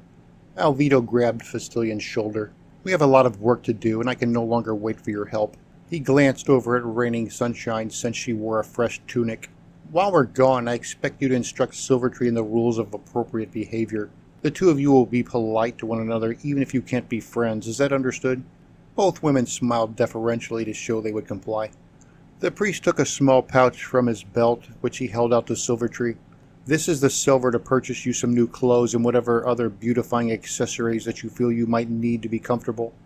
There is enough here for you to also purchase the ingredients you require for brewing the healing poultice you offered to make for Fistillion's hand. I'm sure that Raining Sunshine will be happy to let you wear an article of her clothing until she has taken you around the village to acquire your purchases." "I'd be happy to help her," Raining Sunshine chimed good-naturedly. "She'll need someone to start teaching her to speak Norse, too." Her change in attitude clearly conveyed that she didn't want Alvido mentioning to her father that she had behaved inappropriately. Alvido exited first. Fistilion followed after his stepfather. When Fistilion briefly glanced back into the room before he closed the door, Raining Sunshine gave him a mischievous smile while she hoisted her tunic all the way to her maiden's belt to assure him that her feelings hadn't changed in the slightest. A similar glimpse over at Silvertree let her clever smile promise to him that she felt far from defeated and still vied for his affections. After he closed the door, Fistilion was soon outside with his stepfather. Alvido paused on the porch to talk with his stepson. "I have been all over the world," he began educating his son. "I have visited many lands and witnessed the ways of the people in all of them. What I have to tell you is not because I am your father, nor is it mere flattery. To anyone who can see, it is plain that God has gifted you with qualities women find irresistible. Though you might think that I'm being ridiculous, it's the simple truth that you are one of his rarities among men, an Adonis, as it were." One of Alvido's books that Fistilion had studied was a text on the tales of Greek religion in their native language. He had to ask, "An Adonis? You must be warning me to avoid the affection of goddesses, because it's highly unlikely that a boar will ever kill me, much less I shall ever see one. Raining Sunshine is beautiful, but I think calling her Aphrodite is somewhat extreme. I do see what you mean about making her jealous, though. She can be extremely dangerous. You should have seen her go after Silvertree with her knife." Alvido gave him an annoyed stare that indicated that his stepson needed to just shut up and listen. "I'm verifying that you're not only impressively tall, even for the son of a Norseman, but your breadth of muscle is keeping a stride. You have a handsome countenance to accompany the athletic prosperity of your body, so that despite the uncommon combination of your ancestry, you are fast becoming a man who is second to none in stature. My pride in you approaches sin when I say that I could stand you in comparison to any noble prince from between here and Calcutta, knowing that the other fathers, though they be mighty kings, would have to bow their heads to me in capitulation." Fistilion felt embarrassed by his stepfather's unprecedented demonstration of praise. He did not feel flattered, only uncomfortable, because he could sense that some negative conclusion lay at the end of his lecture. "If this is somehow about the way they were traipsing around naked in my room, I swear to you that nothing was going to happen. The situation wasn't the way it seemed." Alvido concurred with a nod because Fistilion had begun to strike upon the point he approached. "You know that among caribou the greatest of the bulls attract to themselves huge harems of cows. The same is true for walrus, deer, and even sheep. In God's unfathomable wisdom, he chose to infuse one common desire into the minds of all females, among every sort of creature. One and all, they feel the same uncontrollable draw toward the spectacle of physical perfection in the male of their kind." Fistilion mistakenly assumed that his stepfather was discreetly offering him a lesson in human reproduction. "I know where babies come from, and how they are made, so there is no need to get into it." "That's not what I'm talking about." Alvido waved him down to be quiet and listen. "I'm explaining to you why women behave so witlessly when they're around you. Surely you have noticed it, even before just now in your room. I'm warning you that your potential for attracting women is a dangerous gift, and it has yet even to reach its full potency. Soon you will find that faithful wives from this very village will be offering themselves to you from the shadows of their doorways. The daughters of good men will cast off all prudence to have a place in your bed with no concern for marriage or fear of unwanted children. Those amorous women that you reject will respond to the rebuff by hating you with an equally unreasonable passion. Even men will come to loathe you for no more reason than the incidental way that you draw the eyes of their women. I'm not sure that I understand," Fistilion admitted while numerous potential conclusions ran through his head. He considered that perhaps neither Raining Sunshine nor Silvertree were in their right minds and only pursued him for the reasons his stepfather described. "Are you saying that I can't trust the affections of any woman ever?" Alvito considered that and then agreed. "In a way, yes, that's what I'm saying. Because it comes so easily to you, it's not a worthwhile reason for you to make an important decision. A woman must offer you something more than her lust to be worthy of special consideration like marriage. If you want my advice, it amounts to this. If you're going to involve yourself casually with the many women who will pursue you, always be cautious of the consequences. Taking Silvertree to your bed won't harm anyone, except maybe her feelings when you finally put her out. To do the same with Raining Sunshine will have serious repercussions. She is an impressionable young woman with a promising future that needs our protection. Taking her unceremoniously would also endanger your relationship with our tribe and our father." "What if I have serious intentions about Raining Sunshine?" Fistilion truly believed that he wanted her for his wife. "I want us to be the first for each other and not worry about anyone else," Alvito warned. "When you only know one woman physically, it makes the temptation for having other women all the more appealing. You'll always be wondering if they have something to offer to you that your wife does not. Considering Raining Sunshine's virginal lack of experience, she obviously won't know much, if you grasp my meaning." Fistilion wasn't sure if he did. Is there a lot to know? It made him more curious about what Silvertree might have to offer. "You've been around the world. How many women were you with before taking your vows to be a priest?" Alvito coughed into his hand to conceal his discomfort in answering. "Though I've never been married, I've had more than my fair share of ladies from many nations and all walks of life. Only recently did Pope Gregory in Rome decree that priests should be celibate, and many still refuse the order. So you can understand that despite the way that I have raised you, I had little incentive when growing up to act responsibly. I can tell you that in the Far East there are schools that teach young women to know 1,000 ways of pleasing a man. Compared to that, Raining Sunshine knows next to nothing. That doesn't mean you won't be happy together." Fistilion knew his desire. "If I want to be happy with Raining Sunshine, what do you recommend that I do?" "It's simple," Alvito advised. "You need to get Silvertree out of the house as soon as you can." Alvito slapped his stepson's back to show his sympathy. "I can see the tension growing between the two of you. If you stay together much longer, you're going to end up betting her, I guarantee it." His father was probably right, because Fistilion already wanted to keep Silvertree in his life. "Is there anything else I can do?" Alvito shrugged. Back home in Europe, young men would frequent bawdy houses and solicit the charms of many prostitutes before they got married, something they euphemistically called sowing the wild oats. The people commonly believed that such sinful conduct would exhaust a young man's desire to wander once he engaged to wed. While there are loose women both on Vinland and among the Micmac, I doubt any of them possess the extreme youth and beauty that you so casually find appealing. I would say they were more of the common variety of women and hardly skilled enough to help you understand what you could find with an Eastern madam of the harem. I'm not telling you this to recommend such a course of action. I just want you to understand what commonly happens to other men who find themselves in your situation." With the lecture over, Alvito led Fistilion to the foundry so they could get to work. They went together into the foundry, which was already at full production. Alvito regularly employed 6 local men to help him smelt iron ore, and they were all in attendance. Fistilion joined in to perform a mixture of physical labor with other more cognitive duties. Either Alvito or Fistilion always carefully monitored the temperature of the furnace. They directed the workers when it was time to infuse more heat by having them inject additional charcoal with their iron-edged wooden shovels and pump more air with the bellows. Periodically, they had to temporarily cool the furnace and clear the slag before they recharged it with fresh ore. The workers regularly poured molten iron into sand molds where it hardened into billets. The iron ore came from a bountiful mine located on the Markland mainland. Alvito had brought the knowledge of iron manufacturing to Vinland. He also used his foundry for the occasional smelting of other metals such as copper, silver, lead, and gold. He had personally located the iron mine and then orchestrated a labor arrangement with a Micmac who had learned from him how to excavate the ore using iron tools. They collected the ore and then transported it to Leifsbudir on barges built by Clan Olafsson. Alvito paid them for their efforts with a share of the finished product. The arrangement had made those Micmac involved into wealthy men. By mid-afternoon, a fully laden Micmac ore barge arrived at Leifsbudir's beach to deliver their latest supply, which had departed from their village at first light that morning in response to the upcoming conflict with the Beothuk. Fistilion remained at the foundry while Alvito went down to the river where he supervised the securing of the barge. 4 large canoes towed the flat-bottomed vessel into position before a score of Leifsbudir men used ropes with block and tackle to haul the vessel out of the water.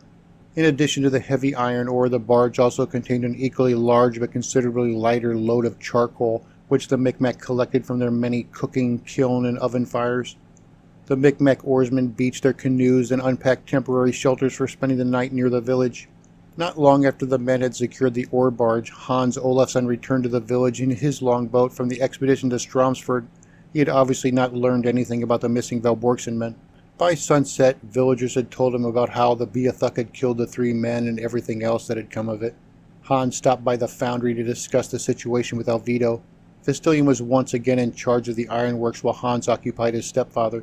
He suspected that the discussion was about Hans Olafsson's intention to abandon Vinland and take his clan to Greenland permanently. It was just after dark when Raining Sunshine and Silvertree brought dinner out to the foundry. They had finished making their tour of the village's seamstresses sometime earlier. Silvertree purchased some new clothes for herself and then collected the assorted medicinal components as well.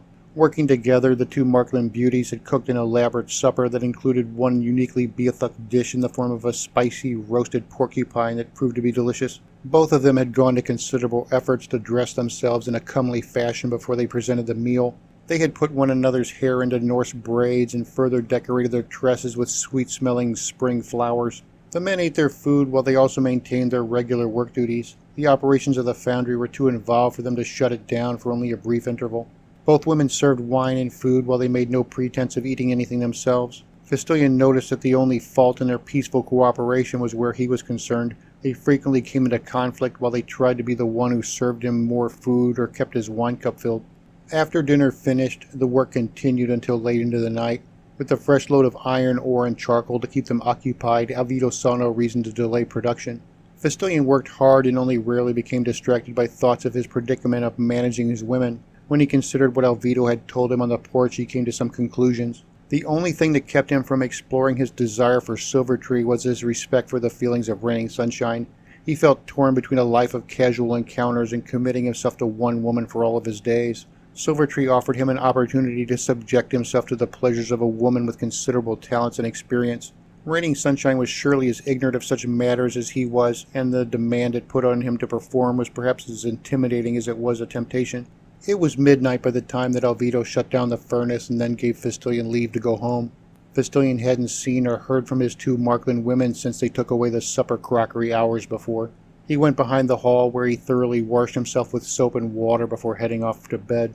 As exhausted as he felt, Fistilian still held a real ambition to reunite with his 2 spirited companions. The unpredictable tension they put into his life had quickly become something that he found wanting in its absence. Fistilian had his lantern burning when he went inside. He stopped by the cauldron to eat some of the leftovers from dinner and then headed for the guest room. His curiosity about which of the women he would find there was titillating because it would also reveal which of them had the gumption to try spending the night with him in his room. Fistilian hadn't expected to find the chamber empty. The bed remained made just as it had been all day. He headed for his own room then to find out what was going on. Fistilian entered to quite a surprise. His first sensation was an assault on his nostrils that left his head swimming. The air wafted with the heady sense of burnt incense and expensive rose oil perfume. Both were popular ceremonial concoctions of the indigenous peoples of Markland. Less distinct but still unmistakable were the scents of the smoke of burnt wax candles, a tangy herbal blend like a medicinal salve, the sweet vapors of wine, and the musky fragrance of women overcome with sensual excitement. He stepped in quietly, then hung his lamp from a hooked sconce to see numerous vessels of crockery that had held half-eaten treats from dinner, as well as other snacks of fruit, nuts, and raw seafood delicacies like the Marklanders frequently preferred.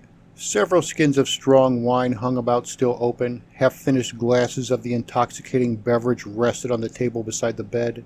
He approached his bed, then slowly peeled off the top blanket. Underneath were the entwined bodies of Raining Sunshine and Silvertree.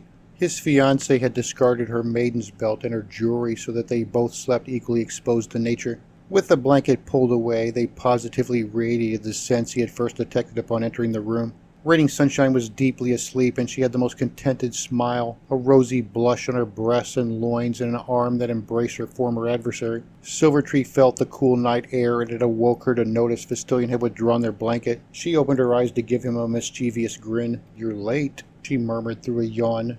"We tried to wait up for you as long as we could, but she just couldn't handle her red water at all." He felt stunned to the point of being speechless. It didn't occur to him to ask what happened because he already knew. The bawdiest saga that concerned the Norse goddesses raced through his mind as he answered. He had heard it many times, and admittedly it was one of his favorites. According to the story, the warrior gods of the Aesir had gone off to battle with the Vanir, the elf gods of Alfheim. The battle lasted for long months before it finally ended in a truce that they cemented with an exchange of hostages. The Aesir had left all their goddesses at home alone to await their return, but the goddesses' boredom soon became unbearable. Seeking a reprieve from their frustrations, the goddesses gathered together in Frigg's hall of Fensalir to speak with her. Frigg was first among all the Norse goddesses, and they revered her as being the wisest of them concerning all things feminine. When the goddesses complained of their loneliness and frustration, Frigg offered them an unexpected solution. The queen of goddesses sealed the door to her hall and served her guests strong wine while she had her musicians play.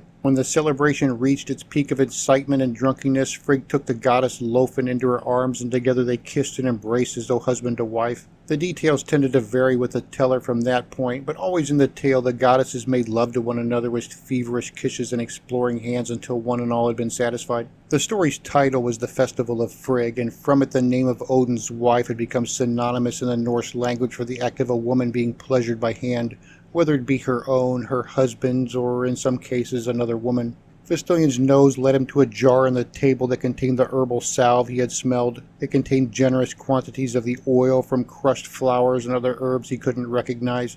He suspected that Silvertree had used it to drug Raining Sunshine. He asked her accusingly, "What is this? Did you use this to put her in a stupor?" "It's nothing dangerous or unnatural," she replied while doing a sensuous stretch that ended with another yawn. "It's just a salve that I threw together. I told Raining Sunshine that when properly applied to her, it would allow her to experience the sexual ecstasy of her first man without any of the usual sensations of pain." He considered her explanation and believed from Raining Sunshine's recent behavior that she had genuinely planned to make love to him for the first time when he got back from the foundry. She had no way of knowing that he would return so late. Fistilion asked, "Does it really work for that? Or was it just a trick so you could take advantage of her?" "I did not take advantage of anyone." Silvertree gently stroked Raining Sunshine's abdomen and then traced a finger under the curving mound of one of her breasts. The Micmac beauty stretched luxuriously under the caress before she murmured something pleasant but unintelligible. "This poor thing did not even know what pleasure was until I took the time to teach her. It took me a while, but I thoroughly worked the salve's magic. By the time I finished, she got everything she bargained for and so much more." Silvertree's expression showed that she had enjoyed providing the experience nearly as much as Raining Sunshine had enjoyed receiving it. "But to answer your question, yes, it would also work for you. Well, considering your potential. Let's just say it would have helped ease things along without too much discomfort." Fistilion knelt down beside his bed before he took Raining Sunshine's hand. She briefly opened her eyes and gave him an expression of purest love and adoration. "I am ready for you," she slurred while she reached out to embrace him. A moment later her arm fell limp as she drunkenly slipped back into unconsciousness. "She is totally sloshed." He glowered at Silvertree harshly. "You should never have gotten her like this. Her people forbid her from partaking of wine. She's never had any before in her life." Silvertree shrugged innocently. "She mentioned something about that. I explained that it would do wonders for loosening her up and taming those first-time jitters. I have never met anyone so skittish about the whole matter." She smiled at Fistilion with a coy pout. "I guess you wouldn't know anything about that either, being a virgin yourself." The whole situation had Fistilion taken aback. Not only was he upset with Silvertree for getting Raining Sunshine blind drunk on wine, but he also bemoaned the fact that his virginal fiancée had inadvertently committed an unexpected infidelity. The fact that Silvertree had conspired to bring it all about and was actually amused by his distress over the whole matter angered him most of all. Fistilion finally understood Alvido's warning about her. Silvertree was far wiser in the ways of the world than either of them. While they still struggled with the feelings of adolescence, she considered such emotion to be nothing more than childishness. Silvertree's innocent smirk was nearly enough to make him lose his temper. His voice quaked with his turmoil of emotions as he asked her, "What's so funny about this? You're lucky that I don't put you out. How could you?"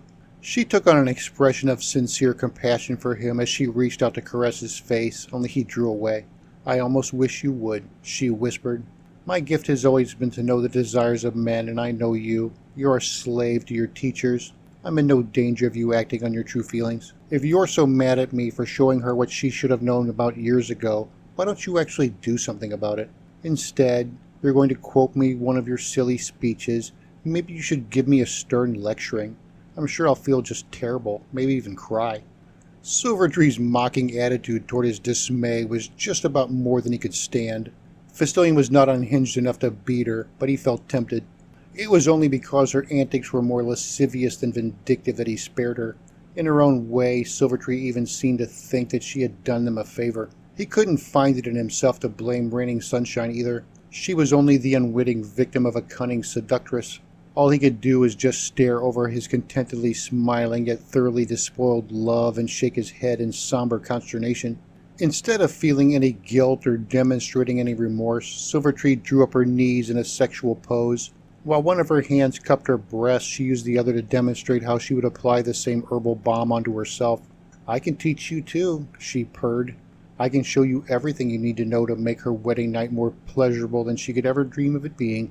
She read Fistilion's indecisive turmoil and knew how to overcome it. Would you prefer her agonized cries as you rip her away from childhood amidst blood and tears? How much longing would she have for you after that? Come to me and do it for her. Something inside him snapped as all of his doubts and misgivings just drained away. Fistilion knew at that moment he was a man who could do whatever he pleased. She was right about him being a boy who felt so enslaved by the edicts of his mentors that he never considered making decisions on his own.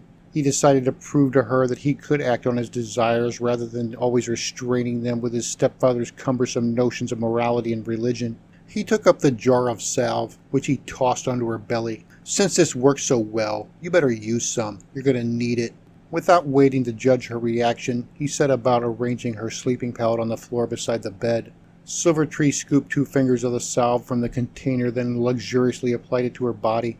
The thought of Fistilion having his way with her to such an extreme that she might actually relive some hint of her first virginal pains made her giddy with lustful anticipation. Her evening of offering ministrations to Raining Sunshine had cultivated an already considerable yearning in her that she felt near to bursting from the pent-up energy. Once he had the pallet ready, Fistilion walked around to her side of the bed, pulled her up to stand with him, and then roughly forced a kiss on her. Using her mouth and lips as an instrument of showing affection was something she understood very well, but not in the strange and comparatively unfulfilling Norse custom of kissing. Silvertree used her hands for furtively exploring beneath his breechcloth while he stripped off his jacket. Her intimidated expression conveyed that she was obviously impressed with the generous uniformity of his body. Fistilion wasn't gentle about taking her down to the pallet, since he found it easy to incorporate his lingering hostility toward her into his physical desires. He forced her down onto her knees with her face shoved into her pillow, and her whole body trembled with expectancy. She groaned with delight as he grasped her at the hips, and then she howled as he slapped her backside with his hand so hard that she felt as though he had taken off a layer of skin. He only intensified her surprising confusion by shoving her over onto her side and then leaving her there. Fistilion stepped over her to climb into bed with Raining Sunshine and then pulled up the blanket to cover them both, as it was his intention to go to sleep. "Blow out the lantern when you're done with your ointment," he told her coldly. "Be sure to enjoy yourself, because that is all the attention you're ever going to get out of me." Chapter 11. Chains of Credence. Despite how late he had gone to bed, Fistilion awoke with the first rays of sunrise, only not of his own accord. Silvertree roused him with the cool touch of a wet cambric cloth as she washed his body from a copper wash basin of fresh water. He still felt tired and also sore from his previous day of hard work. Once he awoke enough to sit up and then gaze about to see what was happening, Silvertree offered him a cup of wine he could drink to clear his head. "I heard your father get up to start moving about the house," she explained while she wiped his chin with the cloth before re-wetting it. "You have important work to do. I must get you ready." She showed no signs of the previous night's mirth, nor did she seem to begrudge the way he had sent her to bed. If anything, she seemed ashamed of her behavior and desperate to make amends to prove her staunch loyalty to her savior. He glanced over to the other side of the bed to see that Raining Sunshine was awake, quietly watching them. Her expression of shameful guilt slammed him with the memory of what she had done with Silvertree the night before. Perhaps she thought that she had permanently ruined their lives and that he no longer wanted to marry her. Fistilion rolled over to brush the hair from her distraught face. His closer inspection revealed she had a sickly pallor and a miserable countenance. He asked her softly, "Are you all right? I suspect that you've got a massive hangover. It's what Norsemen call a morning sickness that comes from drinking too much wine." She offered a nauseous expression and small nod of agreement. "That must be what afflicts my body," she confirmed. "My spirit is in far worse condition, knowing how you must hate me for what I've done. I don't hate you, and you've done nothing I wish to reprimand, he replied honestly, and absolved her completely of any wrongdoing. It was totally outside his nature to feel any lingering jealousy about her having drunken indiscretions with another woman. If it had been with a man, it would have been an entirely different matter. As in the Festival of Frigg, it required a man for a woman to commit adultery.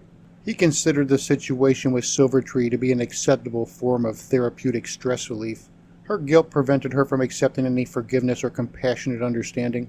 She took my maiden's belt off me, Raining Sunshine confessed in her search for a deserved reprisal that might ease her distress.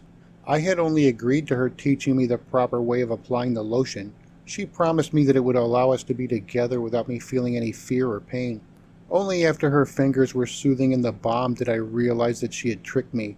Instead of preparing me for you, her potion ensnared me with indescribable sensations. It was like I fell into a trance. My memories are hazy, like in a dream, but I remember feeling like I was a kitten with a purring panther grooming my pelt with a lapping tongue.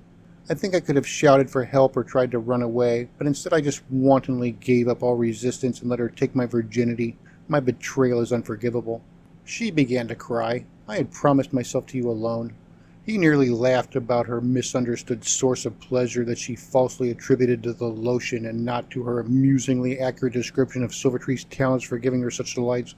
Raining Sunshine remembered the experience only as a hazy dream. His empathy for her turmoil was enough for him to restrain his mirth. Only a man can take your virginity, my love, he reassured her.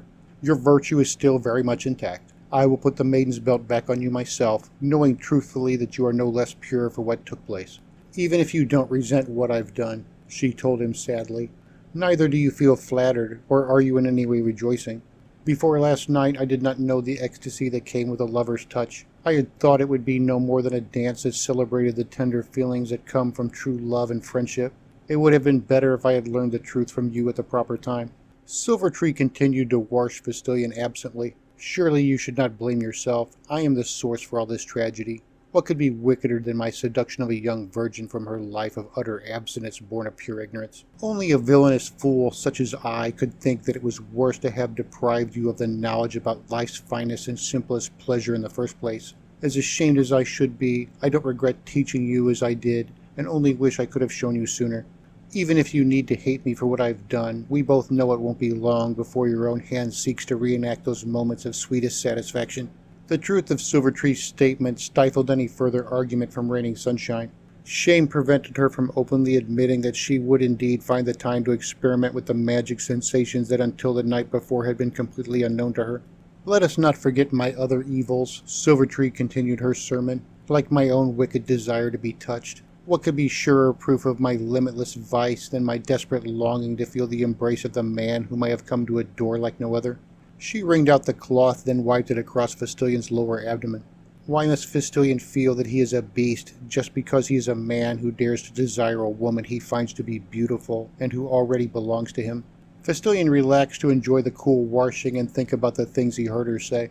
I have no family, no nation, and no people, Silvertree added. You plucked me from ruin and death to shelter me from all further harm.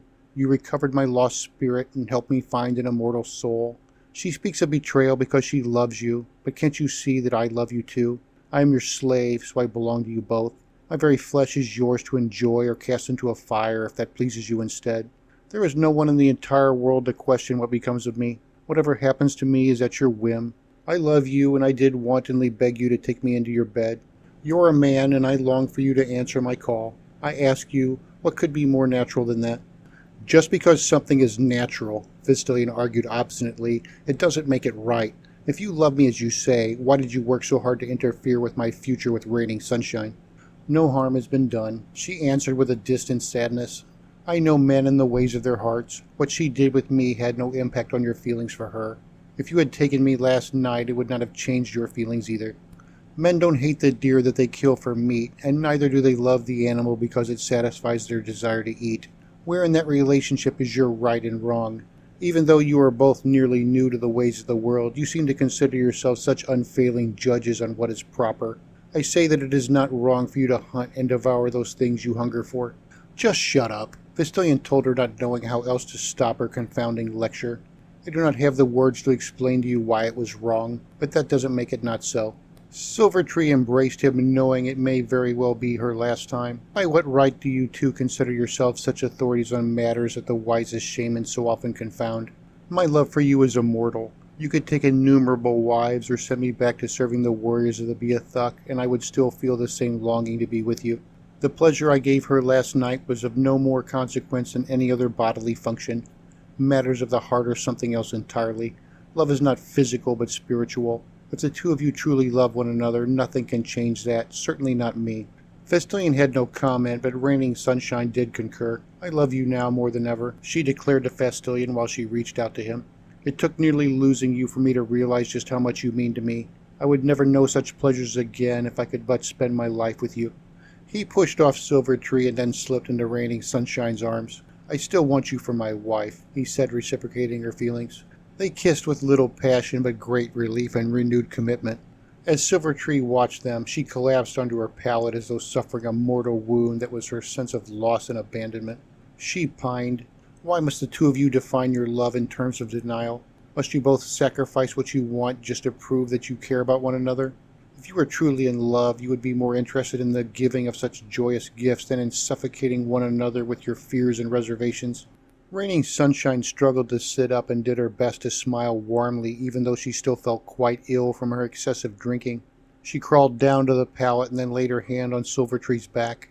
I do love him as much as I claim. If you can make him feel in the way that you showed me, then he has my permission to seek you out for that. More than anything, I want him to be happy and fulfilled. I see now that you have a heart that seeks to find solace amongst a storm of admirers. My desire is to form a single enduring bond that grows stronger with each passing season. We are just different. Neither of us has to be mistaken. Festilian got up and started to dress so he could leave for work with his stepfather. He said, I'm sorry, Silvertree, but I should have sent you away sooner so this would never have come about. Raining Sunshine is to be my wife. She has my word that while she lives I shall have no other. For us that will be more than enough. Silvertree burst into tears and shivered as though consumed by terror. It would be kinder to kill me, she whimpered, than to send me to live among beastly men to whom I can't even speak. Give her to me, Raining Sunshine blurted out, desperate to offer her new friend some defense. It would be wrong to turn her out, knowing her as we do. Despite her deceptions, the day we spent together yesterday was special to me. It is not nearly so lonely here while you are gone when I have someone I can talk to. He was eager to get away from them and settle his thoughts through lengthy and private contemplations.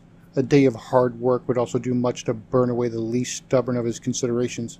Before he left, Festilian made his decision about Silvertree.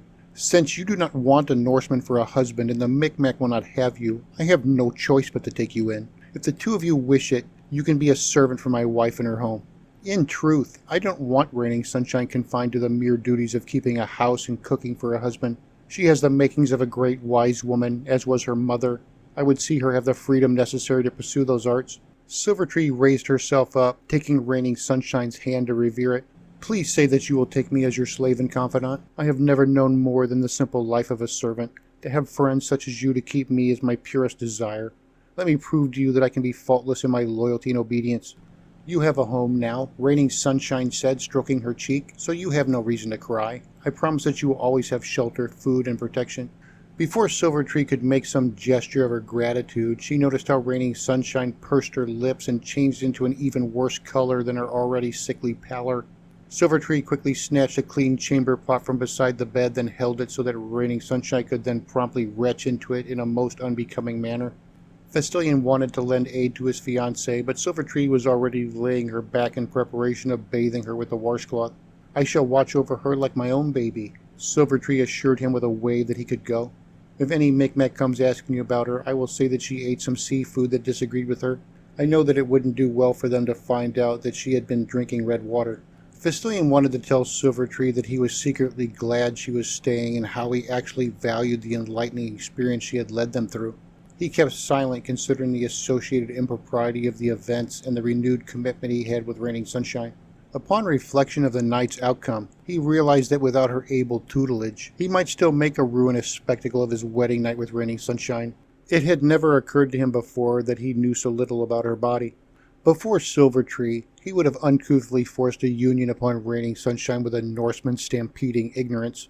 Neither of them would have understood that gentle patience and special care was required for her to learn to accommodate a man such as himself.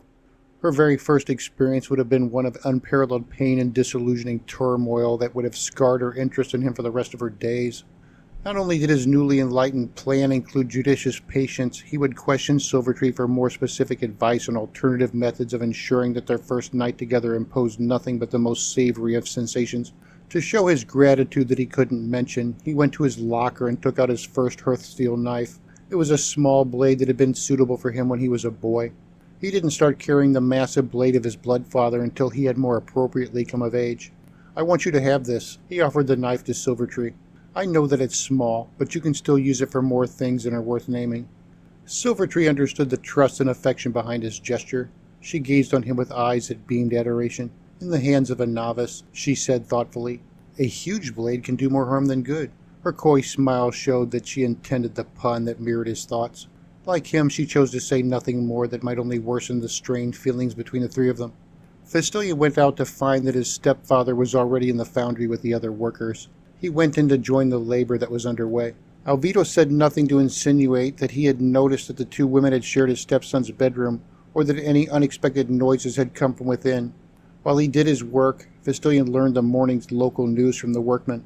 The village would send out men that morning to cut timber on Markland to begin assembling the rafts of logs they required for fixing the palisade. The Micmac men who had delivered the ore barge had departed at first light to return to their home village. Hans Olafsson had formally announced his intention to leave Leifsbuter permanently just as soon as his people had aided in seeing the repairs completed. Even though it wasn't the prime time of year for sailing to Greenland, Hans remained intent on risking the voyage anyway, rather than see his family slaughtered in an unprofitable war with the Beothuk. His decision wasn't a popular one since everyone else in Leifsbuter planned on staying. The clans of Stromford had yet to learn of the situation with the Beothuk, so their position in the matter was still as yet undetermined. Alvido summoned Fistilian away from the furnace after he had worked only a short while. Fistilian met his stepfather at the foundry's small smithy. One of the workmen had it fully stoked and blooms of iron heated in the coals. Alvido assigned Fistilian to the chore of hammering the sponges into blanks, which purified the metal during the process. Fistilian was no expert smith, but he had plenty of experience beyond just hammering out the blooms. He could forge tools and reform iron implements. Later on in the day, he repaired several axes and adze that had serious chips in their blades. A nail-pulling bar needed straightening, and his most difficult task was an auger with a broken tip. Fistilian had made significant progress by midday when Silvertree arrived to bring him wine and food. She reported that Raining Sunshine rested comfortably, but remained bedridden with nausea and headaches. He ate standing up beside the forge. Several times he noticed how she indiscreetly admired the way that sweat and hard work defined the muscles of its exposed upper body. She always averted her eyes in an effort to seem indifferent, but the game only made Fistilian more aware of his own physical attraction for her. She went her way as soon as he finished. His work at the forge continued until dark when both women returned to serve dinner to everyone working in the foundry. The men dined while they still manned their various posts. Raining Sunshine served Fistilian, and she visibly cringed every time she poured wine from her decanter. Her first experience with the beverage was one she hoped to make her last. The work continued until midnight when Alvido finally gave Fistilian leave to go home and get some sleep. He had gotten so little rest the night before because of Silvertree and her antics that he felt truly exhausted. Fistilian took a lantern as he headed for the rain barrel behind the hall to wash up. He was black with sooty grime and stank of sweat. Raining Sunshine and Silvertree waited for him outside the front door of the hall. They escorted him around back where Raining Sunshine held the lantern while Silvertree started to undress him so she could give him a bath. Fistilian kept silent as she soaped him and then scrubbed the lather with a soft bristled brush. He could only take Raining Sunshine's peculiar smile for so long before he spoke up. "Would you mind telling me what's going on?" He had to hold his arms up for his scrubbing. "We've been talking." Raining Sunshine eyed him in a manner that seemed cunning, as though she had schemed during her leisure hours. Fistilian shrugged in that he was unsure of their subject matter. "I thought we resolved all this." "Oh, we did." She paused to direct Silvertree with a pointed finger to be more thorough in her personal washing. "I see nothing wrong with her giving you a bath, considering how well you know each other already. After all, she has dedicated herself to performing the domestic duties." "You heard her say how she feels," he complained. "Isn't this just a bit unfair?" Raining Sunshine shrugged, and her expression showed that she was being tentatively humorous. "If I can't trust the two of you to keep your promises to me, I might need to consider trading you both off for more reliable companions." Silvertree was on her knees as Fistilian gazed down on her. Their eyes met, and they shared in an unspoken exchange where they each recognized that the other had been surreptitiously entertaining thoughts about how their experience together might somehow happen differently.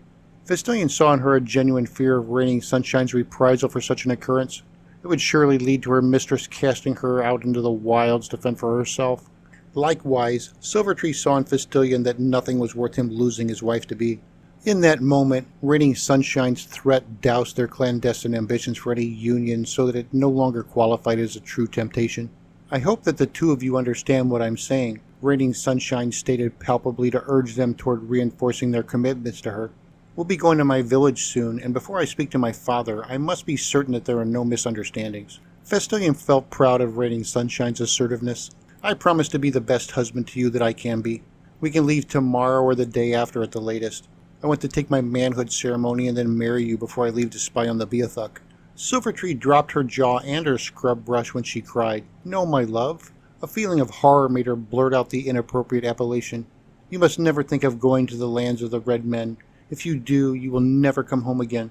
Raining Sunshine shook her head dumbly, unable to conceive that she was about to marry and then lose her husband in nearly the same day. "What are you saying?" "Someone must go and see what they're up to," Fistilian explained. "I won't go alone, and Silvertree can brief me on all she knows before I leave. No other Norsemen are skilled enough in the woodcraft required. I'm sure a few Micmac will be willing to help me." Before Silvertree could say more, as she desired to, Raining Sunshine silenced her. "Rinse him off now so that we can get to sleep.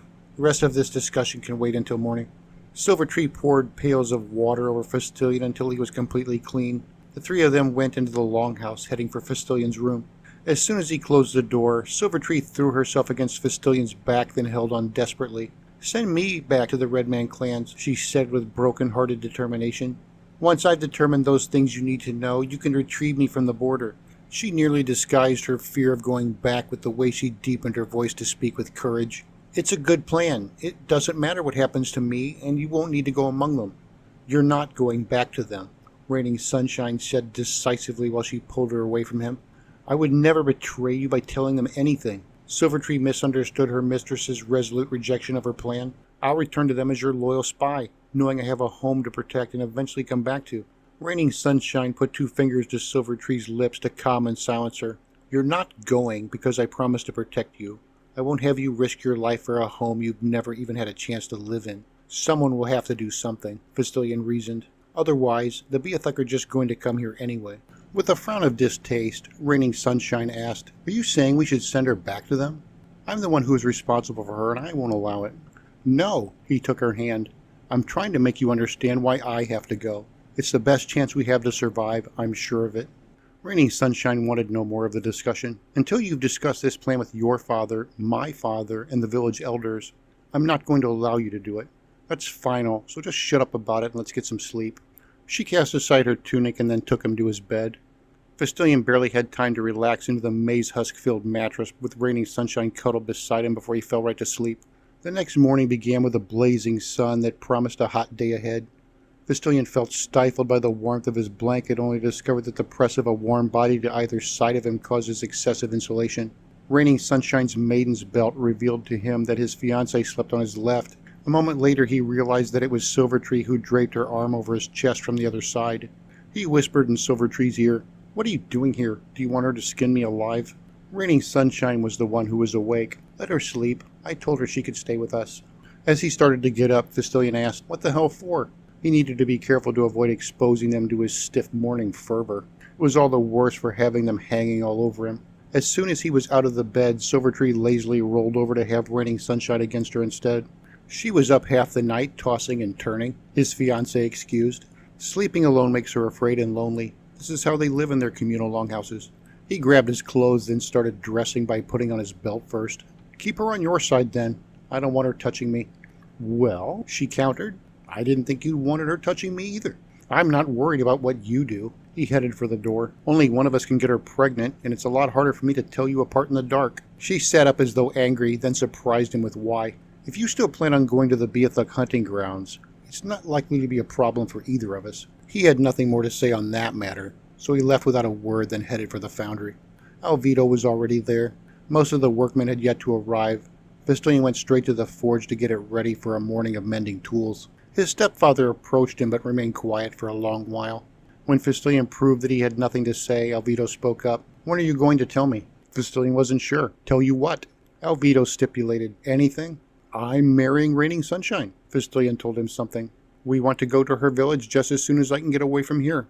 After my manhood ceremony, we'll have a marriage celebration at her village. If everything goes well, we'll want to live there." Alvido did not object to his son's plans, but his eyes held undisclosed feelings. "What are you going to do with Silvertree?" Fistolian felt confounded by his mixed emotions, so he took some time to consider them. "I don't know exactly. We both feel attached to her. She'll be staying with us for the time being." "I want to be at the wedding, of course," Alvido needlessly reminded him. "My present to you will be half of your inheritance.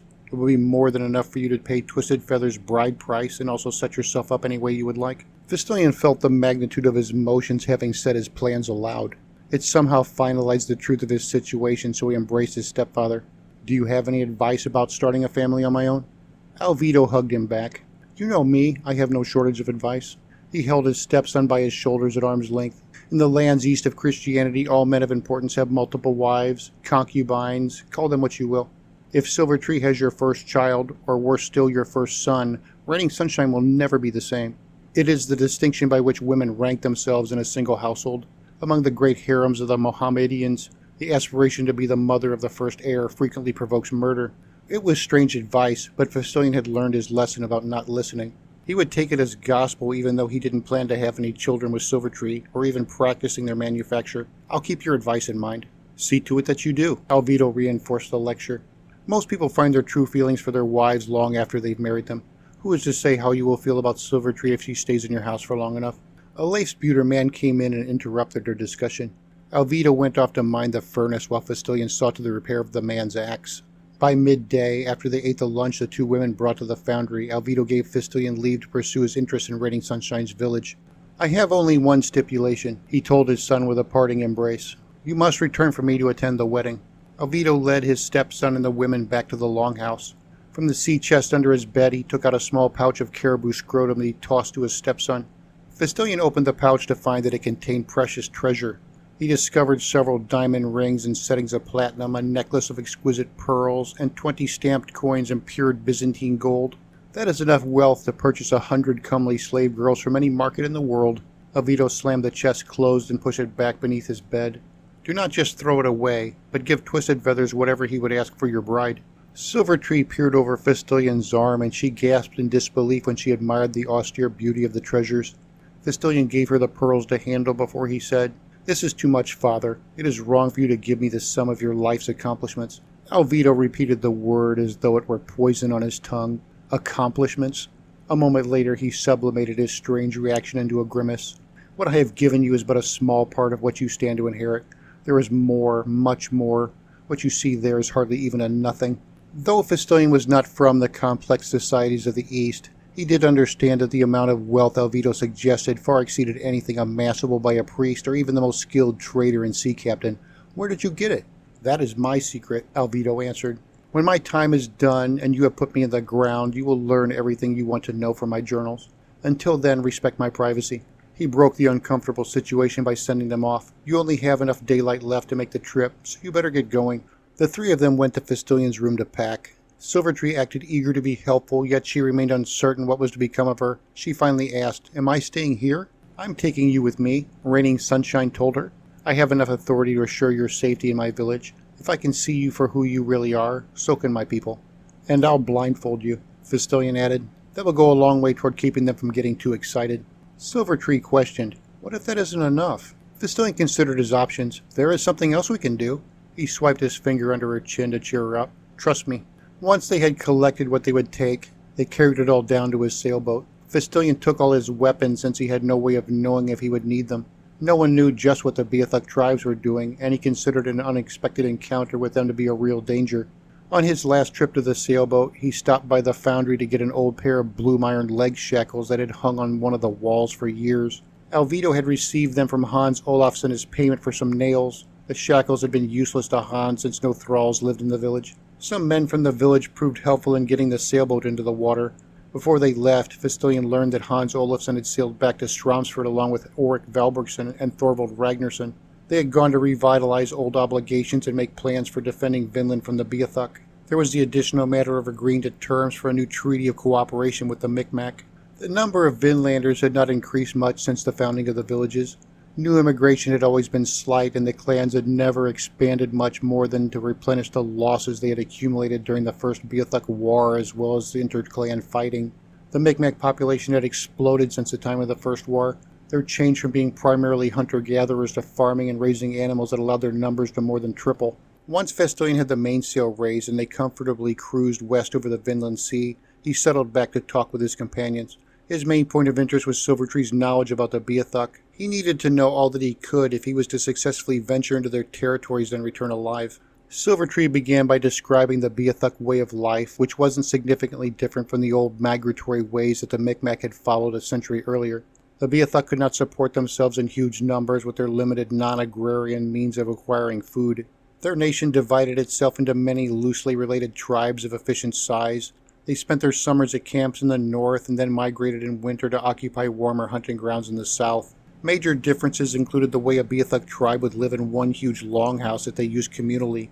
Their shamans had total political control over tribal decisions, so they had no equivalent to the Micmac's Council of Elders. The shamans always met in secret. Silvertree explained their lack of knowledge concerning their specific beliefs and activities. When they did have something to say, it was told to an assembly of the men only. I spent most of my time gathering edibles in the forest or doing work around the longhouses. Our tribe had around this many men. She flashed all 10 fingers 3 times. There are many more tribes than that. As he directed her to change seats so that she would stay in the shadow of the jib and out of the sun, Festilian asked, "How many tribes do you think there are?" She shrugged with no idea. Many more than our tribe ever encountered. We would meet with other tribes on occasions determined by the shamans. There would be ceremonies, feasts, and celebrations. She perked up as she prepared to admit a complimentary fact. On those occasions, I was usually sent to tend to an influential warrior or shaman from the visiting tribe. It was an important part of my duties to represent our tribe's wealth and capacity to show generosity to guests. If I performed well, it was customary for me to receive a gift the next morning to take back to the men of my longhouse. It is shameful among the Beothuk for a tribe to be so poor that they can't uphold their ceremonial responsibilities. Her pride vanished into mortification when she realized that their expressions conveyed disguised revulsion rather than any appreciation for her proof that she had been a valuable resource to her tribe. Some women would be beaten for not being good enough to bring back their present. She bashfully added the detail as though it might help them take more pride in her enslavement. Her feelings of humiliation helped Festilian realize that he had been foolish to think that she could live a life of extreme degradation and still not need to accumulate some sense of self-worth and accomplishment.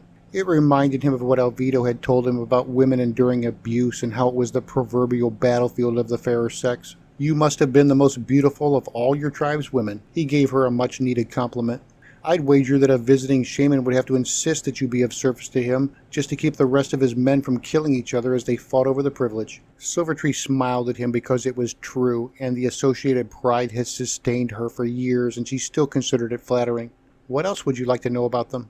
From the details he had learned already, Festilian realized that his plan for acquiring intelligence about the Beothuk was no longer as clear and simple as he had once considered it. With so many tribes that nomadically marched about their unfamiliar forests, it would be extremely difficult for him to find them, and even more difficult to learn anything once he had. He assumed that the Beothuk leadership convened in some sort of grand council, but he would need to know exactly where that was and when it would take place. Without being able to speak Beothuk, he would have to take someone with him who spoke their language or else capture an important enemy to bring back to the Micmac for a thorough interrogation.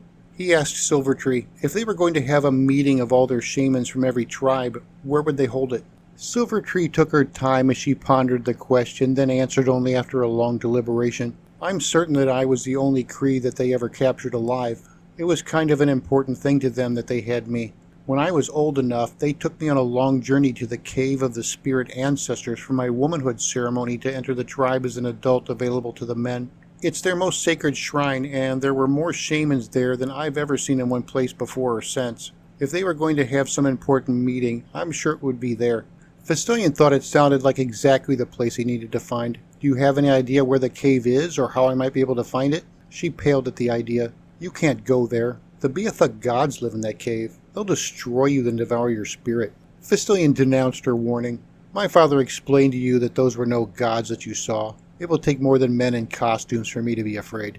Raining Sunshine gave him a reprimanding scowl. You may have great promise as a warrior, my future husband, but you're not the expert killer that you're making yourself out to be. There's a fight coming. I understand that. But why can't you take your place among the other warriors and not try and do this your own way? I can't explain to you why. He shrugged. I know that it's the right thing for me to do. I can feel it in my bones that I have to follow this through.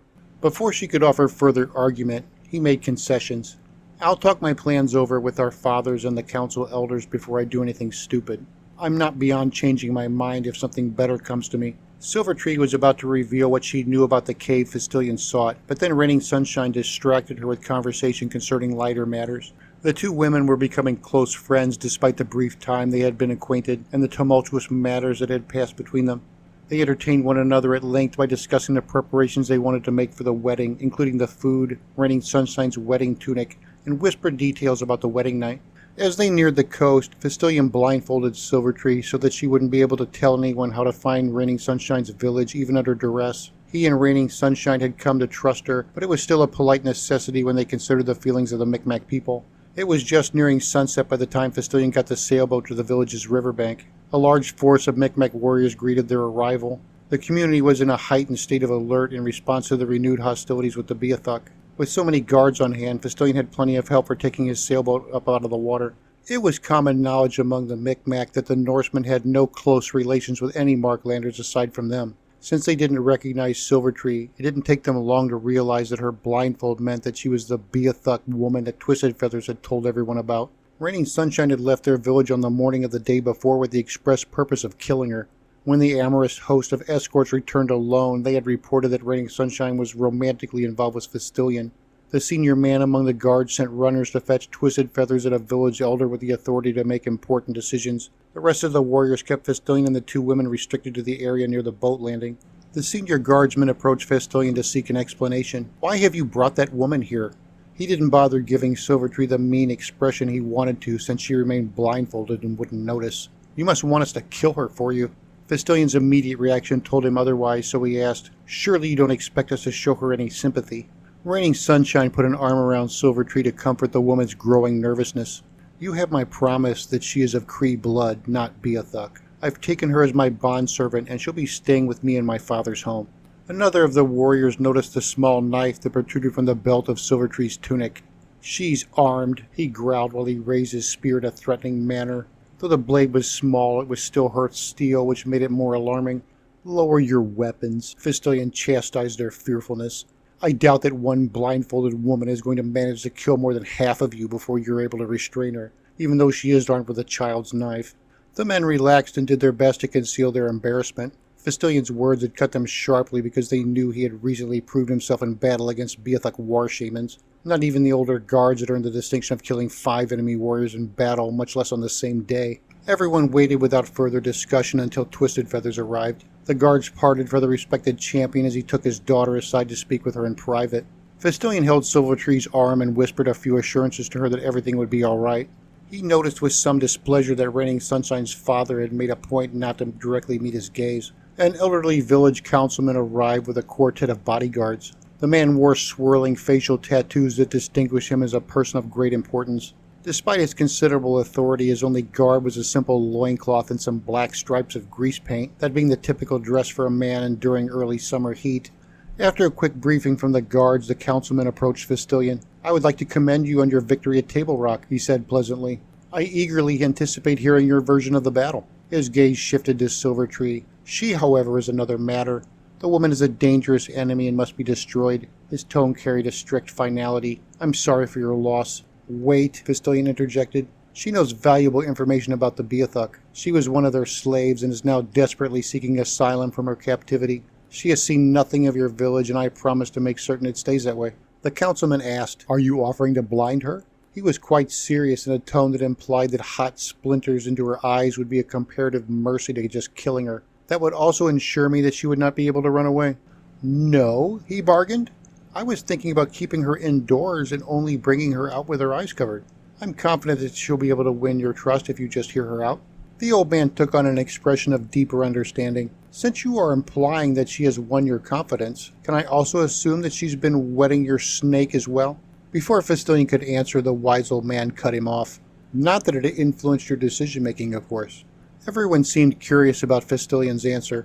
They already knew that he had designs on marrying Reigning Sunshine. "I am committed to the woman I seek to make my wife," he said proudly. "This woman is only my slave. I'm not suggesting that you make her a member of the ruling elders. I just don't want her getting drowned in the river or tossed into a bonfire." "Hamstring her in one leg, then," the councilman compromised. "You should find that preferable to blinding her, and she will still be useful as a slave." When he saw Fistillion's intention to argue, he clarified his position. "There are no acceptable risks to this village during times of war." "If you'll give me a moment," Fistillion returned to his sailboat. "I think I have something that you'll accept as a reasonable alternative to permanently crippling her." He retrieved the iron shackles, then carried them over to the councilman. A heavy chain connected the thick bracelets so that in total they were tortuously cumbersome when worn. It was immediately obvious to the councilman that even a strong man would be unable to run or travel while wearing the chains. Even if a person could carry them, they made it too difficult to distance the legs for running, and their chains would become snagged on every little bit of bramble. Worse still, the shackles would inflict painful abrasions on the ankles of the victim they forced to wear them. Iron pins secured the cuffs so that a hammer would be required to put them on or remove them later. "She must wear them for as long as she is here," the elder stipulated. "She must remain ignorant of the details of our village if we are to ever allow her to leave here again." Fistillion felt satisfied with that arrangement. "My tomahawk is back with a hammer. I'll secure her right now so you can feel confident that it has been done properly." While the Micmac watched, he got the axe, sat Silvertree down, and then manacled her using a large rock as an anvil. She had no need to question what was happening since she had followed the entire conversation. The iron cuffs were obviously preferable to having the Micmac blind her or make her lame by severing one of her major tendons. Once Fistillion had the work done, the elder inspected the pins to be certain that Silvertree could never take them off without extensive effort. He felt satisfied that a noisy process of hammering would be necessary for her to ever remove her shackles. The labor would immediately summon the attention of many villagers. "Be careful to observe our agreement if you wish to preserve her from harm," the elder told Fistillion before he departed. "I already feel that I am being excessively generous, and that is only because of your aforementioned accomplishments against the Beathuk. It will do you no good to ask for further leniency for her if things go awry." "Understood." Fistillion acknowledged his responsibility. "She'll not be a problem. You have my promise." The elder paused at a distance to address another matter. "The council is meeting tonight. We would like you to present yourself to answer some questions. It will be an opportunity for you to bring up any pressing business of your own." The invitation wasn't optional, so the elder didn't wait around for Fistillion's agreement. The guards partially dispersed, then remained close enough to satisfy their curiosity while they gossiped amongst themselves. Fistillion unpacked the sailboat and piled the baggage nearby. Before he began to transport it all to Twisted Feather's roundhouse, he went to Silvertree. "Climb onto my back," he told her. "I'll carry you to where we'll be staying." She shook her head in a resolute no. "Hand me my share to carry, and I'll walk on my own." Her resolve to let the Micmacs see that she could shoulder any burden they might put upon her impressed him. Fistillion loaded her arms with some gear, hefted some himself, and then led her away. He kept a slow pace and spoke to her the whole time so she could follow him. Once they were inside the roundhouse, he removed her blindfold and had her sit down. Twisted Feather's daily occupation was as a hunter and trapper, so he had a huge pile of tanned skins that he stacked against the wall in one spot. Fistillion selected a rabbit pelt and offered it to Silvertree. "I want you to use this to line the cuffs of those manacles to minimize their abrasiveness. If you don't do something, it won't be long before you are bleeding." Before returning to the sailboat, he gave her a warning. "Don't go outside without your blindfold. They don't want you knowing any details about their village. If you do go, there's no telling how they'll react, but I'm sure it will be bad for you." She immediately set to work lining her manacles while he went out to finish transporting the baggage. Fistillion met Twisted Feathers and Reigning Sunshine at the sailboat. She immediately stepped up, then embraced him in a clear demonstration of their committed relationship.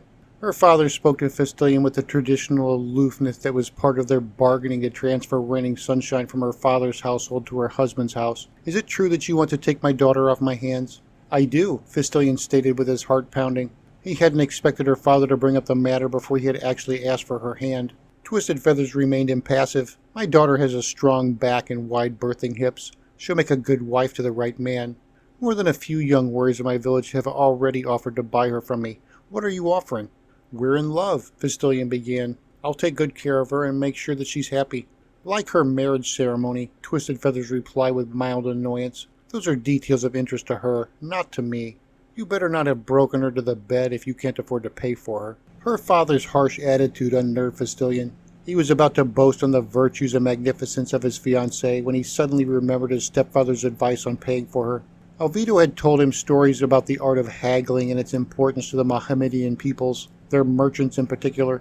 Perhaps she has a strong back. Fistilian fell into character and agreed non-committally, but her hips are as narrow as any boy's. She is also obstinate to the point of being stupid. While she is undoubtedly beautiful, she is an incompetent woman who doesn't cook any better than she cleans. Without a mother's nurturing, you raised her like a boy. While she may be able to hunt, fish, and run like a man, that doesn't do me any good. Fistilian took out his money pouch and then removed a single gold coin, which he offered to hand over. I think this is being generous, but I do feel that I owe you for all that you've done for me over the years. Reigning Sunshine was aghast over all those harsh criticisms, which probably were not all that far from the honest truth. Twisted Feathers remained impassive as he rejected the opening offer. He and Fistilian haggled at length to establish Reigning Sunshine's worth in a hard financial sum. Twisted Feathers quoted his daughter's qualities while Fistilian countered them with fictitious shortcomings until they finally settled on a price that amounted to all the gold coins as well as the largest of the rings.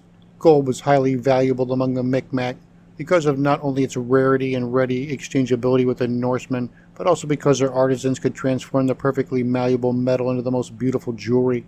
Though her final price was a princely sum, both men walked away fully satisfied. When it was all over, Twisted Feathers embraced his daughter to say his goodbyes. I want you to know that the two of you are welcome to stay in my home for as long as you need. For years I thought I would be rejoicing over this moment, but now that it is upon me, I find nothing to celebrate about losing my best reason for living. Her conflicted emotions overcame her so that she cried mostly with happiness. You haven't lost me, she sobbed. We'll live here in the village and I'll see you every day. Hopefully soon you'll be teaching crafts to your grandchildren. The idea of children nearly made Fistilian feel nauseous. It wasn't in his plans to start a family right away. Their marriage had been a necessity because the Micmacs sold their daughters into matrimony as soon as they came of age. He wanted her for himself, but he hadn't even considered their future repercussions. Since it was getting dark, Fistilian turned away to continue carrying his baggage from the sailboat to the roundhouse. Hold on, his father-in-law stopped him. He put his daughter aside to embrace Fistilian instead. It was many years ago that your father and I first discussed the likelihood of this moment. This union is partly why I have always been so partial to you. Now that my precious daughter is yours, I can at long last justify thinking of you as my son. At that moment, Fistilian knew for certain that he had made the right decision. Though war with the Beothuk loomed on the horizon, he felt confident that they would win it. He would miss seeing his stepfather every day, but in return he had a new life with a wife, a people, and a family that was destined to grow through his industrious efforts. The three of them gathered up what remained of the baggage from the sailboat and headed back for the roundhouse together. This concludes Book 1 of the Fistilian series. Book 2, Man of Many Waters. Book 3, Man Among Myrmidons.